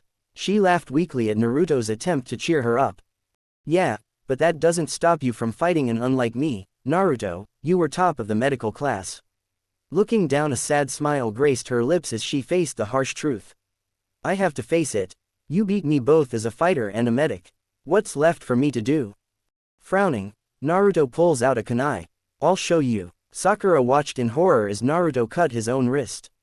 "Baka, what are you doing?" Sakura shouted, on instinct trying to grab the wrist to treat it, but before she could, a green glow enveloped Naruto's hand.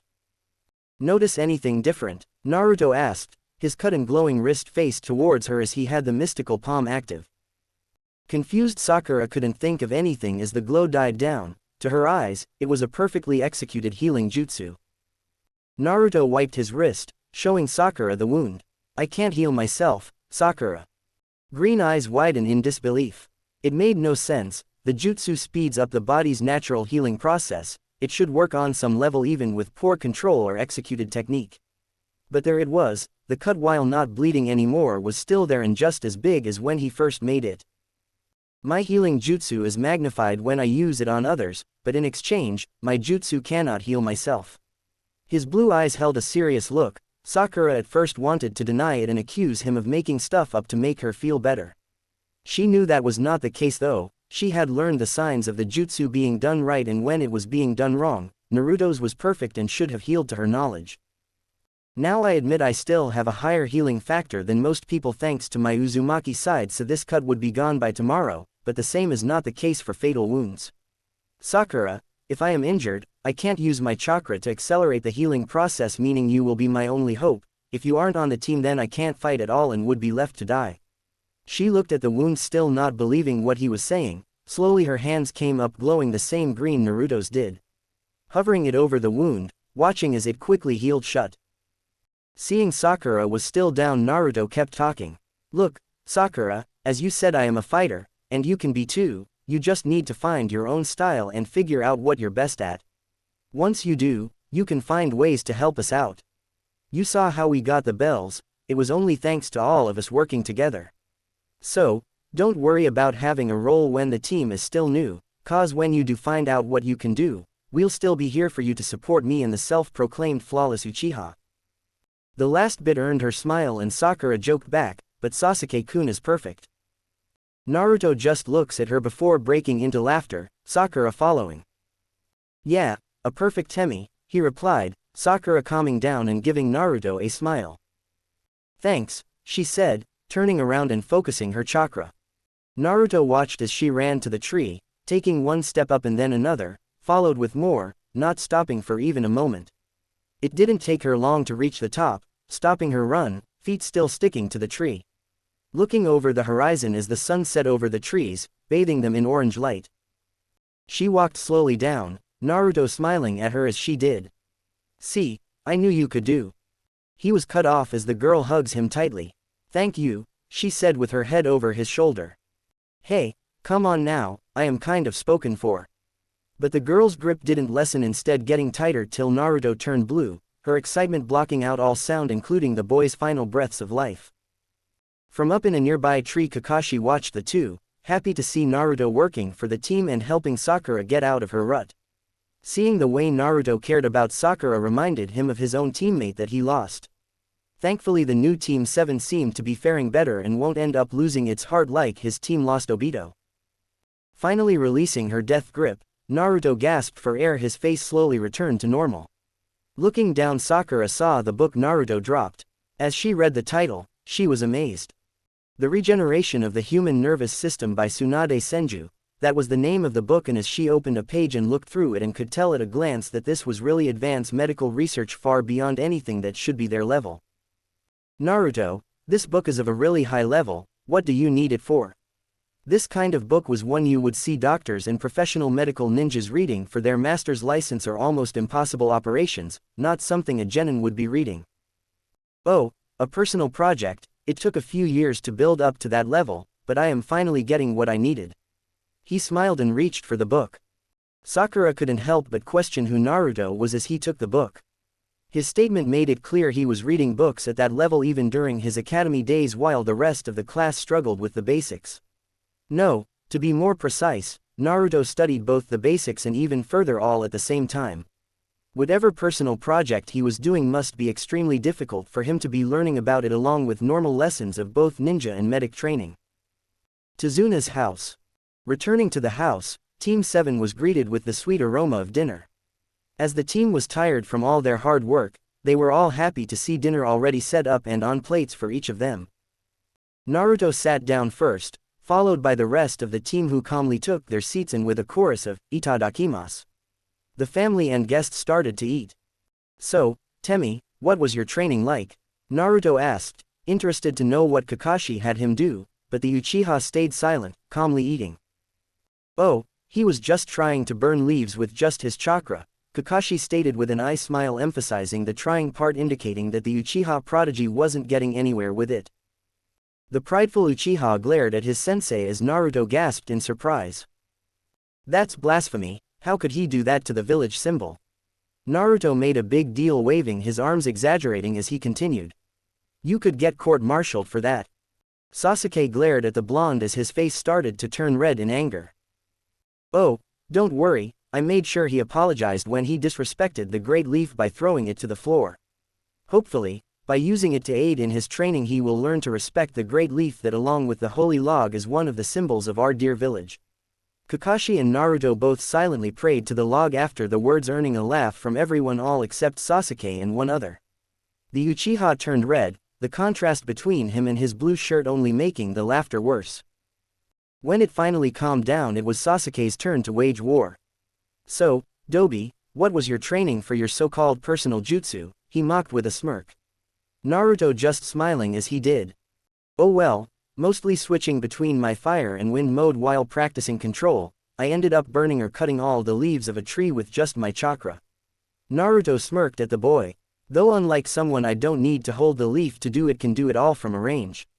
Then I cut one tree up following the sacred ritual to turn said tree into several logs we may need, as well as praying to the great tree to bless them with its divine protection. After that, I planted 40 saplings according to the book of the log and then healed any other the trees that were damaged while offering a prayer of thanks to the great tree's brethren for their help. His comments only made Sasuke angrier and bring more laughter to the table.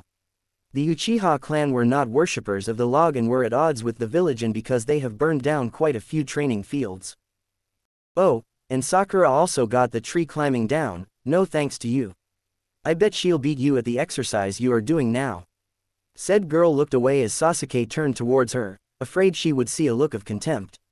Although he was glaring, the Uchiha was more worried Naruto may be right considering the number of days his own tree climbing training took. Naruto kept talking, moving from topic to topic when finally, it came. Will you shut up? We don't care about your damn leaves or training. Why don't you all get lost? You can't win. Inari shouted across the table, mostly aiming his voice at Naruto. Inari, his Okawa-san warned, but the boy didn't listen. You shouldn't have brought them, they are only going to get killed as well. You shouldn't have even started building that damn bridge, Ji-san, it is only going to get you killed. The boy shouted, when would they learn they couldn't beat Gato? He'll just kill them like he did before. Inari, that bridge is our hope. Once it is finished, Wave would be free from Gato, Tazuna said, the sparkle in his eyes making Inari sick to his stomach. Hope died a long time ago. There are no heroes, you're going to get yourself killed, and when it does, I'll tell you I told you. He was cut off by a loud shout. Enough. The whole table froze as the unexpected shout came from Naruto of all people. Why should I? You guys are the ones that ruined everything. Because of you, my Ji-san is going to get killed, all because you gave him hope. He shouted back, his brown eyes glaring at Naruto. We didn't give your Gramps hope, he already had that. Despite the threat to his life, he still built the bridge. He is brave and a true hero who is risking everything for you. Naruto couldn't stand it. Here this kid's Gramps was risking his life to save his family and country, and the kid was hating him for it when everything Tazuna did was out of love for his precious people. I didn't ask him to, and what do I care? I never asked for a bridge, nor for my Ji-san to be killed because of it. You're nothing but a spoiled brat who knows nothing of what we've been through. You have no idea what it's like to lose your family to that damn monster. Ji-san will be killed just like I said, because he tried to be a worthless hero. Before anyone could move, Naruto vanished from his side of the table and Inari flew into the wall behind him. Ow! Ow! The boy started tearing up, everyone shocked to see that Naruto hit the boy, and hard by the red cheek that he was now holding. Before Tsunami could react, Naruto grabbed the boy by his collar, pinning him to the wall. Do you think Tazuna is risking his life for nothing? Do you think your mother is supporting him for nothing? They aren't doing this for themselves, they couldn't care less about their lives, because what really matters to them is your future. Inari looked at Naruto with fearful eyes, the blonde boy's slitted eyes reminding him of an animal. They are fighting Gato, they are keeping hope, not for themselves, but because they love you so much. They are trying to create a future where you can smile and hope once more. His voice started straining from the constant shouting. They are heroes because they aren't letting themselves be pushed down, also they can protect what really matters to them, and that's you. Naruto started shaking, his bangs hiding his eyes. Yet you are spending what could be your last moments together hating them for doing everything they can when all they want is for you smile again, free from Gato. You're the only spoiled brat here. You're treating your mother and Gramps like trash and act like you don't care, but when they're gone it will be too late to regret it. With that, Naruto dropped the boy who was shaking for his life before he broke out into tears. Tsunami rushes to his side, glaring at Naruto for hitting her son, but any resort she had planned was stopped by one sentence of his. You shouldn't hate a family that loves you, cause not everyone is lucky enough to have one that actually cares for them. Tsunami hugged Inari. She knew her son went too far and that he was suffering. She wanted to yell at Naruto though for what he did, but any words just died in her throat because all his words were true. She wasn't fighting for herself, gods no, she would gladly let Gato kill her if it meant giving Inari a happy future. She had her doubts as well, she didn't want her Otu-san to die, but when she tried to stop him, he only said one thing. I'm old and going to die soon anyway. At least when I do go, I can make sure Wave is a place where Inari can smile and hope again. And she agreed. She lived a happy life, having fallen in love not just once, but twice. She got to raise a beautiful boy who was brave, strong and always smiling. But then Gato took all that away, leaving her precious son a shell of his former self. his smile gone, lost to the despair that Gato brought upon their nation. Hiroto-san was right, they were going to die one day, especially if they kept living under Gato's rule, but the least they could do was ensure that when Inari grew up, he can be happy and safe from the tyrant. Naruto was stopped by Sakura as he went to leave the house. "Naruto, that was going too far, being so mean to a little kid," she shouted. Despite their earlier moment, she wasn't about to let him get away with what was clearly child abuse. When Naruto's blue eyes stared at her, she froze in place as the animalistic eyes were looking at her. The emotions in them were many, moving around like the waves in the boundless ocean, but out of all those little waves, two of them were greater than all the others. In his ocean-like eyes, two tsunamis of emotions ruled the seas. There were cold anger and rage that made Sakura felt as though she was drowning just by making eye contact. The other was what looked like pity. These two emotions were so strong that even a civilian like Sakura could see them, and the gravity of his gaze was not something she could take lightly. Without another word from either, Genin the Dragon Slayer left, the other members of Team 7 making no objections, clearly having seen through his true intentions. In the clearing he was training at earlier that day, Naruto's fist started glowing bright red. With rampant fury, he swung at the trees. His arms a flurry of flames, all rationality gone, his strikes having one purpose: to express unrestrained rage. As the tree started giving way, tears fell from his blue eyes. With one final and mighty burning claw, Naruto cleaved the tree he was hitting in two. Both ends of them set on fire, illuminating Naruto's face, the orange light making his tears sparkle while the shade of his hair hid his eyes. Smoke rose, blowing in the wind along with the flickering flames. Both elements seemed to almost embrace the crying boy. Clenching his fist, Naruto opened his mouth wide to express his emotions, but no, not in a shout like every other person, but a thunderous roar that shook the forest, reverberating all over the island nation, heralding of the chaos that was to come. The wind and flames came alive at his anguish, roaring themselves as if to join the boy in his cries. As the boy roared like a beast of legend, his shadow was no longer taking the shape of a human, but of a dragon with its wings out as it roared to the heavens in defiance of its providence, declaring loudly to the world that he would not be stopped. That the dragon would soar through the heavens and earth as far as its wings could take him and beyond, that it would not give an inch and overcome any and all obstacles in its way. Back at Tazuna's house, the roaring was heard loud and clear. Inari wrapped himself up in his bed as Tazuna and his Okawa-san closed every door and window in the house. The two wondered just what was making that beastly roar. Hinata woke up, and by the looks of it from a restless sleep. She had slight bags under her eyes and strands of hair stuck up thanks to bed hair. If her Otu-sama saw her now, he would have fitted how unladylike she was. As she got up, her thoughts was this: another day with that brat Menma. It had been 3 days since Naruto left on his mission, and during all this time Menma had been extra annoying. He seemed to take Naruto's absence as him being free to do whatever he wanted with her, and with a perverted sensei putting ideas in his head, he was only getting worse by the day. Turning to a picture of her and Naruto taken secretly on one of their first dates, she blew a kiss. "Don't worry, Naruto-kun, I'll endure it all for you." Yes, compared to the suffering her love's been through, this was nothing, and since the fateful day they shared their feelings, her Naruto-kun had been working hard to save her from a loveless marriage. She was determined to work just as hard to ensure they can be together without worries. Taking a slight cold shower in her private bath to wake her up, she gets dressed in her mission outfit, struggling slightly to get her sarashi wrapped properly around her breasts. Once dressed, Hinata leaves through the door and is soon called by a servant girl from the branch family. "Hinata-sama, Hiyashi-sama wishes to meet with you as soon as possible."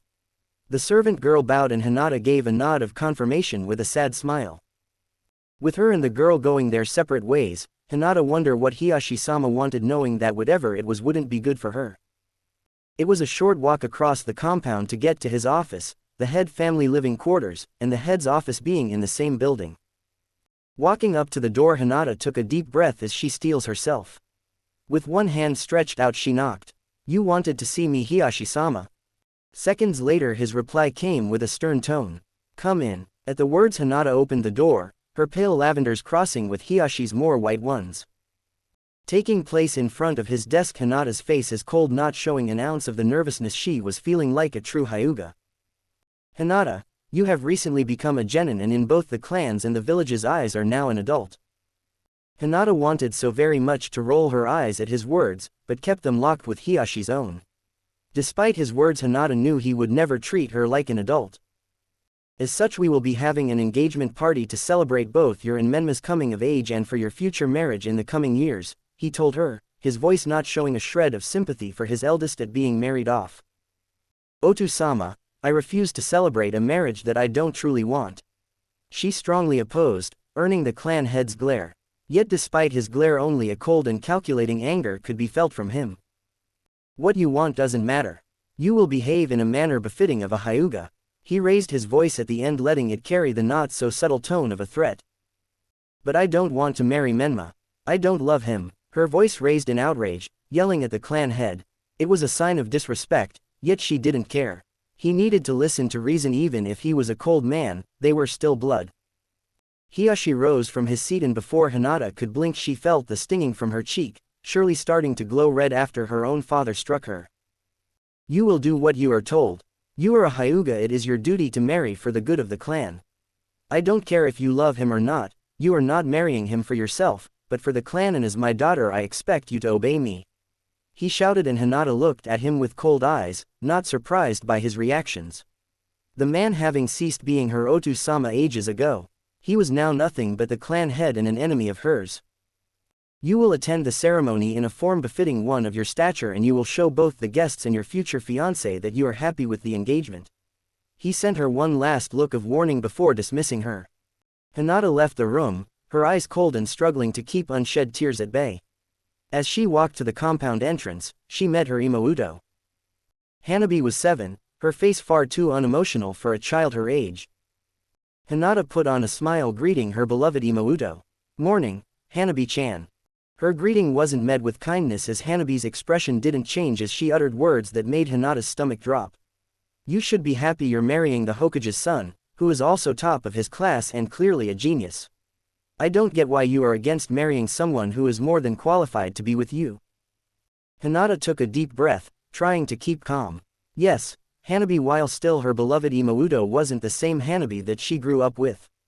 There was a time when she would smile and live up to her name, a little firework that was always full of energy despite the dreary environment. She used to follow Hinata around, begging her to play with her. She used to sneak into her room at night to sleep with her. The two were inseparable, and her Imouto was an angel.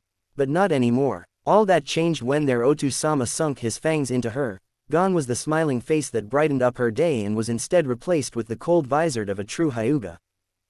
The second Hanabi was old enough to fight. That man took her and trained her to the breaking point, breaking down her sweet little Imouto until she became the perfect heiress he wanted. It didn't matter that he wiped away all traces of her personality. To him his children were just tools to be used for the sake of the clan. Now here they were, years later, and they hardly talked. Gone were the times where they truly acted like sisters should. Well, Hanabi, if you're so interested in him, be my guest and marry him in my place. She smiled. She didn't mean it, but wanted to see how her Imouto would react if she was the one trying to get married off. I wish I could. Menma-sama is a great ninja and heir to one of the most powerful clans, as well as most likely to one day succeed his father. She waved her short hair, looking at Hinata with an arrogant smirk. But someone has to lead the clan, since the firstborn was such a failure and wasn't fit for the job. Hinata frowned at her response. Clearly the old Hanabi was gone. She used to respect and dream of being like her once, and now she was nothing but another mouthpiece for Hiyashi's words. Closing her eyes, Hinata walked past Hanabi, ignoring her as best she could, her irritation there for all to see. However, it was not aimed at Hanabi, but at the monster who turned her sweet angel into a devil. Hanabi scowled. The nerve of the failure to ignore her, a genius and next head of the clan. She gave a vicious smirk, putting a hand on her mouth as she said words that she knew would push her dear Oni-san's buttons. Oh, that's right, it's only fitting for a failure to be with another failure. Hinata stopped dead in her tracks. Hanabi's pale silver eyes sparkled in victory. After all, only a loser like Naruto would willingly take someone like you.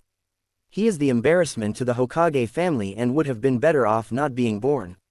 She gave a haughty laugh before it was replaced with a gasp as faster than Hanabi could see her react. Hinata jabbed her in the throat. Pupilless silver eyes crossed pupilless lavender ones, and Hanabi's body involuntarily shivered. Gone was the warm and always welcoming light of her Oni-san's eyes, instead an icy glare she had never seen before on Hinata was inducing a fear akin to her Otu-sama's one. "You never ever insult my Naruto-kun again," Hinata's voice rung out with a cold tone of authority and anger. Hanabi gave the Hyuga before her a nod and Hinata left, her Imouto glaring at her as she did. Hanabi couldn't understand why her Oni liked that damn loser, especially when she was clearly being pulled down by him. Worse than that, she actually felt scared of the failure who was cast aside by their Otu-sama. Hinata was weak and Naruto was the one to cause it, and Hanabi was determined to make her regret her decision in choosing Naruto not only over Menma, but also her own clan. Arriving at the training field, Hinata spotted Jiraiya speaking to Menma, no doubt giving him some dubious advice. Akami was standing a little away, stretching. Seeing the Hyuga, Jiraiya declared, "All right, now that we are all here, we'll start with a spar between Menma and Hinata." This caused said teams a shock as they have yet to fight each other. Menma turned to Jiraiya with doubt in his eyes, but the man only gave the boy a huge smile. "All right, Menma, this is your chance. Girls love having a big strong man to protect them. So, go out there and show Hinata you are the alpha male and make her yours. Maybe even try to get a little grab in, hee hee." He gave a wink and a perverted laugh at the end, watching as the boy went red. "I couldn't possibly do that." The Kyuubi Jinchuriki screamed in his head, his old shyness coming back at the thought of groping Hinata. However, his eyes lingered on Hinata's chest, or at least what little he could see wrapped in their bandages. Jiraiya slapped him on the back with some words of encouragement. "Go and get them, tiger." The boy gulped as he came face to face with his fiancée, his cheeks a tint of pink. "All right, remember to show her how strong I am, make her submit to me as her fiancée, as an alpha male," he thought with resolve, thinking Hinata was his and his alone. In his mind she should be all over him and treating him like he deserved to be, not messing about with other boys. Menma was going to show her here and now why he was the only choice for her. At their sensei's signal, Menma leapt off, charging straight for his beloved. "Make her yours." Jiraiya words echoed and an image of Hinata under him, red-faced and her kimono slightly open as she whispered softly, "Menma-kun." His blush returned with force as his let his right fist go, Hinata easily parrying the attack. Menma tried to recover with a left roundhouse kick, but Hinata easily saw the telegraphic attack. Menma panicked and tried a series of kicks, but not a single one hit. Getting angry as she deflected another blow, Hinata thought Menma was holding back on her, having seen him fighting Akami before. Sure, the boy was nowhere near as fast as his Oni-san or Oni, but his fighting skills were still on par with Sasuke. That wasn't the case, however, as Menma was just distracted by Jiraiya's earlier words, filling his head with images. Unfortunately for Menma, having a super pervert as a sensei was backfiring on him majorly. The red-headed boy finally landed a decent hit, yet his good fortune was short-lived as his hormones took the chance to attack. The Hinata he sent back changed slightly in his eyes. To him it was as if she was moaning out as she repeated one of the many lines in Jiraiya perverted books, "Oh, you know I like it rough." This distraction prevented him from following up. Hinata had blocked his last strike, but couldn't stop the force from rocking through her body and sending her back a few steps. She panicked, yet was glad that he was finally taking her seriously. At least she thought so as she got ready, expecting him to follow through with another attack and press his advantage, yet when she looked up, she saw Menma just standing there doing nothing. She felt crossed at him. Sure, he was an ass, but she got treated as a so-called failure by everyone but her sweet Naruto-kun, and she hated it. She worked hard and improved, yet none of the people that should treat her with respect did so. Byakugan active, Hinata focused chakra to the bottom of her feet, vanishing from where she stood and appearing right in front of Menma. The Kyuubi Jinchuriki was blushing at the sudden appearance of his love right in front of him. Even if she was pissed, it only made her look so goddamn hot. His admiration of Hinata's face was short-lived as she powered a palm strike right into his chest, chakra blasting through it and a whisper of blue coming out the other side. Now, as much as Hinata wanted to, she couldn't just off him with her family's gentle fist, but that didn't mean she couldn't hurt him. She sent a large amount of chakra that passed through him without doing too much damage but still hurt him a great deal. Plus, knowing the resilience of an Uzumaki, Hinata put in a bit extra, knowing she could get away with it. Giving the Uzumaki heir a look of disgust as he gasped in pain, unlike his Oni-san, Menma was spoiled and wasn't used to getting hurt even in sparring. She turned going to leave, knowing by his troubled breathing that the match wouldn't continue. As Hinata left, Menma looked up, seeing the girl of his dream walk away, once again denying his right to her. His face twisting in anger. He was her fiancé and she was going to treat him as such even if he had to force her to. With a slither of Kyuubi chakra brought out by his rage pumping through his system, the pain quickly vanished, his violet eyes slitted, and with a burst of speed he disappeared. Hinata ducked barely in time to avoid a kick right where her head used to be. The force of the kick was enough to mess up her hair even with the clean dodge. Seeing he still wanted to fight, Hinata was happy to oblige, sending out another palm strike while his body was still in the air. Menma twisted his body, throwing a punch at the same time she sent her palm strike. The boy's slightly longer arms combined with the momentum he generated while twisting to ensure his fist hit first, landing right in Hinata's face. Hinata flew back several feet before she finally righted herself up. Glaring at Menma once more with the Byakugan active, she had a bloody nose to show for her bout of overconfidence. Yet what met her dojutsu was not the love-struck boy, no, the preteen before her was giving an intensity she only saw in her boyfriend. Only unlike Naruto-kun's, this was dark, almost sinister, that it made her stomach churn. Her Byakugan stared into his violet slits that expressed a dark rage at her. Menma vanished again, or at least to the untrained eye, and Hinata's Byakugan was far from untrained. She saw every movement from when he channeled chakra to his feet from when he pushed off the ground. His charge and punch were easy to make out and parry for Hinata, as in terms of speed Menma was nowhere near Akami's level and she could easily deal with such straightforward attacks. Her left palm landed on his right wrist and she tried pushing it away, and at first it seemed to work, but Menma's arm pushed back, overpowering Hinata. He twisted his fist to the side so that the palm-facing side would be pointing at her, and with a swing of his arm from his biceps to his shoulder he pushed Hinata's parry, nailing her right in the face. Shit! Hinata cursed due to the pain and being overpowered.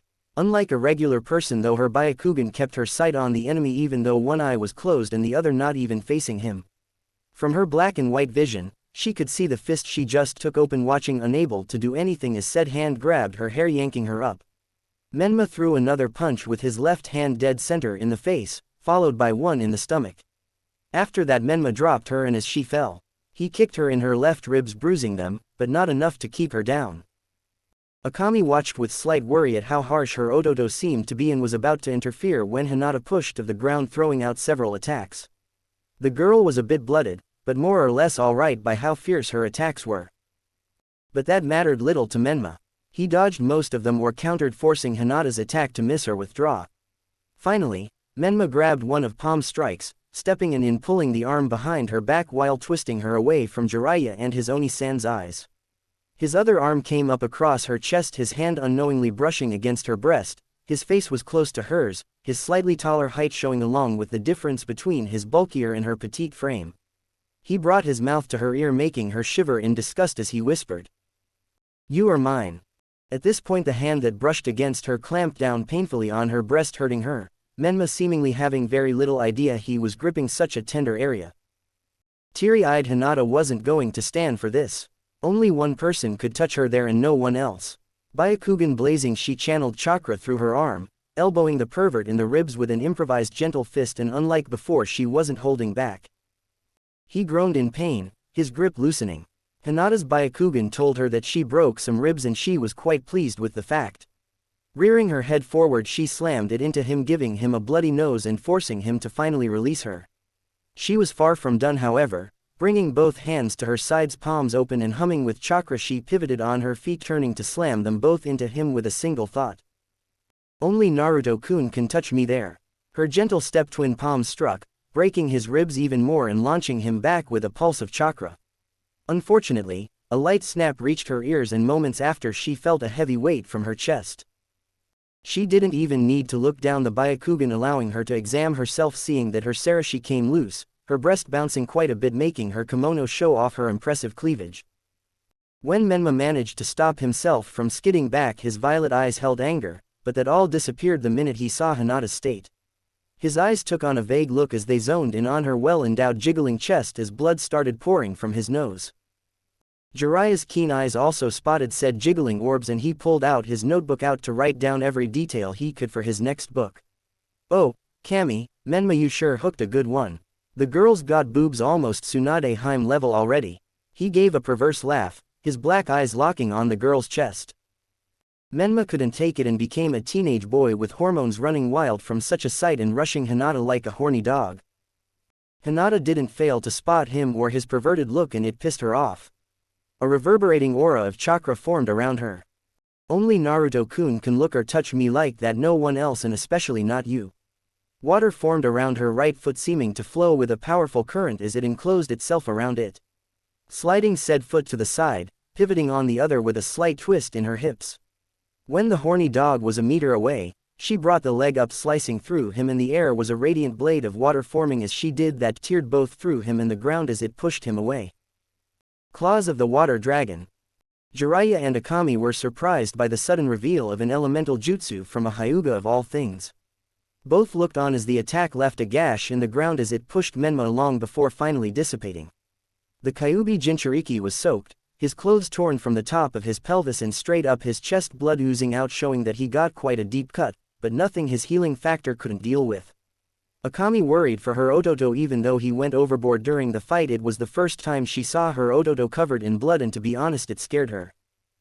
Hinata saw Menma and lamented the fact that her attack just missed neutering the horny boy. She walked off to wear her bag as to replace her Sarashi, passing Akami on the way, who was about to open her mouth to make her at least say sorry for making Menma bleed. Yet as soon as she was about to say the words, her eyes went wide as she looks at Hinata's chest, and even as a girl she thought them impressive. When the hell did Hinata get so big? She put her hands to her breasts, feeling them up a bit and letting them jiggle about a bit, comparing them to Hinata's, which she couldn't believe were genuine considering her age. Spotting Hinata getting some bandages out of her bag, she watched her walk over into the forest and realization hit her. Turning to see not one, but two perverts ogling her teammate, Akami's hair stood on its end as a fiery-like aura enveloped her. You goddamn perverts! Both the old and young pervert shivered as the second red-hot habanero marched over to them, just as fearsome as her Ka-chan was. Miles into the forest, Hinata stopped, activating her Byakugan, not taking any chances with the village's two biggest perverts. Seeing no one around, she started untying her kimono, keeping her all-seeing eyes on the surroundings. When she pulled to tighten them, however, she noticed a tight feeling. Oh, come on, don't tell me they grew yet again. Taking a deep breath, she finished tying them. If this keeps up, I won't be able to bind them anymore. It's not like she didn't like big breasts. As matter of fact, her Naruto-kun seemed to really like them and used to get so flustered when they first started growing, but really, they were high maintenance. Well, at least Naruto-kun likes them, she thought to herself, though with a smile, wondering what he was up to now. The thought of her beloved also made her remember the last moment during the spar with Menma and started belittling herself for using her Dragon Slayer jutsu. This is bad. If they investigate and find out it came from Naruto-kun, they could find a weakness and put him at a disadvantage. Her technique was just a knockoff of Naruto's, but it was still quite powerful. The free use of an element is very rare even among shinobi and usually seen only in Kekkei Genkai. Naruto's Dragon Slayer magic, as Iris called it, was basically a unique bloodline, not just anyone can learn it. However, after years of training with both Naruto and Iris, she was able to use her extraordinary chakra control courtesy of the Hyuga clan and their bloodline to develop her own version of Dragon Slayer magic, one that used the gentle fist as medium for her own elemental affinity, which was water. Yet despite having made her own original style, she kept it a secret. Even her Okawa-san didn't know, because if word got out everyone would question her on it, and if Menma found out and had time to form a proper strategy, her Naruto-kun would be at a disadvantage during their fight. They were ninja, deception was their ally and weapon, one that Naruto had been using for years to make his siblings underestimate him. Her Naruto-kun was going to win and the two of them would live happily ever after, or at least she hoped that would be the case. Finished changing, she turned back, hoping Jiraiya and the others won't ask her questions about her jutsu. Back with the rest of Team 6, Menma and Jiraiya were nursing bumps courtesy of Kushina's daughter. Said daughter turned to her Ototo, who had tears in her eyes, and gave him a look of disappointment. Menma, you went too far during that fight. I mean, really pulling her hair and hitting her in the face enough to draw blood is not how you treat a lady. She told him off. Yes, he was losing, but that side of him was one she never saw before. It was like he was a different person, going that far against his own fiancé. Menma didn't face her though, more or less ignoring his Oni-san. Menma, she warned, and the boy looked to her, reverting to the shy child he once was that used to look up to both his Oni and Oni-san. I just wanted to show her how strong I was and impress her, he said, his voice slightly upset and his eyes expressing it. It's been a long time since she saw this part of him, the part of him that was still a child and was weaker than he let on. Her Ototo who always seemed so vulnerable and needed his Oni. I get that you wanted to impress her, but you went too far. You're going to make her hate you like that. The boy had the decency to look down at least, but if only Akami knew that Hinata already hated Menma's guts. With his eyes covered though, his violet eyes showed rage, remembering how Hinata just dismissed him, walking away from him of all people. You don't understand, I couldn't concentrate at first and then she beat me up, I had to show her I was worthy of her. He shouted, hands gripping his pants as he did. Akami gave him a slightly sad look before she put a hand on his shoulder. I get that you just wanted to show off, but hurting her to do it is the wrong way to go. Akami may be a girl, but even she knew how notoriously awkward boys were when it came to girls and romance. Menma gave his Oni a slight smile, glad to know he could count on her. At least that was until he felt pain in his shoulder as if she was trying to rip part of it off. But just cause she is your fiancé does not mean you can ogle her like you did. The boy started sweating as the pain in his shoulder increased and she gave him a scary smile.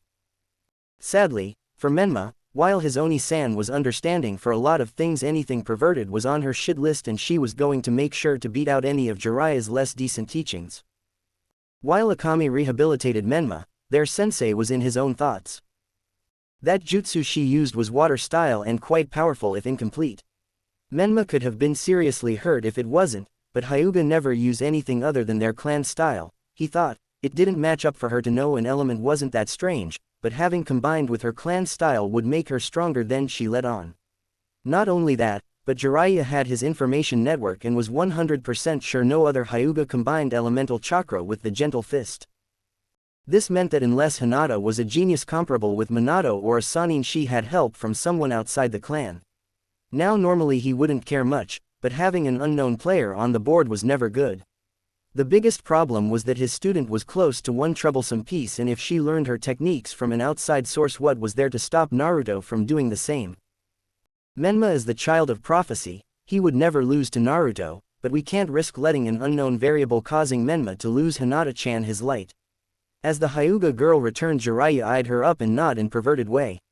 He was going to find out just where Hinata's style came from and make sure there was nothing that would get in the way of his student. 2 days later, Hinata was in her room. 3 branch girls were fussing over her as they fitted her into a yellow kimono with red flames on the elbows as well as the knees. They also lined the bottom of the kimono. The obi was a nice navy blue, almost the same shade as her hair. As for her hair, the bangs on the right were held back by a pink hair clip while the left side was left as they were. Hinata looked herself in the mirror and she had to admit it did look pretty good on her. She especially liked that it was yellow as it reminded her of Naruto-kun. Oh, how she wished he was here instead, and better yet as her betrothed, but her family had other plans in store for her. The servants backed off as her Okawa-san came into the room with Natsu pulling her wheelchair. She politely asked them to leave. Leave us, please. She gave a soft smile. The branch house members returned it with a bow before leaving the room. With the 2 left alone, Hinata rushed into her Okawa-san arms shedding tears. Okawa-san, I don't want to do this, I don't love him. Hitomi stroked her daughter's hair. I know, sweetheart, I want you to be happy with the man you chose. I don't need the Byakugan to tell me you to love each other with all your heart. Her voice was gentle, soothing Hinata, who raised her head to look her Okawa-san in the eyes. As she looked back, she could see a fire in her daughter's lavender eyes. It won't work out like Otu-sama plans. Hitomi wondered where her confidence was coming, and her daughter elaborated further. Naruto-kun has a bet for the title of heir to the Uzumaki clan as well as my hand in marriage. During the upcoming Chunin exams, if Naruto-kun beats Menma, he'll retake his place as heir and by the contract be my betrothed. In the event they don't fight at all, then whoever gets further is the winner. Hinata smiled. She knew her beloved would win. She saw him train day in and out, putting his heart and soul to get stronger for his beliefs. To Hitomi it made sense. The exams were proxy for war and it wouldn't be the first time they had an effect on a clan's political structure. I wish you luck. You and Naruto-kun deserve each other. Hinata stood up, smiling at her Okawa-san with confidence. He will win. Naruto-kun will never lose to Menma, I promise on our Nindo. Hirokawa-san was curious to where her confidence was coming from, having trained with both Naruto and Hinata since they were young, and she knew they were hiding something from her. She thought back to the day when the two began training on their own, the changes they went through and how hard Hinata tried to keep it a secret even from her. She was sure whatever surprise they had in store the Namikaze family wasn't going to like it and was in for a big eye-opener. With one last hug, the two left to face the unwanted party and the guest that would be waiting for them. As they left the room, Natsu was there with one other that neither expected to see. As they entered the hallway, the two saw Natsu, and next to her was Hinata's cousin, Neji Hyuga, said to be the greatest genius ever born within the clan. However, despite his overwhelming talents, he was born in the wrong house of the family as the son of Hisashi Hyuga, the twin brother of her own father who was born seconds after him. Neji was a member of the branch family that served the main household, Hinata's household. Bowing to them, Neji told them why he was here. "Hinata-sama, I am here to escort you to the party." Both mother and daughter knew what he meant. Hiyashi, Hinata's father, ordered him to make sure she went. Hitomi sent her child a worried look as Natsu came round to take her chair and left the two cousins alone. Both Hyuga looked one another in the eyes, silence filling the air until finally Neji broke it. "Hinata-sama, I advise against trying to escape tonight. Hiyashi-sama has ordered me to make sure you attended the party until its conclusion." His face was blank, giving no sign of any emotion, Hinata matching it perfectly, and it was clear to see that these two were related. Taking a deep breath, Hinata went to speak, but was cut off as soon as she got his name out. "Neji ni-san. Hinata-sama, you should not refer to me so highly. You are of the main household and should not treat someone like me from an inferior branch as a brother." Hinata glared at him slightly. She hated being treated as if she was a superior being when she wasn't one. This was especially so when coming from Neji, who, when it came to the Hyuga secret arts, was well above her in terms of talent and ability. "That doesn't matter to me. You will always be my ni-san. What branch you belong to doesn't matter." She smiled, seeing a light tug on Neji's lips, showing he wanted to do the same before it was replaced by a blank face as he forced his feelings down. Looking his lady in the eyes, Neji gave a slight bow before voicing his own opinion. "I am afraid I have to disagree with you. It is my fate to serve the main house and protect both you and Hanabi-sama. There is no need for you to refer to me differently than any other servant." Hinata's smile vanished as she gave him a cute glare and pout.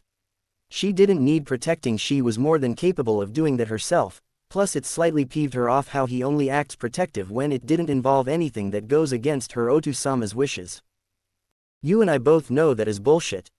Hinata-sama," Neji reprimanded her, "such unrefined behavior is far beneath you." Hinata didn't back down, instead she got more vocal, expressing herself and the injustices her clan had caused to their own blood. "No, you and I know that the clan laws are trash that shouldn't be upheld. If fate really had a hand in it, then you more than anyone deserve to be in the main branch. You're a genius that has surpassed every past Hyuga genius." She saw the signs of a blush develop.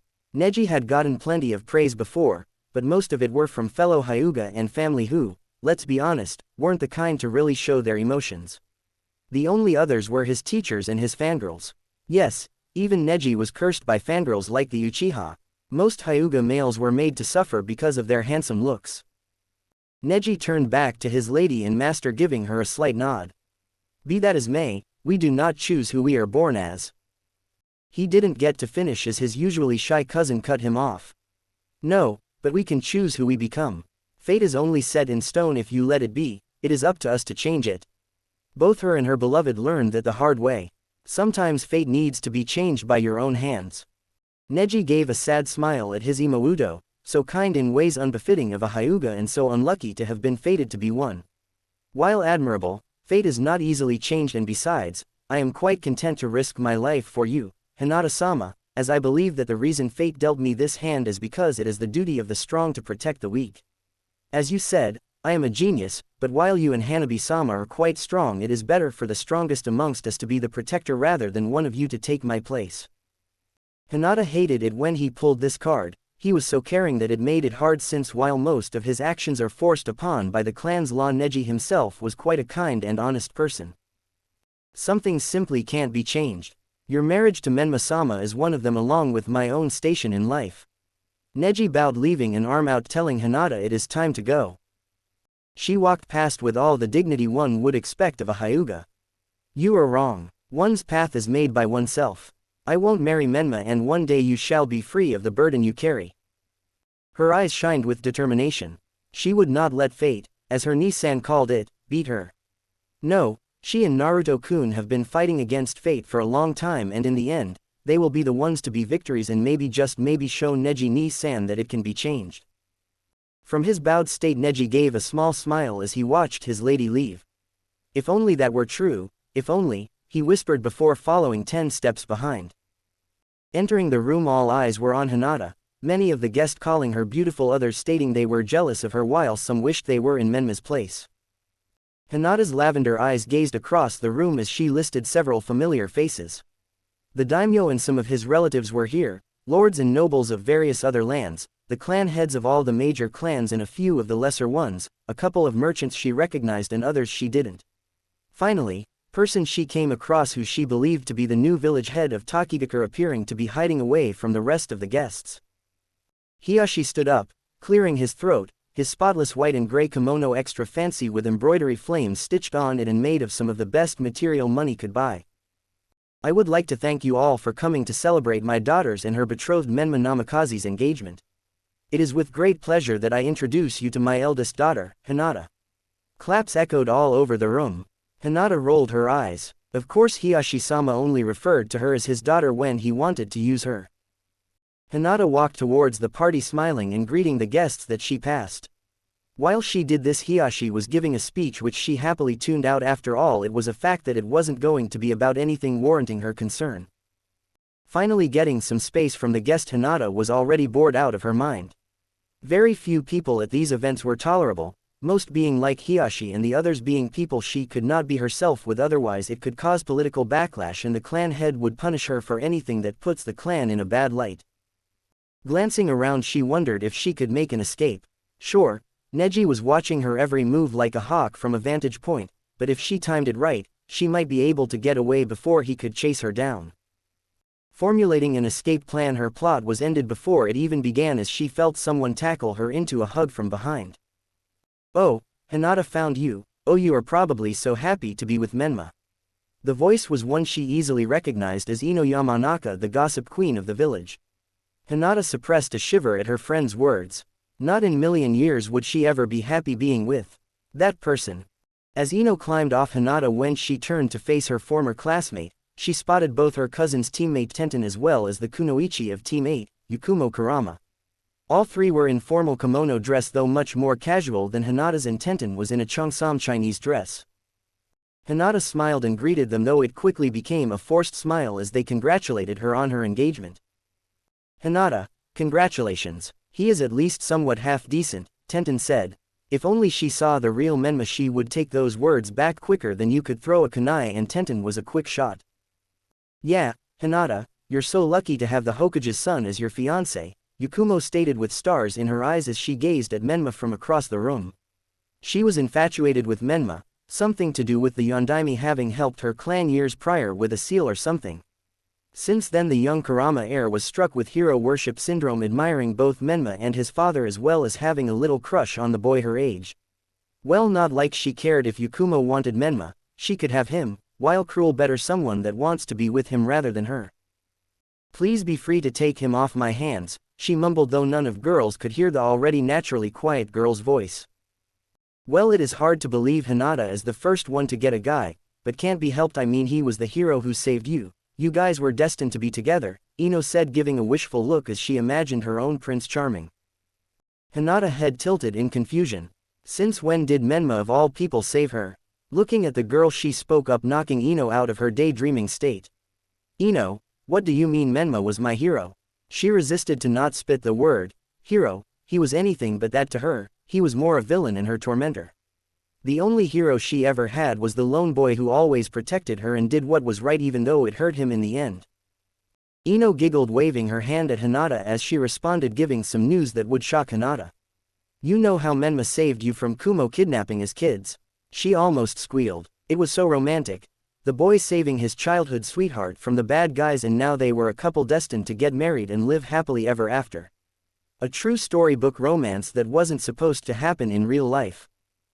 Hinata's lavender eyes widened in surprise, her mouth opening slightly in disbelief. They thought Menma of all people was the one who saved her when her beloved Naruto-kun went through so much to save her that day. Yeah, I admit, a good catch. Not every day that you get saved by your future husband. I wish I could neuter all those Kumo bastards for what they were going to do with you. Tenten spoke up, her hand feeling a sleeve, most likely hiding a weapon that no one could figure out how she snuck in. Oh yeah, I bet Menma was like a dashing knight coming to save his princess, a true hero. Yakumo sent another loving gaze to her idol. The Byakugan princess was getting mad at her friend's words. Sure, they didn't know, but Naruto was hurt so much and She couldn't finish the thought. Instead she gave them a semi-glare, speaking up with a tone that left little argument. For your information, Menma had nothing to do with that. It was Naruto-kun who saved me that night. Her anger leaked in, her friends surprised by her reaction and the anger coming off the usual quiet wallflower. Ha ha ha, Ino laughed, not believing it. Surely Hinata was joking and was angry because they kept complimenting her boyfriend. Come on, Hinata, we all know Naruto couldn't do that. Tenten and Yakumo nodded in agreement, the tension between them breaking thanks to Ino, and the two also started to laugh. She's right, Hinata, Naruto isn't anything special and could never fight off a Kumo ninja as a 3-year-old. Technically number 3-year-old could, but it was no secret that Menma held the Kyuubi and was a genius himself compared to everyone else. Pointing across the room, their eyes landed on none other than Menma. Come on, Hinata, everyone knows Menma was the one who saved you. She smiled, still thinking it was a joke. That smile quickly vanished as Hinata showed them why she is the Byakugan princess, with a glare that sent a shiver up the girls' spines. The anger and coldness behind her eyes were real without a doubt, and it frightened them. Hinata began to march off, the girls breathing a sigh of relief as they watched her, especially Ino, her gossip queen senses tingling. Something big was going to happen and she would be the first to get the scoop. As Hinata walked past the guests, she heard many talking about that fateful day, and they all had one thing in common. Menma was always the hero in the story, while the true hero was left unsung. As she got close, she saw the boy talking to some guest, and the words that met her ears shocked and infuriated her even more. So, you saved the Hyuga heiress from a Kumo Jonin? That's so brave and heroic, a random girl said to Menma, most likely a noble girl by her attire with another girl next to her. Well yeah, I just couldn't let my Hinata be taken from me, could I? Menma winked, giving them a confident smile as he played the role of a fake hero, taking all the credit that rightfully belonged to his Oni-san. What are you doing? Hinata just barely kept herself from growling. Oh, look, it's Hyuga's princess, we'll just leave you two lovebirds alone, the girl said, winking at Hinata before they left. Menma gave them a smile and wave as they went back to giggling among themselves. Jiraiya made sure Menma knew his version of how to treat a woman. When he turned back to his fiancée, he couldn't help but admire her yellow kimono. It truly made his Haim look like a princess. If it wasn't for the Byakugan glare she was giving, he would happily admire her all night long. I asked what you are doing, she said again, her voice calmer than the first time, but still holding her outrage in its undertone. The Kyuubi Jinchuriki smiled, full of himself. Don't worry, Hinata-chan, I was just entertaining the guests, no need to be jealous. He moved closer to the girl, his face leaning in as if he was going to kiss her, and Hinata broke out into a cold sweat. I only have eyes for you. As he started to lean in more, he was met by Hinata's palm as she shoved him away. By taking credit for Naruto-kun saving my life. You did no such thing. Why are you acting as if you were the one who saved me when you weren't even there? She told him, her face making her outrage clear despite her voice being quiet enough to keep the discussion for their ears only. Menma waved her off, which only added to her growing irritation. Not like it would change much. Naruto is a loser who can't do anything. No one would believe the story that he was the one who did it. How do you think it spread around? I did nothing, everyone just assumed I was the one who rescued my girl because I actually have the talent to do so. He didn't get to say any more as he felt a painful stinging sensation on his cheek along with an audible slap which pulled the eyes of several others. One of the many pairs of eyes were pupilless white that were keenly watching the event taking place. Menma was frozen by her actions. Hinata had enough of playing nice and was going to tell the bastard just what she thought. Naruto-kun almost died saving me that night. I won't let you insult him nor take the credit that is rightfully his. She was shaking. He was crossing the line, and it's about time she made it clear he was nothing compared to her real hero and savior. You only ever get given what was taken from others, never working for anything, always being spoiled because you can't do anything yourself. Her voice was raised and fierce as she put the last nail that did the brat in. My Naruto-kun is twice the man you are, and one you could never hope to compare to. No sooner did she finish, strong hands gripped both her wrists. Lavender eyes crossed with Menma's violet ones. That was only a moment, however, as Menma growled at her, his purple eyes going crimson. His whisker marks that she loved on Naruto became more pronounced. He looked no different from a wild animal, and it scared her. She winced in pain as his grip grew stronger. I wish Naruto had died, then there would be nobody in the way of making you mine, he stated, pulling Hinata close while leaning, fully intending to steal a kiss from his Hinata. The Hyuga princess futilely struggled, his grip too strong and growing even stronger by the second as she felt the blood circulation in her wrist cease. Hinata began focusing chakra to her feet, getting ready to use a dragon slayer technique on Menma, but luckily or unluckily Menma was spared as Ino and Tenten came to the rescue. The girls put a hand each on Hinata's shoulders, pulling her away. Now, you two keep it clean, some of us are sadly still single. Ino smiled at Menma, who grunted as he reluctantly let go and left. The mind and weapon mistresses both went to say something to Hinata, but she shrugged them off, leaving herself. Tenten turned to Ino, her brown eyes crossing with Ino's cyan ones. I think Hinata was telling the truth, she said slightly guiltily for making fun of Naruto before. Ino rolled her eyes. You think we might not have been able to hear them, but unless I'm going blind. Hinata just slapped Menma and he was far from happy. She put a hand on her chin as she thought. But it doesn't make sense, there's more to this than meets the eye. The Yamanaka stated as Tenten crossed her arms. Suddenly both their eyes opened wide as an epiphany hit them like lightning. The sign. Both girls shouted at the same time. It was huge news during graduation, but they all wrote it off as Naruto's going away prank, but what if it wasn't? Both girls looked at Hinata's shrinking back, determination flaring in their eyes to discover just what was going on, and if Hinata's reaction was anything to go by, they were prepared to give the friend all the help they could. Yakumo, however, was having different thoughts, facing the other way as she stared at Menma's strong back. If only I was his fiancé, I would never treat him like that. If only Hinata wasn't around, then Menma could be all mine. A dark version of her own voice said, and she found herself silently agreeing with it.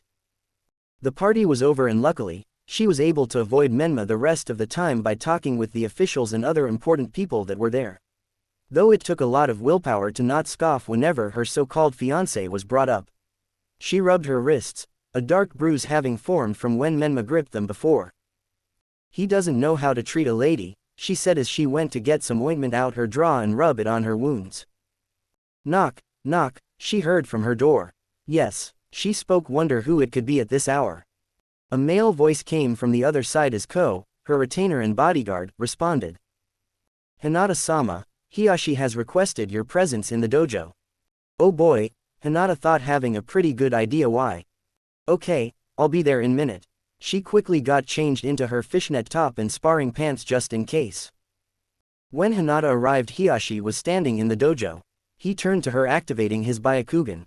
What the hell are you doing slapping Menma in public? Do you have any idea how much shame you brought the clan? Hinata held her ground, her posture showing she was guarded. He deserved it, he was taking credit for Naruto-kun rescuing me all those years ago.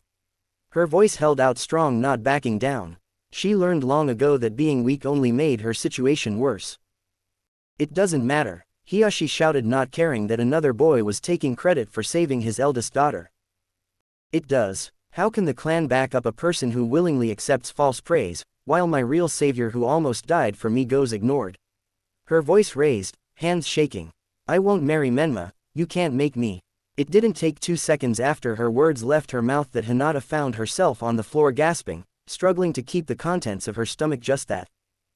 You will do what I say or I will make you. He barked, having enough of his daughter's rebellion. It was high time she learned that his word was law. Hinata activated her own Byakugan, water shimmering around her hand as she got up, rushing at Hiyashi. The water around her hand compressed, holding an oval shape as she held in her palm. Hiyashi showed no worry at his daughter's attack, as faster than she could keep up he moved. What her eyes couldn't keep up with her body did. She felt numerous jabs hit her while forcing her back as several more strikes happened. The final one had Hinata skidding back, landing on her backside as the water in her hand hit the floor and exploded, leaving a dent behind. One look at Hiyashi was all she needed to know he hit her with the 8 trigrams 32 palms. Her chakra, while still flowing, was much slower and her body felt like lead. Pathetic. Using something other than the gentle fist, he went to leave, but not before he gave some parting words. You will marry the heir to the Uzumaki clan. If you act up again, I will place the cursed seal on you myself. Hinata was left bruised in both body and pride, but the fire in her eyes did not die and only intensified. I will marry the heir to the Uzumaki clan, but it won't be Menma.